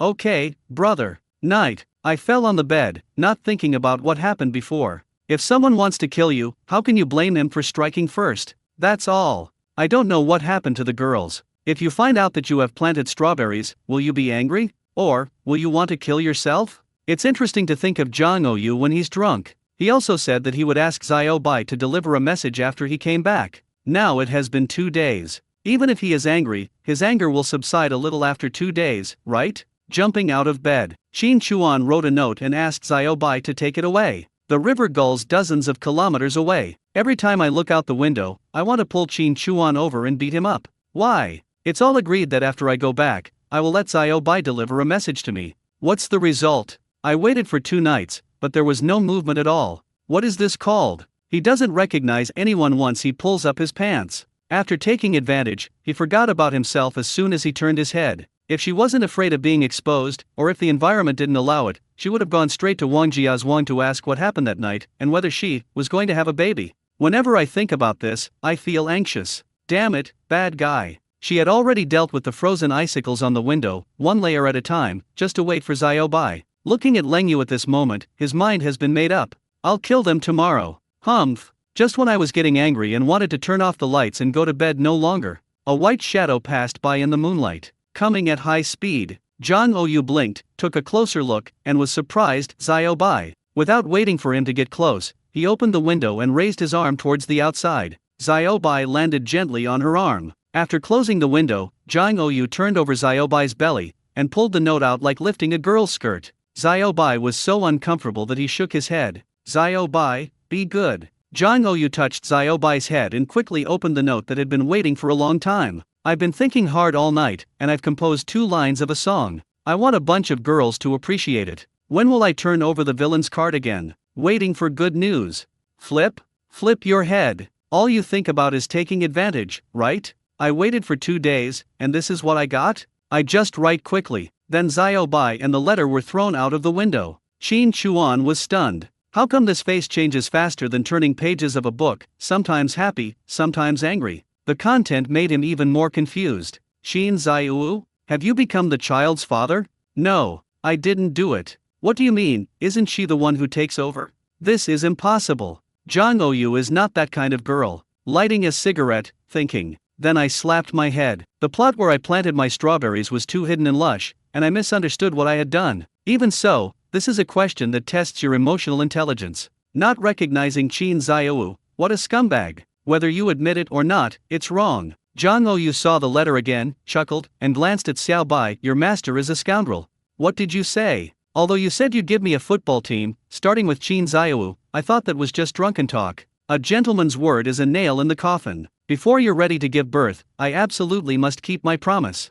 How could I take advantage of someone's misfortune and lose my innocence without any clear reason, and let a female hooligan take advantage of me? Don't worry, young lady, I'll report to you at any time. Through visual sharing, Qin Chuan knew that his answer passed the test. Zhang Ouyu then replied, the Empress Dowager's schedule has been very erratic lately, so forget about turning over a card. However, I am planning to go hunting in the hunting park. I ask you to make proper arrangements and not let me down. The date is the day after tomorrow. The day after tomorrow? This was the first time Zhang Ouyu suggested that he should do something. It's also a date. Absolutely can't refuse. Qin Chuan thought for a moment and said, see you at Donchenkao at 8 o'clock the day after tomorrow. After confirming it, he ended the eagle communication with Zhang Ouyu. I thought of the ice flower girl. Qin Chuan was well aware of how effective bait was. He'd created all the traps himself using a secret recipe he'd created. He'd started his space breeding program by using this secret recipe to trap sables. Otherwise, how could he have caught sables?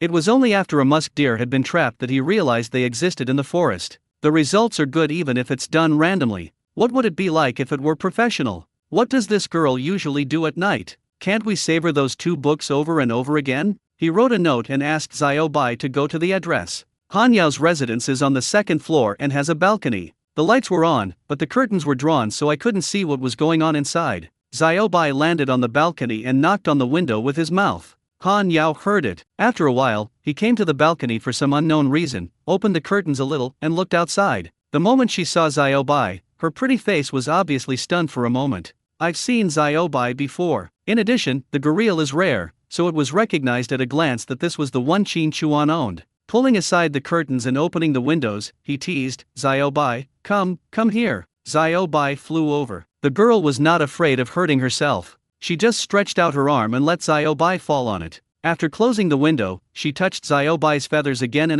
and loved it very much. Can I take a picture? Your master doesn't know, but there's no charge for taking a picture, right? As he said that, he put Xiao Bai on the table and took out his camera. Then there was a burst of continuous shooting. Qin Chuan was speechless. Although it was a benefit to see her wearing a suspender nightgown, she loved taking selfies too much. She had changed 3 rolls of film, and Xiao Bai was numb to it. The visual sharing was about to be broken. 1 second consumes a lot of points, but she didn't notice the letter tied to her leg. She stretched out her paw and thought Xiao Bai was interesting. He could pose and even cooperate with her in taking photos in a human way. Until Xiao Bai took out the letter with great effort. Hanya finally reacted and took the letter in a daze. Are you feeling better now? What materials do you need to make bait? I can prepare them in advance. Hanya pulled the stool away and wrote, I'm not happy, you. The pen pauses, blinked, then looked at Xiaobai. A smile appeared on her pretty face and red lips. Seeing this smile, Qin Chuan reacted. Oh shit, oh no. This woman is not a good person, not kind or gentle at all. 1 second, he was madly in love with Xiaobai, and the next second, he was chasing Xiaobai all over the house. If he wasn't kind enough in controlling Xiaobai with his mind, wouldn't Xiaobai, the king of the sky, peck you, scratch you, disfigure you? How could I let you bully me? He covered it with a blanket, tied its claws with a rope, and fastened them to the table leg? Ever since Xiaobai followed me, he has never suffered such injustice. Qin Chuan put on his clothes, shoes, and coat, and was about to go into the city to settle the score with this girl and rescue Xiaobai. Just about to go out. From a distance, you can see a series of torches and flashlights at the foot of the mountain. In the darkness, it is like a swimming dragon. The eyes of telepathy are mobilized to see who is coming. Wang Shengli, Zhao Beishan, a dozen young and strong men in the village, as well as Wang Digui and his nephew's family. What a hassle! I know very well that there is no way down this mountain. Shared it with Xiaobai vision. Xiaobai felt aggrieved, which Qin Chuan could naturally feel, and he kept sending himself signals. At this moment, after kidnapping Xiaobai, Hanyao squatted on the ground in her nightgown, holding a plate of meat to try to cheer Xiaobai up. She was no longer as cold as before, and even begged Xiaobai to give her some face and eat something. Wait until Qin Chuan comes and then release it. Qin Chuan was clear that Xiaobai would not be in danger. Just let Xiaobai suffer for the whole night, but he can't eat anything. One should be grateful for what one has eaten, let alone this meat. What the hell is it? I'm still a biology student. I gave the frozen and hard meat to Xiaobai to eat. What if he gets sick from it? Comfort Xiaobai. Wang Shengli and others have already gone up the mountain. Qin Chuan, what did you do to my man? You bastard, did you harm them? Wang Digui's woman was like a shrew, crying and howling. He pointed at Qin Chuan and started cursing. Qin Chuan looked at them indifferently without saying a word. The younger brothers and sisters heard the noise. The third, fourth, and fifth brothers came out with guns. What are you doing? What are you doing? What are you doing? My husband and nephew have gone into the mountains and haven't come back yet.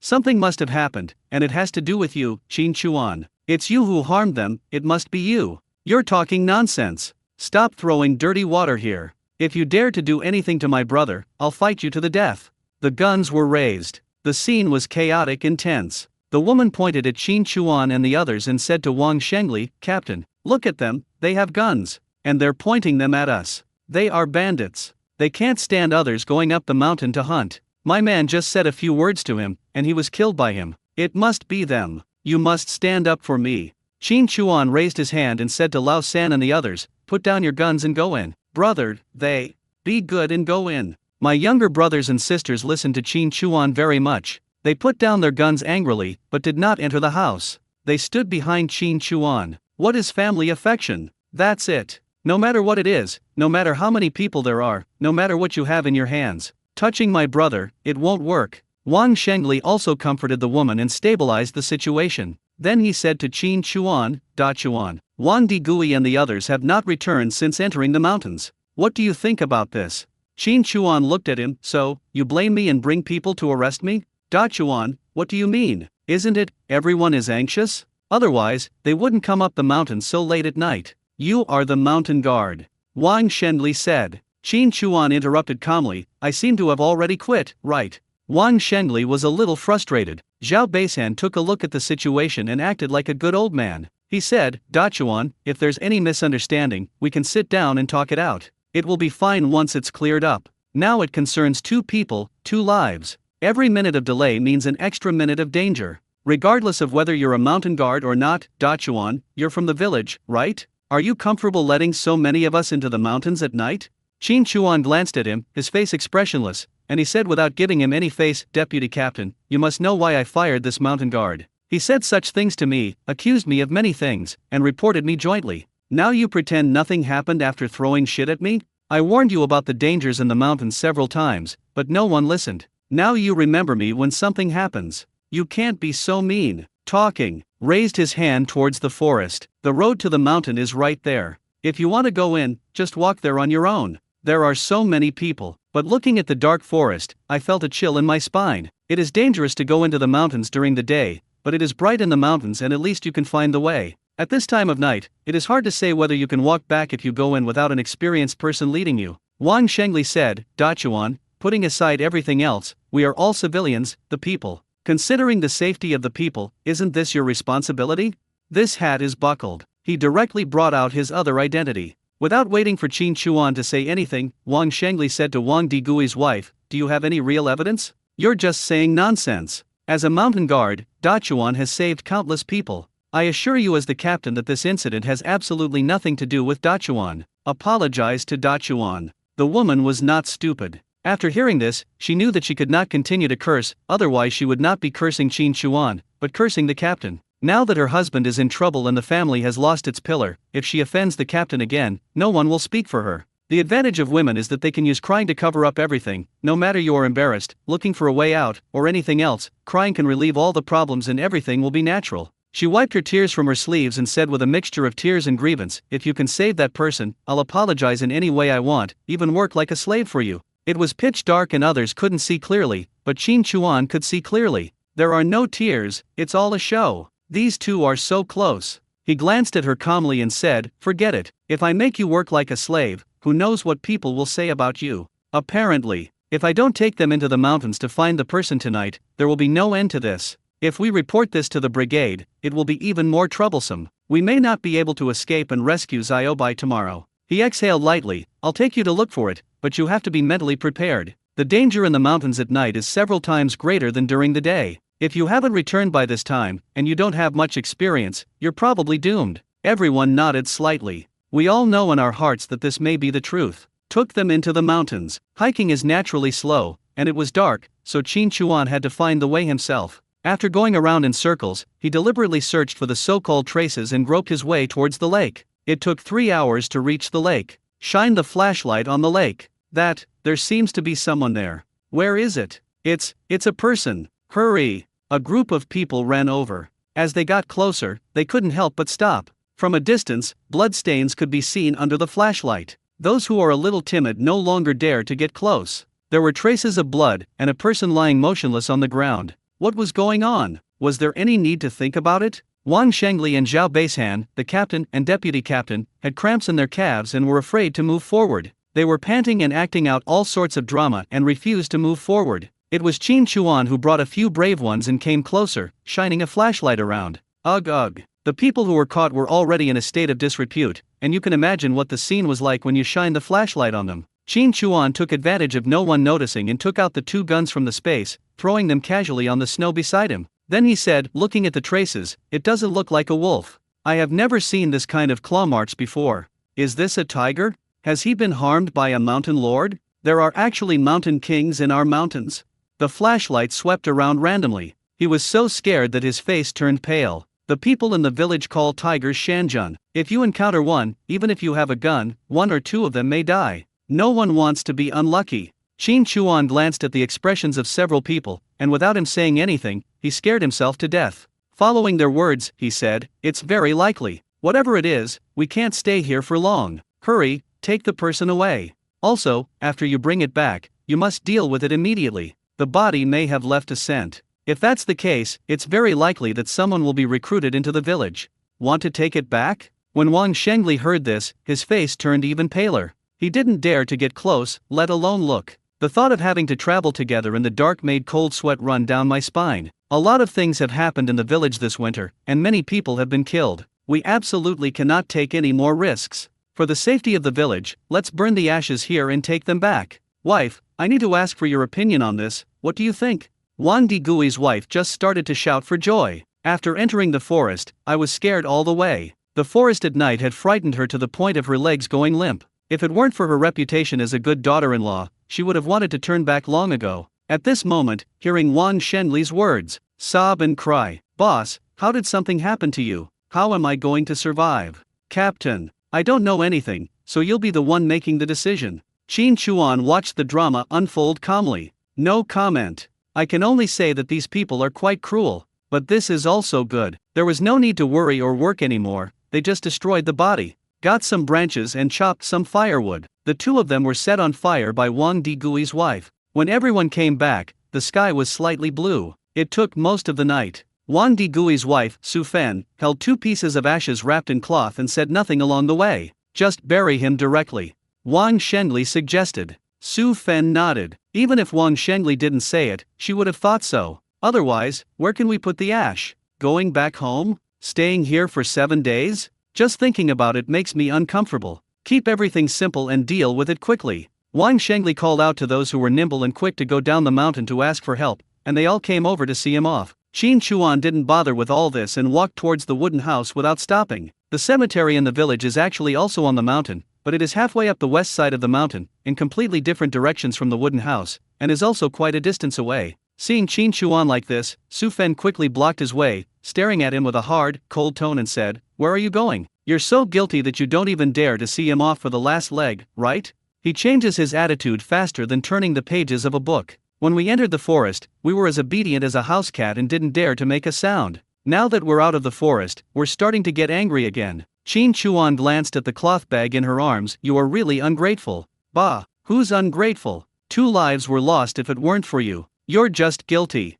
This is all your fault." Su Fen turned into a shrew again, howling at Qin Chuan, "Don't think I don't know. When we went up the mountain, you deliberately ate hot pot to tempt everyone. If you hadn't provoked me, how could my man walk so far out of spite, into the deep mountains? It's all your fault. How could you be so mean? You're just using provocation to hurt my man." Qin Chuan looked at her and smiled slightly. "That's exactly what you want." Su Fen was slightly startled, and her pupils shrank slightly when she looked at Qin Chuan. "Do you know something? Otherwise, how could you say this?" Qin Chuan walked past her, and at the same time, his suppressed voice reached Su Fen's ears. "I'm not interested in your little things, but you'd better not mess with me." When Su Fen heard this, her pupils constricted again, but he just stood there and didn't dare to do anything else. Wang Shengli said, his wife, "This matter cannot be blamed on Dachuan. You are a little too much. Stop making trouble. Talking." He glanced at Qin Chuan's figure. This incident must have created a rift between him and Qin Chuan, and no matter how the situation is eased in the future, this rift will still exist. What a loss! What a loss! Hey! When it was bright, everyone finished their work, buried the body, and went down the mountain. Before Wang Shengli and Zhao Beisan even touched the Kong, they were called to the production team office. The third team is coming. Deputy Team Leader Chu Jingyu and Political Team Leader Chen An. Wang Shengli and Zhao Beisan were criticized harshly, with the words slamming on the table and banging on the chairs.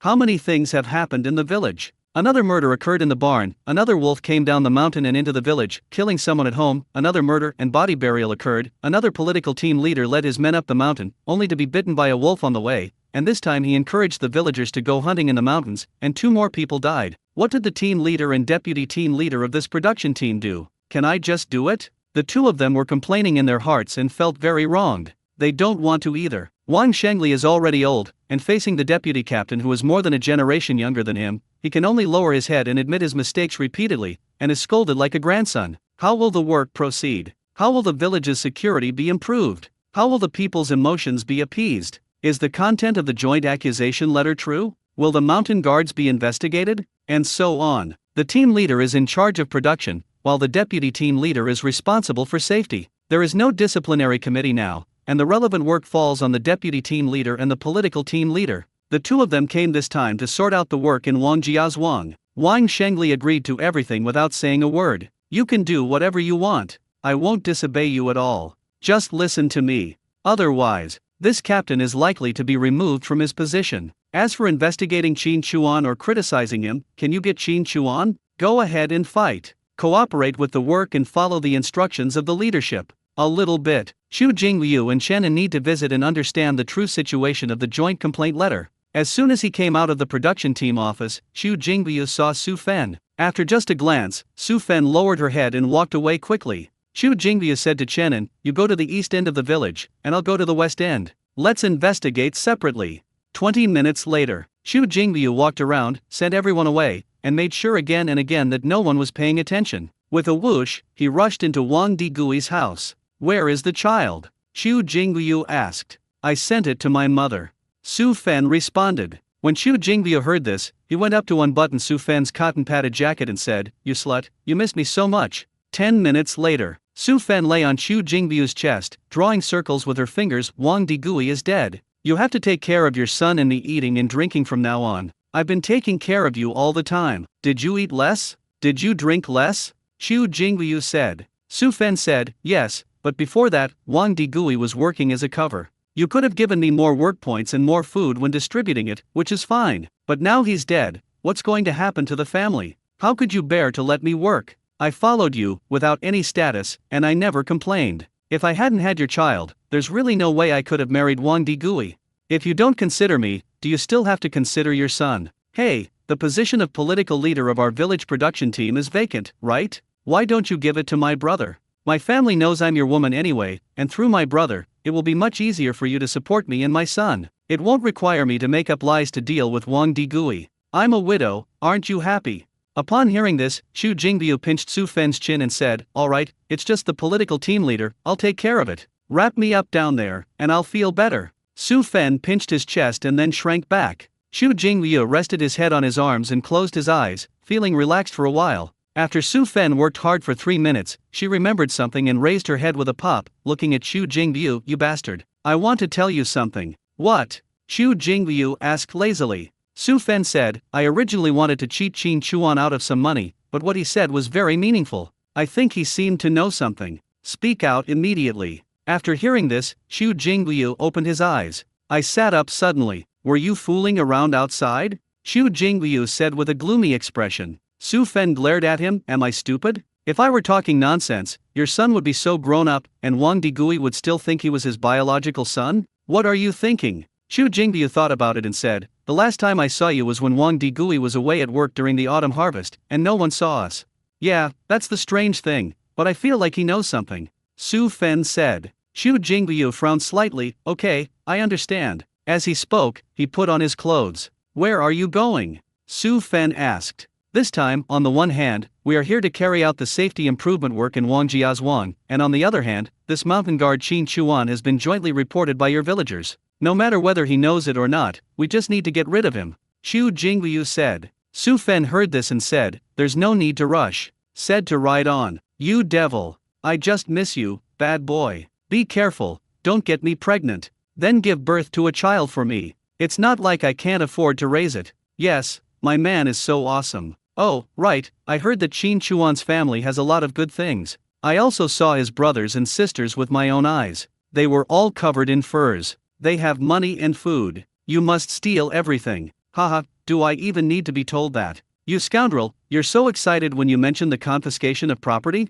Just kill me. On the other side, Qin Chuan came downstairs to Binghua girl's house. He moved his ears and could confirm from the sound of her breathing that Hanya was still fast asleep. Her bodyguard Tang Hui was probably doing push UPS in the room, and her aunt had just gotten up and could hear the rustling sound of her getting dressed. The young lady is indeed different. If this happened in the countryside, anyone who was still in bed at this time would be a complete lazy girl. Looked at the window. With a thought, he controlled Xiao Bai to bite the rope that tied his claws silently, then went to the window and opened the wooden inner window lock with his mouth. Qin Chuan took out a ladder from the space and climbed to the second floor. Through the window, you enter the boudoir. He quietly came to Hanyao and looked at the beautiful woman who was sleeping soundly with her hair disheveled. I picked up a stool and went to the bed. Click. Kerosene lighter ignites. Qin Chuan lit a cigarette and puffed slowly. Hanyao heard the noise and her eyelashes moved. I opened my eyes and vaguely saw a person. I reacted for a moment and subconsciously wanted to shout. Qin Chuan covered it with his hand.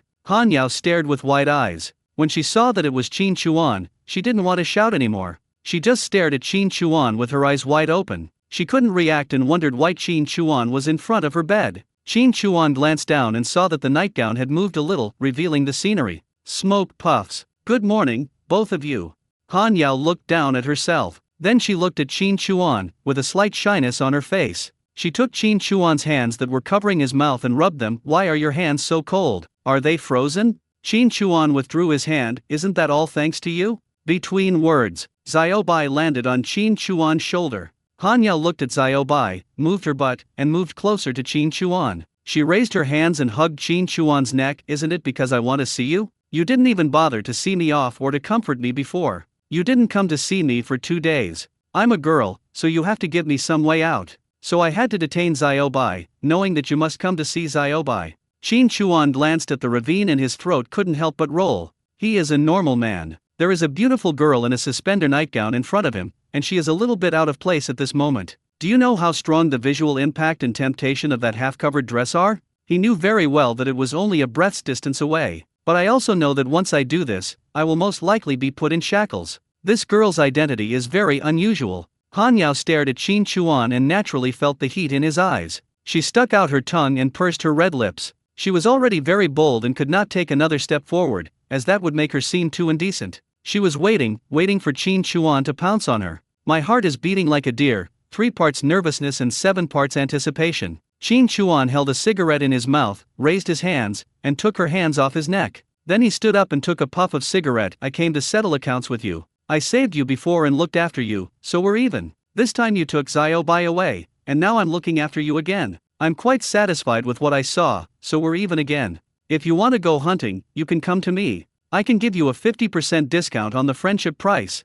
Let's go. With a wave of his hand, he walked straight towards the window. Just turning around at this moment, Han Yao felt as if her heart had been hollowed out, and then she was filled with panic. She quickly threw back the quilt, got out of bed, ran to Qin Chuan, and hugged him tightly around the waist. Don't. I'm scared. These past 2 nights, every time I closed my eyes, I could only see the scenes in the warehouse. Only when I put your photo under my pillow could I feel at ease, fall asleep, and feel at ease.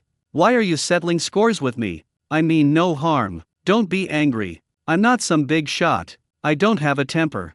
Others think I'm aloof, but you have something I don't have, and I don't ask for anything from you. Why do you act like you're saying goodbye to me? Don't do this, please, don't. You're scaring me. I'm so afraid of losing you. I've already told you that if you have other women, I'll have them. I didn't ask you to marry me, so we can just be together like this, right? Qin Chuan took a puff of his cigarette. You are quite clingy.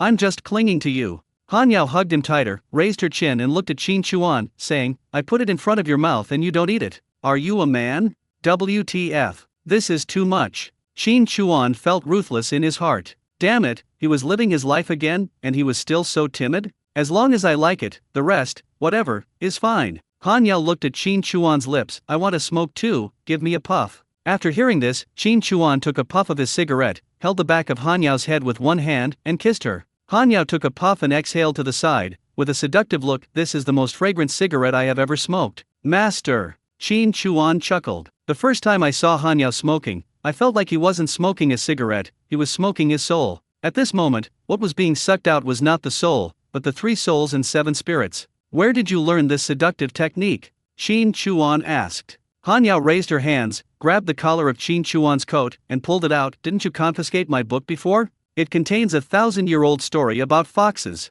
How could I have known that?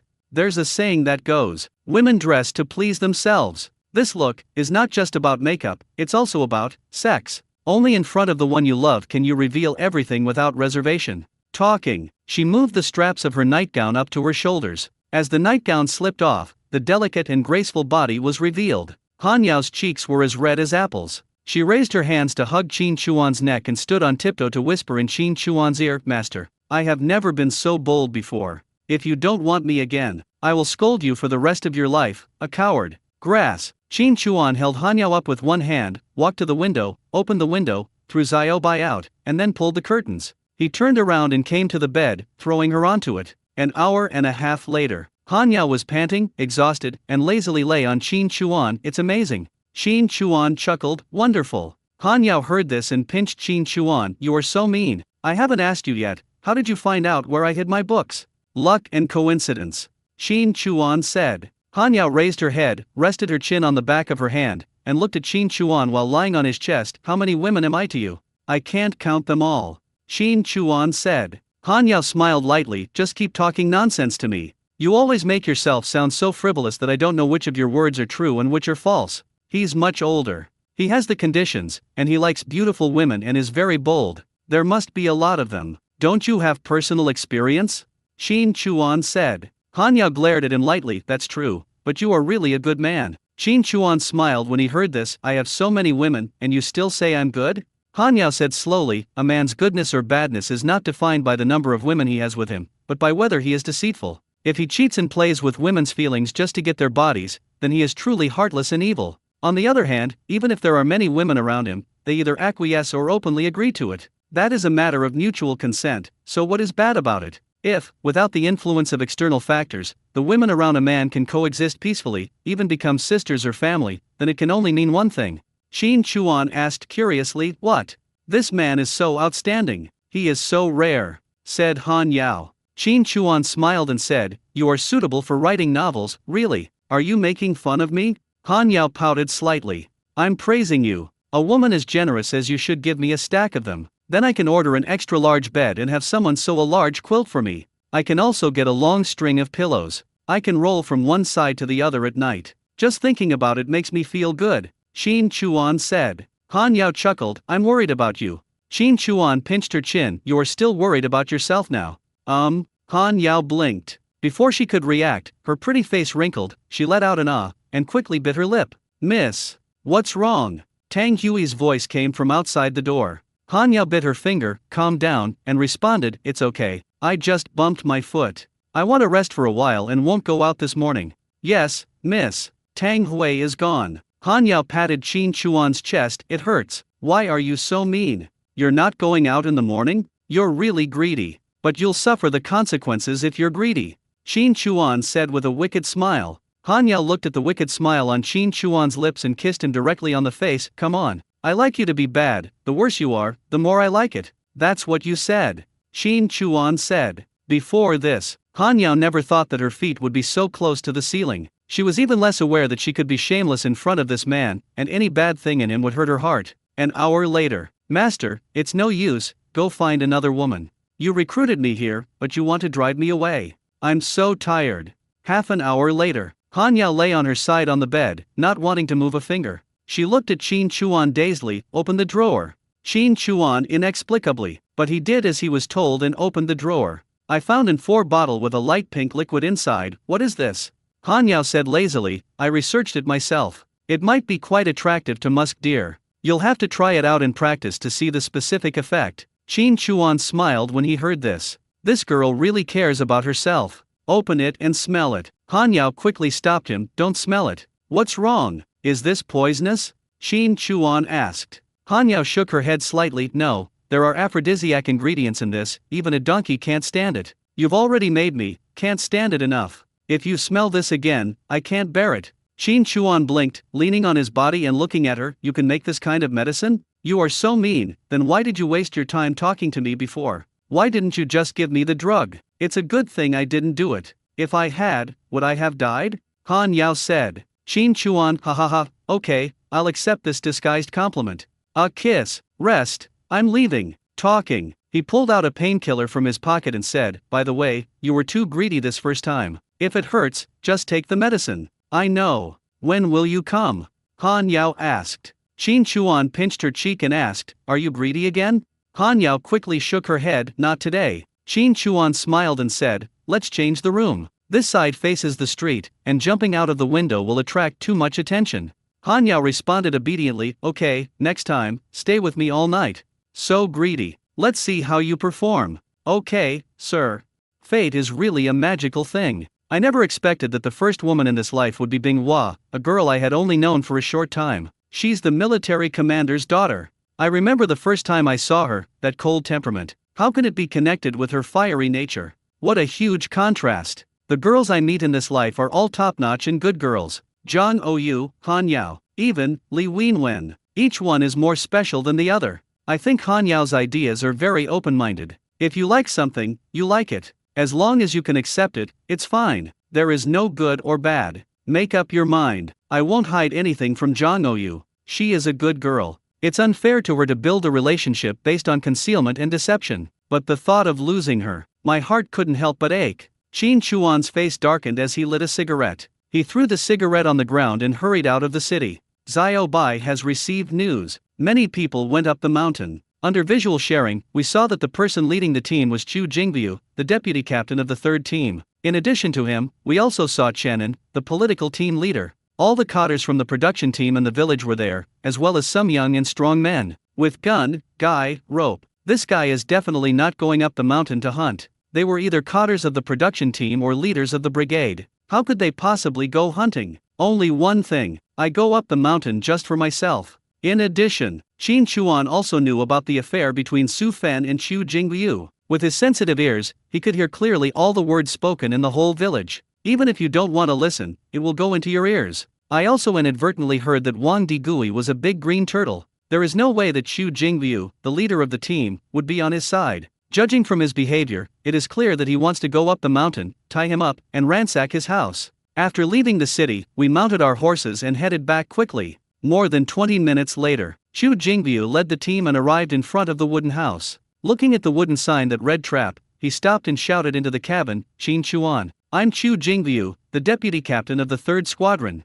We've received a joint letter of accusation, and there are some things we need to verify with you. We ask that you cooperate with us and come with us." I shouted several times in a row. No response. Wang Shengli said afterwards, "Captain Xu, Dachuan might have gone hunting in the mountains. His younger siblings are usually the only ones staying in the house. For safety reasons, they've been told not to leave. How about this, we go back to the office and wait for Dachuan to come back, then have him come down the mountain to cooperate with the interrogation. You want to cover up for him, right?"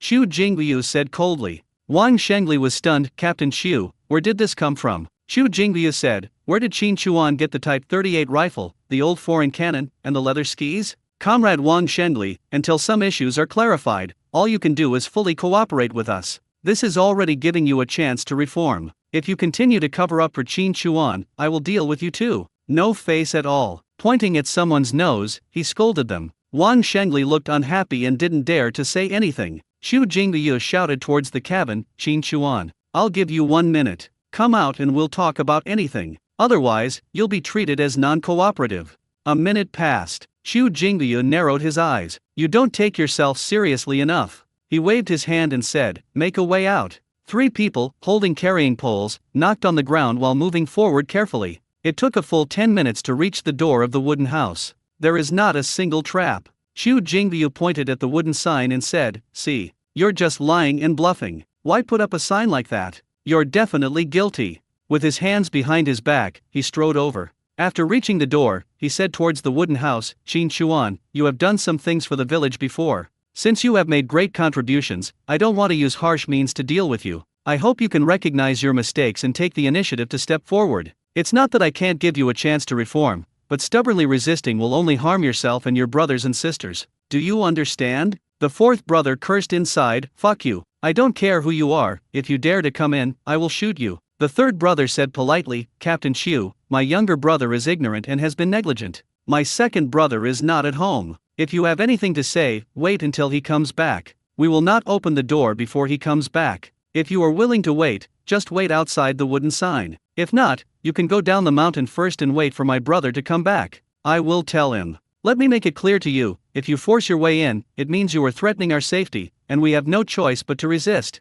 "Rebellion?" Xu Jingyu's mouth twitched. "Rebellion? You really are rebelling. You have no organization and no discipline. You want to rule the country, right? I want to see if you dare to fire this gun. Break the door open." Zhao Beishan stopped him and said, "Captain Xu, Comrade Qin Chuan has made many contributions since becoming a mountain guard. He has been commended by the production team, the brigade, and even the bureau. There are 3 banners hanging in the house. It's inappropriate to break in by knocking on the door. If this gets out, it will discourage those who have made great contributions." Xu Jingyu stood with his hands behind his back, his face solemn as he said, "Have I made myself clear? They're threatening me with a gun. Who am I representing? Myself? What kind of behavior is this? Do I need to elaborate?" Zhao Beishan frowned and didn't know what to say. If he continues talking like this, he will become a counter-revolutionary. Once this hat is put on, it is really too big and it is impossible to bear. "Captain Xu, we've made a discovery here. Go over and take a look." Everyone's eyes were wide open. They found the refrigerator. Wild boar, deer, badger, sheep, roe deer, fish, pheasant, hare. There is really too much processed meat. It is no exaggeration to say that after the replacement, the freezer can be filled with 3. Especially pheasants and hares. There were not just 1 or 2, but a bunch of them. Xiao Bai never goes out empty-handed. He has accumulated a lot of things. The people present had never seen so much meat and such a rich variety of meat in their entire lives. It's like suddenly finding a few boxes of money. Even in their eyes, this is more valuable than money. Too rich. So rich. I copied all of it. Count them carefully, leaving nothing behind, and search, keep searching. All of their eyes glowed green. How can I hand it all over? I must get some benefits. Meat, this is. Everyone wants to dig 3 feet into the ground. Sister, our meat. Old 4, don't go out. You can't go out. But I worked so hard to earn that, and they're trying to take it away. Listen to me, don't go out, wait for me to come back, we'll wait for me to come back.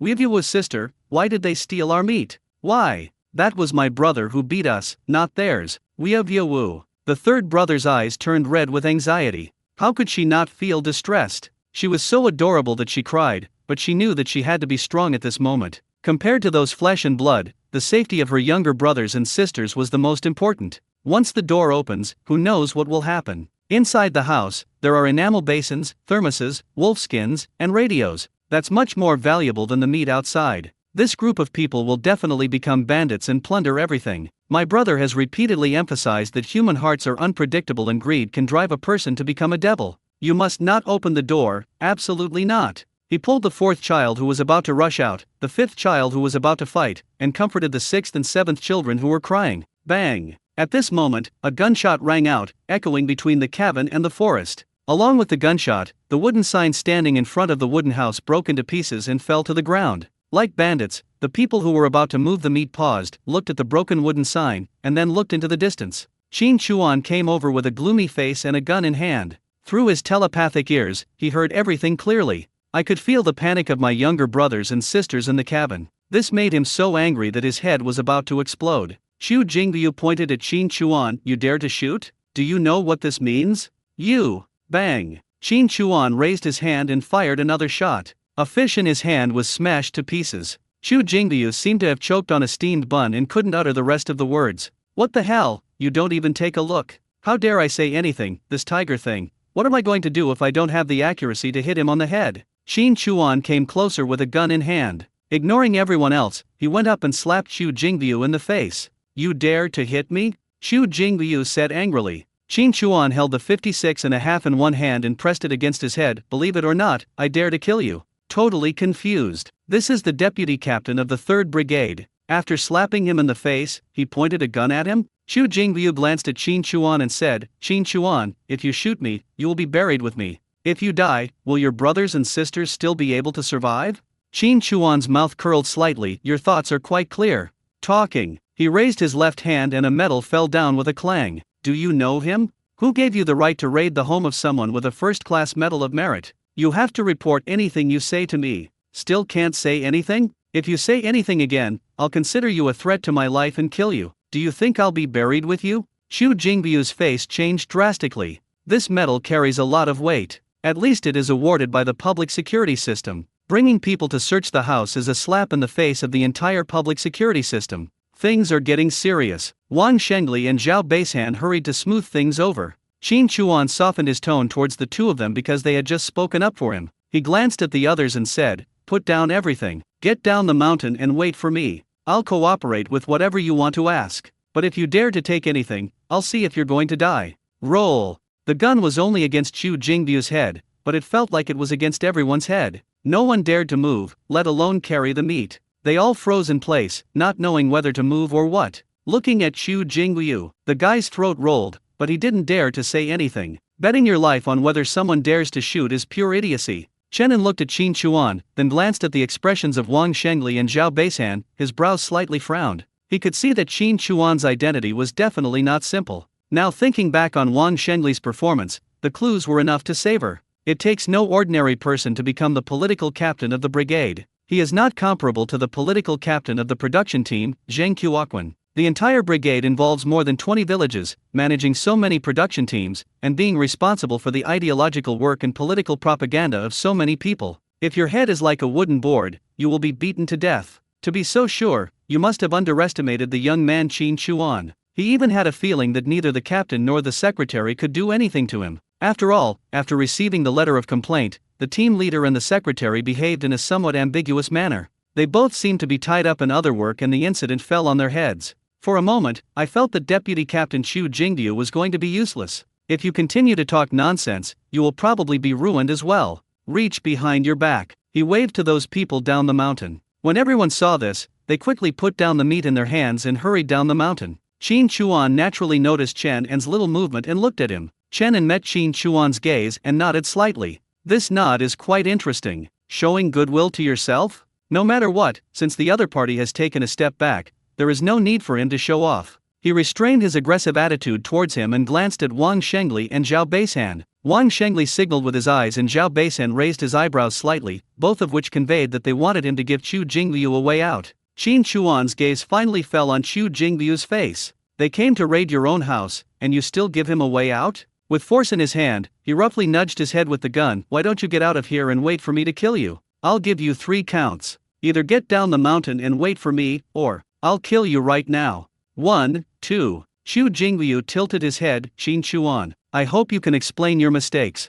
He glanced at Qin Chuan calmly, then walked down the mountain with his hands behind his back. This calmness made Wang Shengli and the others admire him very much. A leader is a leader. What courage! As soon as Chu Jingyu took a step, his legs went weak and he fell to the ground. Wang Shengli reacted quickly. Captain Chu, slow down, the ground is slippery. Zhao Beishan quickly stepped aside and held Chu Jingyu's other arm. Captain Chu, let me hold on to you. It's not easy to walk down the mountain. The road is too slippery. I've fallen several times. Chu Jingyu's legs were so weak that he looked like a slender man, and he could hardly use any strength. Qin Chuan glanced at him and thought to himself, you're pretending. Are you trying to trick me? Just wait and see how I'll deal with you. Brother, they just said that they would file a joint report. The third brother said worriedly. Qin Chuan lowered his head and stroked the 6th and 7th Lao who were hugging his legs. Are you scared? The 6th brother nodded, while the 7th brother shook his head. Little old 7 said crisply, brother, they stole our meat, they are unreasonable, they are mean.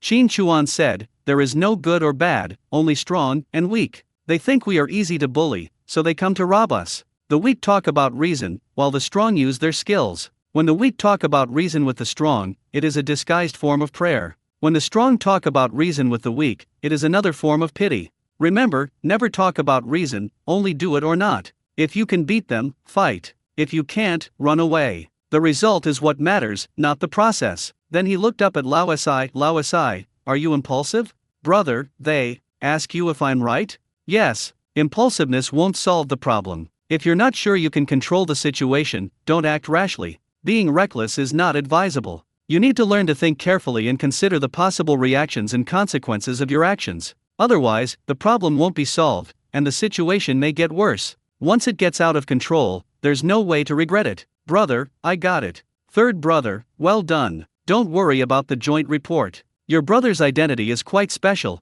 but most people don't know it. As for us prey, even if it's a commendation from the higher UPS, it's reasonable and I won't make any mistakes. Don't worry about that. Otherwise, how could I still be safe after all these days? But brother, isn't there someone coming? I'm a bit involved in some personal matters, and I'm a bit greedy, so I'm just trying to abuse my power for personal gain. Okay, just put it to rest. Clean up, make some food, heat up a pot of wine, and wait for me to come back for dinner. More than half an hour later, the atmosphere in the production team office was depressing and awkward. Chu Jingyu slammed his head on the table, his face sullen. This Qin Chuan is so arrogant. It's been so long, and he still hasn't come. He simply doesn't take the team seriously. He's so arrogant and domineering, and he absolutely cannot be punished without serious criticism and education. And he has so much meat in his family, you see, but as a member of the team, he's pocketing it. No matter what the reason, this behavior is a huge mistake. Also, I saw his outfit, all of which required money and tickets to buy. He must have taken his prey to the city to sell it. There's a high possibility of reselling, so we must investigate thoroughly. Besides, didn't he report earlier that he'd resigned as a mountain ranger and handed in his assigned guns? How could he still have guns, and more than one? His brothers and sisters all had guns. Where did they come from? But he reported it. If he didn't, what would he do with all those guns? What was his plan? What was his purpose? This person is too dangerous. There's no way to track his movements in the mountains. Who knows what he does all day? It's hard to say if he's an enemy spy. If he can't explain himself clearly, then just call the police and hand him over to the public security authorities. Wang Shengli, Zhao Beishan, Chen En, and other cadres of the Wang Jiazhuang production team were silent when they heard this. How to respond? Who dares to respond? This was clearly an attempt to punish Qin Chuan to death. They had already implicated him as an enemy spy. This label was quite sensitive. Who would want to get involved? Besides, even if it weren't about the enemy spy, how could Qin Chuan be so pretentious? They had seen what happened in the mountains before. He was the kind of person who dared to shoot at anyone with a gun. Don't do anything wrong to others and end up getting hit by a peanut just because you are unlucky. Which one is more or less? When Chu Jingyu saw no one responded, he felt even more embarrassed. He had already lost face before, and now no one was saying anything. He tried to pull back, but it wouldn't work. He slammed the table in anger. What do you mean? You all disagree, yet you still want to speak up for him and think he did nothing wrong? Joint report. If this hadn't happened, would I be sitting here right now? If there is no problem, why would it be jointly reported? Comrade Wang Shengli, Comrade Zhao Beishan, as cadres of Wang Jia's Wang, you should understand the truth. Don't use the excuse that your work isn't done well enough as an excuse. That in itself is a mistake. I'm giving you one last chance. Tell us everything you know about Qin Chuan's mistakes and put it on paper. If you claim to be unaware, then how are you doing your job? Do you need to reassess your work ability? The two of them were complaining in their hearts. Even an idiot could understand what was said. They were told to write down all the mistakes Qin Chuan had made. If there were no mistakes, they had to make them up and put them on paper. This was equivalent to having evidence, and they all became witnesses, so Qin Chuan would be dealt with directly. But how to write it? Wang Shengli collected a lot of fish and meat. The same is true for Zhao Beishan. As long as Qin Chuan opens his mouth, he will squeeze them. Wang Shengli said, Captain Chu, I really didn't do my job well. I really don't know.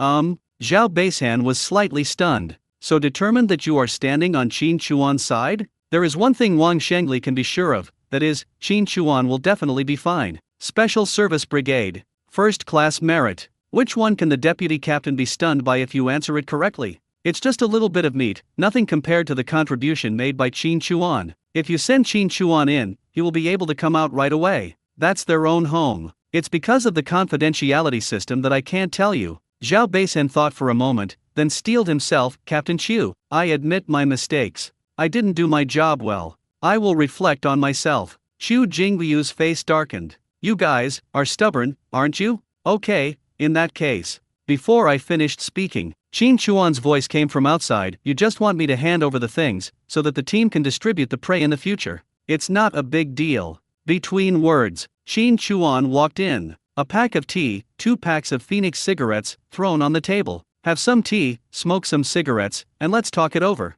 There's no need to rush. Oh, you changed your personality. Are you here to admit your mistake? Chu Jingliu raised his eyebrows. Qin Chuan, what are you doing? Do you think that this way, you can? Qin Chuan raised his hand and interrupted. Captain Chu, ask whatever you need to ask, say whatever you need to say. Have some tea and a cigarette. It won't delay anything, right? I don't mean anything else. As long as it's within the scope of work, I will fully cooperate. Talking. He took the teacup, grabbed a handful of tea, and poured in hot water. Wipe the teacup with your hand. A stream of pink liquid medicine was taken out from the space and poured silently into the tea. Look at the ice flower girl, how powerful she is in studying this thing. He won't even let me smell it. What will this person look like after drinking it? He placed the teacup in front of Chu Jingliu and said, Captain Chu, have some tea. Have a cigarette. The cigarette is good. For those present, the best cigarette they have ever smoked is Dakianman. They have only heard of Class A cigarettes like Phoenix and Huayan but have never smoked them. The tea is good tea. The fragrance of Zhang Yaiwan's jasmine flower is immediately apparent the moment the wrapping paper is opened. Even though they are all cadres, they have never tasted these two things in their lives. Even Chu Jingdiu, whose face was still stained with anger from what had happened before, couldn't refuse in his heart. He glanced at her and tried to save face, realizing that there's something wrong with your attitude means you're not beyond redemption yet. Young man, don't be so impulsive. I won't bother with you this time, but be careful next time. Qin Chuan snorted inwardly, making tea for others, without saying a word or responding. Chu Jingdiu was very satisfied with Qin Chuan's performance. He thought he had regained some ground for what happened before. He picked up the teacup and took a sip of tea. Damn, this tea smells so good. I lit a cigarette and took a puff. Grade A cigarettes are grade A cigarettes. The smoke is soft and fragrant. For a moment, everyone was sipping tea and smoking cigarettes. Taste the high-end goods you have never tasted before. Chu Jingdiu finished one cigarette, lit up another, and smoked 2 in a row before he felt satisfied. He drank most of the teapot and looked at Qin Chuan. Tell me, how much money have you made from hunting? Qin Chuan exhaled a puff of cigarette smoke. I didn't sell a cent, I traded it all for other things. Look, the tea you drink and the cigarettes you smoke are the last, fragrance, right? Phew. Cough cough cough. This kid is bad. What do you mean? Does this mean they are in cahoots with each other? Qin Chuan waved his hand lightly. Don't be nervous. Actually, I've never kept it to myself. I even traded my prey for fish before. Every family in the village got a share, and no one was left out. I may have taken more, but how could I get that fish without going into the city? I've come such a long way, and I've put in the effort. It's reasonable for me to eat and drink more to replenish my energy, right?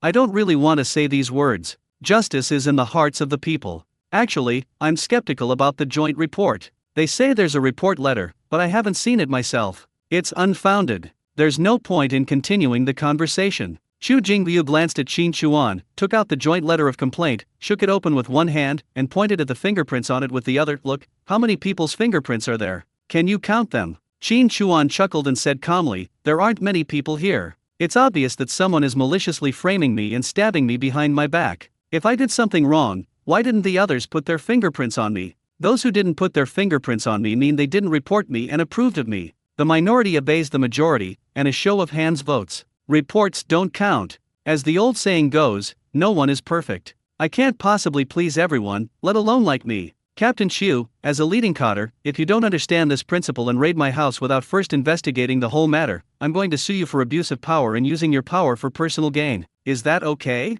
Would you like me to apologize to you sincerely? I can consider your attitude and then make a decision. What's the matter? I'm apologizing to you? Xu Jingyu was stunned. You're quite sharp-tongued and eloquent, aren't you? So many families are barely able to eat, yet you have so much meat stored away. You think you're doing the right thing, right? So what does Captain Xiu mean? Qin Chuan asked. Xu Jingyu said, these are supplies belonging to the brigade. Hand them over so they can be distributed uniformly. Qin Chuan heard this, took a puff of his cigarette, threw the cigarette butt under his feet and crushed it, looking at him calmly. Are you an idiot, or do you think I'm easy to bully?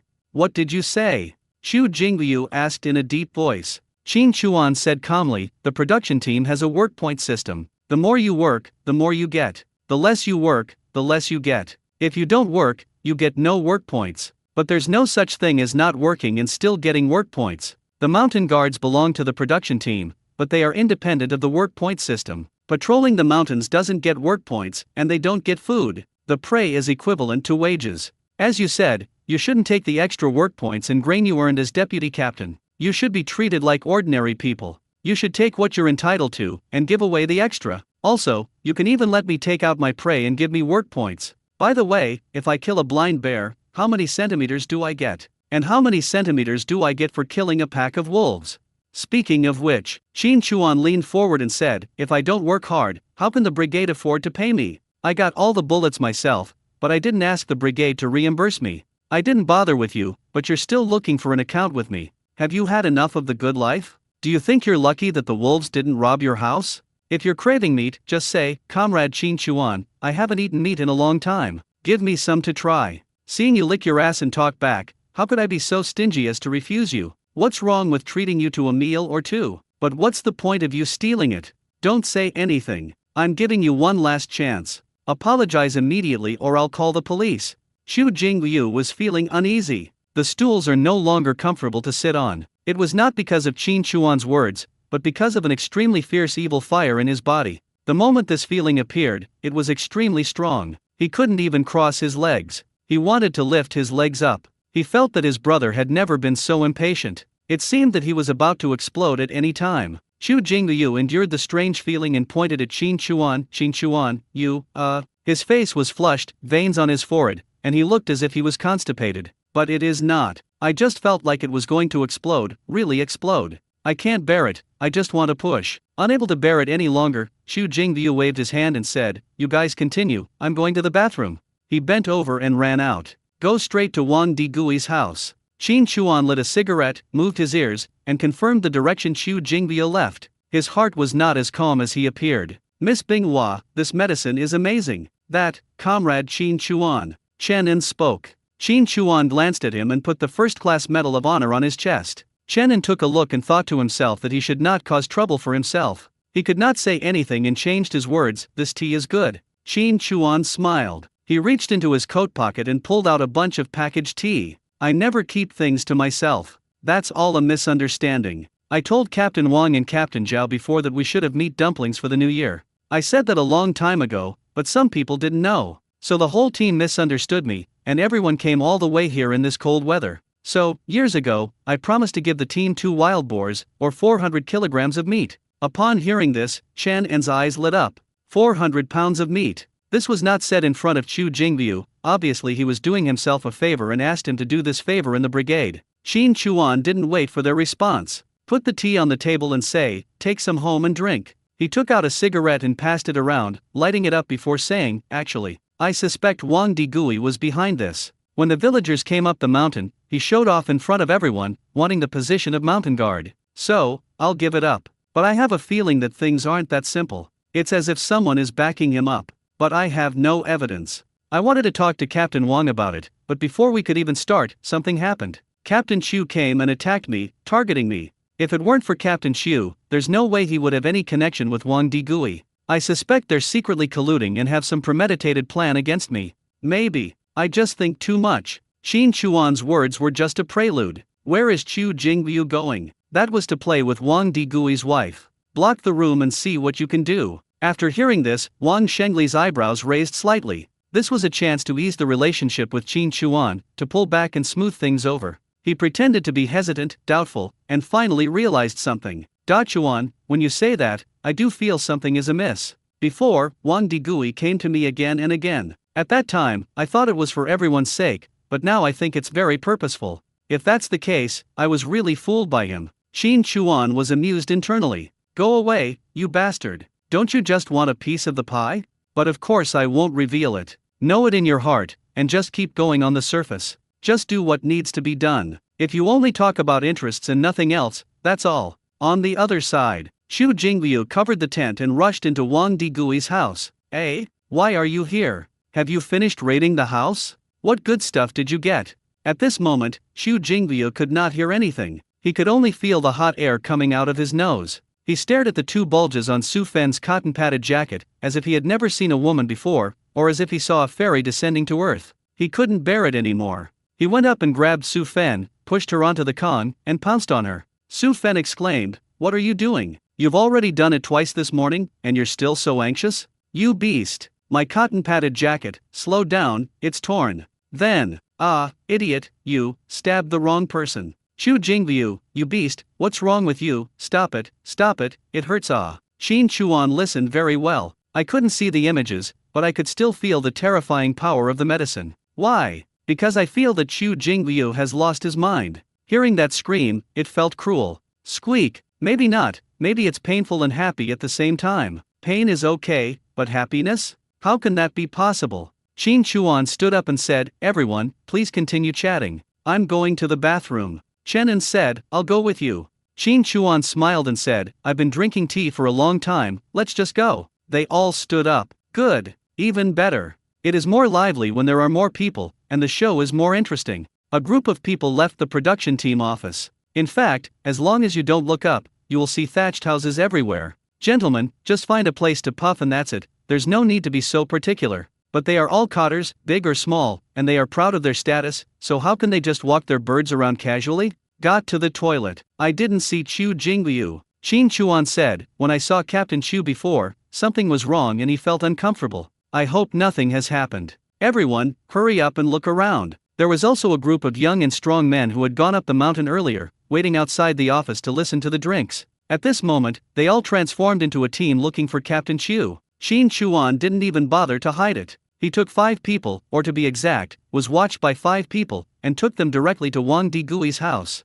In the house at this moment, Su Fen cried loudly, she was in pain. This beast, with all his banging, is not even a human being. In fact, Chu Jingyu was also in great pain. He was not feeling well at all. He felt like he was about to break. His legs were shaking with weakness, but he couldn't stop. He had a ferocious look on his face and was being beaten to death. To be exact, that medicine is not for human consumption at all, otherwise Miss Binghua wouldn't even let Qin Chuan smell it. Any smell can be used as bait, and just smelling it is tempting. Just imagine how energizing it would be if you drank it, even a donkey might not be able to stand it. Near Wang Digui's house. What's going on? Is someone shouting for help? It seems like you're saying, no, let me go. And you're still crying. I heard it too, where did that noise come from? Qin Chuan pointed at Wang Digui's house and said, oh no. Someone is being a hooligan and bullying Widow Su. Upon hearing this, everyone was angry. Fuck, Wang Digui's body is still warm, who the hell is such a beast?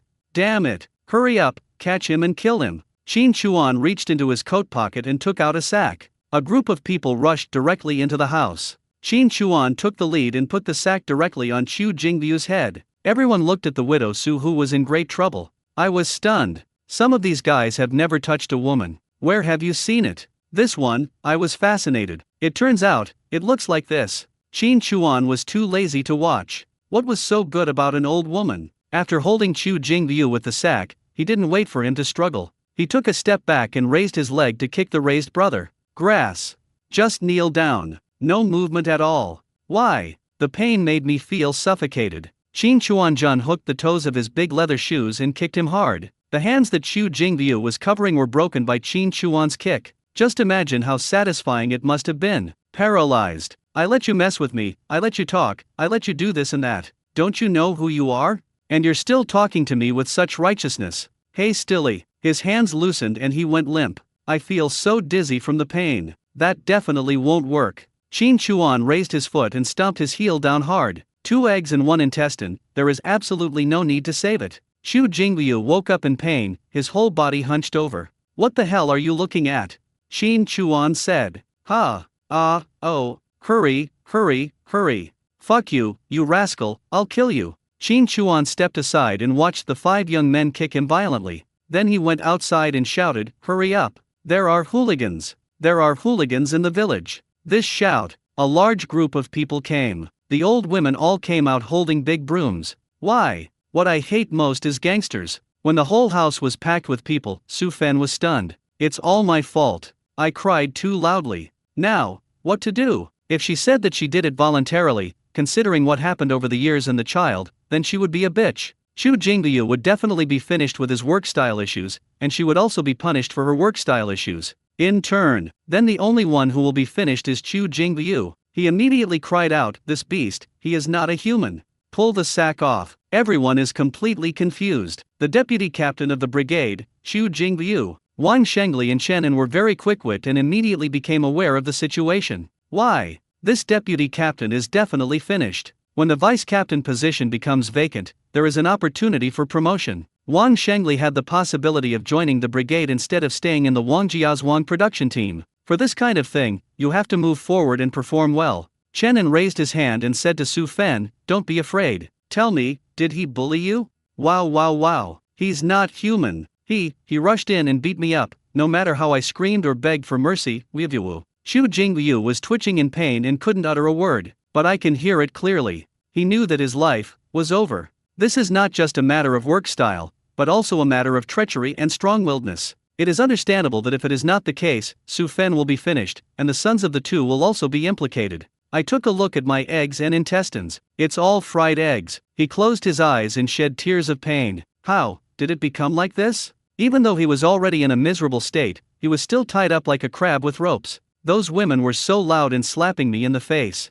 A slap and a spit. No one stopped me. Gangsters are hated, so just beat them up, as long as they are not killed. Women line up to fan. The main reason is not just to slap the egg, but also to see the egg become a fried egg. There was a lot of rustling between the old women just now. As soon as he said this, he covered his mouth in surprise. I was afraid that it would be blocked and I wouldn't be able to see it. The scene that appeared was very interesting. The person at the front of the line who looked down at his crotch was slapped in the face, and the people behind him all turned sideways, looking down at the right angle. After the beating and slapping, they gathered together, their faces filled with indignation, but in fact, they were talking about the few pounds of meat. Qin Chuan was very surprised by what he heard. It was all vicious and lewd words, very scary. Have you asked someone to call the police? Go to the police station and call them. Then someone, get a blanket and wrap him up. Wang Shengli greeted. Qin Chuan said calmly, wait a minute, I'm a little confused. He was in the office earlier, questioning me and saying he was going to the restroom. How did he end up here doing this to Widow Su? I feel like there's more to this than meets the eye. Widow Su, you're not lying, are you? Did he really force himself on you? Could it be that you're secretly doing something? Su Fen kept whimpering and crying as if she was feeling wronged. Hearing Qin Chuan's words, he was stunned. She glanced at Chu Jingvyu's miserable condition. If she was exposed, she would be paraded through the streets and have mud and urine thrown at her. I don't know what came to my mind, but an idea suddenly occurred to me. He came to my man Wang Digui many times before, saying that you can hunt and they want to control you and make profits for them. First, let my man Wang Digui throw dirty water on you, and then he will take charge and take you down in one fell swoop. I accidentally overheard it and was discovered by them. Just now, he came over to ask me if I had let something slip, and then, he got really horny. I disagreed, so he ripped my clothes. Look, he even tore my coat. I struggled, and he said if I followed him, he would make sure I had everything I wanted, saying I was a widow and couldn't survive on my own. Even if he did it to me, he couldn't do anything to me. Well, I didn't obey, so he kept bullying me. He's a beast. Qin Chuan looked at her and snorted inwardly. This betrayal was so thorough, without any hesitation at all. The sentence for the traitors and strongmen is very severe now. It seems that it will be 10 years or more, and they may even be shot. Now it is not just this kind of thing, the crime is even more serious. Xu Jingliu looked at the woman with whom he had been having an affair for many years with red eyes. He. That's great. That's really great. Su Fen, you're trying to trick me like this, making up lies without even thinking them through. Okay, I'm still thinking about you, so. Before I finished speaking, Su Fen panicked. She couldn't let him continue talking, absolutely not. Qin Chuan pointed at the pair of scissors that he had quietly placed aside. Be careful, don't let her get the scissors. Scissors? Su Fen glanced away. He grabbed him and rushed directly towards Xu Jingliu. Phew! Xu Jingliu was tied up tightly, staring at Su Fen with his eyes wide open. A stream of blood gushed out of his mouth. As soon as Su Fen let go, he was so scared that he sat on the ground and kept moving backwards. The scissors pierced deeply into the left chest, where the heart was. Just a few seconds. Xu Jingliu stared with his eyes wide open, his head drooped, and he died instantly. I killed someone. A group of women looked at her with pale faces and kept a distance from her. Wang Shengli pointed at her and said, tie her up. Don't let her hurt anyone again. More than 40 minutes later, Xu Jingliu's body and Su Fen were taken away by officers from the Pingxi branch. Qin Chuan was no stranger to them either. From them, I learned that Zhang Dashan and Li Erkui were handling a gambling case. It has been a while since I last saw them. A little bit. After taking the person away, Qin Chuan said to Chenin, Captain Chen, I think the truth about me has been revealed, right? Chenin nodded. This cancer is really causing great harm to people. Qin Chuan waved the joint letter of accusation in his hand at the crowd. Everyone said that they were deceived by Wang Digui, and that is deception. This matter will not be pursued any further and is over. Talking. Just light the joint report letter with a lighter. Wang Shengli took out his mountain ranger ID and asked everyone, Comrade Qin Chuan will continue to serve as the mountain ranger. Does anyone have any objections? No, none at all. I fully agree. Wang Shengli saw Qin Chuan trying to refuse and whispered, it's what everyone wants. Why don't you just agree to it first? Give me some face. Uncle Wang is begging you. Don't embarrass me. Hearing this, Qin Chuan nodded lightly. Okay, we'll talk about it later.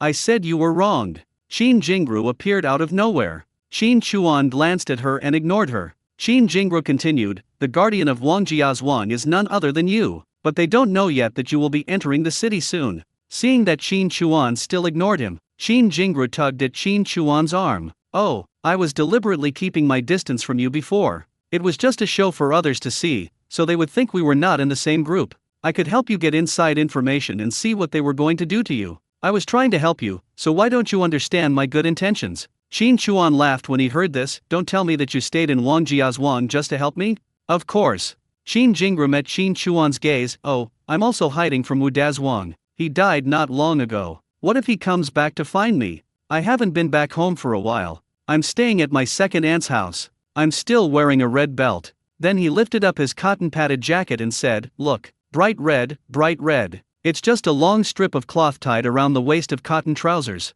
Qin Chuan took a look and asked, do you still believe this?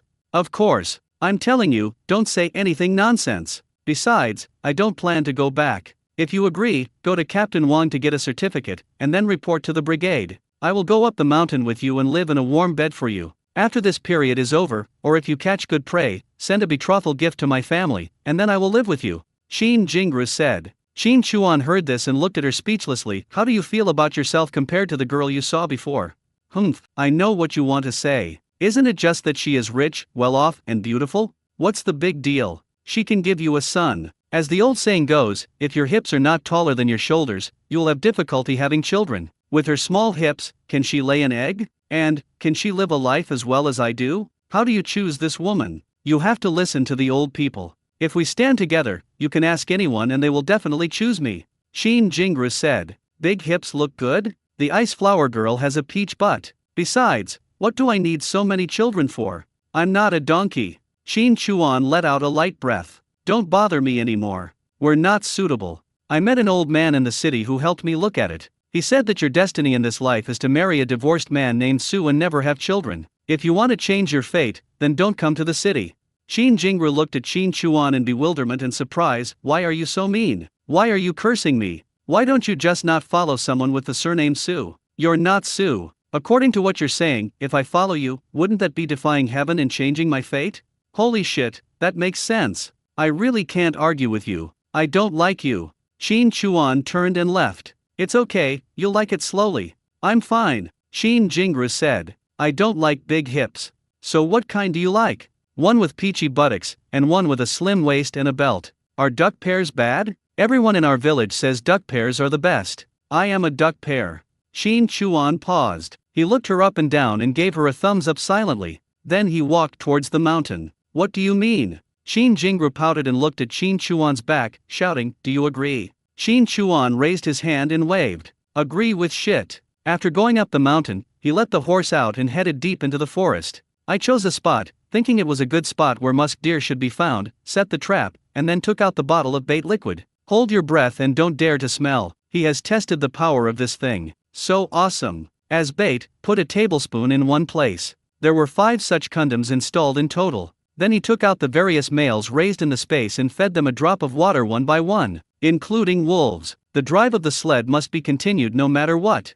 When space is accelerated 10 times, 1 year is 10 years. When wolves get old, they become weak and need new vitality. The rule of a wolf pack is that only the wolf king has the right to mate. There were 4 wolves, both male and female, but they had never reproduced. Taking medicine is different. After feeding the medicine, the entire breeding base became quite lively. The medicine researched by Binghua girl is really cruel. 1 drop, just 1 drop, what does this girl study on a daily basis? The next day, that was the day I had agreed with Zhang Oyu. 8 a.m. Zhang Oyu was at the East City Gate, circling around waiting for Qin Chuan. She then realized that the bus went to Dongqiankao, not Sanchika. No wonder Qin Chuan told her to wait at Dongqiankao in his letter, as it was 40 kilometers away from Wangjiazhuang. I felt distressed immediately and didn't know how Qin Chuan would get there. If I had known this earlier, I wouldn't have suggested hunting. There was no way to inform Qin Chuan not to come over. There was nothing I could do except wait and hope with heartache. At a certain moment, saw a big bird flying in the sky.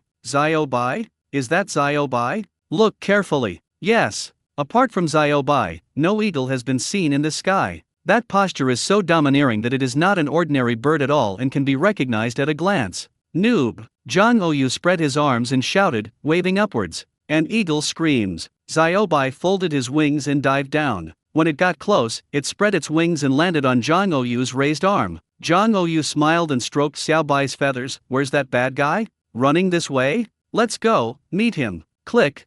Click. Zhang Oyu looked up, his big eyes snapping faster and faster. Then, the red lips slowly opened wider. I saw a figure riding a handsome horse, galloping towards the side. The 4 galloping hooves seemed to step on her heart with every step. Her pretty face flushed instantly, and she felt her whole body was heating up. So energetic. Qin Chuan came closer, pulled the horse, and very showily, made the horse stand on its front hooves. Seeing Zhang Oyu, my heart was pounding. Qin Chuan jumped off his horse and waved his hand in front of Zhang Oyu. Girl, are you stunned? Ha, ha. Zhang Oyu looked at Dama, then at Qin Chuan, and then at Ma again. Wow. This cry of wow went straight into Qin Chuan's heart. Qin Chuan smiled immediately. Didn't I tell you to wait for me at the East City Gate? Why are you here? There's no one around. You beautiful girl, it's very dangerous to be here alone, don't you know? Humph, I'm very powerful, don't underestimate me. Zhang Oyu said. Qin Chuan said, you've only ever met a kind-hearted rogue like me. If it were someone else, wouldn't they eat you alive? Zhang Oyu reached into his pocket and pulled out a Browning. You play with guns, and I, your half-woman, can play with them too. Don't forget what my father does. Other women wouldn't dare to shoot this thing, but I dare. Besides, it's not like I haven't shot a gun before. If anyone dares to shoot me, I'll shoot him. Qin Chuan said, don't be too confident, a safe environment is the most important. Zhang Oyu heard this and smiled. I know. Qin Chuan likes Zhang Oyu a little bit. She has very few problems. Never ask east or west. For example, this horse, she might be curious about where it came from, but she would not ask too many questions. It doesn't matter. What matters is that the horse is right beside her. It fits her appearance very well, lively, cheerful, kind, and generous. Do you dare to ride? Qin Chuan pointed at the horse. Zhang Oyu raised his head slightly. That's nothing. The horse is too tall and too strong. Zhang Oyu's legs couldn't even reach the stirrups. Qin Chuan took a step forward, squatted down, and slapped his thigh. Come, step on me and get on the horse. Zhang Oyu smiled sweetly, stepped on the horse, put the other foot in the stirrup, grabbed the saddle, and climbed up with a force. When she got on top, her pretty face froze. The horse moved slightly, and her whole body collapsed. Qin Chuan, you get on quickly. I'm scared. Qin Chuan teased her and said, if I go up to you, I'll have to hug you. Is that okay? Men and women shouldn't be intimate with each other. I won't kiss you, you big-headed ghost. Why don't you hug me? I haven't settled the score with you yet. What did you do to me that night? Why did you even touch my breasts? Come up here quickly. I'm scared. Hurry up. Zhang Oyu was so cute when he was scared. Qin Chuan smiled and said, then are you still going to settle the score with me? No, forget it, Zhang Oyu said. Qin Chuan pulled her foot out of the stirrup, then stepped on it himself, flipped over and sat on the horse behind her, holding her in his arms. Zhang Oyu just felt it was very strange. The moment Qin Chuan hugged her, all her fears disappeared instantly. No matter how the horse moves, it is not afraid at all, as if as long as it has the support at its back, nothing else matters. She stretched out her hand and pinched the inside of Qin Chuan's thigh. She turned back to look at Qin Chuan and twisted it. That night. I haven't finished talking yet. Hurry. Zhang Oyu's pretty face tightened. Then, feeling the rush of his strength, he opened his arms happily. Wow, hooray. We rode all the way back to Wangjiazhuang, and when we didn't meet anyone else, we went up the mountain. Actually, it doesn't matter if you meet someone. Is it worth asking? Even if you are asked where the horse came from, you are not obligated to answer no. But I still avoided the wooden house. After all, younger brothers and sisters are different from others, and it is difficult to explain when asked. After going up the mountain, they rode their horses into the forest and went directly to the depths of the forest. I originally thought that hunting would be very hard for you, but it turns out to be so leisurely, Zhang Oyu said. The two of them rode their horses leisurely. In the mountains, the trees are covered with snow and the ground is covered with white. The scenery is beautiful and refreshing. As the horse's hooves moved and the body swayed, Zhang Oyu could always feel her back pressed against the chest. The feeling made her whole body numb, her heart sweet, comfortable and happy. Qin Chuan looked at Zhang Oyu's profile and smiled slightly. I don't care, how can I make you tired? Zhang Oyu turned his head and looked into Qin Chuan's eyes. A pair of eyes subconsciously looked at Qin Chuan's mouth again. The crystal clear face, like an oval, slowly approached Qin Chuan's lips with a blush. In this situation and this atmosphere, everything is in place, and it is natural to kiss for a while. Qin Chuan raised his hand and pinched her cheek. In the forest, you must always be vigilant. Zhang Oyu's dizzy head suddenly became a little clearer. She turned her head and said nothing, her cheeks flushed, but she felt a little resentful towards Qin Chuan. Wasn't he quite a gangster on weekdays? When he was in his room, there was only a door between him and his father, but he put his hands inside and even touched and kissed her. But now he was reserved. What? But she didn't notice that there was a hint of guilt, reluctance, and sadness in Qin Chuan's eyes when he looked at her. Then he pulled out the gun from the holster tied to the saddle, pulled the bolt, hugged Zhang Oyu from behind, and put the gun into her hand. Zhang Oyu tilted her head slightly, her red lips almost touching Qin Chuan's chin as she whispered, "Is there anything?" Qin Chuan nodded lightly. 11 o'clock. Look in that direction. Zhang Oyu looked carefully with his big eyes, and then he vaguely saw a gray rabbit about 50 meters away, near a tree. It came out from behind the tree, jumped twice, and hid behind it. He pressed his scarf and raised his Type 38 rifle. Feeling uncomfortable, he took off his hand muffs again. His white hands, holding the gun, were instantly frozen red in the cold winter. Qin Chuan then covered the back of her hand with his own. Zhang Oyu took a look and put down the gun hesitantly. "What's wrong?" Qin Chuan asked. Zhang Oyu tilted his head and looked at Qin Chuan. "I have 2 rabbits. They are the mother rabbits. I can't bring myself to kill them." Qin Chuan smiled when he heard this. "Not hunting rabbits? No fight." Zhang Oyu shook his head. "The hunter may be soft-hearted, but he will go hungry," Qin Chuan said. Zhang Oyu pursed her red lips, her eyes gleaming with a smile. "You're so powerful, a rabbit is nothing to you. Can you please let it go for my sake?" Qin Chuan, "Ha ha ha, okay." All the way to the deep forest. We didn't encounter any big guys, just pheasants, rabbits, and other small things like that. This road is also a familiar one to Qin Chuan. Even if he encounters wild boars or something, he will choose to take a detour. Zhang Oyu looked up to the sky and saw Xiaobai circling. Can Xiaobai also hunt? Certainly. How do you hit it? You whistle and it hits you? That's not the case, it depends on its mood. If it likes you, it will give you a gift. Hearing this, Jang Ouyu pouted slightly. It's been such a long time since we came into the mountains, and it hasn't said anything about giving me a gift. Does that mean it doesn't like me? I know, it stuck its head in my clothes last time, and I pulled it out. It's not nice to me anymore. That must be it.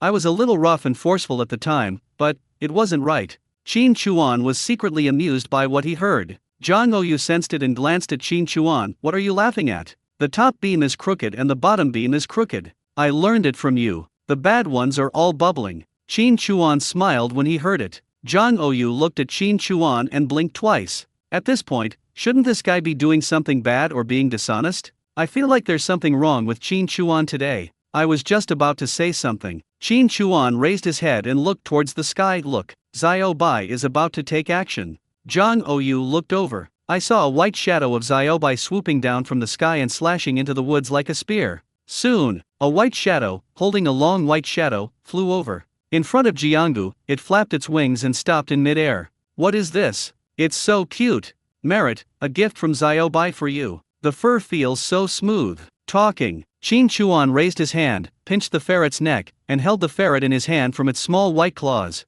Jang Ouyu touched it and asked, "Can this be raised?" It's not recommended to raise it, it has a strong smell and may bite people. As for this one, I can use its skin to make you an ear bun. Qin Chuan said. Bite me, even though I'm so cute.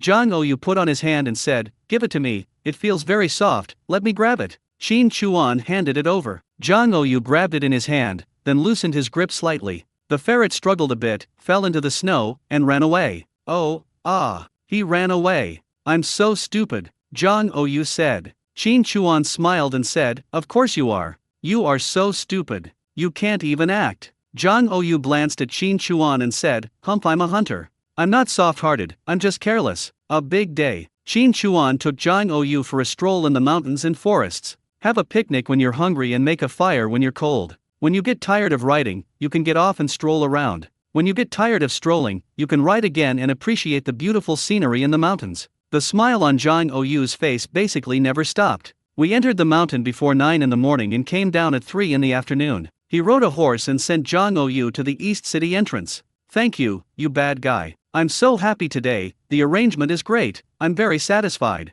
Jang Ouyu said. Qin Chuan looked at her and said with a smile, as long as you like it, remember what I said, don't put yourself in an unsafe environment. I know. Next time, I'll wait for you in the city, okay? Jang Ouyu said, raising his hand to tug at Qin Chuan's collar. You can come to see me in the evening in 3 days. After that, it's hard to say. After all, the new year is coming soon. My parents' work schedule is a bit chaotic around the end of the year. Qin Chuan looked at Jang Ouyu. I can also take you into the mountains. Jang Ouyu looked at Qin Chuan. Are you hiding something from me? What happened? A dangerous mission? Are you leaving? Or, do you not like me anymore?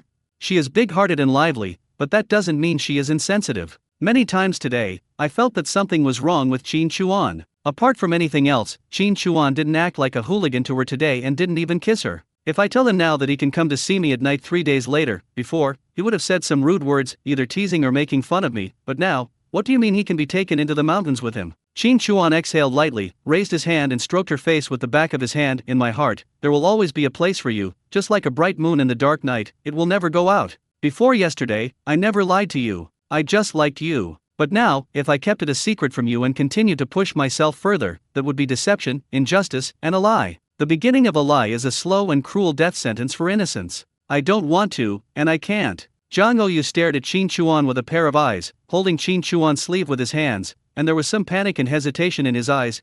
What do you mean? What do you mean by hiding it from me? What do you mean by lying to me? What are you talking about? Qin Chuan looked at her. A woman, nothing to do with her before yesterday. No more words were said. No need to say more. Jang Ouyu's eyes turned red, his brows wrinkled again and again, staring at Qin Chuan's eyes, forcing a bitter smile, tears falling down. I don't like this joke. Don't tease me like this. Qin Chuan's eyes turned red. I'm sorry. Is she nice to you? After Jang Ouyu finished asking, he waved his hand regretfully and wiped away a tear. You just need to tell me, do you not want me anymore? No, but I can't hurt you because of my greed, Qin Chuan said. Jang Ouyu heard this and nodded. I see. She knows me, right? She can accept that you have other women, so you deal with her first, and then come over to deal with me, right? Shin Chuan looked at Zhang Ouyu. Yes. Zhang Ouyu snorted and laughed, loosened his grip on Shin Chuan's sleeve, stepped back, and looked at Shin Chuan with red eyes. You are really a scumbag, but you are not bad. You didn't lie to me, I don't blame you, nor do I hate you, and you didn't hurt me. I took advantage. I cheated you out of your money and bought you a gramophone. I even slept in your arms for 2 nights. I also heard beautiful songs. I also experienced incomparable hunting. I also felt love and care that I had never experienced before. I also fell in love with you and experienced what it felt like to love a man. I won a lot. I made a lot of money. Woo-oh. Zhang Ouyu gave a final shout and turned around and ran away. Shin Chuan's eyes were red and he didn't chase after her. So what if I catch up? He took out a cigarette, lit it and puffed slowly. Xiaobai circled in the sky, escorting Jianggu all the way back home. Until I saw the light in Zhang Ouyu's room turned on through visual sharing. Shin Chuan put out the cigarette under his feet. Goodbye, a bunch of girls. Zhang Ouyu's eyes were red and swollen as he watched Xiaobai's figure disappearing into the sky. Biting her red lips, she covered her face with her hands, tears streaming down her wrists. Shin Chuan, you are a bastard. The next morning, Shin Chuan was washing up when there was a knock on the door of the wooden house. But for a long time, there was no knock on this door. To be precise, before knocking on the door, Shin Chuan could know in advance that someone was coming up from the mountain. Today, Xiaobai was sent into the mountains to catch sables. In the space, several female sables are all pregnant. The first female is about to give birth. Now the male sables are idle. This productivity is a pure waste. My ears moved. I already know who is coming, Qin Huiru. Why is she here? Old 4, go open the door. Shin Chuan said as he shaved. The fourth brother responded and went to the door. He asked and opened the door. Looking at Qin Huiru outside the door, the familiar stranger who almost became his sister-in-law, he didn't know what to say. He curled his lips and turned to leave. Fourth brother, take these candies and give them to your younger brothers and sisters. Qin Huiru searched his pockets. No need, I'm grown up and don't eat that stuff, the fourth brother said indifferently. Qin Huiru took out a handful of candy and placed it on the table. Then this, do you like it? From the bag, he took out 3 daggers. Made of pure steel, the handle is wrapped with thick rope. I used the waste materials from the factory and asked someone to make them for you. 1 for each of you 3 men. Then I'll ask the third brother to make you a condom. You can wear it with you for protection or to carve something. It's very useful, Qin Huiru said. The fourth brother knew it was a good thing at a glance. It is not easy to make a pure steel knife. At present, iron is still commonly used, unlike later times, when steel is often used, and various types of steel are used. Although he liked it, he didn't reach out to take it. Instead, he looked at Shin Chuan. Shin Chuan grumbled, spitting out the toothpaste foam, and walked over while wiping his head and face with a towel. He raised his hand and picked up a knife. The back of the handle had a ring, and he put his finger into it and turned it twice. The length is moderate and the weight is just right. It is obvious that the master who made this knife is no ordinary person and he obviously knows a lot about knives. This is done with care. Fourth brother, take it. Shin Chuan handed it to the fourth brother and said, you and the fifth brother, go help your third sister with some work. The fourth brother glanced at Qin Huiru and said to Shin Chuan, brother, it's said in the book, men and women are different, then the father and son are close, when the father and son are close, then righteousness is born, when righteousness is born, then rituals are established, when rituals are established, then all things are at peace. What I mean is, Shin Chuan looked at him and said, get lost. Shin Huiru lowered her head slightly, and only raised it after the fourth brother left, tucking some hair behind her ear. The fourth brother has changed a lot. Now he speaks in a coherent manner, not like the wild boy he used to be. This is all thanks to you. Shin Chuan looked at her and threw the towel in his hand aside. He took a step forward, raised his hand, pinched her chin, and lifted it up. Looking down at the face that was letting him manipulate it, he said, you haven't changed much. Your face is full of coquettishness, but your eyes are full of purpose. I said, I know you very well. You don't have to pretend in front of me. Talking. He released her chin, sat down on the wolfskin-covered stool, lit a cigarette, and puffed slowly. Tell me, what do you want from me? Qin Huiru took 2 steps forward, turned around and leaned against the table, looking at Shin Chuan on the stool with a gentle look. I don't know how to get along with you. You know, I have you in my heart, I like you, I know you are helping me by selling me meat, and I am in your heart, even if you don't admit it. You don't know, when I hugged my man to sleep, I mistook him for you. Cough cough cough. Shin Chuan raised his hand. Stop it. No, are you really that perverted? You think what I think is something I can control? Sometimes I think that God is deliberately teasing me, just to separate you and me. Otherwise, why would he let your brain be damaged for 2 years? If I had known that you could get better, let alone 2 years, I would wait even for 20 years. But Shin Huiru became more and more excited as he spoke. Shin Chuan waved his hand. Can you say it's impossible? No need to lay the groundwork, no need to play the emotional card. I don't buy it. Just tell me what's going on, and whether I do it or not depends on my mood. Shin Huiru's eyes were red. I'm telling the truth. Shin Chuan stood up with a cigarette in his mouth, grabbed her by the back of the neck and dragged her out. Early in the morning, you are acting out your mother's sad drama for me. Do you really think I'm stupid? Will I fall for your tricks? Hey, tell me something. Salu. Shin Chuan let her go. Shin Huiru tugged at her cotton-padded jacket and glared at her. When did you become so rude? If you have the guts, why don't you change your ways?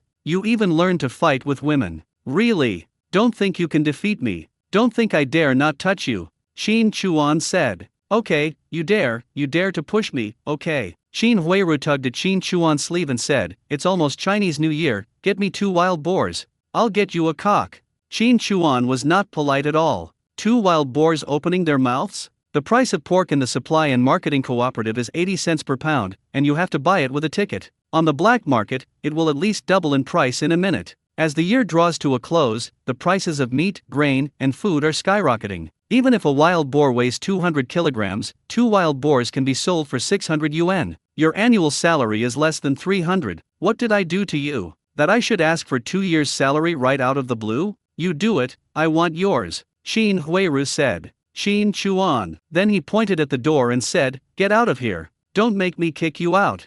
Shin Huiru rolled her eyes and smiled at Shin Chuan. Look at you, I can't let you lose money. Okay, give me $1.03 per pound, okay? Shin Chuan looked at her and asked, did you get on the canteen? Don't worry about it. Just tell me if it's okay or not, and then send me to the city. Shin Huiru said. Shin Chuan said angrily, how about I bring you a bed? The bus has stopped at Dongchenkao. What should I do with these 2 wild boars? Don't you feel sorry for me? Shin Huiru said. Aren't you a man? Shin Chuan took a puff of his cigarette. Shin Huiru heard this and smirked. Look at your sour expression. He's not as brave as you, he's timid as hell. If I tell him about this, he'll definitely not let me do it. But if I just rely on him, I can forget about celebrating the new year. I won't even get a sliver of meat. Then why don't you just chop off your man's thing and use it as meat to make dumplings? What's the point of keeping such a waste? Shin Chuan said. Oh, is it okay? Shin Huiru said. Shin Chuan looked at her and said, you're such a talker.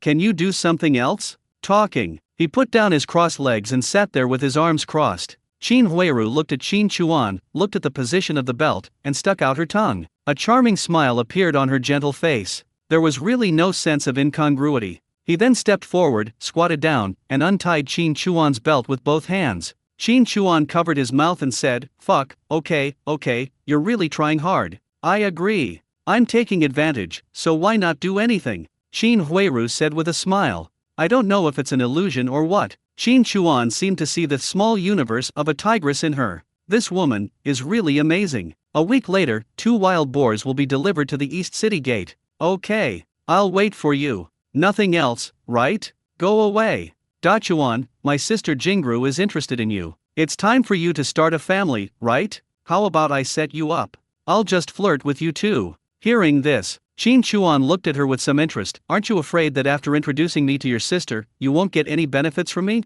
She is her, I am me, there is no delay. Shin Huiru said. Shin Chuan was slightly startled. I'm Nima. It disrupts social norms and destroys human ethics. Sometimes I really can't figure out whether it's because of the roughness of this era or because some people's ideas are too avant-garde. Perhaps, the complex social environment creates complex relationships and personalities. Apart from anything else, there are more than 1 or 2 people who have been found to have extramarital affairs. I can understand. After all, in this era, people get married too early. They often go on blind dates without much contact, but they get married in the bridal chamber without even a trial period. It has become a lifelong relationship, and whether it is good or bad, it all depends on it. When you meet someone you like, how can you not feel itchy in your heart? In addition, there is a lack of entertainment in all aspects at the moment, and there is no excessive pastime to distract your attention. It is like boiling a frog in warm water or simmering Chinese medicine over a slow fire. I don't like eating pears. Let's go if you have nothing to do, Shin Chuan said.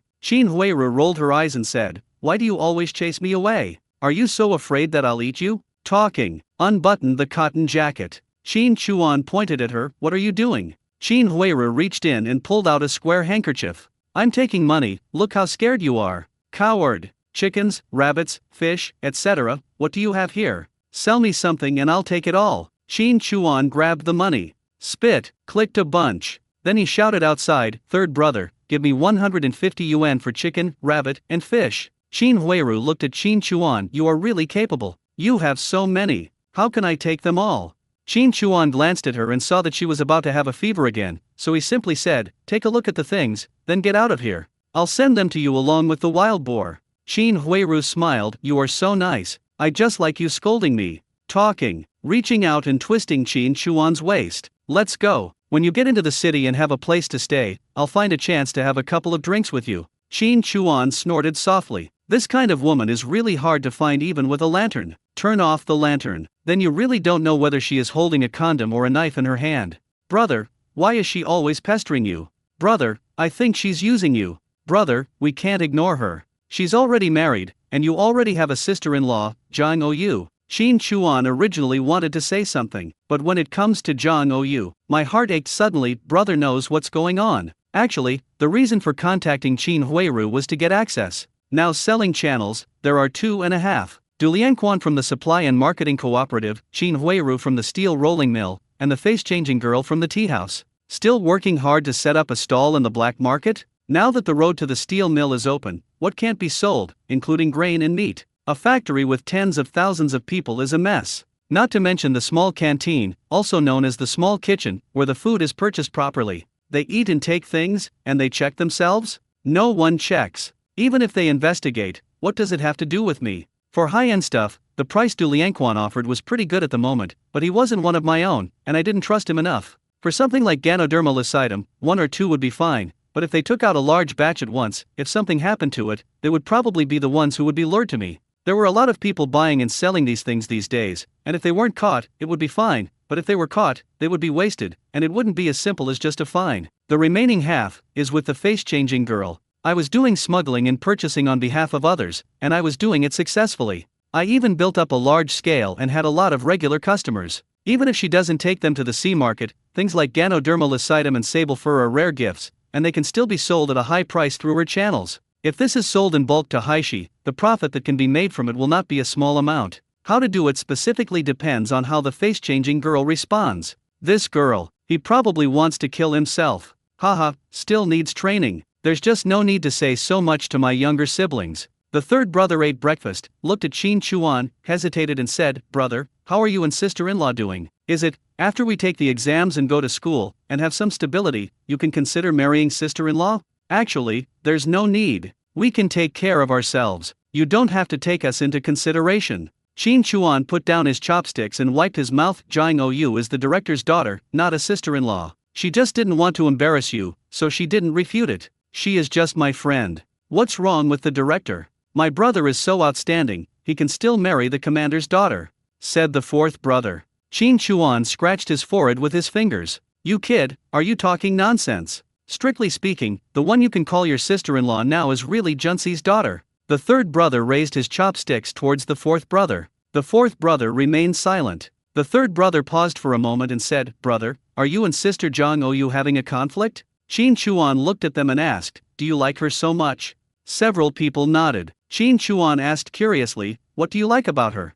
Little Lao Chi raised his hand. I don't know, but I just like it. I feel happy just looking at sister Zhang Ou. Qin Chuan was silent for a while. Aren't I the same? Whether you like it or not, there is no need to ask so many questions, it's just a feeling. But when this kind of happiness turns into a knife and cuts your heart, it really hurts. Qin Chuan gave a bitter smile. I'll try my best, it depends on fate. Talking, he stood up, picked up his coat, and left. Sister, is there something wrong with me? Before, whenever I mentioned sister Zhang Ou, I always had a smile on my face. This time, it seems like nothing happened, but the feeling is indescribable. Sister Zhang Ou, don't you like us? The third brother shook his head slightly. It's not that I don't like you, but you're a burden after all. We're like shackles, tied to me. Only when we grow up and become self-reliant will I make more choices. Let's eat, study hard. This is the only thing we can do. Qin Chuan rode his horse to the location of the trap in the forest. The original 30 traps didn't yield much, only 2 rabbits.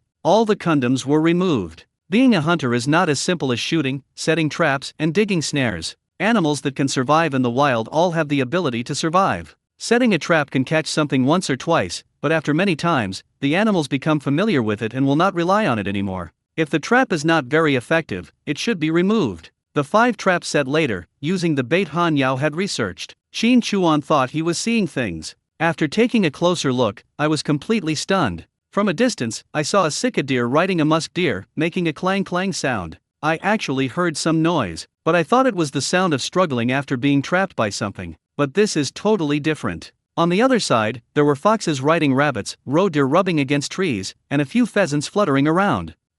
If I tell them, no one will believe it. Even if you see it with your own eyes, you still can't believe it. Miss Bing Hua, what on earth have you come up with? I took out my Leica camera and started taking pictures. I guess if this photo is released, it will shock the entire zoological community. There is simply no way to explain it. After the filming, Qin Chuan hurried to rescue the musk deer. There was only one in the space now. He could never see it on weekdays, let alone catch it. It was so difficult to trap one, but if it was stabbed by the sika deer, he would lose a lot of money. He rode over on horseback. The net is cast down to cover it directly, and there is no way it can escape. The actual situation is that the sika deer didn't even have the intention to run away. Before, such an alert animal would have jumped away long ago. Now he was riding on a musk deer, with his deer mouth open, lips turned up like a donkey, tongue sticking out, and he couldn't stop clanging. Then Qin Chuan discovered something shocking. His face twitched. This musk deer is a fucking male. Qin Chuan slapped the deer in the face, sending it falling into the pit in space. It's so damn eye-catching. He put the musk deer into a space and didn't put it together with the other one. Instead, he dug a small pit for it alone. He was worried that this one would try out the new world and then bend the other one. It would be a pity to throw it away, but it would be disgusting to keep it. Then the roe deer, put it into the space and throw it into the roe deer pit. He just rode on one. I want to give a thumbs up to the roe deer. It couldn't hold it back any longer and kept banging its head against the tree without saying what it was doing. It's nothing like the sika deer. The impact of this cross-species animal, which picked a male, is no less than what I heard about India getting so angry that it even stabbed a lizard. It's really horrifying. And this fox, it was destroyed by one shot. Those pheasants that were fluttering around were all caught in the air by a net. The condoms were almost destroyed. Although it has been strengthened a lot, it is no problem to catch musk deer. Once it is lassoed, it cannot break free. But if it struggles, the whole lasso will be destroyed and there is no way to use it a second time. Just about to reinstall, Xiaobai sent a message, and through visual sharing, he saw a person who was half familiar and half unfamiliar. The 3 teams. Before Han Yao was kidnapped, someone in the hall called looking for me, and it was this person who came to pass on the news. I don't know what he's shouting. The distance is too far. But judging from his appearance, he was probably looking for me in the hall. Is there any progress on the house issue? Many days have passed, so it should be about time. As a director, it would be too embarrassing if it took too long to handle the housing matter. Without any hurry, he got 5 more condoms. Then he mounted his horse and returned to the cabin. After coming out of the forest, he called out to the man and waved from a distance. When I got closer, "Oh, I finally found you. Your brother or sister refused to open the door," the man said. Qin Chuan said, "I'm sorry, this mountain is dangerous. Please understand, I'm your relative from the city. What's going on?" The captain asked me to tell you that your relative called and asked you to go to the city today to discuss something," said the man. "A pack of cigarettes as a token of gratitude. People who come here really like to deliver news. The main reason is that Qin Chuan is generous. 2 times, 2 packs of Dakianman." Qin Chuan didn't delay and explained things to his younger brothers and sisters before going down the mountain. On the way into the city, the first female sable gave birth to a litter of 6 cubs. Normally, there are 2 to 5 sable cubs in a litter. It can only be said that the space is really nourishing. A bunch of dandelions hit 6 sable cubs. What is visible to the naked eye is that it has transformed from a hairless mouse into a mature sable. There is no disharmony when raising them together. The fruits and vegetables grown are also harvested. Points exceeded 1 million for the first time. If using abilities didn't require consuming points, I would have achieved it long ago. The reason I resisted drawing the lottery for such a long time was because I had an obsession that every time I broke through the points level, I would be able to draw good things, or powers. Without any hesitation, he invested 500,000 points. 5,000 crazy consecutive draws. All kinds of things slid by like after images and then entered the space, reaching 4,600 times. Qin Chuan felt delighted,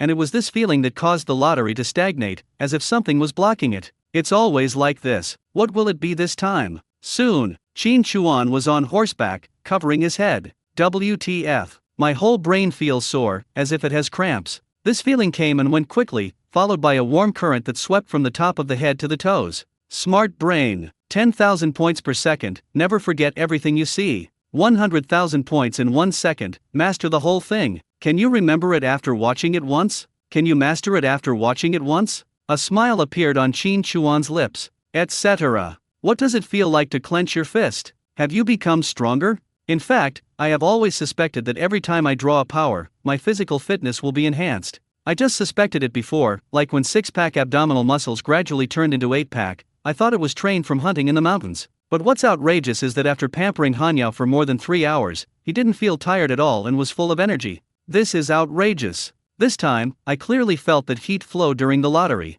Stronger again? This ice flower girl, calling herself master, wouldn't she be even happier? After Qin Chuan entered the city, he did not rush to the general administration. Instead, we came to the supply and marketing cooperative in Wangfujing. We went into the city too quickly, it's hard to explain. With the news coming from the 3rd Brigade, plus my own riding into the city and taking a spin around the supply and marketing cooperative, the timing was just right. When Zheng Kuiwa saw Qin Chuan coming, her not-so-pretty face became even uglier. It's almost like the word hate is written on his face. She still has a fresh memory of Qin Chuan, the man who let her touch his penis. Every time he did it, her memory deepened. Every time he did it, her face either turned red or she cried. I guess I will remember Qin Chuan for the rest of my life. He glanced at Qin Chuan, twisted his face and was about to leave the counter and walk inside. Qin Chuan blocked the door to the cabinet and said, "We're all acquaintances, it shouldn't be that serious, right? I'll call the director for you. I can't afford to offend you, but I can afford to hide from you, okay?" Zheng Kuiwa said. Qin Chuan put his hand in his pocket and said, "These are for you." The nail polish was won in a lottery and doesn't even have a brand name. I don't know if it's the quality of something from a $2 store, but I definitely can't give it to my girl. Throw it away, throw it away. Giving this girl a piece of film to ease the situation is also a way of making good use of the waste. What for? Zheng Kuiwa asked puzzledly. Qin Chuan handed it over. "I cherish you." Zheng Kuiwa's face flushed red, and she held her burning face. You are too direct. Hateful. He quickly looked around and said, "What are you doing? How can you say this so openly? If you're not ashamed, then I should be ashamed. Go out to the alley on the left and wait for me." Just kidding, are we going into an alley? In this day and age, we can't even make jokes. I mean, you're a nice person. I made you cry, so I apologize. Hate it. I heard everything, why are you still trying to cover it up? Go wait for me. I'll ask the director for leave and come right back. Between words, she had already grabbed 4 bottles of nail polish in different colors. Qin Chuan shook his head helplessly. Whatever happens, he was too lazy to say anything more. Please call Director Du for me. I have something to do. Wait. Zheng Kuiwa laughed Qin Chuan lit a cigarette and took a deeper puff than usual to calm his restless stomach. Du Lianquan saw Qin Chuan and walked over with a slight smile. "I haven't seen you for a while. Brother Du, you miss me," Qin Chuan said with a smile. Du Lianquan also got straight to the point. "Can't you get some pine and fir Ganoderma? The quality is the same as last time, and it's still 120. Yes, of course. There are a lot of them growing on the pine trees in the space. It will take many years for them to be supported. There is still time to harvest, and the space will be automatically processed. Absolutely flawless. In fact, it is not difficult to find out Du Lianquan's channels. As long as you are willing to spend some time, follow him and see how he sells the Ganoderma lucidum." "Yes, but it takes time,"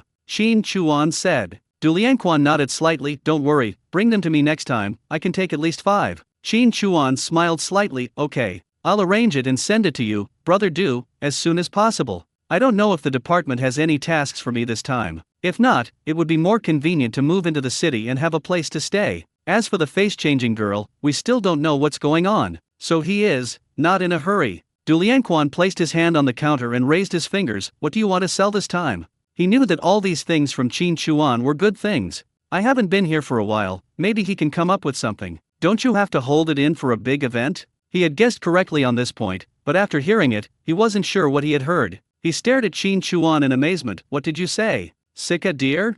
Alive?" Qin Chuan nodded calmly. A male, alive, the antler is this big. Don't mess up this good thing and ruin it. I'm thinking of giving you a whole one, Brother Du, and you can do whatever you want with it." The sika deer that had just been caught was processed by the 3rd brother in order to be sold. There is a lot of meat at home. Venison is a very nutritious food, but you can't eat it all the time. The main problem is this one. Qin Chuan thinks it is too indecent. It keeps barking at the male musk deer. It is simply a perverted deer. He dislikes it so much that he doesn't even want to eat it. If I can collect it, I might as well sell the whole thing. Du Liangquan really reacted and confirmed it again and again. A male deer? A mature deer? Antler-sized? No fatal wounds? Brother Du, not only is his face not disfigured, but this deer has 5 legs, which is awesome. The effect is extraordinary. Qin Chuan said. Du Liangquan understood immediately. Zheng Kuiwa looked suspicious. You're talking nonsense. How can a deer have 5 legs? It's impossible.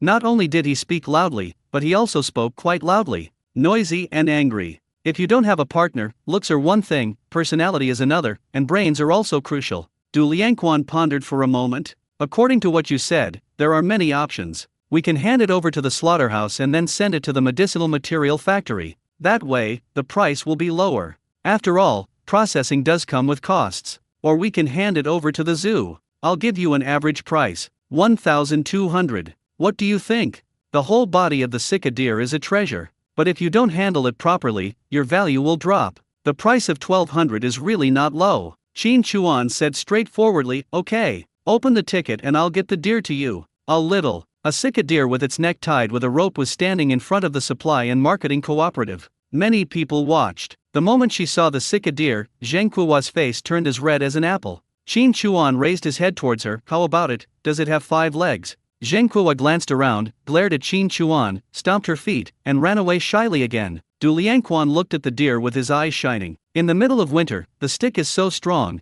the deer must be very useful. Very straightforwardly, he gave Qin Chuan 1,200 yuan, a little. No need. I don't trust you. Qin Chuan looked at his shining eyes and felt a little sorry for him. Brother Du, come on, lend me a hand. To the side. Qin Chuan took out a test tube bottle, which contained only 1/5 of pink liquid. Brother Du, I remember you gave your relatives some deer root seeds before. This stuff is made from a plant called Aoeajiao, combined with deer root seeds and other ingredients, boiled and extracted. This is a secret recipe that is not passed on. I got a little bit here, you can give it to your relatives to try, don't use too much, the effect is very good, a small drop to a large teapot of water, the large teapot of water can be drunk twice.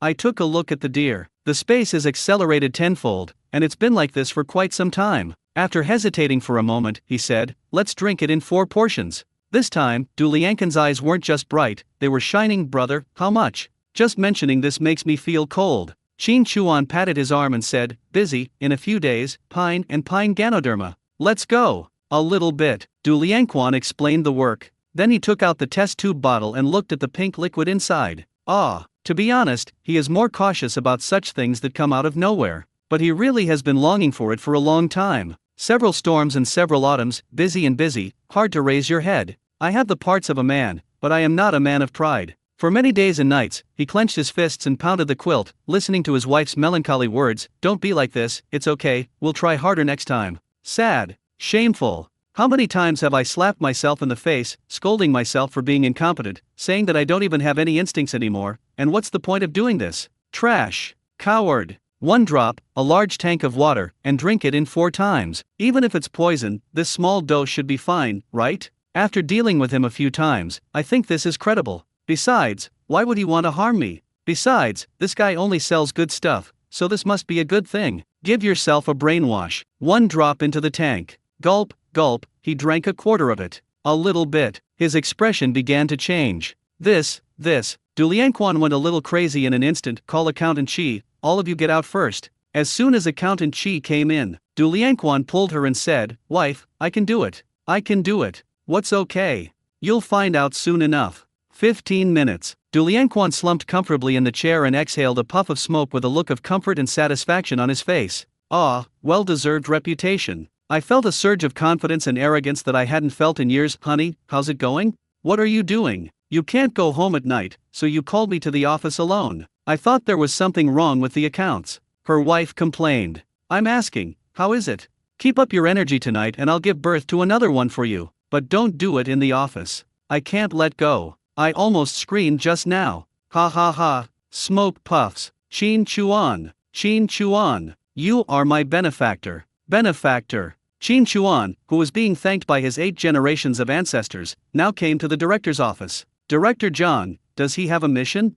Qin Chuan asked. Zhang Wanli glanced at Qin Chuan and snorted, if I don't give you the house and assign you any tasks, will you curse me in your heart? How can that be? Qin Chuan said. Zhang Wanli said, I have a house and a mission.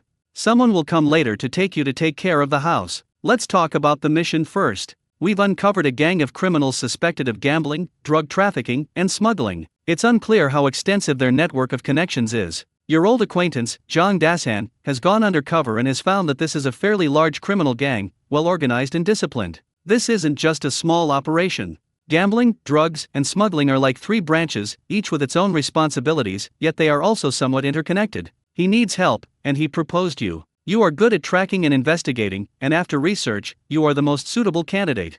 Make preparations. Zhang Dasan will find the right time to lead you in. During this time, you will have enough time to settle your younger brothers and sisters. Let yourself go undercover? Qin Chuan's heart started pounding when he heard this. Even an idiot could sense the danger involved. It goes without saying that this gang must be inhumane and murderous. Especially now, with inconvenient transportation and a collective system where everything is centrally distributed, how can gambling, drug trafficking, and smuggling still flourish in such an environment, and do so on a large scale, with organization and discipline? How many people are needed to do this? What kind of execution is required? The face-changing girl also engages in smuggling, but strictly speaking, she is just illegally purchasing goods on behalf of others. In comparison, it's just a small fight. As for this group of people, drugs must be involved in their smuggling. Qin Chuan felt that smuggling was just a side job and not the main point at all. To a large extent, they had abundant manpower for smuggling, and when transporting drugs, they made full use of the manpower and smuggled some scarce materials as a side job, and even these materials were just a disguise for drugs.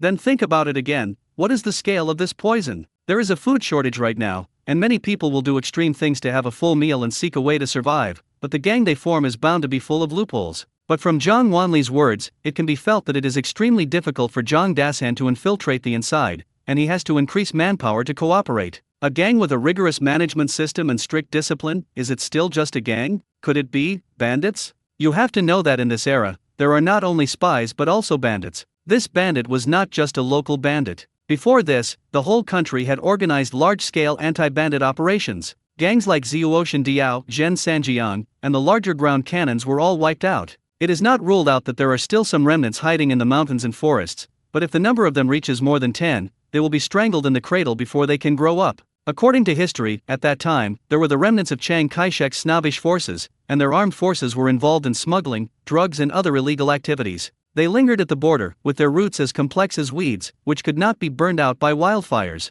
It later became the well-known place, Golden Triangle. If this is the case, it will be a problem that will be difficult to solve for decades and will not only affect the domestic situation. Let yourself follow? Then you'll have to spend your whole life in it, etc. If this gang was organized and disciplined, how did Zhang Dasan manage to infiltrate it? No one was stupid. If they weren't careful and cautious, how could they have survived to this day? But according to Zhang Wanli, Zhang Dasan would have found an opportunity to arrange his own entry. So, his position among them couldn't be at the bottom, right? He would have at least some say. How did he gain such trust? Certainly, you can't say what you think. Chang and you were snobbish, and this was a historical issue that was not made public until many years later. How to express your thoughts? Such a sensitive matter, even saying a single word could implicate oneself. Qin Chuan hesitated again and again. Director Zhang, how does this case relate to Feng Shuhao? Zhang Wanli glanced at Qin Chuan. He was just a low-level dealer, and his knowledge was limited. After interrogation, he gave away his upper line, and through this line, he tracked down the gambling den. The original plan was to wipe out the den in one fell swoop, but during the crackdown, internal conflicts arose over uneven distribution of spoils. Zhang Dasan seized the opportunity and rescued a leader nicknamed Hua Ye, gaining his trust. He then infiltrated the den and discovered that the situation was complex, so he decided to play the long game. After hearing this, Qin Chuan became even more suspicious. It's an old-fashioned plot. But how could it be so easy to gain trust? In order to deliberately portray simplicity, movies and TV shows portray people from the old era as idiots, but in reality, they were not simple at all. These people are doing something that could cost them their lives, and their lives are hanging by a thread. But just because someone saved them by chance, they trusted them? If it were me, would it be possible? Absolutely not. Looking down on others is tantamount to suicide. Anything else? Qin Chuan asked. Zhang Wanli hesitated for a moment, opened the drawer, took out a file bag, and handed it to Qin Chuan. Take a look. Qin Chuan glanced at Zhang Wanli. I feel that the contents of this document bag are a bit too heavy. After hesitating for a moment, he took it. Inside was a report and many photos. The moment I saw the photo clearly, Qin Chuan's face turned pale in an instant, and his heart skipped a beat. Li Erkui. The whole person was stuffed into a large wine jar, cut into a human stick, and made into a human pig. In addition, there are his parents and his sister. The report shows Li Erkui had one eye gouged out, both ears cut off, and all his limbs chopped off, dying in agony. His mother was stabbed 8 times, his father was stabbed 9 times, and drugs were found in his sister's blood test. She was drugged before her death. She was assaulted by more than 2 people, her breasts were cut off, and her limbs were nailed to a wooden table. Qin Chuan closed his eyes and clenched his teeth. Zhang Wanli said in a deep voice, not only is Zhang Dasan undercover, but Li Erkui is also involved. These bastards discovered Li Erkui and brutally tortured his entire family. Even so, they refused to betray Zhang Dasan. This mission is extremely dangerous. We have to face a group of vicious and inhumane bastards. I know you have a close relationship with Zhang Dasan and Li Erkui in private, but I hope you can remain rational and not disappoint Li Erkui, who risked his life to protect you. Zhang Dasan strongly recommended you and entrusted his life to you. Don't betray that trust. For the sake of society and the people, bring this gang to justice and eradicate this cancer. Qin Chuan heard this and opened his red eyes. In his mind, the scene of the 3 of them eating hot pot together was still there. At that time, Zhang Dasan said he wanted to win first-class merit. I still remember the smile and longing on Li Erkui's face. The last time we met, we were drinking and chatting happily. How long has it been? When we met again, he was attacked like this? The whole family was tortured like this? Qin Chuan looked at Zhang Wanli. How did it get exposed? Zhang Wanli shook his head slightly. We only learned about Zhang Dasan afterwards. From what we know, his organization is quite complex, and they are very alert. But one thing is certain, that is, Li Erkui definitely did not reveal Zhang Dasan's identity. Otherwise, Zhang Dasan would not be safe if he was exposed. Secret protection has been arranged for Comrade Zhang Dasan's family, and the same will be done for you.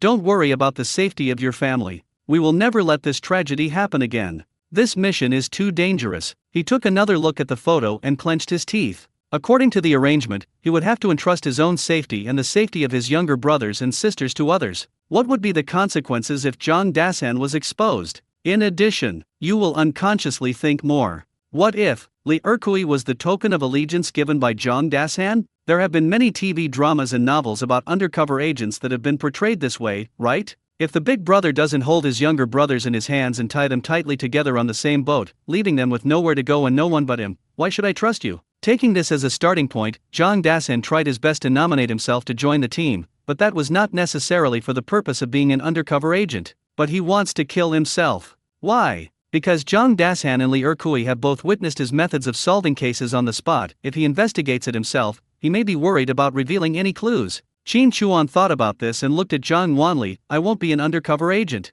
What did you say? Zhang Wanli frowned. Although this requires personal opinion, which is extremely dangerous after all, what does it mean to refuse so bluntly? Just because it's dangerous? Some things have to be done by someone. For the sake of the people, for the sake of the common people, and for the sake of social stability, don't you have this awareness? Zhang Wanli stared at Qin Chuan. Tell me your reasons. If you are just timid and thinking about yourself, then take off this clothes. Director Zhang, I don't have any clothes either, Qin Chuan said. You. Zhang Wanli was angry. Qin Chuan waved his hand. Director Zhang, I haven't finished what I'm saying. I won't be an undercover agent, but I didn't say I won't take this mission. I want to avenge Li Erkui and eradicate this cancer, but I will only investigate it in my own way. I'm good at investigation and tracking, not undercover work. Breaking in would be like exposing myself to the enemy. I'd have to spend a lot of energy dealing with them, which would drain my energy for investigation and tracking, and it would be extremely restrictive. I'll do this job. Director Zhang, you need to promise me 3 things.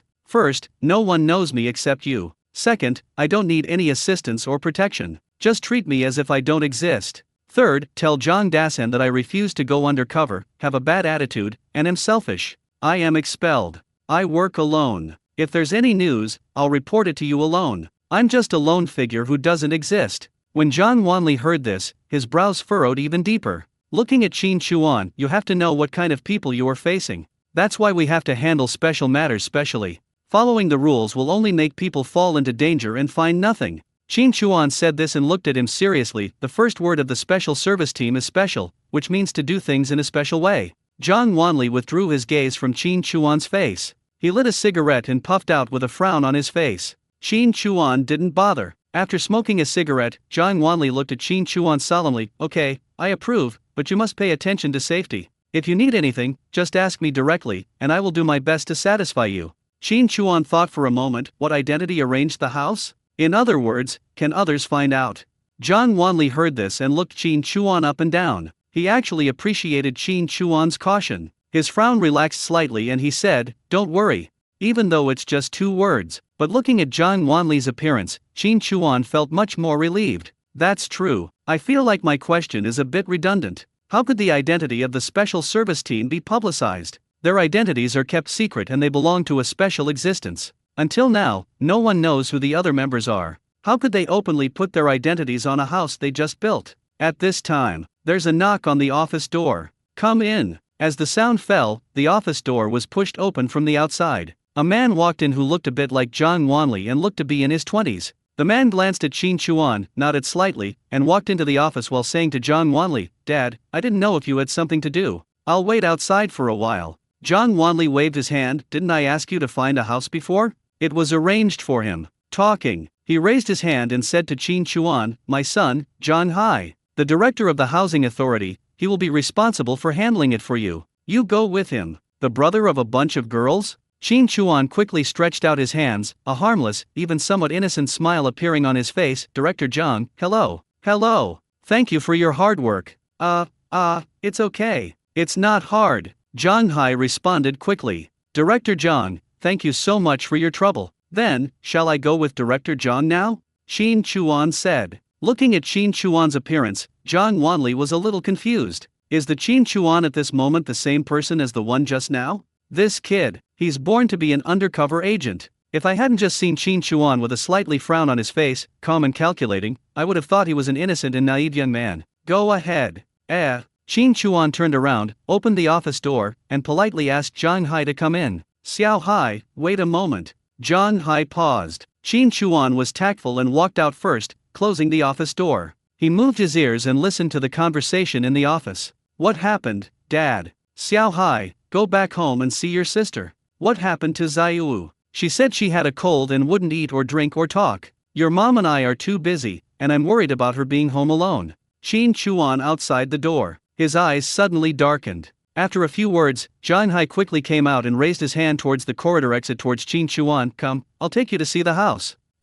When he was about to walk out of the corridor, Qin Chuan hesitated for a moment. "Director Zhang, please wait a moment, my stomach hurts a little, I need to go to the bathroom." "Go ahead, I'll wait for you downstairs to smoke a cigarette," Zhang Hai said. Qin Chuan entered the toilet in the building. He moved his ears and lit a cigarette. At this moment Zhang Wanli is on the phone. Qin Chuan's undercover plan has been cancelled. "I have disobeyed the arrangements and my political awareness is too low. I am being expelled from the police force. Please write back to Zhang Dasan at the agreed time and place, and ask him to protect himself and not act rashly. I will consider making further arrangements." The department store has a large flow of people, which is a good protection, but it's also crowded, so there's a considerable risk of exposure. The enemy we face is cunning and cruel, so we must be extremely careful and make sure everything is safe before we meet again. Hearing this, Qin Chuan threw down his cigarette butt and left. Downstairs, seeing Zhang Hai standing in front of a black 28 bicycle, he trotted over and smiled. "Director Zhang, where are we going?"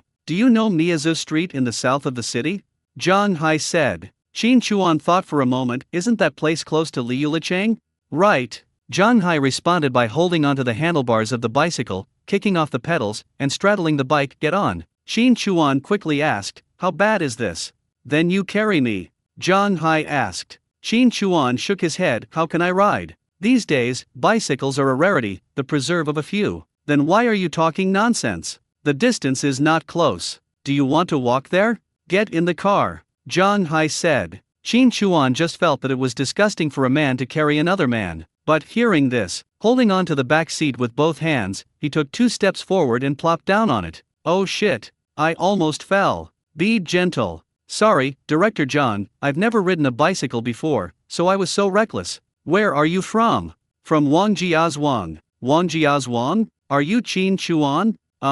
Qin Chuan asked in surprise. Director John, do you know me? Zhang Hai pedaled his bicycle. I heard my dad and little sister mention you. They said you were a good hunter, that you saved people in the village, and that you'd made contributions. That's why you applied to transfer your household registration to the city, right? Qin Chuan followed up and said, yes, my younger brother and sister are still young, and I want to support them in school. As a brother, you have a serious job. Zhang Hai said. Maybe they are all brothers, so they can empathize with each other. The conversation started. In fact, there are quite a few people who transfer their household registration, and there are also many people who rent houses, mostly for work transfers. For example, if a capable coder from a production team were transferred to a new department, their living expenses would need to be considered and arranged. What if housing under the street district's jurisdiction couldn't be allocated in a timely manner? This is where the special property rights housing managed by the housing authority comes in, buying time and relieving pressure. Don't let life problems delay your work. For houses managed by the housing authority, rent must be collected no matter who owns them. The different types include the unit pays the rent, the unit and the individual pay the rent, or the individual pays the rent entirely.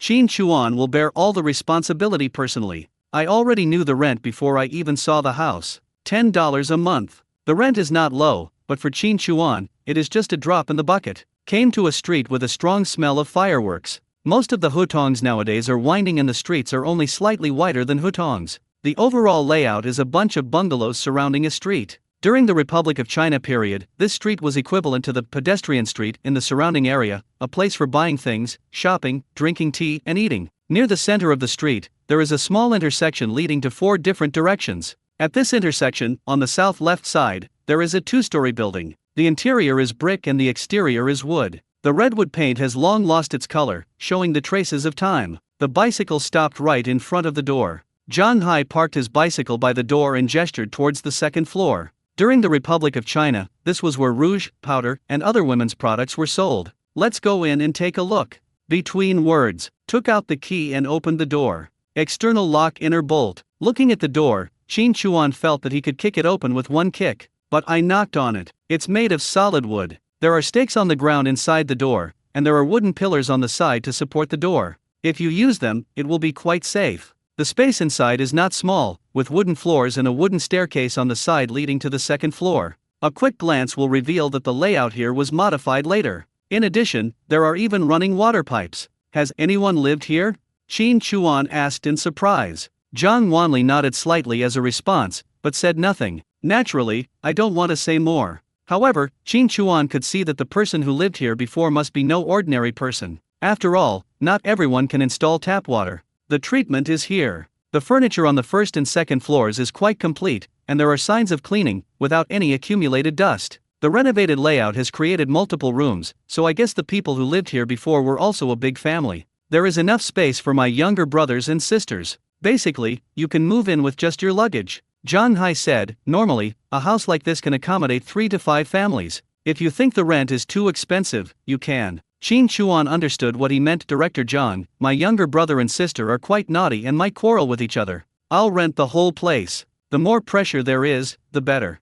Zhang Hai didn't say much. His father also told him to give him special treatment, but he naturally wouldn't ask Qin Chuan why it was special. Signed, put fingerprints, and paid $50. Zhang Hai issued the invoice, stamped it directly, wrote a handwritten letter of certification, left the key and left. Formal bills will be sent by mail after they are fully finalized. After Zhang Hai left, Qin Chuan opened the window on the 2nd floor and looked downstairs. The view is good. There were a few children chasing each other while pushing iron hoops, and there were also women busy with their lives. In the past, this was a commercial street, and now it is home to many residents. I moved my ears and listened to the surroundings. There are already many people living in the shops facing the street, most of them are sharing the rent. Perhaps, this is also the characteristic of this era. He closed the window, sat at the table, and took out the mirror and the mask he had made. 5 minutes later, what appeared in the mirror was a man's face that was so ordinary that it could not be more ordinary. If he was thrown into a crowd of people, he would be unnoticed.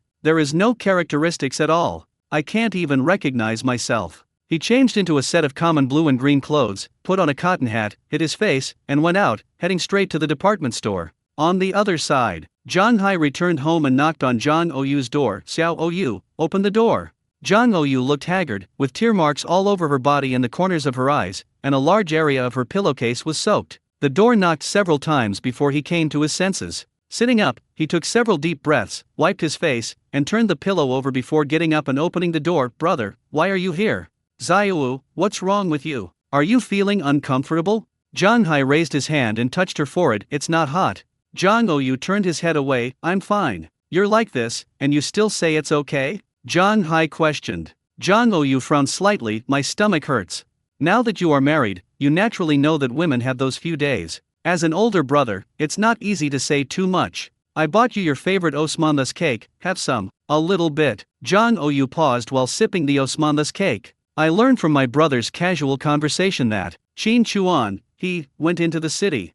3 o'clock in the afternoon. Department store. Qin Chuan was walking slowly with a few bags in his hands. Bearskin coats are too eye-catching, so for work needs, you need to prepare several sets of suitable clothes. Procurement is one aspect. The main person we are waiting for is Zhang Dasan. I knew from Zhang Wanli's phone call that the meeting would be here, but I didn't know the exact time. He would not reveal his intentions to anyone, including Zhang Wanli. We can only wait and see. When doing this kind of dangerous work, there is one principle: don't trust anyone. The more people know, the more danger there is. After all, there have been specials like Li Weifeng in the company, and God knows if there will be others. Better safe than sorry. At a certain moment, Qin Chuan moved his ears and walked down from the 3rd floor to the 2nd floor. He had come into contact with Zhang Dasan many times before and had carried out missions together, including dealing with Li Weifeng. He could recognize Zhang Oyu and Tai Piaozi by their voices in the black market, so naturally he could also recognize Zhang Dasan. Even if you are on the 3rd floor, you can know that Zhang Dasan has arrived. Following the direction of the sound, he went downstairs and approached Zhang Dasan's location. Walking around many counters and looking at the merchandise inside, he caught sight of Zhang Dasan out of the corner of his eye. He took a quick glance and then used his telepathic eye, narrowing his eyes imperceptibly. Nothing else. I saw colors in Zhang Dasan that shouldn't appear. This color has also been seen in Feng Shuhao. He has taken poison. No matter how strong your will is, if you touch this thing, even a god will turn into a ghost. With just one glance, Qin Chuan knew that Zhang Dasan was no longer the same Zhang Dasan. Without looking any further, nor staying at this counter for long, he went in the opposite direction of Zhang Dasan, but he kept locking onto Zhang Dasan's position. Notice that he has strong anti-tracking ability. I wandered around the 2nd floor and bought some things. After making sure that I was not being followed or monitored and that there was nothing unusual, I went up to the 3rd floor. More than 20 minutes later, Qin Chuan walked into the bathroom on the 2nd floor. And through the sound, they locked onto Zhang Dasan, who was in the toilet on the 3rd floor above their heads. Light a cigarette and wait slowly. About 5 minutes passed. From the sound of footsteps, I heard someone enter the toilet. Along with the sound of belt being untied and water being released, there were suppressed words. Your proposal has not been implemented. Protect yourself and be careful. Why? He won't do it? Well, you're not ideologically aware enough and refuse to carry out the order. You're fired. How is that possible? Didn't you tell him about this? Kui. Enough. What's the point of having such an unenlightened person, no matter how powerful he is? Don't mention this person anymore. I will consider other arrangements. Now the main focus is on you. Have you made any progress? Not yet. I haven't gained much trust yet. They just assigned me to look after the gambling.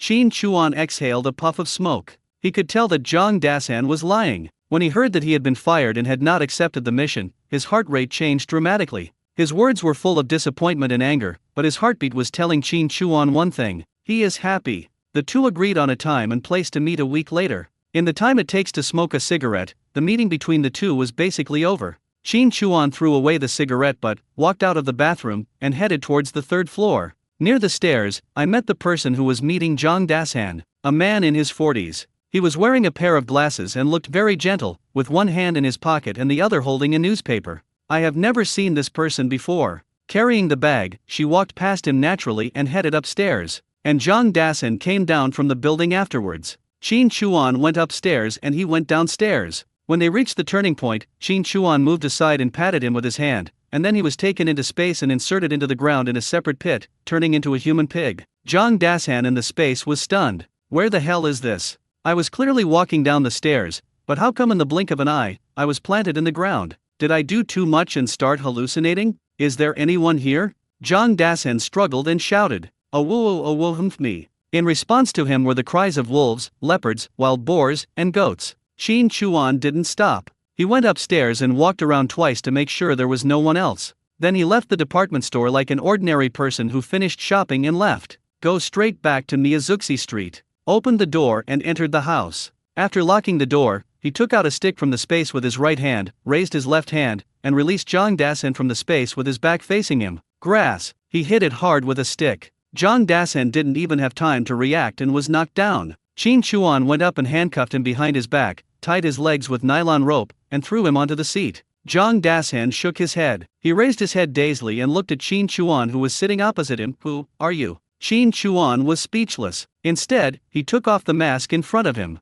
Jang Dasan was surprised and astonished, staring at Qin Chuan with wide eyes. Da Chuan? Qin Chuan lit a cigarette and said in a cold voice, "Can you call me Da Chuan?" Jang Dasan frowned. "What do you mean? And what happened before? Where is this?" Qin Chuan asked slowly, "Were you there when Erkui died?" Da Chuan, you confused me.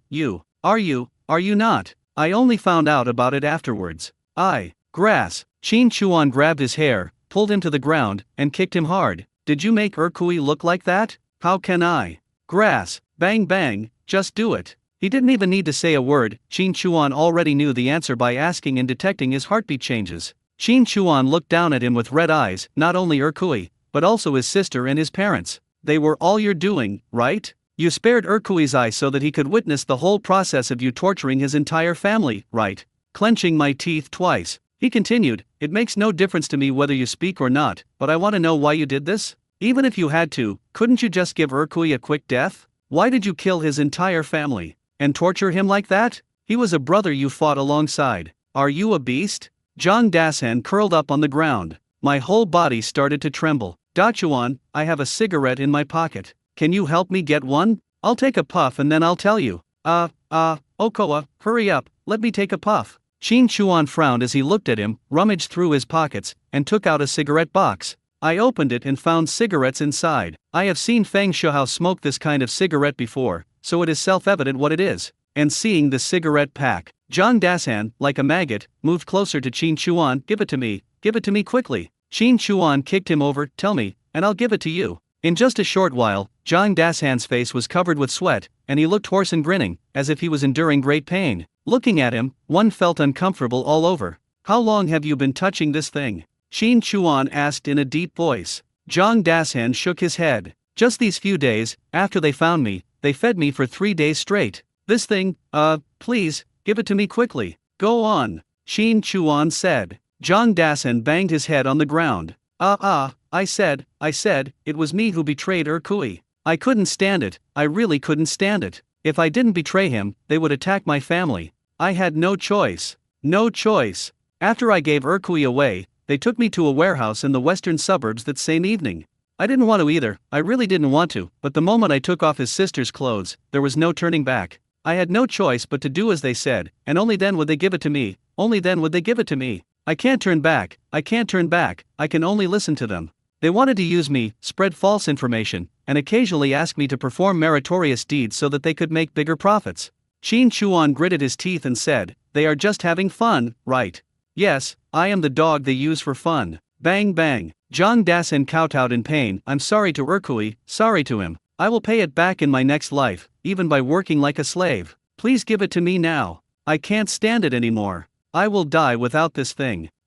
Qin Chuan looked at him, his eyes bloodshot, and he clenched his fists. He could not connect the Jang Dasan at this moment with the Jang Dasan who had said before that he would win first-class merit. He exhaled lightly. "Who are they? Tell me everything you know." Jang Dasan gritted his teeth, the flesh on his face trembling, and he groaned on the ground, looking at Qin Chuan with ferocious eyes. "Da Chuan, damn it, give it to me. Give it to me. You want me to die, don't you? I'm your brother, and you want to kill me? I'm going to kill you. Huff huff. Give it to me. I beg you. I'll do anything you ask me to do." Qin Chuan took out one and shook it in front of him. He seemed to be in some unknown state, feeling like he was suffering from paranoia, phobia, and other messed up symptoms, which was very abnormal. In this situation, there is nothing to ask. Let him smoke one? How can I be kind to Erkui for this? If I give you a bite, I'll be doing him an injustice. Put him into space and stick him into the soil. Just hang in there, you won't die. The time is 10 times faster, ask again after the excitement is over. I just put Jang Dasan into the space. Ding ding, there was a knock on the door. Qin Chuan's ears moved, and his expression was suddenly startled. I rubbed my fingers subconsciously, put the mask and everything else into the space. Feeling a bit mixed, I went to open the door. The person standing outside the door is none other than a bunch of girls, Jang Ou. The moment the door opened, their eyes met. One pair of eyes is red, and the other pair is heartbroken. Jang Ou looked at Qin Chuan with lively eyes and walked into the room silently. Qin Chuan was also speechless and closed the door. Jang Ou looked at Qin Chuan, who had closed the door, and turned around. You are usually very talkative, but why do you not even want to talk to me this time?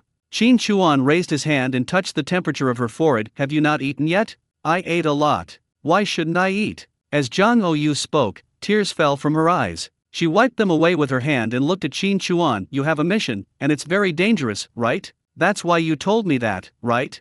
Qin Chuan, no. Jang Ou tugged at Qin Chuan's clothes. Where's that dishonest guy in a sheepskin coat carrying a shoulder pole? Where's that scoundrel in a bearskin coat riding a horse? Ever since the day I met you, I've never seen you wear clothes like that. You said you wouldn't lie to me.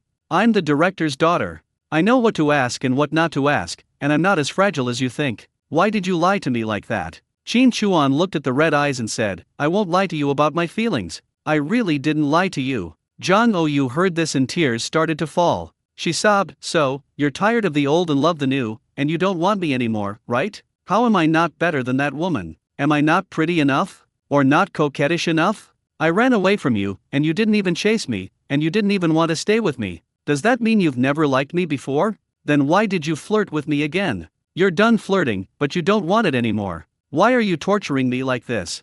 I was wrong. I didn't gain any advantage. My heart hurts so much, so much. Qin Chuan raised his hands, held her face, and wiped her tears with his palms. Do you remember what you told me when I first took you up the mountain? You said, you just made the same mistake most women make. I'm just an asshole, so why are you so open-minded? Why are you being like me? Don't think about it. Go home, take a shower, have a good meal, get some sleep, and pretend you've never seen me. Soon, you won't even remember me. Jang Ou shook his head. I can't do it. She stared at Qin Chuan with red eyes and raised her hand to cover her heart. You are already inside me, and now you want me to take you out, but I won't, it hurts too much. But I discovered that this wasn't the most painful thing. The most painful thing was the thought of never seeing you again. It felt like a hole had been carved out of my heart. No matter how bright the sunshine or how warm the wind was, it couldn't fill that dark, cold hole. Talking, tears rolled down my face. Holding Qin Chuan's waist, he buried his face in his chest. I admit defeat. Qin Chuan was about to say something. Jang Ou let go of Qin Chuan, then lowered his head to unbutton Qin Chuan's clothes, and then hugged him again. It's so stiff. It's uncomfortable to hug you. Qin Chuan was so happy that he laughed. This girl. Jang Ou hugged Qin Chuan and shook him. What are you laughing at? I've been missing you all day and all night. Let me hold you for a while. Qin Chuan smiled and put his arm around her waist. Are you a child? Your expression changes faster than turning the pages of a book. I'm just like this, so what?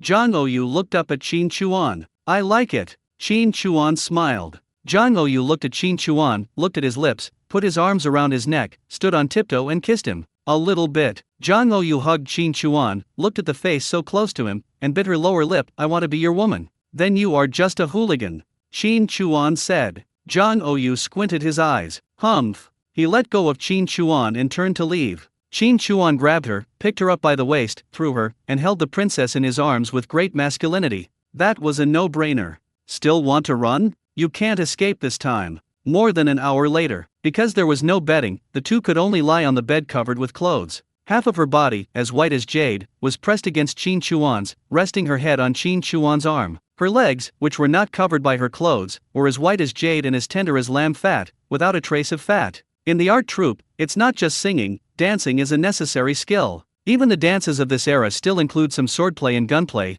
but it's not just for show, it requires some solid skills. Otherwise, how could there be a little vest line on the small waist? Her figure is so good. Jang Ou looked at Qin Chuan and asked, when are you going to bring all your brothers and sisters over? Qin Chuan said, it will take some time. This mission is extremely dangerous. I need to use disguise to get around and pick up my younger brothers and sisters. There are many inconveniences in my movements, and any mistake will be very dangerous. I will have no problem protecting myself, but my younger brothers and sisters will be my weak spot. In comparison, the city is not as safe as the mountains. Besides, moving here will take time to integrate into this street and adapt to the new environment. I don't have time to talk about these things right now. Jang Ou hesitated for a moment. Was it a bit rash of me to come here? I won't ask you what you are doing, and I won't come here without your permission in the future. When you are free, come find me and ask Xiaobai to pass a message to me. She knew in her heart that Qin Chuan must be carrying out a mission. After all, she learned from her brother that Qin Chuan was picked up from her father's office. Just arrange a room? Based on her understanding of her father, he would never be called to the office for such a small matter. Even this house might be related to the mission. Qin Chuan smiled when he heard it. Look, who doesn't like this girl? Qin Chuan raised his body and wrapped it around her heart. Oh my god, aren't you tired? Zhang Ouyu said. With a pop, Qin Chuan raised his head. What are you thinking about? Why are you so rogue? He grasped it, squeezed it, and said with a smile, I will come to find you before this mark disappears. Zhang Ouyu hugged Qin Chuan's neck and snorted softly. You are really good at. I told you before when my family was gone. It would be strange if this strawberry disappeared in 2 days. Qin Chuan smiled and kissed her red lips. Then, Zhang Ouyu felt the hard object pushed into her mouth by Qin Chuan's tongue tip, and her big eyes widened. Take it out and take a look. A clear green jade ring. Qin Chuan picked it up from her finger and put it on the ring finger of her left hand. This was won in a lottery. With Qin Chuan's eyesight, this ring is at least of ice grade. Although it is not big or wide, it is just a small ring, but it is crystal clear, becomes moist when it comes into contact with water, and the green veins are all excellent and extremely beautiful. The moment I put it on my finger, it was just perfect. The scallion white fingers were decorated to be even more beautiful, as if they were tailor-made for Zhang Ouyu. Qin Chuan smiled and said, It's destined by heaven that you belong to me. Zhang Ouyu looked at the ring, then at Qin Chuan, smiled sweetly, pushed Qin Chuan down, and turned over to lie on Qin Chuan. I'm so stupid. I like you, you like me, that's enough, everything else, go to hell. In Zhang Ouyu's opinion, this ring was prepared for him long ago. Otherwise, why is it so suitable? Qin Chuan blinked. Why are you cursing? You can pick up girls if you don't, but I'll curse you? Zhang Ouyu tapped Qin Chuan's chest. Remember this, when I want you to belong to me, you must belong to me. I'll make it clear to you in advance that I don't have a good temper with your woman. If my personality doesn't match with another one, don't say I beat her up. Qin Chuan turned over and pressed her under him. This is for you. The moment of kissing. Oh, ah. The lips were bitten. Zhang Ouyu stared with his eyes wide open, as if he could speak. Are you convinced? Qin Chuan nodded slightly. I accept. Zhang Ouyu let go of Qin Chuan. Oh, if we could become sisters, it would be nice to team up and bully you. You, be careful of what you have done. One woman makes a scene, 2 women. Ha, you sheepskin boy, you bearskin scoundrel, you're on your own. When Qin Chuan heard this, a smile appeared on his lips. Zhang Ouyu clicks his eyes. Why do I feel that this smile is a bit, bad in the sense of self-confidence, and inappropriate in the sense of yearning? What are you thinking about? Zhang Ouyu asked suspiciously. Qin Chuan smiled and shook his head slightly. No, I was just thinking about the scene when I was bullied by you all. I was a little scared. Zhang Ouyu looked at Qin Chuan suspiciously. You look like this. Are you scared? I feel like your eyes are glowing green. You're seeing things. I was so fed up with it that if I didn't leave and go home, my family would go crazy, so I was reluctant to leave. Qin Chuan sent her downstairs. As soon as Zhang Ouyu entered the house, Xiaowu, where have you been? I was feeling stuffy at home, so I went out for a walk and missed the bus. As he spoke, he walked awkwardly towards the bedroom. She was carried all the way back by Qin Chuan. What happened to your legs? I walked back and almost fell. I sprained my ankle slightly, but it's okay. Mom, I'm hungry. You kid, you're always the same. Entering the bedroom, Zhang Ouyu opened the window and waved to Qin Chuan, who was standing under a tree across the street. A sweet smile from a distance. What? Return to Miyazu Street. I had some lamb rolls with instant noodles, fried a steak, and steamed an Australian lobster. They're all from Raffles. Just take a bite and deal with it simply. Serve on the table. He raised his hand and released Zhang Dasan. Bald. Qin Chuan slurped a mouthful of instant noodles and looked at him in a daze. Can you not say it now? More than 3 hours. There are more than 30 hours in the space. After the surge, although it was still uncomfortable, it was not as crazy as before. Smelling the fragrance and looking at the food, he cleared his throat and said, Let me go back, I can help you. Qin Chuan picked up the instant noodles with his chopsticks. The way you lie really affects my appetite.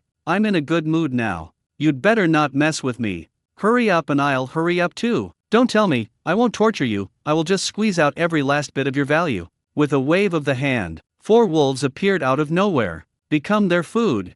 The 4 wolves crawled towards Zhang Dasan and growled. Even though they are wearing muzzles, their exposed fangs are enough to make people scared. Zhang Dasan watched Qin Chuan calmly eat noodles and steaks, while the 4 wolves stood beside him, seemingly waiting for orders. He was dumbfounded by this scene. It seems like I understand something, but it also seems like I don't understand. He can control wolves? Did you kill those people in Wangjiazhuang? Zhang Dasan stared at Qin Chuan. Why the hell are you pretending to be such a good guy in front of me? Da Chuan, if you let me go, how about we work together? With your ability, we will definitely get rich. Money, women, power, everything we want. Why are you still suffering so much hunting? You haven't tasted the feeling of freedom. It's something you've never thought about or seen before. He. Qin Chuan laughed at what he heard. Poison. I won't touch it. Apart from that, you're not even a toad at the bottom of a well in my eyes. I have no shortage of money, but power? You're such a jerk, and you're still talking to me about that? Women, beautiful skins are all the same, but interesting souls are rare. I already have two. Talking. He put down his chopsticks, picked up the lobster, twisted his head, and continued while digging into it. Don't lump me in with you. I did kill those people, but they deserve to die, and you killed the brother who entrusted his life to you, and tortured his family. There's a saying that goes, you can know a person's face, but not his heart. Before you, I thought I'd seen countless people and had my own way of judging them, but now, I'm starting to doubt myself. I don't know if it was the poison that brought out the evil in you, or if it's just your nature. People like you are in the wrong era. In the past, you would have been a traitor, and in the past, you would have been a scoundrel. But to be honest, you won't survive today, or even this meal. No one will know you're in my hands, and no one will know you died in my hands. The difference is that I can decide how you'll be treated after you die. I can fake it as if you committed suicide out of remorse, leaving behind a letter explaining the harm you inflicted on Urkui's family. I'll make your entire family suffer in vain, scorned by everyone, and even make sure you can't even die in peace. Don't doubt it, you've seen my methods. For me, this is easy. Another option is to tell everyone you know. They can fake it as you being exposed as an undercover agent and poisoned. Your family can still receive your allowance and even consider you a heroic sacrifice. Lobster meat dipped in horseradish sauce wine. Take a sip. Holy shit, brace. He raised his hand towards Zhang Dasan and said, choose, tell it or not. Zhang Dasan looked at Qin Chuan, paused for a moment, and nodded. That day, according to Director Zhou's instructions, we were going to encircle and arrest the gambling den. To facilitate the operation and further investigate the situation inside the den, we needed someone to sneak in first. Urkui and I volunteered, and considering that we were relatively young and didn't have as strong aura as the others, we were allowed to go. Zhang Wanli learned that the information about the gambling house was pried out from Feng Shuhao. Strictly speaking, this action has something to do with myself. Where? Qin Chuan asked. Zhang Dasan said, West City Black Market.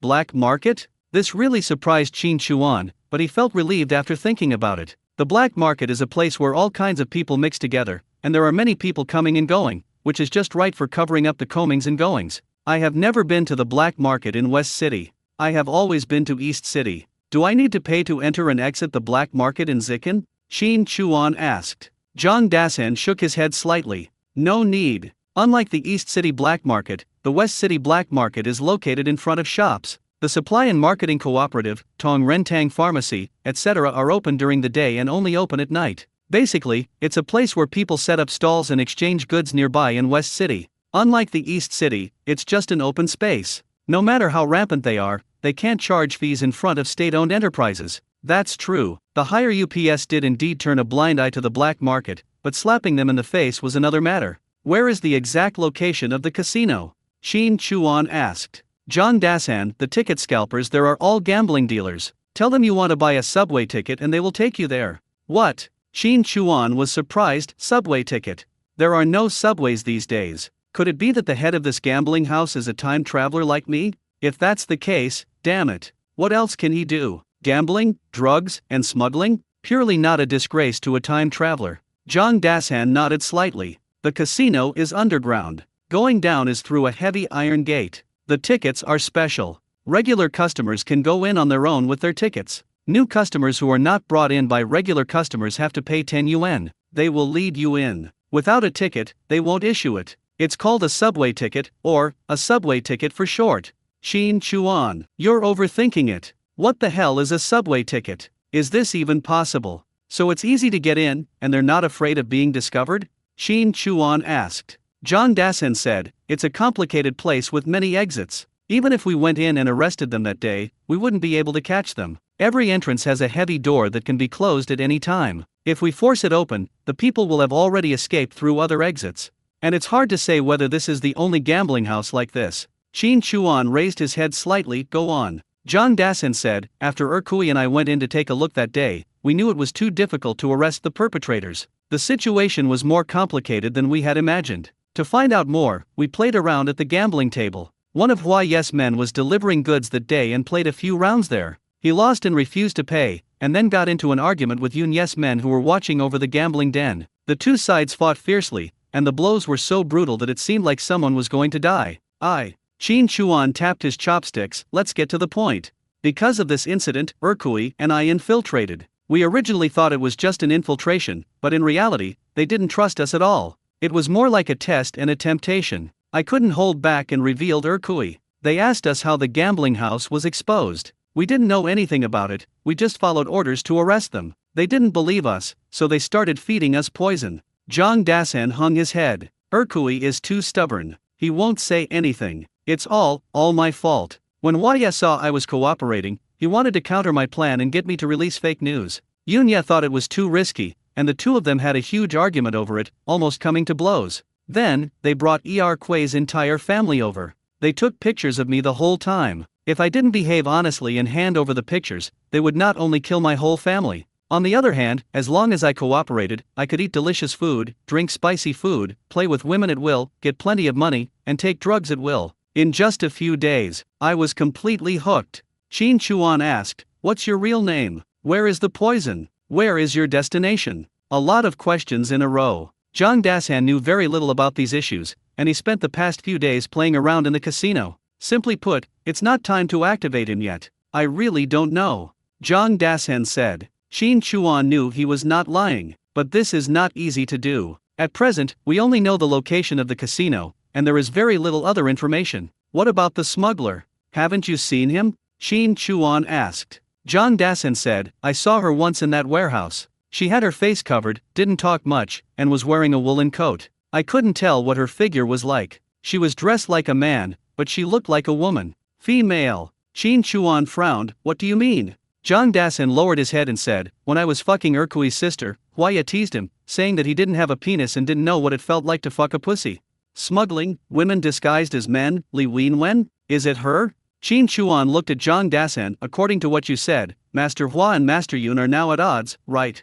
I guess so. Zhang Dasan hung his head. I'm sorry Erkui. You're not allowed to bring weapons into the casino, right? Shin Chuan asked. Zhang Dasan nodded. Yes, body search. But their people have. What kind of gun did you use? Shin Chuan asked. Various, said Zhang Dasan. Shin Chuan drank the last mouthful of noodle soup and said, do me a favor, cause a dispute between Master Hua and Master Yun, how about that? Tell me, how can I help? Anything is fine. Just let me take a breath, anything is fine. Zhang Dasan said. Shin Chuan looked at him. It's not difficult, just die. Go and confess to Kui, take care. A gun with a silencer appeared out of nowhere in his hand. Da Chuan, don't. Oh, right, didn't you remind me last time that Li Weifeng had two men who hadn't been caught yet? In fact, I killed them before Li Weifeng did. This gun is theirs, don't worry. Phew. There was a bloody hole on Zhang Dasan's head. He fell to the ground with his eyes wide open. Shin Chuan stood up and took him into the space. Enable the second mask. Following the example of Nicholas said, the face, combined with the original foundation, is not exactly the same, but at least 90% similar. We also have hair wigs. Put on a suit and a coat. He called Ziobai over, wrote a note for it to take to his younger brothers and sisters to let them know he was safe, and after giving them some brief instructions, he left Miyazuki Street, riding his bicycle in a handsome but awkward outfit, and headed for the black market in Zikin. No way, no car.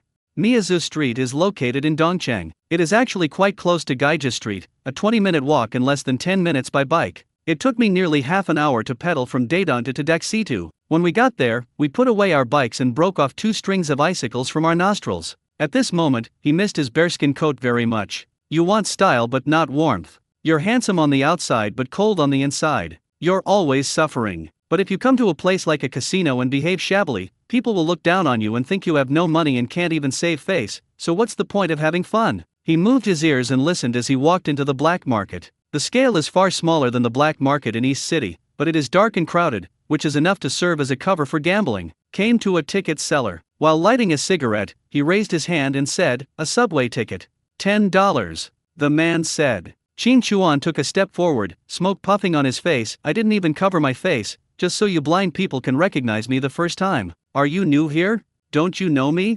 Sir, I'm sorry. Sir, please come in. Please come in, the man said. Being so arrogant, he must be forcing his own people. Which boss is this? Qin Chuan grabbed the ticket and flicked his finger. Be more careful next time. If it happens again, I'll dig it up for you. Yes, yes, yes. The man didn't even dare to raise his head. Qin Chuan pinched his cigarette and staggered towards a house in the east. I walked a little further away and looked at the ticket in my hand. It was the size of a food stamp, made of rubber, and had a hot stamped pattern that looked like the afterimage of an egg that had been rotated. What the hell? It's so fancy. This eyeliner is so stupid, it can't even distinguish friend from foe. What's the use of it? The residential houses are quite some distance away from the black market. There are 2 rows of houses with separate gates and courtyards. The gate is open and there are people sitting in the courtyard, silent and silent. There is only the flickering light of the pipe. Qin Chuan walked in, lit his lighter, and shook the ticket between his fingers. Someone just entered. The location you heard is right here. I also heard the sound of ringing bells. Really? I don't know what was pulled, but there was a ringing sound from under the floor in the house. Soon, someone came up from downstairs and opened the door of the house. Qin Chuan put his hands in his pockets and walked in without saying a word. When he saw the covered passage on the floor of the inner room, he pretended to be familiar with it and walked down. The depth is not shallow. There are more than 40 steps. The further down you go, the brighter it gets. For torches were inserted on both sides of the iron gate, and the flames flickered constantly. There were 2 ruffian-looking men leaning against the door, plus the one who came to pick him up, a total of 3 people. One of them stepped forward and raised his hand. Meaning, body search. I don't like it when men touch me. Aren't there women like that? Qin Chuan said. The man smiled and said, if you want to play, it's inside. Click, click, the big hand touched it. Qin Chuan was speechless. A little bit. No, you didn't bring any money, so you came here to pick on the chicken feathers. Search for things and money. Poor people are not allowed to enter. Qin Chuan raised his hand, holding 3 small yellow croakers, and pressed it against his forehead. I'm holding them in my hand. Are you blind? Staring? Staring at your father's basket? What? Are you breaking the rules? Do you want Yun Baozi to teach you what my rules are? It's just a bunch of nonsense. I don't even know what Mr. Yun's name is. I just know the word Yun and that's it. The guy guarding the gate isn't very skilled, so he can definitely be fooled. Master, don't be angry. Bang bang. Another man knocked twice on the iron door. A small window opened on the door. Qin Chuan shook the ticket, the small window closed, and the iron door creaked open. Of course I can't just leave like this. Qin Chuan raised his hand and patted the face of the person who had just been beeping. Be smarter next time. Excuse me, master. Oh, that's right, stand at attention when you get beaten. Pa pa. He patted his face twice and walked into the door in a swaying manner. Awesome, ba. I wish you success and a happy marriage. Fuck, keep your voice down. If you want to die, don't get us into trouble. Master Yun has instructed us that this period of time may be uneasy, so please light up the shields. I've never seen what Master Yun looks like. Is he very majestic now? Want to see Master Yun? I've been here for a year and haven't seen him yet. Where the hell are you going to see him? Just wait and see.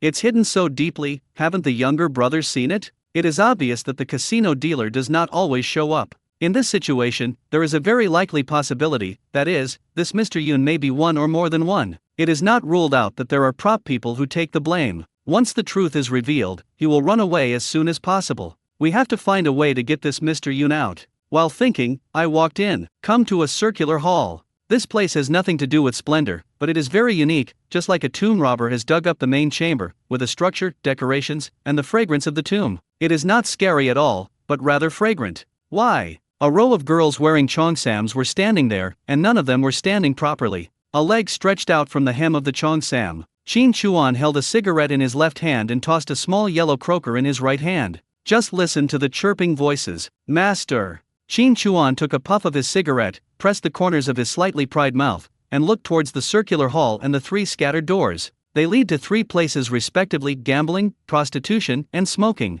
I moved my ears and probed through the sounds. Some of the sounds were really unbearable to the ears. And this smoking is not just about the things mixed in with the cigarette, but also the big pipe. An enchanting woman, holding Qin Chuan's arm, said coquettishly, Master, what are you going to do today? Sisters, I will definitely serve you comfortably. Qin Chuan slapped her backside hard and grabbed her with all his strength. What can you do? Oh, Grandpa, I'm already old, and I have so many sisters. Before she finished speaking, Qin Chuan hugged him tightly and said, I want you. What? Do you look down on me, or do you think I have no money? A small yellow croaker dangled in front of her red lips. Come, hold it in your mouth, and I'll let you accompany me tonight. Generally, mamazan are protected by someone. The one in my arms is the only one here that has not been poisoned. The fact that she was not controlled by poison only meant one thing: she was Mr. Yun's person. You're so brave. Qin Chuan looked at the security characters with a sharp gaze. Go get a bottle of wine. Sister Hong, didn't you hear? Qin Chuan hugged her tightly in his arms and pinched her chin. Are you going to get me drunk? What's your name, sir? Asked Sister Hong. Qin Chuan smiled and said, we are destined to be together. Your name is Xiao Hong and my name is Xiaolan. Giggle. Men love beautiful women, women love handsome men. Just with this handsome face, it feels great to be hugged. Among the 5 masks, there is one made according to Huang Bo's model. If I wear that one tonight, the situation will definitely be different now. Sister Hong took the wine and said to Qin Chuan, Mr. Lan is so generous. This is for you. I wish you a happy and enjoyable night. This little mouth is so sweet, I like it. Qin Chuan pinched her chin and shook it. As for me, I don't smoke or drink foreign alcohol, but I like foreign women. As he spoke, he reached into his pocket, took out an exquisite wine jug, and clinked glasses with hers. Then he hugged her in his arms and said, tonight, you must accompany me. No one else can help, not even Master Yun. This is what I say. Come on, play a few rounds with me first. I'm so confused. It is impossible to figure out who Qin Chuan is. Sister Hong could only be hugged by Qin Chuan and walked towards the gambling gate. Someone wants to stop, but Sister Hong made a small gesture to indicate. This is the entry into the gambling door. If it were the other 2 doors, there would definitely be confrontation. I want her to pass on the message and lure out Master Yun, but how can I make them fall out with me? Snap. A slap in the face on Haokyu. Has anyone ever praised you for your powerful backside? If I say yes, will Mr. Lan be jealous? Ha ha ha. Of course I am. I only regret that I didn't meet you earlier. Someone else got there first, but whether it's new or old depends on one's ability. Do you believe that I can reach the freshest place? Master Lan, I'm already scared by what you said. You can't just skewer me and roast me, right? I'm not willing to do that. I can do it in one go. What? One step to the stomach. Sister Hong glanced down, her fox eye slightly raised, and said in a delicate voice, Master Lan is so majestic, I wonder where he is from. Qin Chuan glanced at her. Damn it, cough, you are such a gossip. Sister Hong's pupil shrank. Why? There is a Taiwanese accent in front. It is absolutely impossible that I was hallucinating. This was obviously an accident and I was exposed. Qin Chuan glanced at her and noticed all the changes. Even if he didn't look, he could tell from the sudden and violent fluctuation of his heartbeat that she understood the Taiwanese accent. Just with this, Qin Chuan knew that something was going on here, big time. Dig out the cancer here, avenge Urkui, and then take GBA down. As for the rest of the things, dig out as much as you can. It is definitely not something you can mess up by yourself. This involves too many things. Came to the casino. Wow, there's even a light bulb. What a great underground place, full of Las Vegas. Certainly. In Qin Chuan's eyes, and in the eyes of others, everyone would exclaim wow when they came in. There is a red carpet, and all the gambling tables are professional grade, with female waiters in high-slit cheongsams, dealers dressed like modern girls with white-collared shirts, and singing and dancing from the Lao Hai City Ballroom. Whose idea was it? Qin Chuan really wanted to laugh when he saw it. Speechless, I went to the place where chips were exchanged. $1. Sister Hong was stunned. Master Lan, just 1 piece? Lanya smiled and said, I'm here to win money. $1 is enough. Sister Hong cursed him in her heart, but she could only smile. She saw the 3 gold bars anyway. There is another one stuck in the ravine. I am the master. I've seen a lot of people pretending to be cool, but once they lose their temper, they become nothing. Shall we cash it out today? Of course, Master Lan, his reputation is guaranteed. He's absolutely spotless. Qin Chuan pinched her chin. That's fine, see how I win all your money today. Hee hee, okay, master. The chips here. $1, $5, $10, $50, $100. In this era, the share of chips is indeed not small. You have to know that the average person's monthly salary is only about 30 yuan. A quick glance shows that most of the chips in the hands of people here are above 100 yuan, and some are over several thousand. I really don't know what kind of monsters they are. They all have half their faces covered. There are people like Qin Chuan who go into battle without any combat equipment, but they are few. $1 can be exchanged for a round green chip. Playing with it in one hand and looking forward to Sister Hong's autumn with the other, he walked towards the field. There are no fewer types of games than later: mahjong, pai gao, poker, dice, and roulette. Poker is the most diverse of them. Blackjack, Texas Hold'em, stud. The stocks were directly ruled out. Although Qin Chuan believed that he had amazing hearing, it was bullshit to say that he could hear the points. The only thing I'm good at is changing cards. With space in hand, you can change as you like as long as you have the cards. If I can let you see, find out, and figure out how I cheated, I lose. Before this, I never thought that one day I would be able to experience the thrill of cheating like the gambling king. Just thinking about it really makes me excited and I've become quite interested. Master Lan, what do you want to play? Sister Hong asked coquettishly. Qin Chuan smiled, hugged her and walked towards the stage inside. Looking at the singer, he smiled slightly. This can't be your sister, right? Everyone here is my sister, said Sister Hong. I mean, is she your biological sister? She looks quite like you, Qin Chuan said. How does it look like that? Sister Hong asked. Qin Chuan smiled and said, it feels the same. Hate, Sister Hong said coquettishly. Qin Chuan, he. I want to test it out. If she is your biological sister, I will have a lot of fun today. I like sisters the most. Talking, he stepped onto the stage amid many surprised gazes. The singing woman did not stop singing, but she looked at Qin Chuan with a complex look of surprise, restraint, and suspicion. She had to bow politely, nod, and greet him humbly. Qin Chuan came behind her and hugged her directly, with his lower buttocks pressed tightly against her back. The woman singing seemed to want to struggle, but he was stopped by Sister Hong, who shook her head slightly. The scene was that Qin Chuan acted like a hooligan behind her without restraint, and she had to continue singing. Many people at the gambling tables below the stage glanced at Qin Chuan. The sight is just 1 point. Who is this? So arrogant. The security is whispering. Who is this guy? He was accompanied by Sister Hong, but he was also touching Kaifeng. I don't know, I've never seen it. Don't act rashly. Sister Hong will definitely signal if something happens. Keep an eye on it. Qin Chuan listened to it all. This girl's name is Kaifeng? It seems that here, she is also favored and protected. What you want is to be arrogant and attract everyone's attention. In such situations, the more arrogant you are, the more seriously others will take you. They won't dare to argue with you because they don't know what your background is. While acting like a hooligan, Qin Chuan's eyes quietly swept across several poker tables. Before going to the department store to catch Zhang Dasan, he bought a lot of playing cards. He knew that he would have to visit the casino and was well prepared. The situation was just as he guessed. The playing cards nowadays don't have so many varieties. The cards used on the table here have the same suits on the back as he bought. Play 10 hands here and change to a new deck of cards. You can also request a replacement card. The cards that are replaced will be destroyed immediately.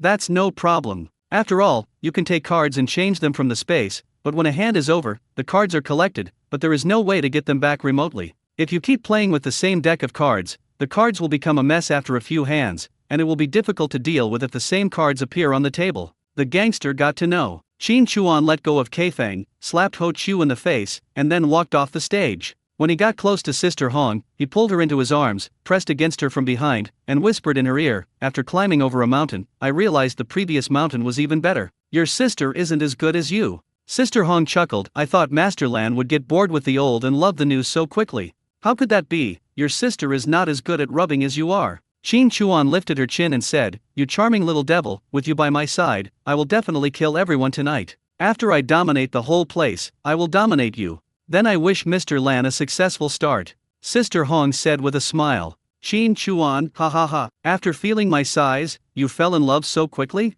You're even more anxious than me. Hate. Ha ha ha. There are 4 blackjack tables. There are many people, the gameplay is simple, and it is quite popular. Basically, every table was full of people. Sat down in the only empty seat. At this moment, the round of card game on the table is nearing its end. Qin Chuan lit a cigarette and waited quietly, also looking at the other 10 people at the table. Some were nervous, some were calm. Their mentality in playing was different. From this, we can see who is really rich and who is here to gamble their fortune. At the corner of the table diagonally opposite, a slightly overweight man was hunched over, his hands covered in sweat, flipping the cards in circles. The spectators behind him, blow, blow, blow, blow. Blow your mother blow. The cards that were chased away are almost rotten. Once opened, oops.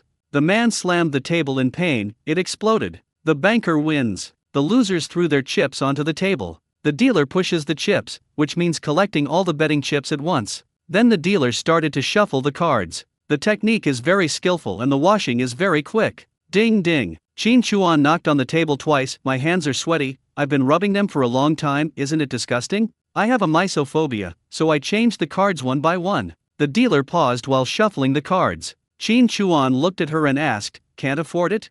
The dealer glanced at Sister Hong, threw the cards in his hand into the iron stove next to him, and then took out a new deck of cards and opened it. The man who lost the game and looked miserable was already unhappy. When he heard this, he glared at Qin Chuan. Qin Chuan ignored him, slapped the $1 chip in front of him, and pushed the bet card to Xian. The rule of blackjack is that if the dealer busts, the points exceed 21, all players who have not busted win. If the dealer does not bust, the player whose points are closer to 21 wins. For Qin Chuan, it doesn't matter whether the dealer busts or not, as long as he gets 21 points, or is closer to 21 points than the dealer, it's done. It must be the wise one. In addition, if the initial two cards are A plus 10/J/Q/K, you can get a 1.5x payout, 2 to 3. You can also double and split cards, but both must be done in the first round, and splitting requires two cards of the same rank. Blackjack generally uses 1 to 8 decks of cards, but here we use 5 decks. The points are calculated as follows: 2 to 9 cards are calculated according to their original points, K, Q, J, and 10 cards are all counted as 10 points, and a cards can be counted as either 1 point or 11 points, depending on the player's decision, such as A plus 9 is 20, A plus 4 plus 8 is 13, and A plus 3 plus A is considered 15. At the beginning of the game, each player is dealt 2 cards openly, and the dealer is dealt 1 open and 1 hidden.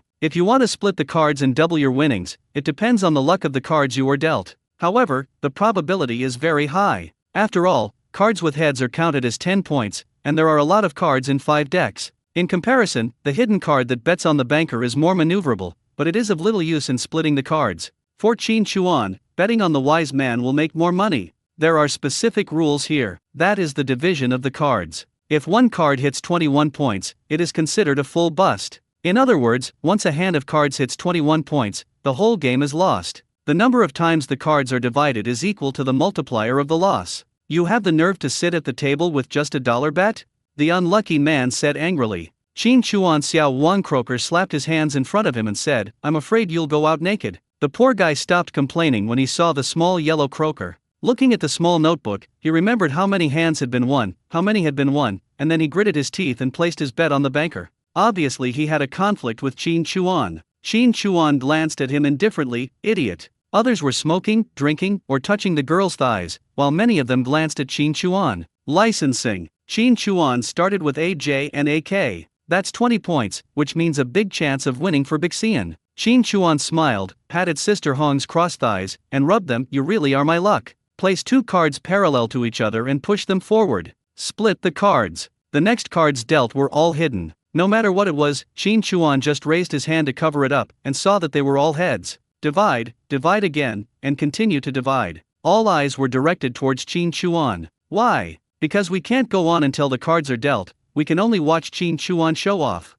Bang bang bang, everyone's scalp is tingling. There are 10 pictures in a row, and Qin Chuan divided them into 4 rows. 40 copies. Many people gathered around, and the people at the table looked at Qin Chuan as if he were a madman. Those who bet on the banker put down their cards and play with a basket. The base bet of $10 has now increased 40 times. The dealer's scalp was numb, and he looked at Sister Hong, asking, do you want to play cards? Sister Hong raised her eyelids slightly. The dealer reveals his whole cards, a J on the bottom and an 8 on the top. The way of drawing cards seemed to be unchanged, but Qin Chuan could see that she had used some tricks, and the final number on the card was 20, which was not a bust. Qin Chuan knocked on the table and hooked his finger. The hidden cards were dealt one by one, and Qin Chuan turned them over one by one. Qin Chuan was calm and composed, and the crowd of spectators gathered around were not nervous at all. Amidst more than 40 exclamations, all, 21 points. Sister Hong's face changed. How is this possible? A stack of black square 100 yuan chips was pushed towards Qin Chuan. Qin Chuan lit a cigarette and blew it towards Sister Hong's face. You are really my lucky star.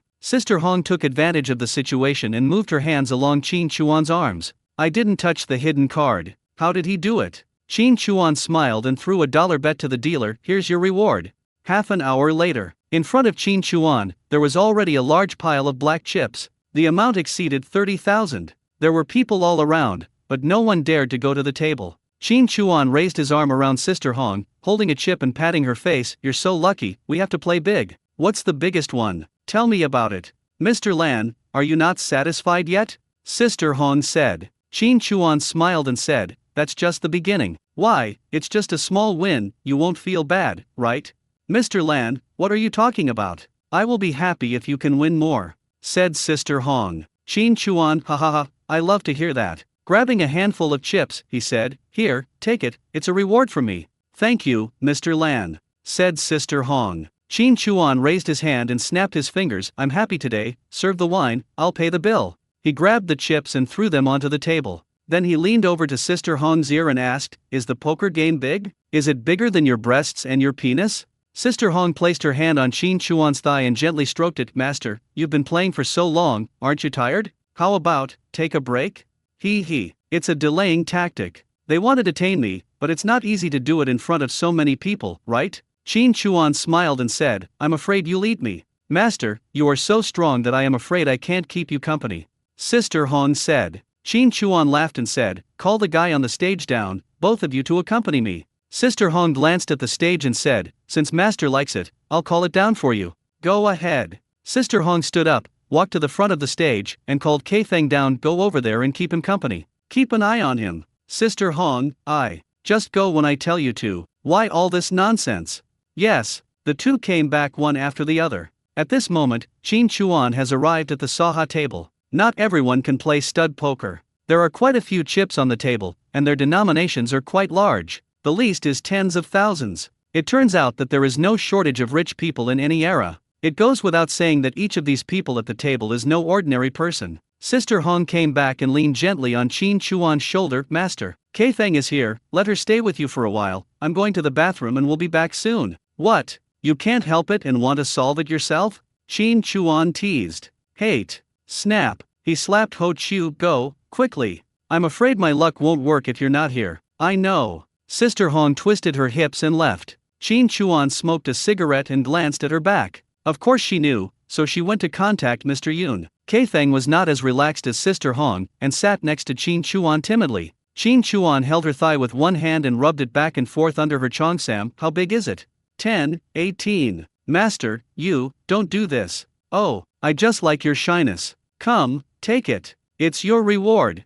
Thank you, sir. Hey, you're so good. My shoulders are a little sore, give them a massage. Bang. Qin Chuan slammed the table and said, what the hell, deal the cards quickly. Crash. Kaifeng was so scared that the 5 chips in her hand fell to the ground. He quickly squatted down to pick it up. Grandpa, I'm sorry. Qin Chuan stroked her head. It's okay, just touch the fur, it won't scare you. Get up, or you won't be massaging your shoulders anymore. Kaifeng quickly stood up. Look, there is no woman in this place who doesn't know little. Pretending to be a chicken. While Qin Chuan was playing cards and enjoying a massage, he kept his ear to Sister Hong. Go quickly and invite Master Yun over. Sister Hong, Master Yun has told us not to disturb him unless it's something important. This kid will just do it in a while. You know shit. Tell Master Yun, this might be someone from the banker. I can't figure out their whereabouts. Got it, Sister Hong, I'll go right away. Qin Chuan then locked onto the person Sister Hong had mentioned, and discovered that he had left in another direction, not the entrance or exit he had come from.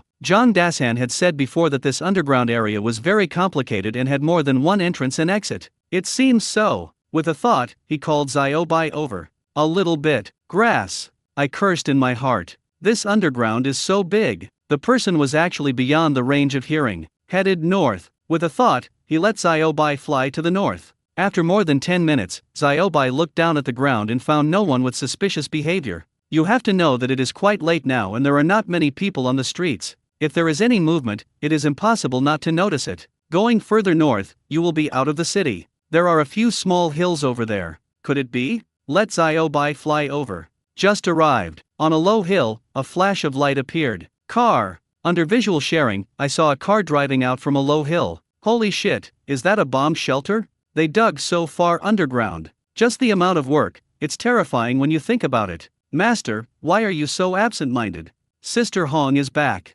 Qin Chuan smiled. When you were away, my luck was bad. Now that you are back, things will be different. After a few rounds, Qin Chuan didn't play much. He threw down the bet and put the cards on the table as soon as he got them. All his energy was focused on finding that person through Xiaobai. Now that the car was found, he just let Xiaobai follow. Win 5 games in a row. The chips on the table have reached 80,000. The chips piled up into a small mountain. Sister Hong was flirting, but in reality she was checking how she got the cards. Qin Chuan smiled silently, holding a cigarette in his mouth and pretending to be deep. His attention was already focused on Yanzi Hutong. Through visual sharing, I met Mr. Yun. This really surprised Qin Chuan. He looks like an ordinary man in his 40s, hiding in a courtyard. The light coming through the window is from a kerosene lamp. He was a commoner, with honesty and diligence written all over his face. Who could have imagined that he was the helmsman of such a massive underground gambling den, involved in prostitution, gambling, and drugs? Half an hour later, someone came close to Sister Hong and whispered a few words.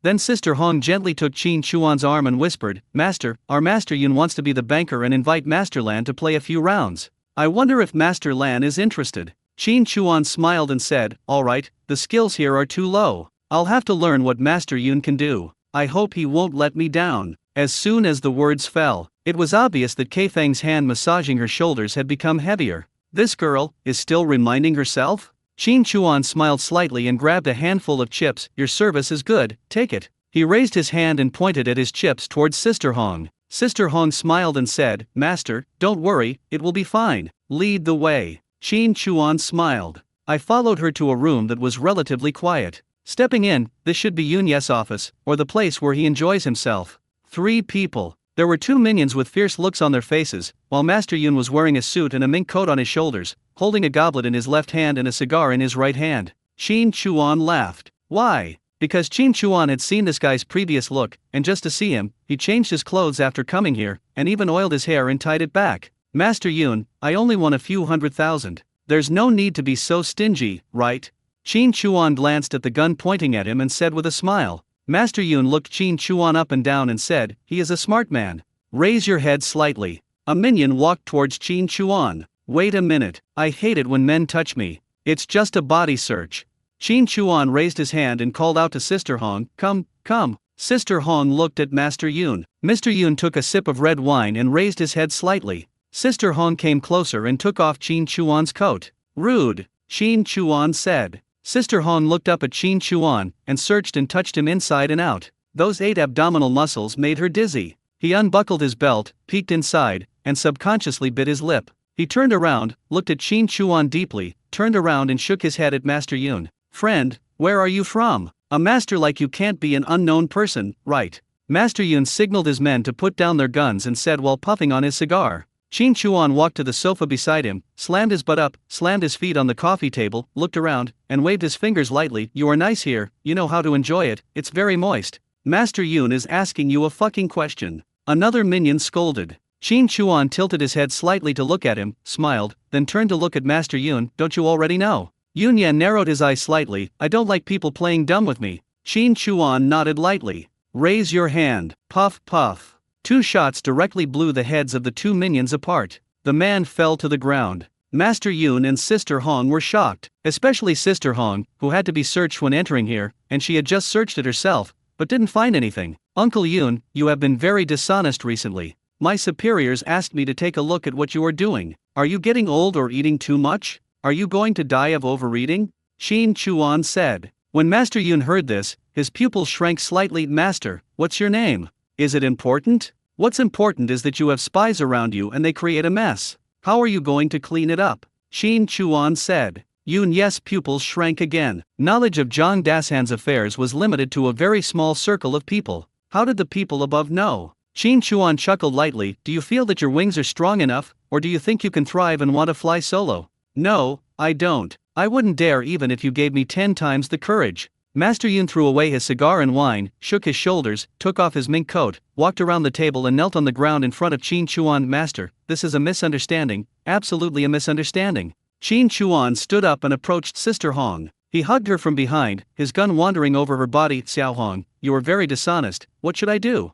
Sister Hong's body is trembling, swallowing with saliva. Wherever the gun passed, it felt like being electrocuted. "Master, I'm not a spy, Master, I really am not. Master, whatever you tell me to do, I'll do it. I'm very good." Qin Chuan chuckled and said, "If you are so afraid of death, what's the point of keeping you here?" "No, sir, I'm not afraid of death. I just don't want to die at the hands of my own people. We all have a mission to fulfill. Even if I die, I should die while serving the country."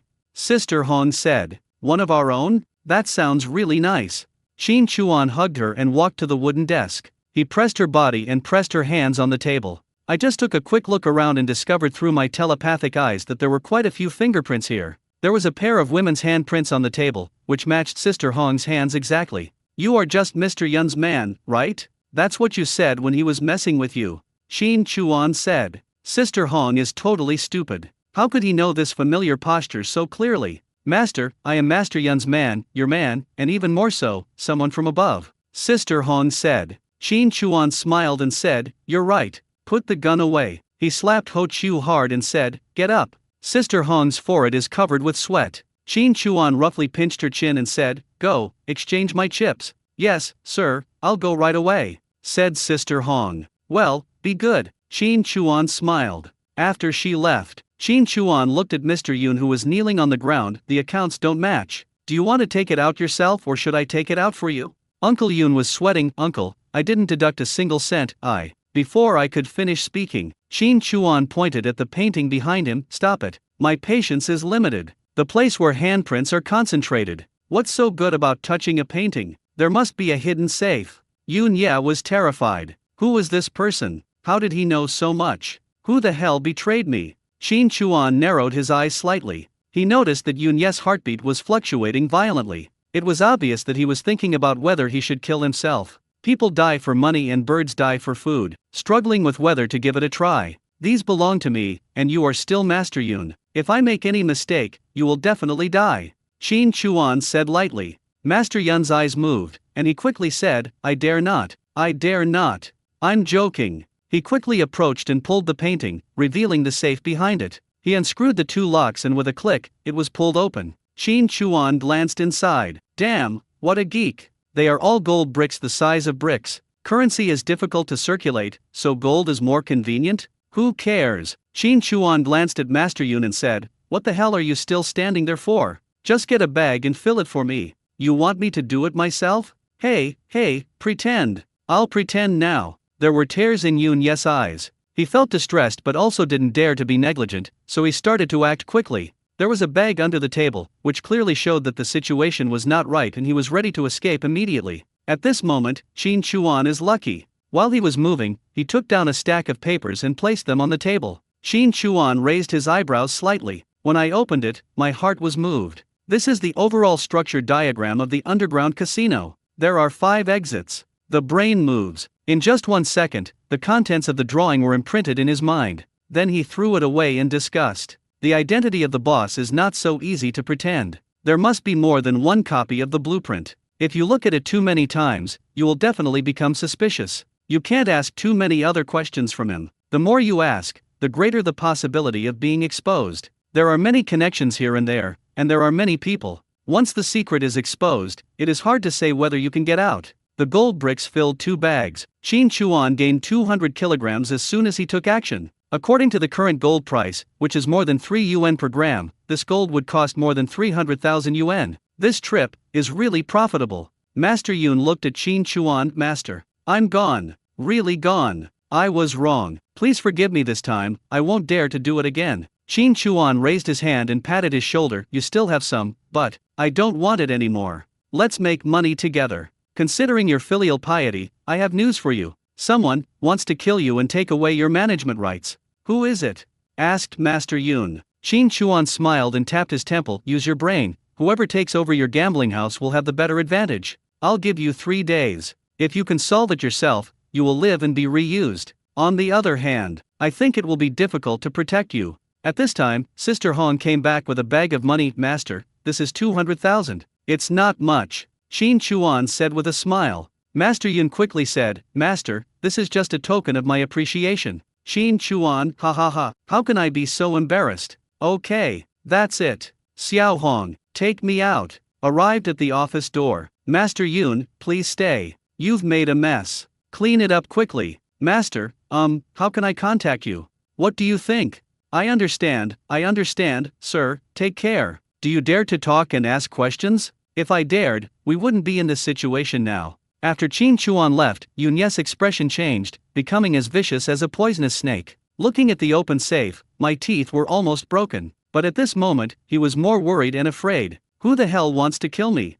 On the other side, Sister Hong sent Qin Chuan to the door. Qin Chuan took the bag of money from her hand and whispered in her ear, "Tell Master Yun to clean up the mess and go for it. Because he's doing well, I'll protect him for 3 days. No matter how much trouble he makes within 3 days, I'll cover it for him. If it exceeds 3 days, well, good luck." After saying that, he left. "Sister Hong, do you want to follow? Do you want to die?" After walking a distance, Qin Chuan put the 3 bags into the space. Then we entered the black market and came to a stall selling red dates. Below is where Mr. Yun's office is located. I just listened down there and confirmed this location. My ears moved. I heard the conversation between Sister Hong and Master Yun. Sister Hong told Master Yun what she had just said, and then said, "Master Yun, this person." Snap. Yun's ferocious and cold voice rang out, "You stinky bitch, you betrayed me." "Master Yun, I didn't. I really didn't find any weapon on him. This guy's methods are too sophisticated. I sat next to him and watched him play cards, and I don't know what tricks he used. Believe me, I really didn't do it. I didn't even see how he took out the gun." "Master Yun, how could you doubt me?" A gasp. Then Master Yun said in a deep voice, "Get up. Master Yun, we know nothing about this man. Can we trust his words? Lao Hua and Lao Yao, is there anything unusual? Do you suspect Master Hua and Master Yao? I'm suspicious of everyone now. Lao Hua is getting more and more rampant. We originally agreed on a 40% to 20% split, but he changed his tactics and wanted to get an extra point from me. A few days ago, his subordinates came here to cause trouble, clearly looking for trouble with me. If it weren't for those 2 cops, what would the situation be like now? Then let's keep the other one here. Where's the person? Bring him to me." "Master Yun, you forgot, he said he was going out to spread the news, and after he left, he hasn't come back yet." "Not coming back." There was a long silence. Then, Master Yun exclaimed, "Oh no, this old man has probably already attacked me." "Uncle Yun, what do you mean?" Sister Hong asked. Grandpa Yun said, "That person just reminded me to clean up the mess and mentioned a spy. It's obvious that he's referring to that dog Zhang Dasan. If Lao Hua wants to deal with me, he has to give an explanation to the higher UPS. The gambling house must not be exposed. He won't do anything to me here, but if he kills Zhang Dasan at my house, it will definitely attract the police. An undercover agent died in my place. This is a piece of shit. Once he investigates and interrogates me, he can eliminate me to avoid being exposed. He'll act first and ask for permission later. By taking over the casino, he'll naturally take over management. As for old Yao, he's only in charge of transportation and has nothing to do with this. I mean, when we killed the other dog family in the warehouse, why did he drag old Yao along? It's obvious he was just there to be a witness. He might have even colluded with us, selling out one of his insignificant subordinates to snipe us and lure in the undercover." Sister Hong said, "Master Yun, this can't be right. With such a complicated arrangement, Stop the bullshit. Hurry up, arrange for people to block every entrance to Yanzi Hutong. If you see anyone suspicious, take care of them." Master Yun said, "You should come with me too, quickly." Qin Chuan smiled slightly. This Mr. Yun still has some brains. Just give me some introduction and I can expand on it. Very good. After leaving the black market, I pedaled my bicycle towards Yanzi Hutong. Oh shit, 200,000 in cash, 200 kilograms of gold, and not even a car. Who can I turn to for justice? Urkui, in order to avenge you, I have to endure the cold. Arriving at the courtyard where Master Yun lives. One good thing about this day and age is that most yard doors are not locked. The main thing is, there is no chicken feather to steal. I heard a car coming. Qin Chuan took out his gun, removed the silencer, and pointed it towards the sky. Bang! In the silent night, the sound of gunfire echoed. He took Zhang Dasan's body out of the space and smashed it against the gate. "Get out of here!" Yun Ya was about to get off the car. When I heard the gunshots, there were only 3 words in my mind. Damn it! Sitting in the car, clenching my teeth, pry open the door of the gas station. Tell her hi, bring some people to raid the place where we know Lao Hua is hiding the goods. Take half of the goods and hide the other half where they were originally. Then call the police. Sister Hong, I understand, Master Yun. Clear? I understand, you understand. Qin Chuan didn't understand. The purpose of uncovering the place where Lao Hua hid the goods was to distract the police and divert their attention. Prying open the gas station door? What do you mean? These days, calling the police isn't very convenient. A gunshot rang out, and the neighbors all jumped up, screaming and shouting. A nimble young man ran to call the police. After less than an hour, when people arrived, the scene was completely destroyed. With so many people watching, what good is there? There are no footprints or anything like that. Taking photos at the scene, collecting evidence, questioning. There were many people talking at once, all describing the story in vivid detail, and the more they spoke, the more outrageous it became. The credibility of that transcript is no more than 30%. Also during the interrogation, Uncle Yoon came back on his bicycle. What's going on? Uncle, this is terrible. Someone's dead in our hospital. Their heads have been blown off by bullets. Someone's dead? Look here. Oh my god. Yoon's legs went limp and he had to lean against the wall to gain support. Who are you? What are you doing so late at night? Such suspicious individuals must be questioned closely. Uncle Yoon patted his chest and said, oh my god, comrade, my name is Du Yinfen, I'm the director of the gas station, the second uncle in this hospital. One of the younger comrades in our station came to see me last night and said that they found an oil tank in the station had been pried open, so I went to take a look. At our station, oil is always lost. We've reported it before, but it keeps happening. Despite all the warnings, it still happens. I just got back. Who can prove it? Master Yin quickly said, my wife and the young comrade on duty at our station can both prove it to me.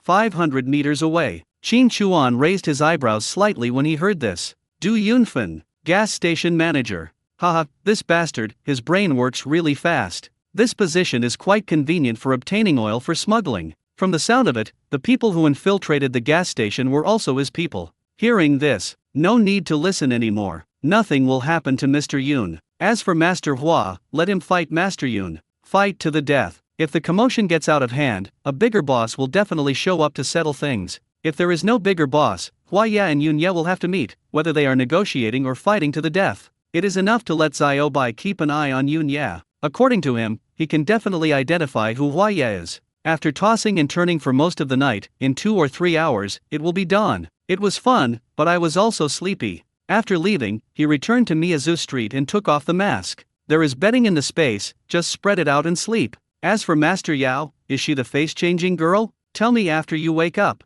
When I woke up the next day, it was always noon. Woke up hungry. I was hungry and sleepy, which was a very uncomfortable feeling, but I had to get up. I was so hungry that I couldn't sleep. Deal with a bite. The space contained plastic-wrapped roast chicken from Gaobang, canned meat, peanuts, and 2 cans of beer. I was eating and humming. Looking towards the door, I saw a letter being stuffed in through the crack in the door. Qin Chuan quickly stood up and went over to take a look through the crack in the door. A postman pedaled twice, got on his bicycle, and left behind a dashing back. The letter is from the housing authority. After opening it, I was speechless to see a big written on the back of the bill. Just one word, but Qin Chuan understood that it was Zhang Wanli who was summoning him. It goes without saying that Zhang Dasan is dead, but he has to go. Now that the undercover agent is gone, we'll probably have to take some action. If you don't understand the arrangements, it will be difficult to know what to do next. Don't catch yourself. After eating and drinking, he left the house and went to the headquarters. Entering the office, Director Zhang, can you please stop summoning me if there is nothing wrong? I will report if there is any situation. Qin Chuan said complainingly, as if he was unaware of the situation. Zhang Wanli looked at Qin Chuan and said solemnly, Zhang Dasan is dead. Qin Chuan was surprised. What? After saying a lot of things, Qin Chuan already knew. The most speechless thing is that even though he knew everything, he still had to pretend to be ignorant and act surprised. It's a test of acting skills. We are investigating what exactly happened to Zhang Dasan and why he appeared in Yanzi Hutong. Here are some photos of the scene. I want you to investigate and see if you can find any clues. Zhang Wanli said. Qin Chuan took a stack of photos. He flipped through the pages one by one and hesitated. Director Zhang, if I show up there, will I be exposed? Zhang Wanli nodded slightly. That's a possibility, but we don't have many clues to follow right now. Zhang Dasan's murder means this line of inquiry is broken. There's been no progress on the gambling house line, so we can only consider forcibly breaking through and arresting them, and then prying something out of them. Wouldn't that be alerting the enemy? Qin Chuan said. There is no other way. Zhang Wanli exhaled lightly. Besides that, we are also conducting multiple rounds of interrogation on Feng Shihao and others, hoping to dig out more useful clues. As I was saying, the landline phone on the table rang. Zhang Wanli picked up the phone and said, speak. A little bit. 2 stockpiling locations? Okay, take control of the situation, don't destroy it. I'll be right there. Put down the phone. Zhang Wanli looked at Qin Chuan and said, there was a fight in the northern suburbs. Someone called the police. When they arrived at the scene, they found a large amount of drugs hidden in the house. You are good at tracking. Come with me and see if we can track them directly. Just take action? Isn't this efficiency a bit too slow? He didn't call me early or late, but had to call me when I was here. I'm 100% unwilling to go. Qin Chuan looked at him. Director Zhang, you've missed me. If that doesn't work, do you have any other tricks? Zhang Wanli frowned. Qin Chuan put on his hat and covered his face. I will go, but not now. Don't move the gambling house. Do whatever you want with the rest, wait for my news. I won't come if you summon me again, the risk is quite high. After saying that, whether you agree or not, just run away. You're being cautious, but it also feels like you're being timid. You can be said to be timid, but it also feels like you are braver than anyone else. This made Zhang Wanli love and hate, capable, but disobedient and unwilling to follow orders. This is so fucking. Okay, it would be fine if you can show me the real thing. Can't take it out? Humph, I'll skin you alive. After Qin Chuan left, he shared his vision with Xiao Bai. I found out that Junye was working as the director of a gas station, and he was so good at disguising himself. Just wait and see. Mr. Hua's goods were robbed and ordered again. Shouldn't he take some action? If you swallow your anger in silence, what's the point of living like this? After more than an hour, Qin Chuan put on a mask modeled after Wu Yanzu and came to Dong Hongji tea house in a well-dressed manner.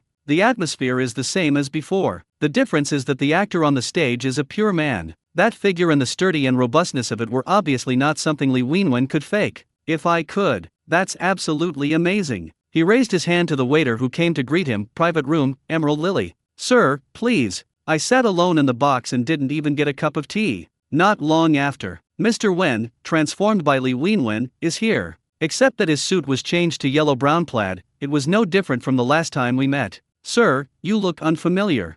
Maybe you see so many people every day that you don't remember me. Qin Chuan deliberately lowered his voice. However, he heard Li Wenwen's heartbeat, which suddenly changed. Why? Damn it, it's exposed. I don't know how it was exposed, but I can be sure that she definitely recognized who I was. That is the heartbeat of anger and hatred. Li Wenwen remained expressionless, smiling faintly as she said, I'm truly sorry for the inconvenience. How about coming to my office for a drink? It'll be my way of apologizing to you, sir, and also thanking you for your trust as an old customer, okay? The reason cannot be refused. This is because he is afraid that he won't go. It's obvious that this girl is trying to play tricks. Qin Chuan smiled slightly. Then, it's better to obey than to be respectful. After a warm and friendly chat, he left the box and walked towards the second floor. The office is quite classical Chinese style. Mr. Wen's room is quite stylish and elegant.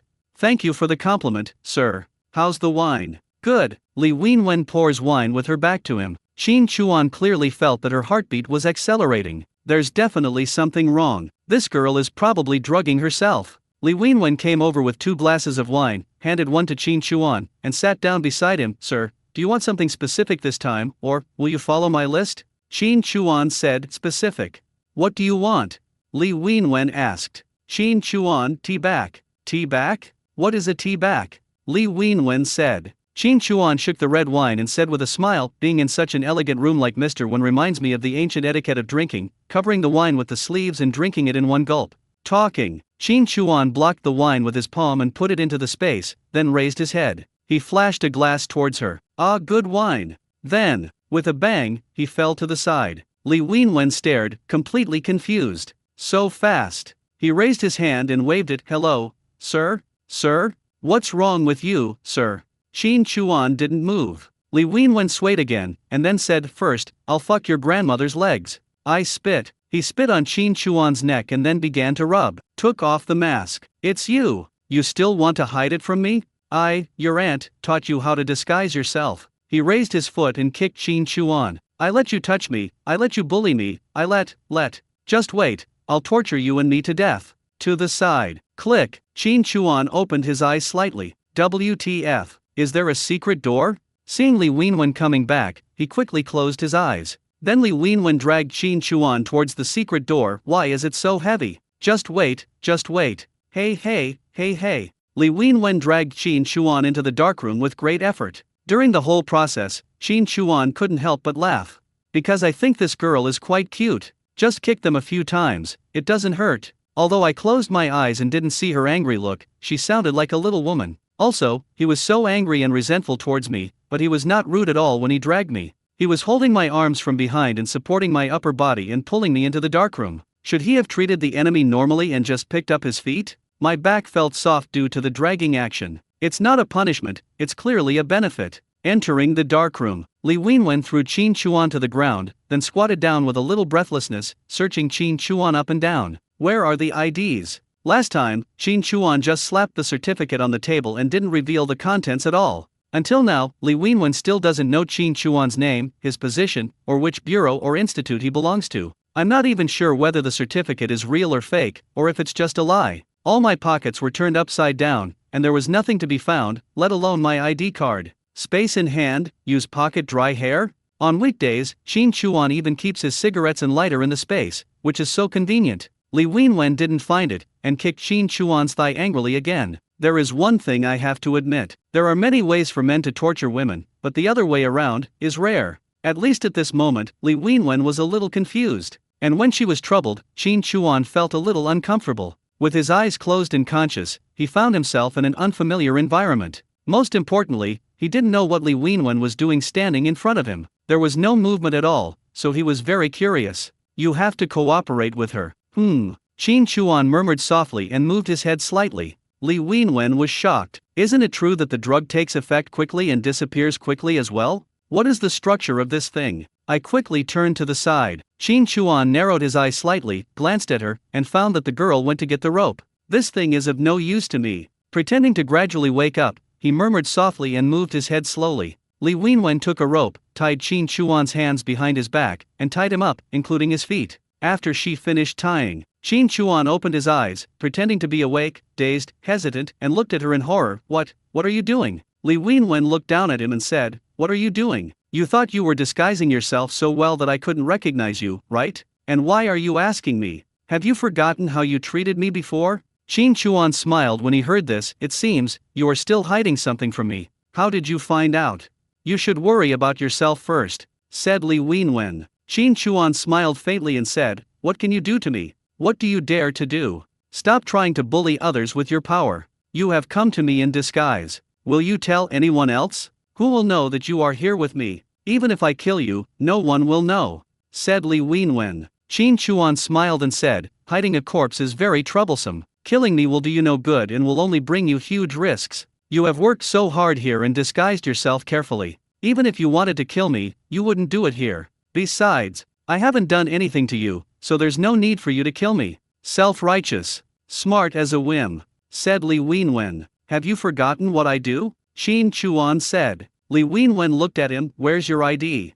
If it's not in your pocket, then it's Luo's home. Qin Chuan said lightly. Stayed home? Li Wenwen stared at him and asked, What's your name? Qin Chuan said, My last name is Hao, and my name is Kuakuo. Hao Kuakuo. What a crappy name. Li Wenwen reacted for a moment. You're still taking advantage of me? Fine. I don't care if you're a real police officer or a fake one. Talking. Li Wenwen squatted down and began to take off Qin Chuan's clothes. What the hell? What are you doing? What are you doing? I'm going to do it to you in the same way you did it to me before. I'm going to strip you naked and take some photos of you. I'll see how you can still be so arrogant to me. You want to control me with this? You're smart. You said this, then I won't resist. I once saw a post online where someone asked why nude loans were not targeted at men. Many replies have said this, just kidding, just take pictures randomly, 360 degrees without any blind spots, and then ask how much you can borrow. Don't even mention tens of thousands, even a few thousand, a few hundred, or even a few dozen will do. Just think of it as showing off the beauty of men. Afraid of women seeing you? You must be kidding. Men are even less afraid of seeing it. The main point is self-confidence. I'm afraid you will feel inferior after watching it. Come on, baby. The moment Li Wenwen pulled Qin Chuan's shirt open, her hands stopped moving. Looking at those 8 abdominal muscles and the slightly bulging pectoral muscles, I feel dizzy. I've never eaten it before, and I've never seen such good fine bran. She tilted her head slightly, feeling a little embarrassed.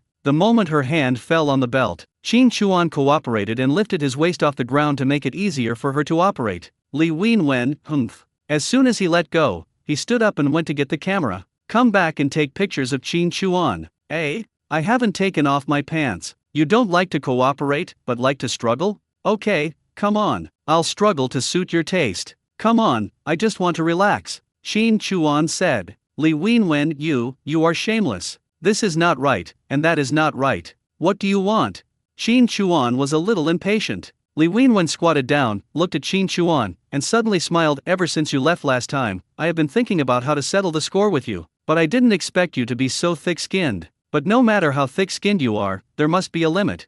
Men, all care about their reputation. I stripped you naked and took pictures, and you don't mind. How about I add some extra material to your photos? Qin Chuan blinked and looked at her. What are you going to do? Hey, this is the right expression. Worry and fear are the right thing to do. Li Wenwen was delighted at this and said with a smile, don't worry, I've prepared something good for you. Seeing what Li Wenwen brought, Qin Chuan was a little confused. Candles, whips, feathers, and a set of needles. Fuck, are you so perverted? Qin Chuan was surprised. Li Wenwen picked up a feather and tickled Qin Chuan's itchy spot. Is it itchy? Actually, sometimes the pain isn't scary, it's the itching that's scary. Ouch, you're so sensitive? I wonder, can you stand it for a whole day?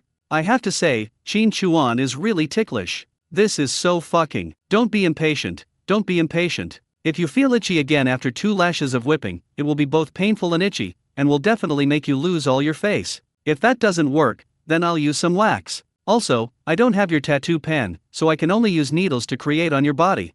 That's the itchy, painful, burning, and pricking pain. The final result, if I take another roll of photos for you, what will it look like?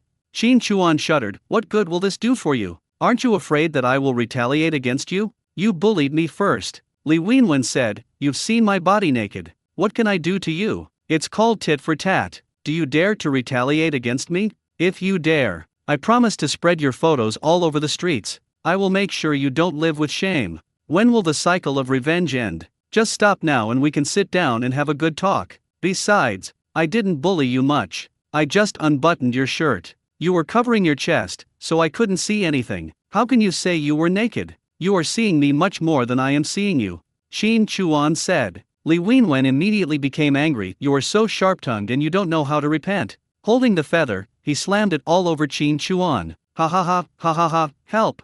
Save your grandma's leg. It's no use even if you scream at the top of your lungs, no one can hear you. Oh shit, this line, so familiar. Li Wenwen was not satisfied and tried to take off Qin Chuan's shoes. Don't, my feet stink, don't let them stink you. Good reminder.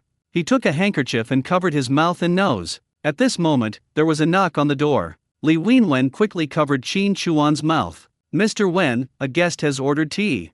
No. Li Wenwen responded, pulled the handkerchief off her face and stuffed it into Qin Chuan's mouth. Then he rubbed the hand that had just covered Qin Chuan's mouth on Qin Chuan's pants in disgust, and pointed at Qin Chuan. I'll come back to deal with you later. Get up and go out. Then he paused. To be on the safe side, he took a rope and tied Qin Chuan up tightly. It's tied like a dumpling. He glared at Qin Chuan, meaning just one thing, just wait. Then he left. Only after she left did Qin Chuan have time to look around. This is a room with a bed, a table, and a breath of life. It was like the lounge in my old office, with a secret door. This must be where the face-changing girl was alone, and she might even have lived here in the past. He reached out to touch the rope tied around his wrist. The rope was tied too high and I couldn't reach it at all. I took out the dagger Qin Huiru gave me from the space and wanted to cut the rope. But then, Qin Chuan hesitated. This girl knows a little bit about fighting. Knock her out with one blow? After all, she is a girl, and she is pretty, and most importantly, she is quite gentle to me.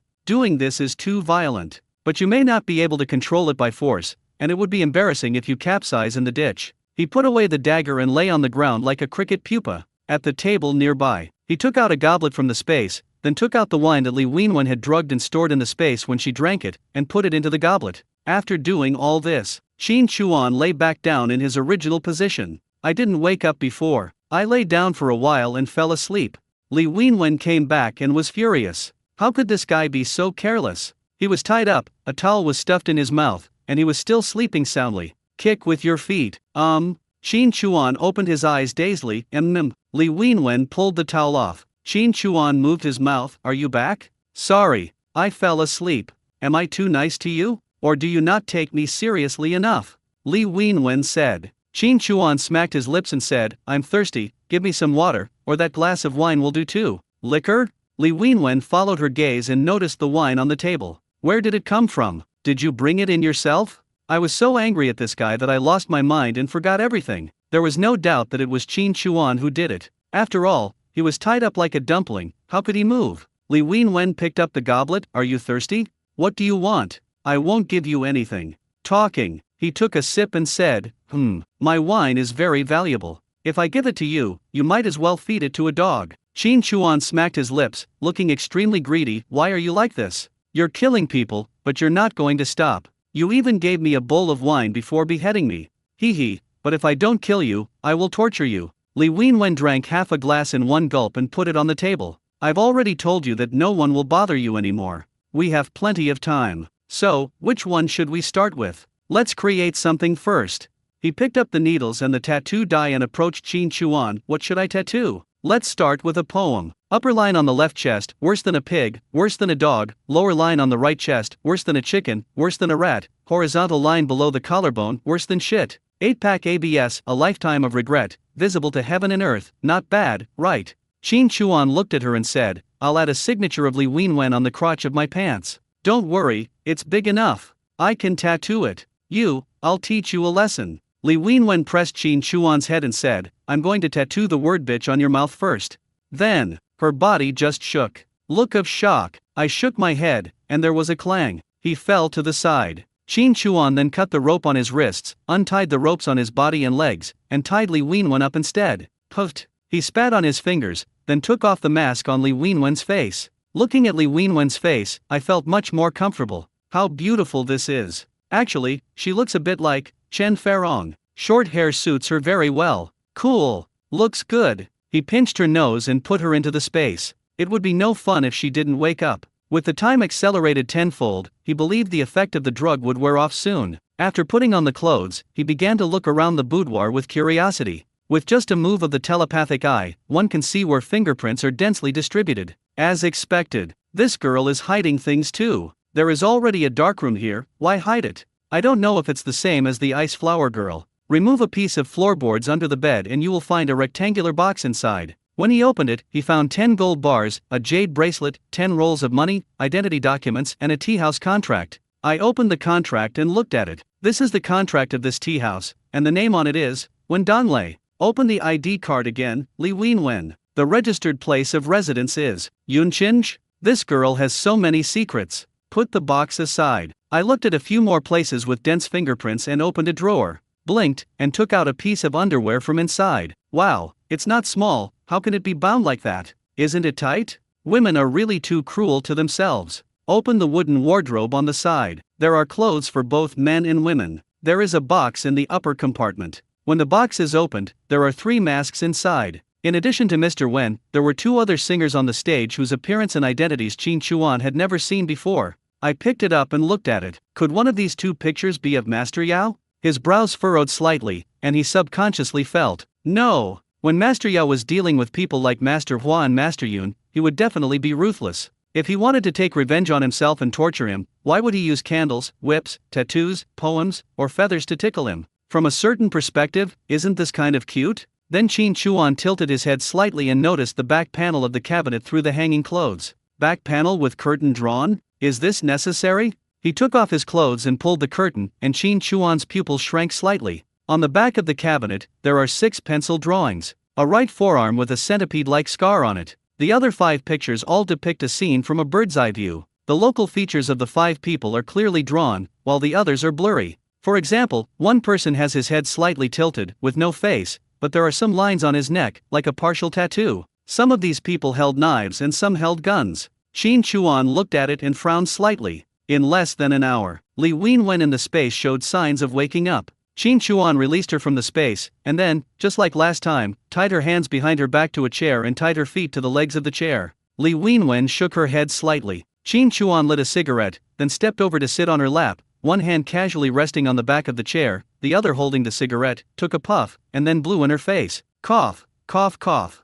Li Wenwen woke up from coughing, then looked at Qin Chuan, realized her situation, and struggled a few times. Looking at Qin Chuan again, his eyes suddenly turned red. The same taste, so familiar, and I'm tied again. What do you want? Li Wenwen asked angrily. Qin Chuan smiled slightly. Good question. Holding a cigarette in his mouth, he undressed her. The difference was that this time he took an extra step. He untied her belt and pulled down her pants, completely revealing her small waist. Li Wenwen dropped a tear, but she didn't say anything. She just stared at Qin Chuan fiercely with red eyes and biting lips. Qin Chuan took out a tattoo pen and waved it in front of her. Remember this? Whatever I ask you, you answer it, otherwise I will tattoo the upper couplet, lower couplet, and horizontal scroll you made on your body. You don't need to sign it, after all, you don't have one. Oh, yes, thank you for providing such a perfect environment. We have plenty of time and no one will disturb us. Li Wenwen became even angrier. The ups and downs in front of him were so violent. Qin Chuan raised his hand and took out the jade bracelet from the wooden box. This bracelet is very important to you, right? Li Wenwen was surprised. She looked at the wooden box and then looked under the bed. She struggled violently. Don't touch this bracelet. Really? There are jewelry in the drawer, but this bracelet is the only one hidden away, so it must have a special meaning. Was it a gift from your sweetheart? Qin Chuan asked. Give it back to me. Li Wenwen roared. Qin Chuan held the bracelet between his thumbs and flipped it in front of her. Then he flipped it over again, and the bracelet disappeared. It looks good to me, so I own it. Also, your answer isn't what I want. I'm about to start getting a tattoo, and this wrapping is getting in the way. I'll help you take it off and loosen it up. Do you mind? Li Wenwen struggled, tears streaming down her face. I give in. I beg you for two things. Leave the bracelet and ID to me, and you can take everything else. You can play with me however you want, but just spare my life. From now on, we won't look for each other, and we'll just pretend we've never met. Qin Chuan looked at her and waved his hand. He took the bracelet out of the space, held a cigarette in his mouth, and stuffed the bracelet into the cloth wrapped around her chest. I am very interested in your origins, tell me. Li Wenwen closed her red lips, lowered her head, and just looked at the bracelet on her chest. Qin Chuan waited for a while. It seems, this bracelet is not that important to you. He picked up the bracelet, held it in his hand, and held it flat towards the ground. If you want to tell me something, I'll just listen to it. But if you don't tell me and fail to satisfy my curiosity, I'll get upset. When I get upset, my hands lose their strength and I can only hold on for 3 seconds at most. 3, 2, I say. Li Wenwen screamed, tears streaming down her face. This is the only thing my mother left me. I beg you, give it back to me. Qin Chuan withdrew his hand, looked at the bracelet, and looked at her. Then he stood up and put the bracelet on her wrist, then pulled a chair and sat opposite her. It was the man with the scar on his arm who killed your parents, right? Li Wenwen heard this and looked at Qin Chuan in amazement. Her voice was trembling. Do you know who he is? Tell me. I'll be your slave if you tell me. Please, tell me. Qin Chuan raised his hand and grabbed her jaw. Are you testing my patience? You were originally from Yunqing, so how did you settle down in Jing City as Wendanlei? How did you get this tea shop? What do your parents do for a living? Tell me everything about your life story. There's one thing you need to understand. I'll kill you now, and no one will know who did it. If you want to live, if you want revenge, you have to get past me first. Otherwise, this is the end of your days. Do you understand? After releasing her, Li Wenwen looked at Qin Chuan and spoke slowly. My family is in Yunqing. I was born there. My parents are just ordinary factory workers. At least that's what I know. When the incident happened, I was a student at the High City Drama Academy. One night during the summer vacation of my second year at the academy, I was fast asleep when my parents hurriedly woke me up. They looked very panicked, the most panicked I had ever seen. They tied me up, drugged me, stuffed a handkerchief in my mouth, gagged me tightly, and then stuffed me under the roof of the house. I want to say something, but I can't. After stuffing me onto the roof, my father lay there and told me to come to Jing City and use the pseudonym Wendanlei. He said the tea house here was mine and told me not to ask anything, to hide myself, not to expose myself, and to live a good life. He spoke quickly, told me how to put on the mask, gave me this box, and then said nothing more. I don't understand at all, and I don't know what happened. Before that, I didn't even know there was such a hidden groove on the roof. They had just hidden me, and my parents had just removed all traces of me when a group of 5 people came. I was on the roof, unable to see their faces. My consciousness was becoming increasingly blurry. I clasped my hands tightly, letting the pain stimulate me to keep from falling asleep. I vaguely heard the city of Jing. They seemed to be interrogating my parents about something, and then, speaking of which, Li Wenwen's tears fell like teardrops. They bullied my mom, a few people, they were just beasts, we of you. Sobbed for a while. Qin Chuan didn't say anything. A little bit. Li Wenwen took a breath and continued, my consciousness froze here. When I woke up and looked down, the whole house was completely destroyed. It was pitch black and burned. When I regained my strength, I struggled and broke free from the ropes bit by bit, then climbed down. Everything was gone from my house except the box my father left for me. I didn't dare leave immediately, but opened the box. Inside was Wendanlei's identity card, instructions for making a mask, money, gold bars, and a bracelet. My mother always wore this bracelet, and only took it off that day. This is really the only thing my mother left me. I put on the mask and escaped the house. I asked around and learned that the neighbors had discovered the fire and put it out. That's how I survived. After that, I kept the mask on and inquired for many days. My parents' deaths were classified as homicides. My father was stabbed 8 times, Weiwu. There has been no progress in the investigation, and Li Wenwen has been declared murdered. My parents died tragically, I want revenge. I don't dare to ask any more questions. I heard that group mention Jing City before, and I think they must have connections there. So they followed my father's instructions, came to Jing City, took the tea house contract, and directly took over the tea house. Before, this place was managed by an agent. I have no idea what happened. I don't know what my parents do either. Maybe, my parents were in Beijing before, relying on disguises, or maybe it was something else that left this tea house to me. Qin Chuan looked at her. You didn't notice anything unusual before? No. Li Wenwen shook her head. Qin Chuan asked, who did you learn these skills from? School teacher. Li Wenwen said. Teacher? Is the gold content so high? Li Wenwen said, there are quite a few people in school who have basic martial arts skills. Opera Huiden kicking and other movements are all required to be practiced. I specialize in Kung Fu opera, but I also have electives, so classmates can learn a few tricks. Your business comes from High City, right? Qin Chuan asked. Li Wenwen shook her head and said, I don't know where it came from. You don't know? Qin Chuan was surprised. The main thing is, you can tell she didn't lie. Li Wenwen said, it's a public-private partnership. The tea house is just enough to make ends meet. I want to find the murderer and seek revenge. Even if I have no clue, I'm always ready. I need money in every aspect, so I quit my former mainstay and take on 2 roles myself. This way I can earn more. A year ago, an old customer here came to me and talked to me about my current business. He provides the products, I sell them, and I get 3/10 of the profits, and he gets 7/10. Qin Chuan looked at him. Who? Li Wenwen hesitated for a moment and took a deep breath. Railway, second in command. You are quite brave. Qin Chuan said softly. It can be confirmed that she is not Master Yao. I didn't expect that the people behind this business are so powerful. Li Wenwen looked at Qin Chuan. No matter if you are a real police officer or a fake one, if you want to arrest me or something, please let me go and let me get revenge, otherwise, I will die with regrets. What does that have to do with me?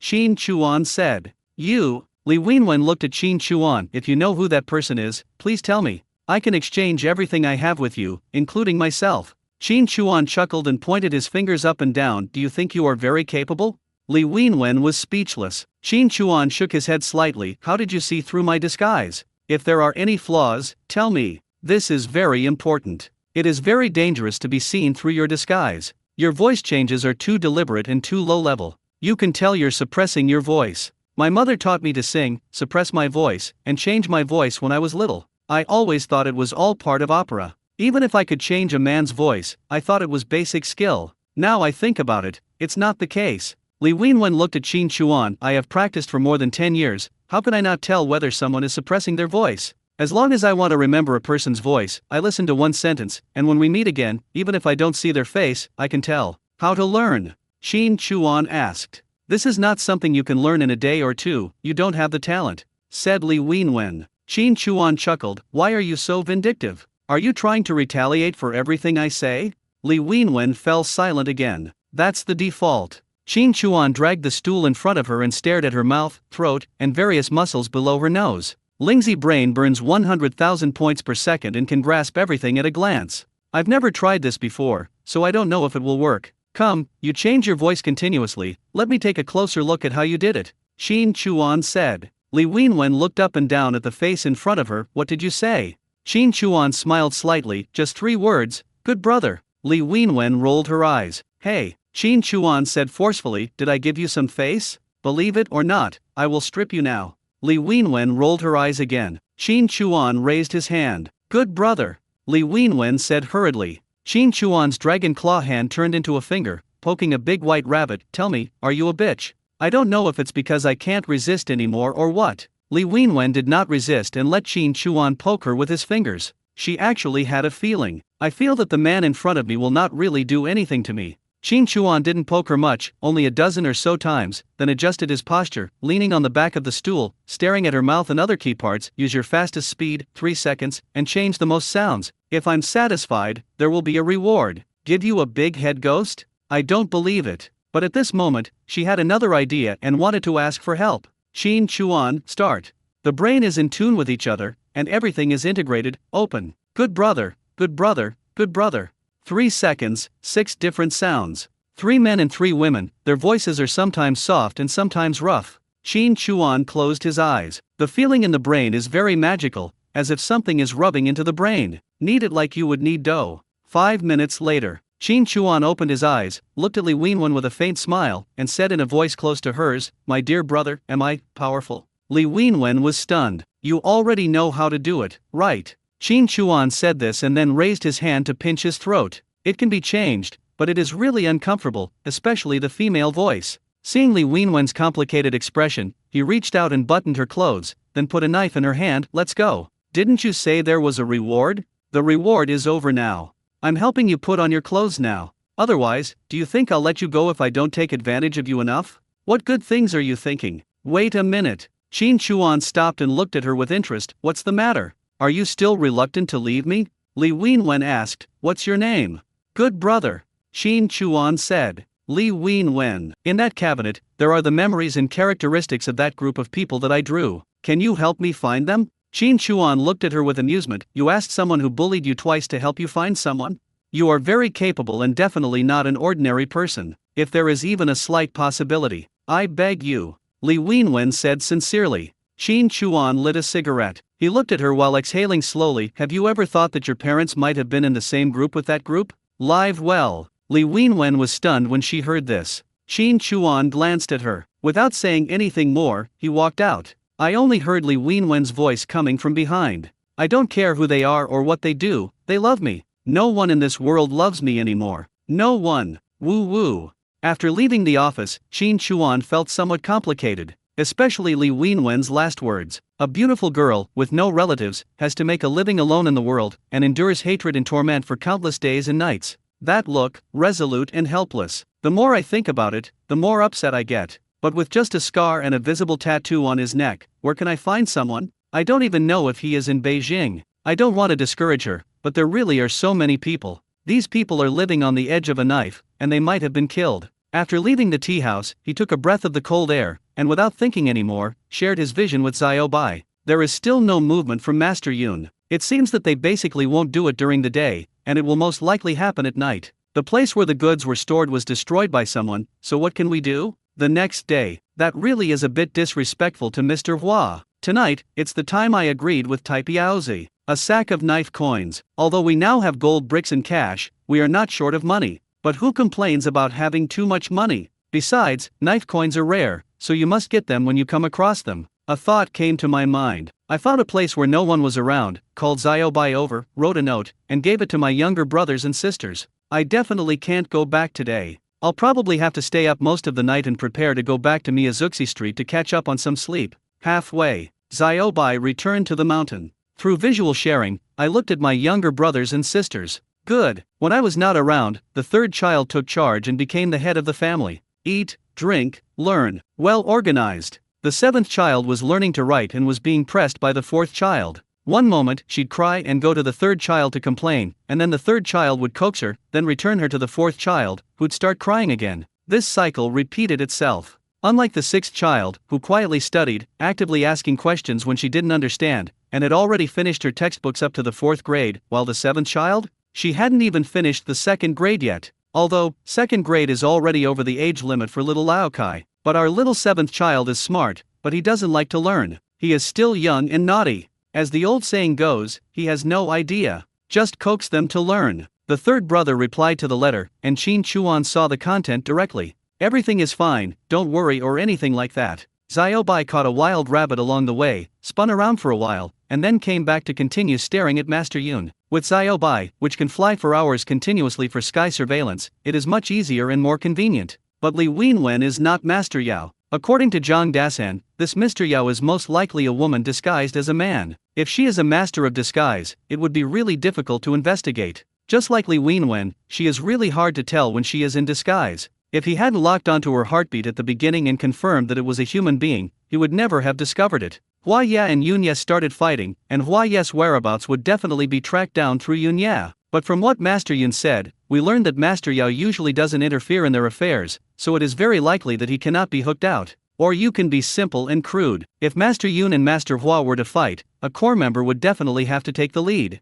Find an opportunity, capture one or two of them, and then torture them severely. Maybe we can get some information about Master Yao. From the tone of Master Yoon and Sister Hong's words before, we can hear that Master Yoon has done some research on Master Hua. He knows 2 storage places, but he doesn't know all of them. This shows that Yoon, Hua, and Yao are all trying to find out each other's secrets. It is impossible for them to do this personally, so it must be the core members of their subordinates. However, everything still has to wait for Yoon Ye and Hua Ye to take action, and then we can wait for the opportunity to act. Ta ta ta. The sound of the bucket interrupted Qin Chuan's thoughts. Hearing the sound, looking over, Qin Chuan sighed inwardly. Isn't this my own girl? Miss Bing Hua, where have you been? Blow a whistle. As soon as Tang Hui stopped the car, he clenched his fist and wanted to get out. Flirting in the street? In front of me? Qin Chuan reacted. I forgot that I was wearing a mask and was now Wu Yanzu. Forget it, let's go. Han Yao glanced at Qin Chuan, her eyes were so cold and indifferent that they seemed to reject people from afar.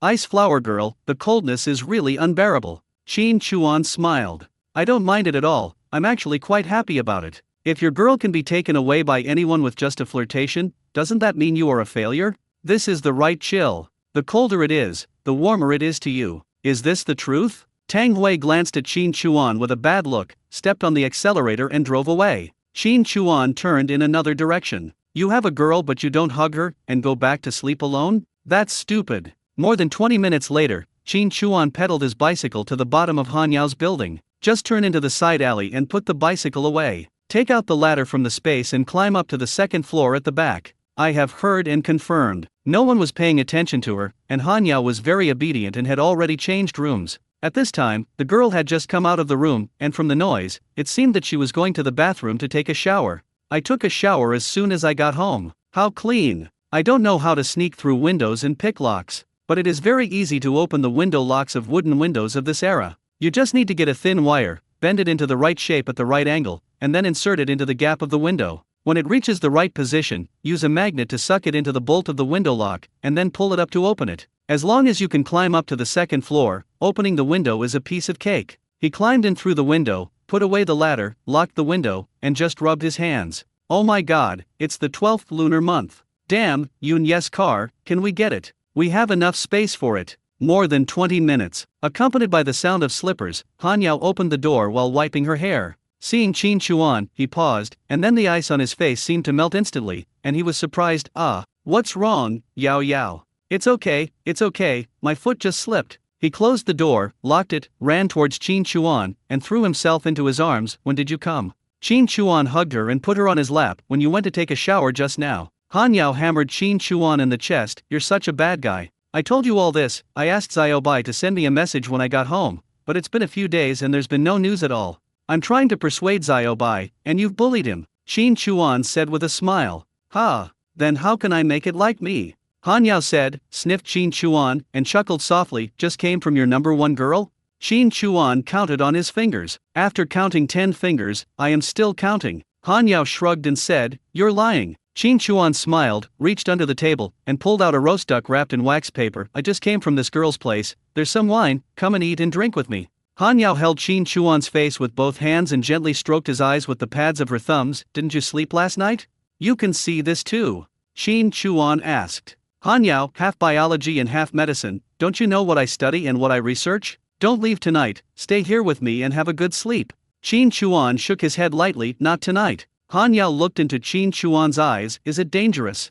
Compared with Zhang Oyu, Han Yao knew clearly that Qin Chuan was from the special service team and did dangerous work. How did he save her before? She saw it clearly with her own eyes. There is a bomb tied to his body. I've made an appointment with other girls, what's the danger? Qin Chuan said with a smile. Han Yao frowned when she heard this. I actually hope you'll go to another girl, but you're not. After Feng Shihao went to jail, the school arrested several people one after another. What he did must be thoroughly investigated. Also, my dad called me and told me to stay out of the house during this period and to come home as soon as the holidays come. Everything indicates that something big is going to happen soon. I can choose not to ask, and I know you can't tell me. I understand, but I hope you won't lie to me. If you do that, I'll be even more worried. The military commander knows everything? Has this matter become so big? There's no need to ask. Han Yao won't know anything even if you ask. Qin Chuan smiled and said, "It's not dangerous." "Really?" Han Yao asked uncertainly.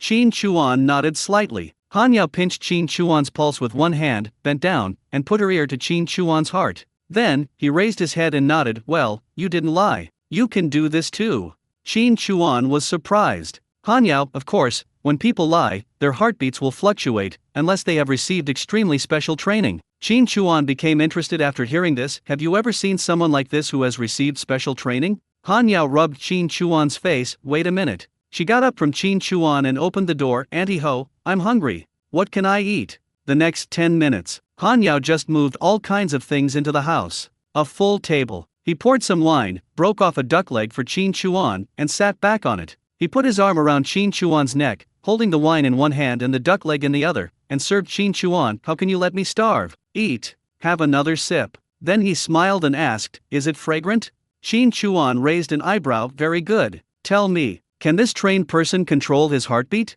Han Yao said, "It is possible to control the heartbeat. For example, we should attach importance to the training of snipers and learn from foreign experience and training methods, which can control the heartbeat speed." "Oh, this kind." Qin Chuan smiled and said, "I can do this too. Come, try it." Han Yao put a stick to Qin Chuan's heart. Qin Chuan placed his hands on Han Yao's calves, stroking them upward slowly. "Is it almost there? The higher you go, the faster you jump." He. "Miss me. You ask this question, I must prove it with my actions. Eat something first. Eat after you're done." "Master, when you're done, it's already so late, the food must be cold." Ha, then not today?" No, you can't."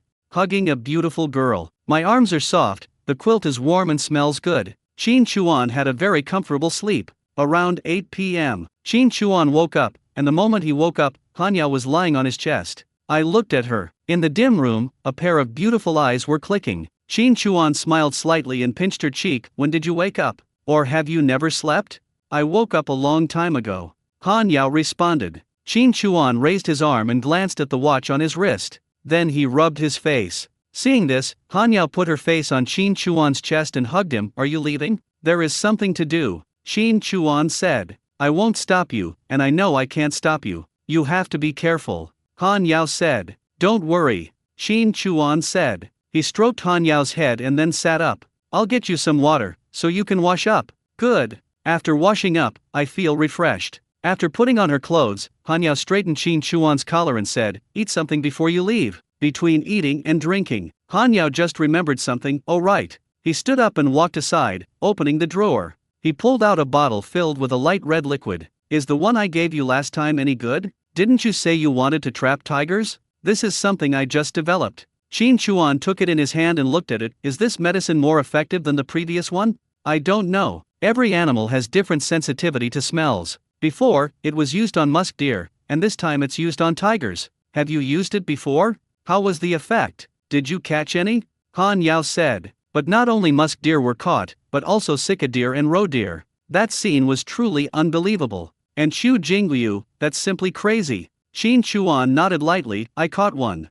"Really?" Han Yao snapped her fingers in joy of success. "It seems my idea is correct. Tell me," Qin Chuan said. Han Yao said, "Simply put, for carnivorous animals, animal blood is a stimulant. Conversely, for herbivorous animals, the smell of various plants is a stimulant. During the estrus period, animals will secrete a hormone in their bodies. This hormone varies according to their diet. For example, for herbivores, plant extracts can be used to make stimulants. For many animals, perfume has an stimulating effect. Also, add that medicine for the production team's mules, pigs, and so on. Mix it up and it's done." Qin Chuan blinked when he heard this. "Where did you get the medicine?" "There are similar subjects at the animal husbandry station and the zoo. We have also done similar subjects in school," Han Yao said. Qin Chuan smiled and said, "What you have researched is really amazing. What's wrong?" Han Yao was puzzled. Qin Chuan told her what he saw near the condom that day. Han Yao blinked her eyes after hearing this. Then Han Yao looked at Qin Chuan and pouted slightly. "Are you making fun of me? You researched something so inappropriate. How dare I? But be careful when you are researching, don't smell it. What you make is really amazing. If you smell it and I'm not by your side, you will suffer," Qin Chuan said. Han Yao heard this and stood up and sat in Qin Chuan's arms. "I will miss you when you are not by my side." Then she kissed Qin Chuan on the cheek. "I am so obsessed with you." Qin Chuan pinched her chin. Didn't I just feed you? Not enough. I'm getting addicted. Han Yao stroked Qin Chuan's cheek. School will be on vacation in 5 days. I have to go back to Shijia City during the vacation and can't come back until after the new year. The total time is about a month. Before I go back, can you find a day to accompany me properly? Otherwise, I don't think I can endure such a long time. Aren't you afraid that I will eat you? Qin Chuan said with a smile. Han Yao leaned over and whispered softly, I wish you could chew my bones into pieces. Master. An electric current ran from the toes to the top of the head. If you don't leave now, I don't want to leave tonight. Qin Chuan held her thigh. Wait for me. He pried his lips apart and sucked on them, then stood up with her in his arms and put her on the ground. I'm leaving. Han Yao nodded lightly and adjusted Qin Chuan's clothes again. Don't worry about me, I will be good, you must be careful. Qin Chuan raised his hand and put a clavicle necklace on her. What? Take a look at it later. It looks good on you. Open the window. Qin Chuan jumped down from the second floor. Looking back at the second floor window, Han Yao stood there and blew a kiss. Qin Chuan smiled slightly and disappeared into the darkness. Han Yao reluctantly closed the curtains only when she could no longer see Qin Chuan. Use a mirror to look at the necklace just below your collarbone. That is a delicate swan, as beautiful as a swan in the ice and snow. Looking at the swan pendant, Han Yao's face blossomed with a smile, so extremely beautiful. Around 9 o'clock, Qin Chuan came to the black market in Dongcheng. Perhaps because of the underground gambling incident, Qin Chuan is now somewhat sensitive to places like the black market, and his senses are also somewhat different. He walked around carefully and explored it carefully through his telepathic ears. However, nothing was found underneath, nor was anything unusual found around. Compared to the black market in West City, this is truly a pure trading market. Found the iron ladle. This guy's position is basically fixed. It's near a tree that's quite old. Business is good, Qin Chuan said as he came closer. Before this, several people bought tickets from him. Tai Piaozi recognized Qin Chuan wearing a mask the moment he saw him. After all, the Peking Opera mask looked quite scary at night. Master, it's almost Chinese New Year, so business is naturally better. But no matter how good it is, it still depends on your care. As he spoke, he pulled out a stack of tickets, Class A tobacco and alcohol tickets. I'm saving them all for you. What's the price? Qin Chuan asked after taking it. Tai Ladle said, Sir, it doesn't matter if it's money or not, take it. Qin Chuan smiled, I haven't seen you for a while, you seem to have become more open-minded. Sir, what you said is true. We have met for so many times, we are friends now. It is the new year, thank you for your care, I will give you some tickets as a token of my appreciation. I don't have anything else, I feel embarrassed to give you other tickets, they are not worthy of your status. Tai Piaozi said. The so-called taking favors from others is not worth paying back.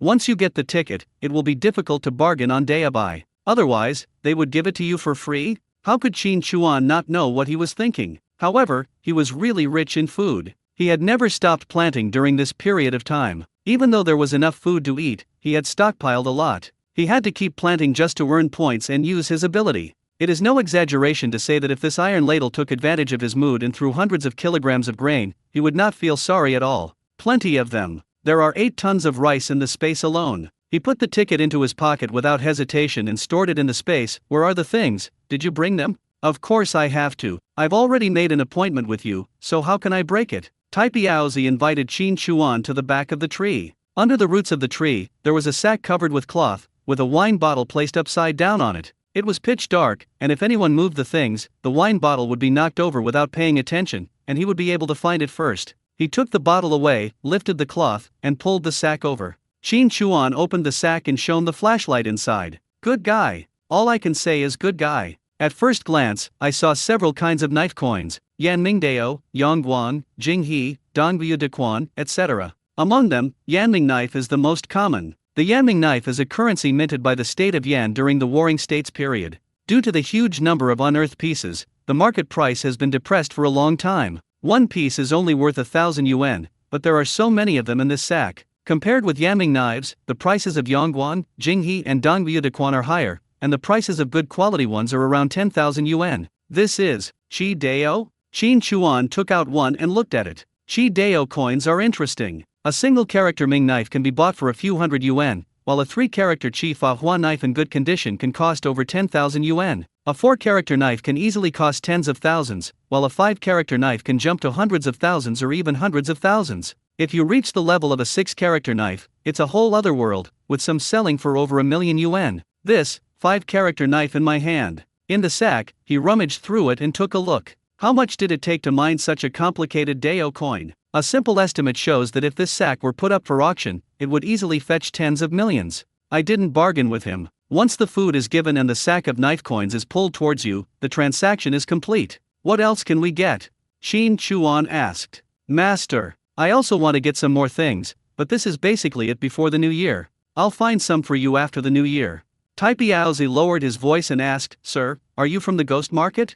Qin Chuan raised his eyebrows slightly under his mask and said vaguely, What do you think? So, you don't reveal your true identity, sir. Tai Piaozi looked around and said in a low voice, Sir, I'm blind. I've heard before that antiques are the hottest sellers on the black market. As long as you have good stuff, you can get it there. You can get anything you want. Even those who want to play with golden-haired women can. I heard, those golden-haired women have golden fur underneath, and 2 lumps on top that can't be covered with both hands. When I was dealing with this stuff before, I wanted to go and see it, but I had only heard of it and never been there. I searched for a long time but couldn't find any directions. It seems like I need someone to recommend it. Master, do you think I can do this? Take me with you to broaden my horizons.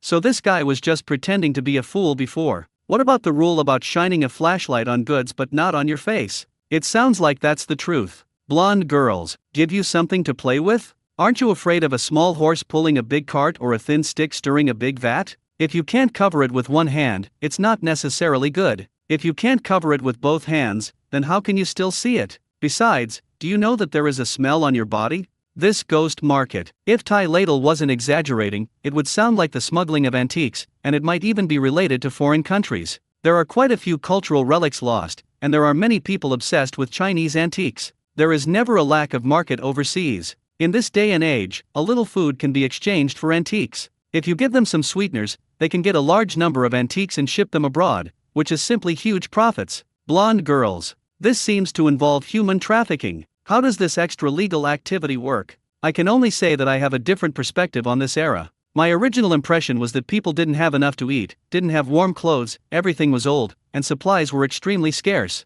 But I'm increasingly discovering that there are quite a few things hidden in the darkness. Take underground gambling houses for example. That's right under our noses. What else is impossible? It is impossible to know how long this underground gambling den existed, when it was discovered and shut down, or whether it changed its form of existence. But what is known is that there are always people who do illegal activities and it never stops. Qin Chuan said calmly, If you have something decent, keep working on it. After saying that, I didn't say much to Tai Piaozi. He left with a bag of knife coins. Tai Piaozi watched Qin Chuan leave and felt that what he had made was not good enough and he was not even qualified for a ticket. When it comes to unknown matters, we are often full of curiosity. The more we want to know, the more itchy we feel. In his opinion, Qin Chuan is most likely related to the ghost market, otherwise, why would he get so many antiques? Just for collection? These days, exchanging grain for antiques and collecting them is pure nonsense. It is very likely that they use things, make a profit from the price difference, and have a larger sales channel.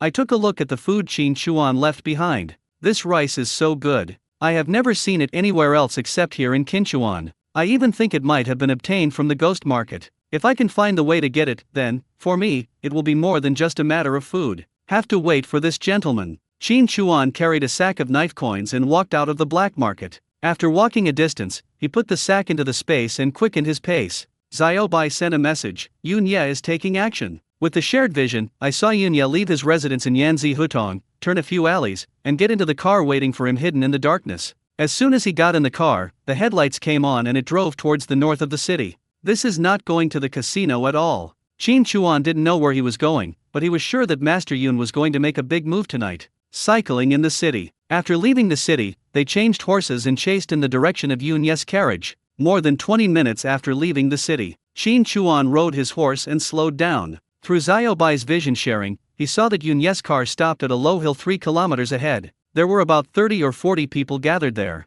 They were all masked and had armbands on their right arms with the word Yun in red on a white background. They were all holding weapons in their hands. All of them, speed machines. This gun can be fired in single or continuous mode, making it very suitable for close combat. This posture, it's obvious that they are going to have a fight. After looking at it, Qin Chuan smiled. You really know how to choose a place. Are you afraid of a head-on exchange of gunfire and just dying in a guerrilla attack in the low mountains? Are you afraid of a head-on exchange of gunfire and just dying in a guise of gunfire? With trees for cover, can you still use them as a shield? After the car stopped, the headlights went out. Uncle Yun got out of the car with a black cloth tied around his face, hiding his features. No wonder the gatekeepers never saw Yunya when they went to the underground gambling house before. He was either wearing a mask or took a car to enter and exit the gambling house through other entrances and exits. It would be a miracle if he was seen. He was really cautious. I guess only the core of the core, like Sister Hong, knew the exact identity of Yunya. Others had no idea that Yunya was Du Yunfan, the director of the gas station.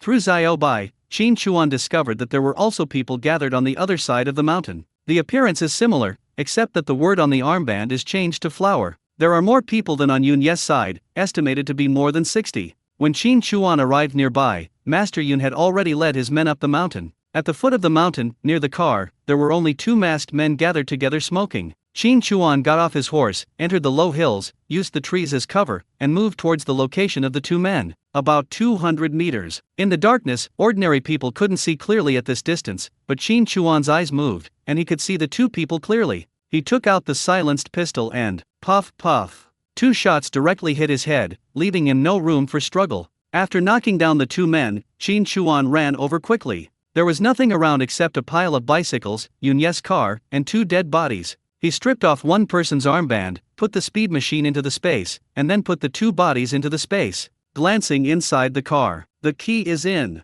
Qin Chuan smiled slightly. The car is here. Just as he was about to accept the car and go up the mountain, he hesitated, opened the door and got in. 5 minutes later, Qin Chuan had already put on the mask made according to Huang Bo's model. It is necessary to be cautious. After looking in the mirror, I can only say that my foundation is too good. It doesn't look like her at all, it can't be that ugly. After getting out of the car, he put it into the space, covered his face with a black cloth, put on an armband, and then quickly went up the mountain. Mr. Yun has already posed, and Mr. Hua has started to climb the mountain. Qin Chuan just arrived. SHHH. SHHHHHH. Qin Chuan looked in the direction he was looking in and saw a man hiding behind a tree, calling him. I had to go over. What are you doing here? Didn't I ask you to watch the car? The man said. No, you're just a laggard, who are you questioning? See the world? Well, how about getting started right away? You idiot, of course we have to talk first. The man suddenly pulled the black cloth on Qin Chuan's face. You look unfamiliar, you. Before I finished speaking, as soon as Qin Chuan touched him, he was directly taken into the space. Why are you so talkative and your hands so naughty? In order to avoid attracting other people's attention, he took his place and looked towards the position in front. Faintly, you can already see the flickering light of a flashlight in the woods. After a while, Hua Ye and his group stopped at a distance. A deep voice came from the other side. Lao Yun, you're stealing my goods and picking on my place. What the hell do you mean by that? Master Yun shouted, you plotted against me first. I plotted against you. Lao Yun, if you don't give me an explanation today, we're not done. You want to confess? I fucking need to confess. Don't think I don't know what you're up to. You kept a dog with me just to trick me. If I hadn't reacted quickly, I'd be fucking in your trap now. I cheated your mother. Stop throwing dirty water on me. You dare to say it wasn't you who was responsible for that dog. Fuck you. If I wanted to do you, I would have done it a long time ago. Don't you think about it? If you break, I will get nothing. Your stupid head must have been tricked, and you are pushing it on me. If those things break, if we can't replace them, we will both be finished. Master Yun paused for a moment and said, Old Hua, can you come out and talk to me face to face? Fuck. I'm afraid of you. An interesting scene appeared. 2 people, one pressing on the other's shoulders, hiding behind him, using the other as a shield, walked towards the position between the 2 groups. They shone the flashlights in their hands on each other. In the light, Qin Chuan used his telepathic eyes to see Hua Ye clearly. He is of medium build, his face is obscured so his features cannot be seen, he has single eyelids and forehead wrinkles, and looks to be around 50 years old. Qin Chuan thought for a moment. The 2 of them must not be allowed to meet and have a detailed discussion. I could sense that Mr. Yun was hesitant, otherwise why would he suggest having a chat? Qin Chuan had no idea how they operated or how long they had been cooperating. It was hard to say what might come out of this conversation, and whether it would stand up to scrutiny. The speed machine in my hand was raised up. Once the gun is fired, in such an atmosphere, the 2 sides will inevitably exchange fire, and no one can control the situation. But after hesitating for a moment, he aimed the gun in the air at the hand of the person in front of him that Hua Ye was supporting. If he is injured, he must go to his own nest to deal with it. Going to the hospital for a gunshot wound is sheer idiocy. No more hesitation. Under the eyes of Lingzi, Qin Chuan pulled the trigger. Ah, Lao Yun, what the hell? Uncle Yun bent down and hid in the nearest tree. Now is not the time to find out who fired the shot. The scene suddenly became chaotic. Da da da, da da da. Flames appeared in the woods on both sides. Qin Chuan doesn't care about that. After firing the gun, he ran away immediately. In a hail of gunfire, bullets have no eyes. Only a fool would stay here. Run down the mountain. He took the car out of the space, started the engine, turned off the headlights, stepped on the accelerator, and drove towards the city. Through Xiaobai, you can see that there is no fight between the two sides on the mountain. Both sides were retreating while exchanging fire. Hua Ye covered his arm and got into the car. Let Xiaobai follow the car. Uncle Yun, protected by a group of people, came down the mountain panting. Where's the car? Where's my car? Lao Hua, fuck me. Let's go. Hurry. Half an hour later, Qin Chuan followed Hua Ye's car from a distance and came to Zidon Street. Through Xiaobai, I clearly saw that after Hua Ye's car stopped, two people carried him out of the car and knocked on the door of a barber shop. A woman opened the door. A look of panic. Several people hurriedly brought Hua Ye in and quickly closed the door. Barber shop? Is this Hua Ye's lair? What a surprise. Barbershops nowadays are different, they are all state-owned. Yun Ye is the manager of a gas station, and Hua Ye is the manager of a barber shop? How did they get these identities? Qin Chuan drove without turning on the lights and turned into the street corner diagonally opposite the barber shop. Just sitting in the car, listening to the noise in the barber shop. Ah, it hurts so much. Master Hua, hurry, quickly take a breath, it will stop hurting after one breath. Ah F***CK. What the hell are you still standing there for? Take the bullet out quickly. After a flurry of activity, Hua Ye panted, Lao Yun, I'm going to fucking kill you. Kill you. Go, get Lao Yao for me. Hurry. Hua Ye, now. What the hell are you talking about? Go. Soon. The barber shop door opened. Only one person came out, looked around, and made sure that there was no one around before quickly getting on the bus. Qin Chuan looked at the man, then looked at the barber shop, hesitated and did not follow him, but waited where he was and let Xiaobai get in the car. Master Hua, no one knows about our hiding place. Let's invite Master Yao over, right? I can't care less. This old Yun is crazy and determined to kill me. If I don't kill him, I will be the one to die. No other place is safe now. What about our goods? It's not that easy for Lao Yun to deal with me. The goods are fine, don't touch them for now. Master Hua, stop talking nonsense, have another one, quick. A little bit. Qin Chuan locked onto the location where the car was parked through Xiaobai, and his expression was suddenly stunned. The building where Zhang Ou lives. Seeing that person get out of the car and run towards the building, Qin Chuan's heart beat faster. This building is really too sensitive for Qin Chuan. What if this Mr. Yao is Director Zhang? His brows furrowed. It was late, and the whole building was pitch black, with not a single light on. After waiting for a long time, no lights were turned on in any of the houses. And a little later, two people came out, one in front and one behind. The man covered his face tightly and looked down at me, so I couldn't see his face. Soon the two of them got in the car. More than 10 minutes later, the car arrived at Zidon Street. The moment Qin Chuan entered the range of the Lingzi ear, his ears moved. Not Zhang Wanli. And you can tell that this person is not a woman, but a man. This is quite different from the information we got from Zhang Dasan. He is a man, why did Hua Ye say that he can't get a woman? Zhang Dasan lied? Wrong. When interrogating Zhang Dasan, he was always sure whether he was lying. Between suspicions, the car stopped and the man got out. Parallel vision, through the eyes of telepathy, saw the man's eyebrows clearly. An ordinary-looking man in his 40s. His eyes were lowered, with a hint of restrained hostility. You have plenty of places to hide. Stop talking nonsense. I called you here for one thing, Lao Yun must be eliminated. Pass the news to the higher UPS. Are you crazy? If things get out of hand, will you be able to control the situation? Am I crazy? Look at my hand. I'm missing 2 fingers, and I took a bullet in the arm. It's all his fault. He stole my merchandise and targeted my place. He's already attracted attention. He's trying to kill me. Do you think this thing will ever be settled if I don't get rid of him? What do you want? Overthrow the gambling den? Everything will be exposed. All the efforts we've made will be ruined. The consequences are beyond our ability to bear. We will all die. Yaos Haijun, you don't understand your place, do you? How much of the running of this place is your contribution? Yes, you were sent here by the higher UPS, but don't forget, without me, how could you have gained a foothold here? Without me, your identity as the deputy director of the Grain Bureau would have been exposed long ago. Ever since you came here from Yunchinch, old Yun has been trying to get rid of you. Who protected you? If I were dead, would old Yun keep you? Are those idiots under your command a match for him? Oh, what do you want from me?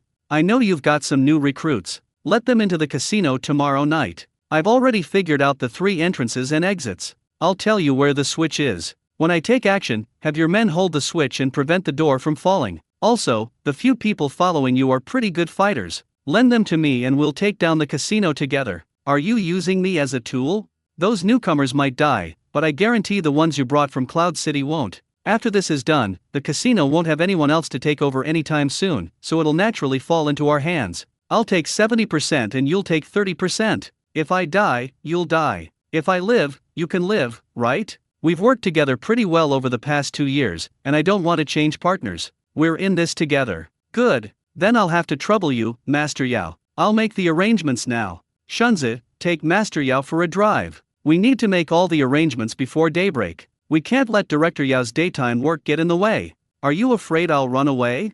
What are you talking about? We are all people who live in the night. Shunzi, send it back to Master Yao after you are done. Qin Chuan heard everything clearly. The frown on his brows was getting deeper and deeper. Yao Haijun, Deputy Director of the Grain Bureau. This identity is indeed a high-ranking official. It seems that he has only been in Beijing for 2 years since he came from Yunqing. How did you get to this position? The more I think about it, the more terrifying it becomes. Grandpa Yao came out and got in the car. After the car left, Qin Chuan did not move, but continued to listen. Master Hua, Master Yao, can he follow our arrangements? If he secretly joins forces with Master Yun and plots against us, then, I'll give him 10 times the courage. He's just a dog I keep. He originally wanted to get Lao Yun, but before I could make a move, this bastard attacked me first. Damn it, I'll catch him tomorrow and skin him alive. I'll make him pay back tenfold for those 2 fingers. Don't worry, Master Hua. Even if it costs me my life, I will definitely avenge you. If tomorrow, I'm lucky enough not to die fighting for you, can you reward me with something? Explain. Hongmei Niang, can you let me play enough? I've been craving this for a long time. Ha ha ha. Fine, if you don't tell me, I'll let you have a taste tomorrow. Isn't that Lao Yun doting on that bitch? I'll let the brothers take on him one by one in front of him. Qin Chuan was not interested in listening. From their words, I could figure out their relationship. This Yao Haijun most likely has something on Hua Ye, and this Yao Ye was sent from above, in charge of transportation, and also to act as a spy to watch over Yun Ye and Hua Ye. Hua Ye used some means to control him, and they privately deducted money to divide the profits. It is very likely that this was done after Hua Ye controlled Yao Haijun. So who else is on this list? Among the 3, perhaps Yao Haijun knows the most. Didn't catch up with the car. He lets Iobai follow, while Qin Chuan drove directly to Yao Haijun's residence. On the way, through visual sharing, I saw Yao Haijun. He first went to Nanwai Hutong, called someone out, and said something. Then he got in the car again. At this moment, Qin Chuan had already arrived downstairs where Yao Haijun's house was.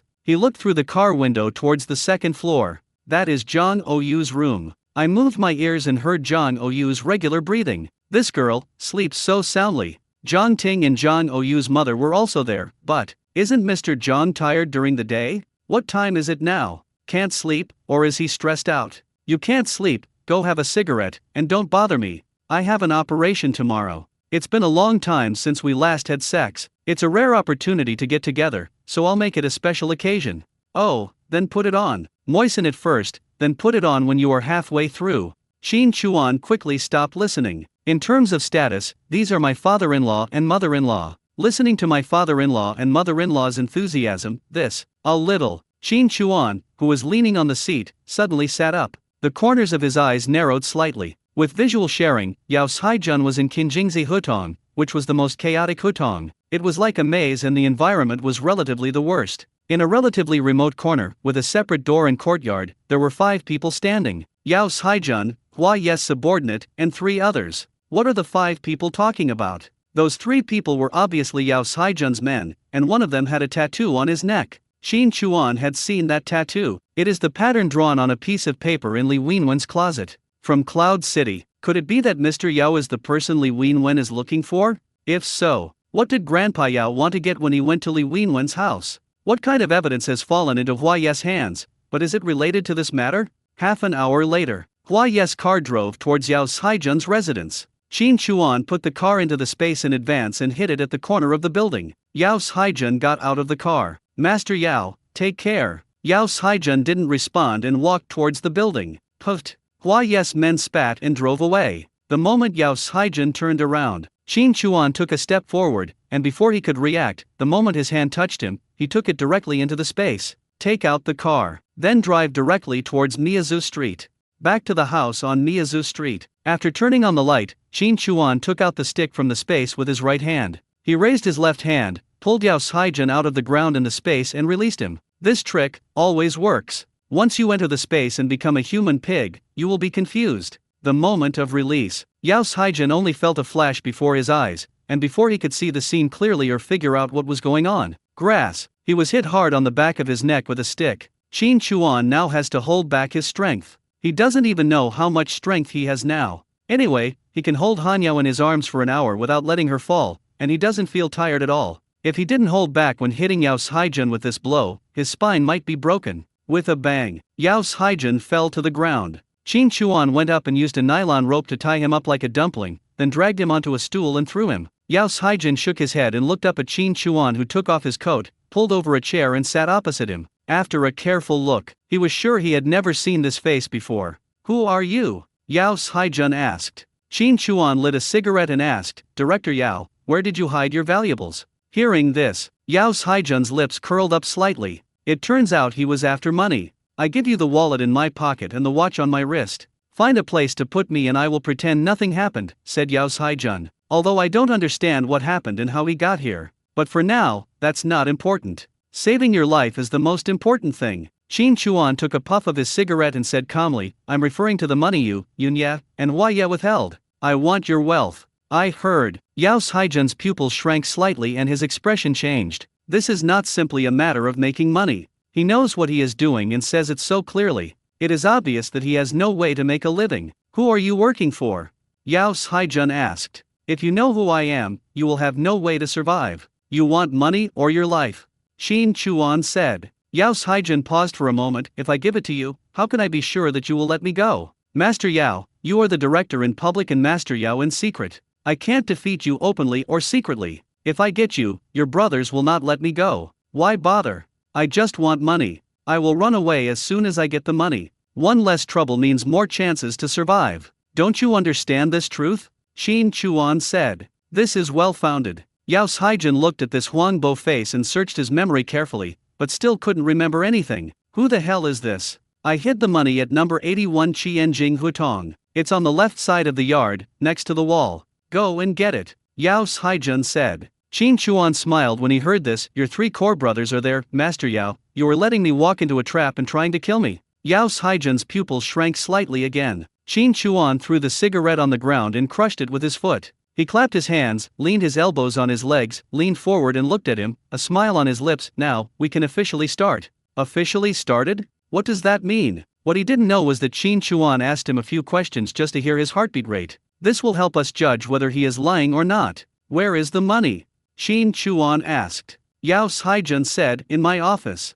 Qin Chuan smiled again, raised his hand and a hammer appeared in his hand, and pointed it at his knee. Grass. Click. Ah. Qin Chuan pointed his hammer at him and said, Shut up, you bastard. You can't even bear this little pain, and you're still trying to get away with it. If you keep yelling, I'll let you taste whether this hammer is sweet or salty. Puff puff puff. Yao Haijun's forehead was covered in sweat, his face was shaking with pain, and he was gritting his teeth and breathing heavily. Hey, that's right. Go ahead and tell me. I don't want to ask you for the 3rd time. Qin Chuan said. Yao Haijun breathed out in pain. In my house. Unit 2, 4th floor, left door, bottom drawer of the wardrobe. Take the drawer out and pull down the floorboards. There's 50 kilograms of gold underneath. All my wealth is there. Take it. This is true. These people all prefer gold. Indeed, once something happens and you have to flee the country, exchanging cash becomes a problem, and gold is an international hard currency. Only 50 pounds? Squeak. It's far worse than Master Yun. Qin Chuan threw the hammer on the table, stood up and pulled open the sleeve of his right arm, and saw a hideous scar like a centipede. It's him. Qin Chuan sat back down opposite him. Who is the person above you? Yao Haijun stared at Qin Chuan and said, If you want the money, just take the gold. Knowing too much will do you no good. Qin Chuan smiled and picked up the hammer. You are quite considerate of me. Grass. Click. The other knee was smashed to pieces. Let me emphasize to you that I don't like nonsense. Qin Chuan said. Yao Haijun was so upset that he was dumbstruck. He sat there sweating profusely, beads of sweat dripping down his face. Who the hell are you? You really don't learn your lesson.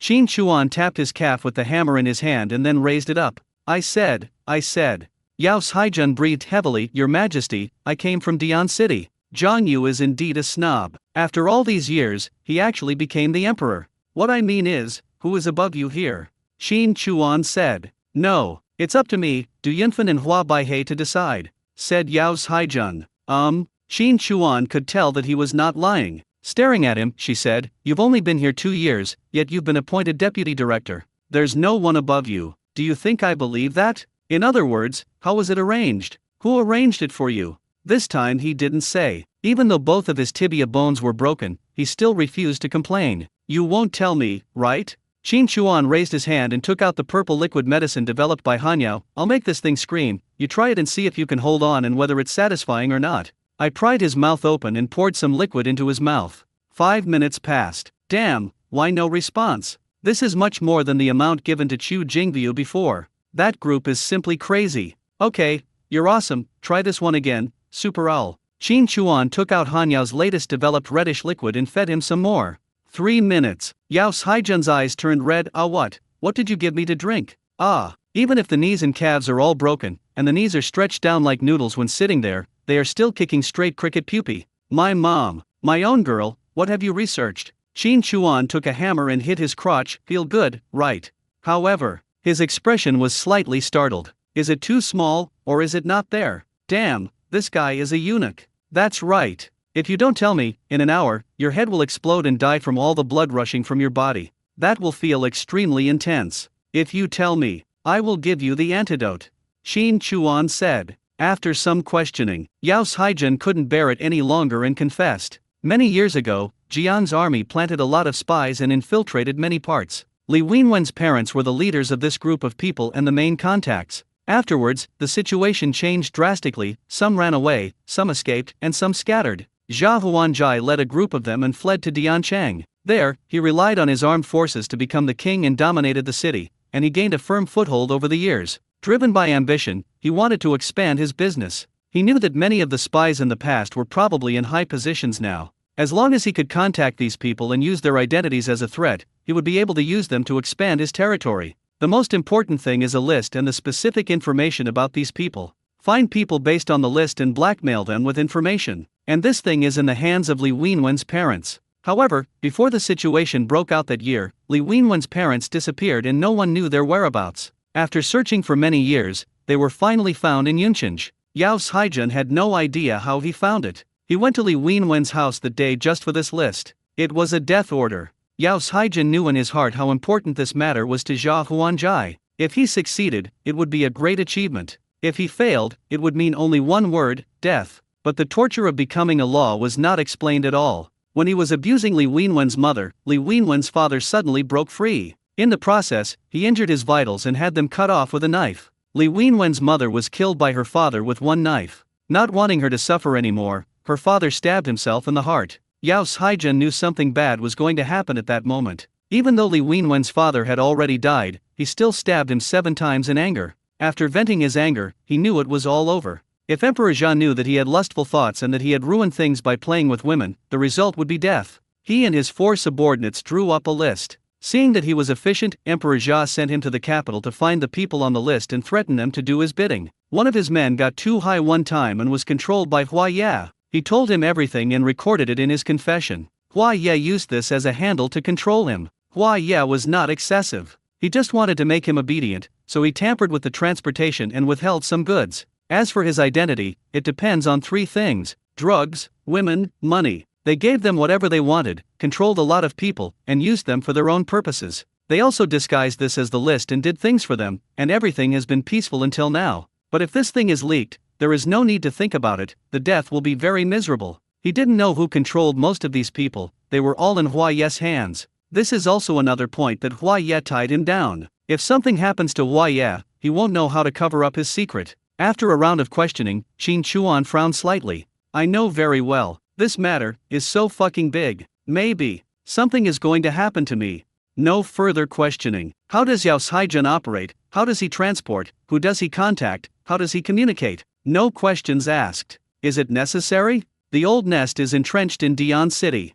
Can it be wiped out in one fell swoop through a cross-border attack? Not to mention now, there will be various factors that make it impossible to do this in the future. If one line is destroyed, there will be others. Without Yun, Hua, and Yao, there will be others. Li Wenwen's parents hid in Yunchange with the help of disguise, but they were dug out after so many years. What's the use of them? Not only do you have to consider your own safety, you also have to consider your younger brothers and sisters. These inhumane people are capable of doing anything. Even the name list was mentioned. If this leaked, how big a fuss it would cause would be unbelievable. Zhang Wanli was only the director, and there was no way he could suppress this. How could he be sure of the monsters among those people above him? If Zhang Wanli couldn't suppress it, and this matter was discovered by his own investigation, what good would it do? It might even be that Director Zhang would suffer. People are selfish. If it were me, once there was any sign of being exposed, I would definitely try every possible way to get rid of the person. After all, only the dead can't speak. Are you going to fight against the hidden demons and monsters with the lives of your younger brothers and sisters, Zhang Ting and Zhang Oyu? Bring Yao Haijun into the space. Qin Chuan lit a cigarette and smoked slowly with a frown on his face. Yao Haijun must die, the list must not be leaked, and Hua Baihei must die as well. After all, according to Yao Haijun, he controls a lot of people with real power. If he falls into Zhang Wanli's hands, a considerable number of people will definitely panic. Only when he dies will those people feel at ease and not care about anything. The goods in his hands are going to be confiscated. From what we know so far, Yun Ya and Hong Meiniang don't know all of Hua Ye's hiding places. Hua Ye's two confidants seem to know everything, so handing over one of the two is enough. As for Hua Ye's control over people, I believe he would not be stupid enough to hand it over to his subordinates. Even if there is a part, most of them are relatively insignificant. For roles with too high positions, he will definitely do it himself. As for Master Yun, among the three people, the biggest share must be kept. Originally, the gambling house was targeted, so it didn't matter if he was handed over. It was also logical to start with the gambling house. As for how much Zhang Wanli could dig out, it depended on his ability. Tomorrow night, Mr. Hua is going to take action against Mr. Yun. Just the right amount of food in one pot. As for myself in this matter, the safest thing to do is to make a small contribution and stay out of it. He smoked 2 cigarettes in a row, figured everything out, stood up and pulled on his coat. Just as he was about to leave, he hesitated again. He threw the coat onto the back of the chair, then held the stick in his right hand and raised his left hand to release the younger brother of Du Yunfen who was captured on the mountain. After a series of procedures, he tied him up. Where else is Du Yunfen hiding? Who is Du Yunfen? Damn, what a little trash. Ding Dang worked hard to make sure that he really didn't know. After hesitating for a moment, he did not deal with him, but took off his armband and put it into the space. After leaving the house, he took out the car and drove towards Yao Haijun's house. Passing by a gas station, Qin Chuan thought for a moment and turned the steering wheel. When he was near the gas station, Qin Chuan parked the car, double-checked the surrounding environment, took out a ladder, climbed over the wall and jumped in. Pretty much as expected. Tonight, Master Yun has dispatched some people to fight with Master Hua,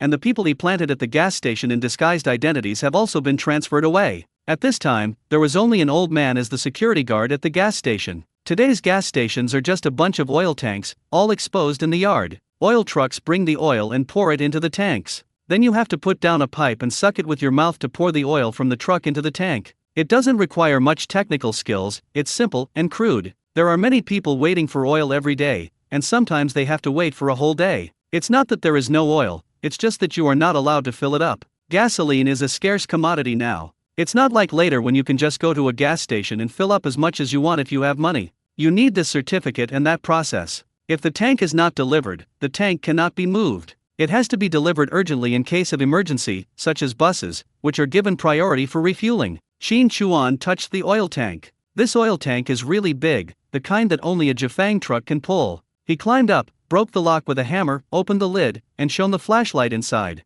Full of dang dang. 5 big jars, 3 are empty, 1 is half full, and 1 is full. Not polite at all. The almost full jar and the oil were directly put into the space. Get out. This amount of fuel is enough to drive the car for several years. Arriving at the building where Yao Haijun's home is, Zhang Oyu was on the 2nd floor of Unit 2, while Yao Haijun was on the 4th floor of Unit 1. I wonder what Zhang Wanli would think when he knew that he was so close to Yao Haijun. After going upstairs, I listened inside the house. No one was there. He took out Yao Haijun's key and opened the door. There was no light on, and with Qin Chuan's eyesight, there was no need to turn on the light. The eye of insight explored. No other unusual places were found, and it was obvious that Yao Haijun had always lived here alone. 2. That thing is gone, and you still want a woman with chicken feathers. Open the wardrobe. After looking around and finding nothing unusual, he squatted down and pulled out the bottom drawer. There were several watches, but I didn't take any of them. Second-hand, not rare. Then the floor tiles underneath were removed.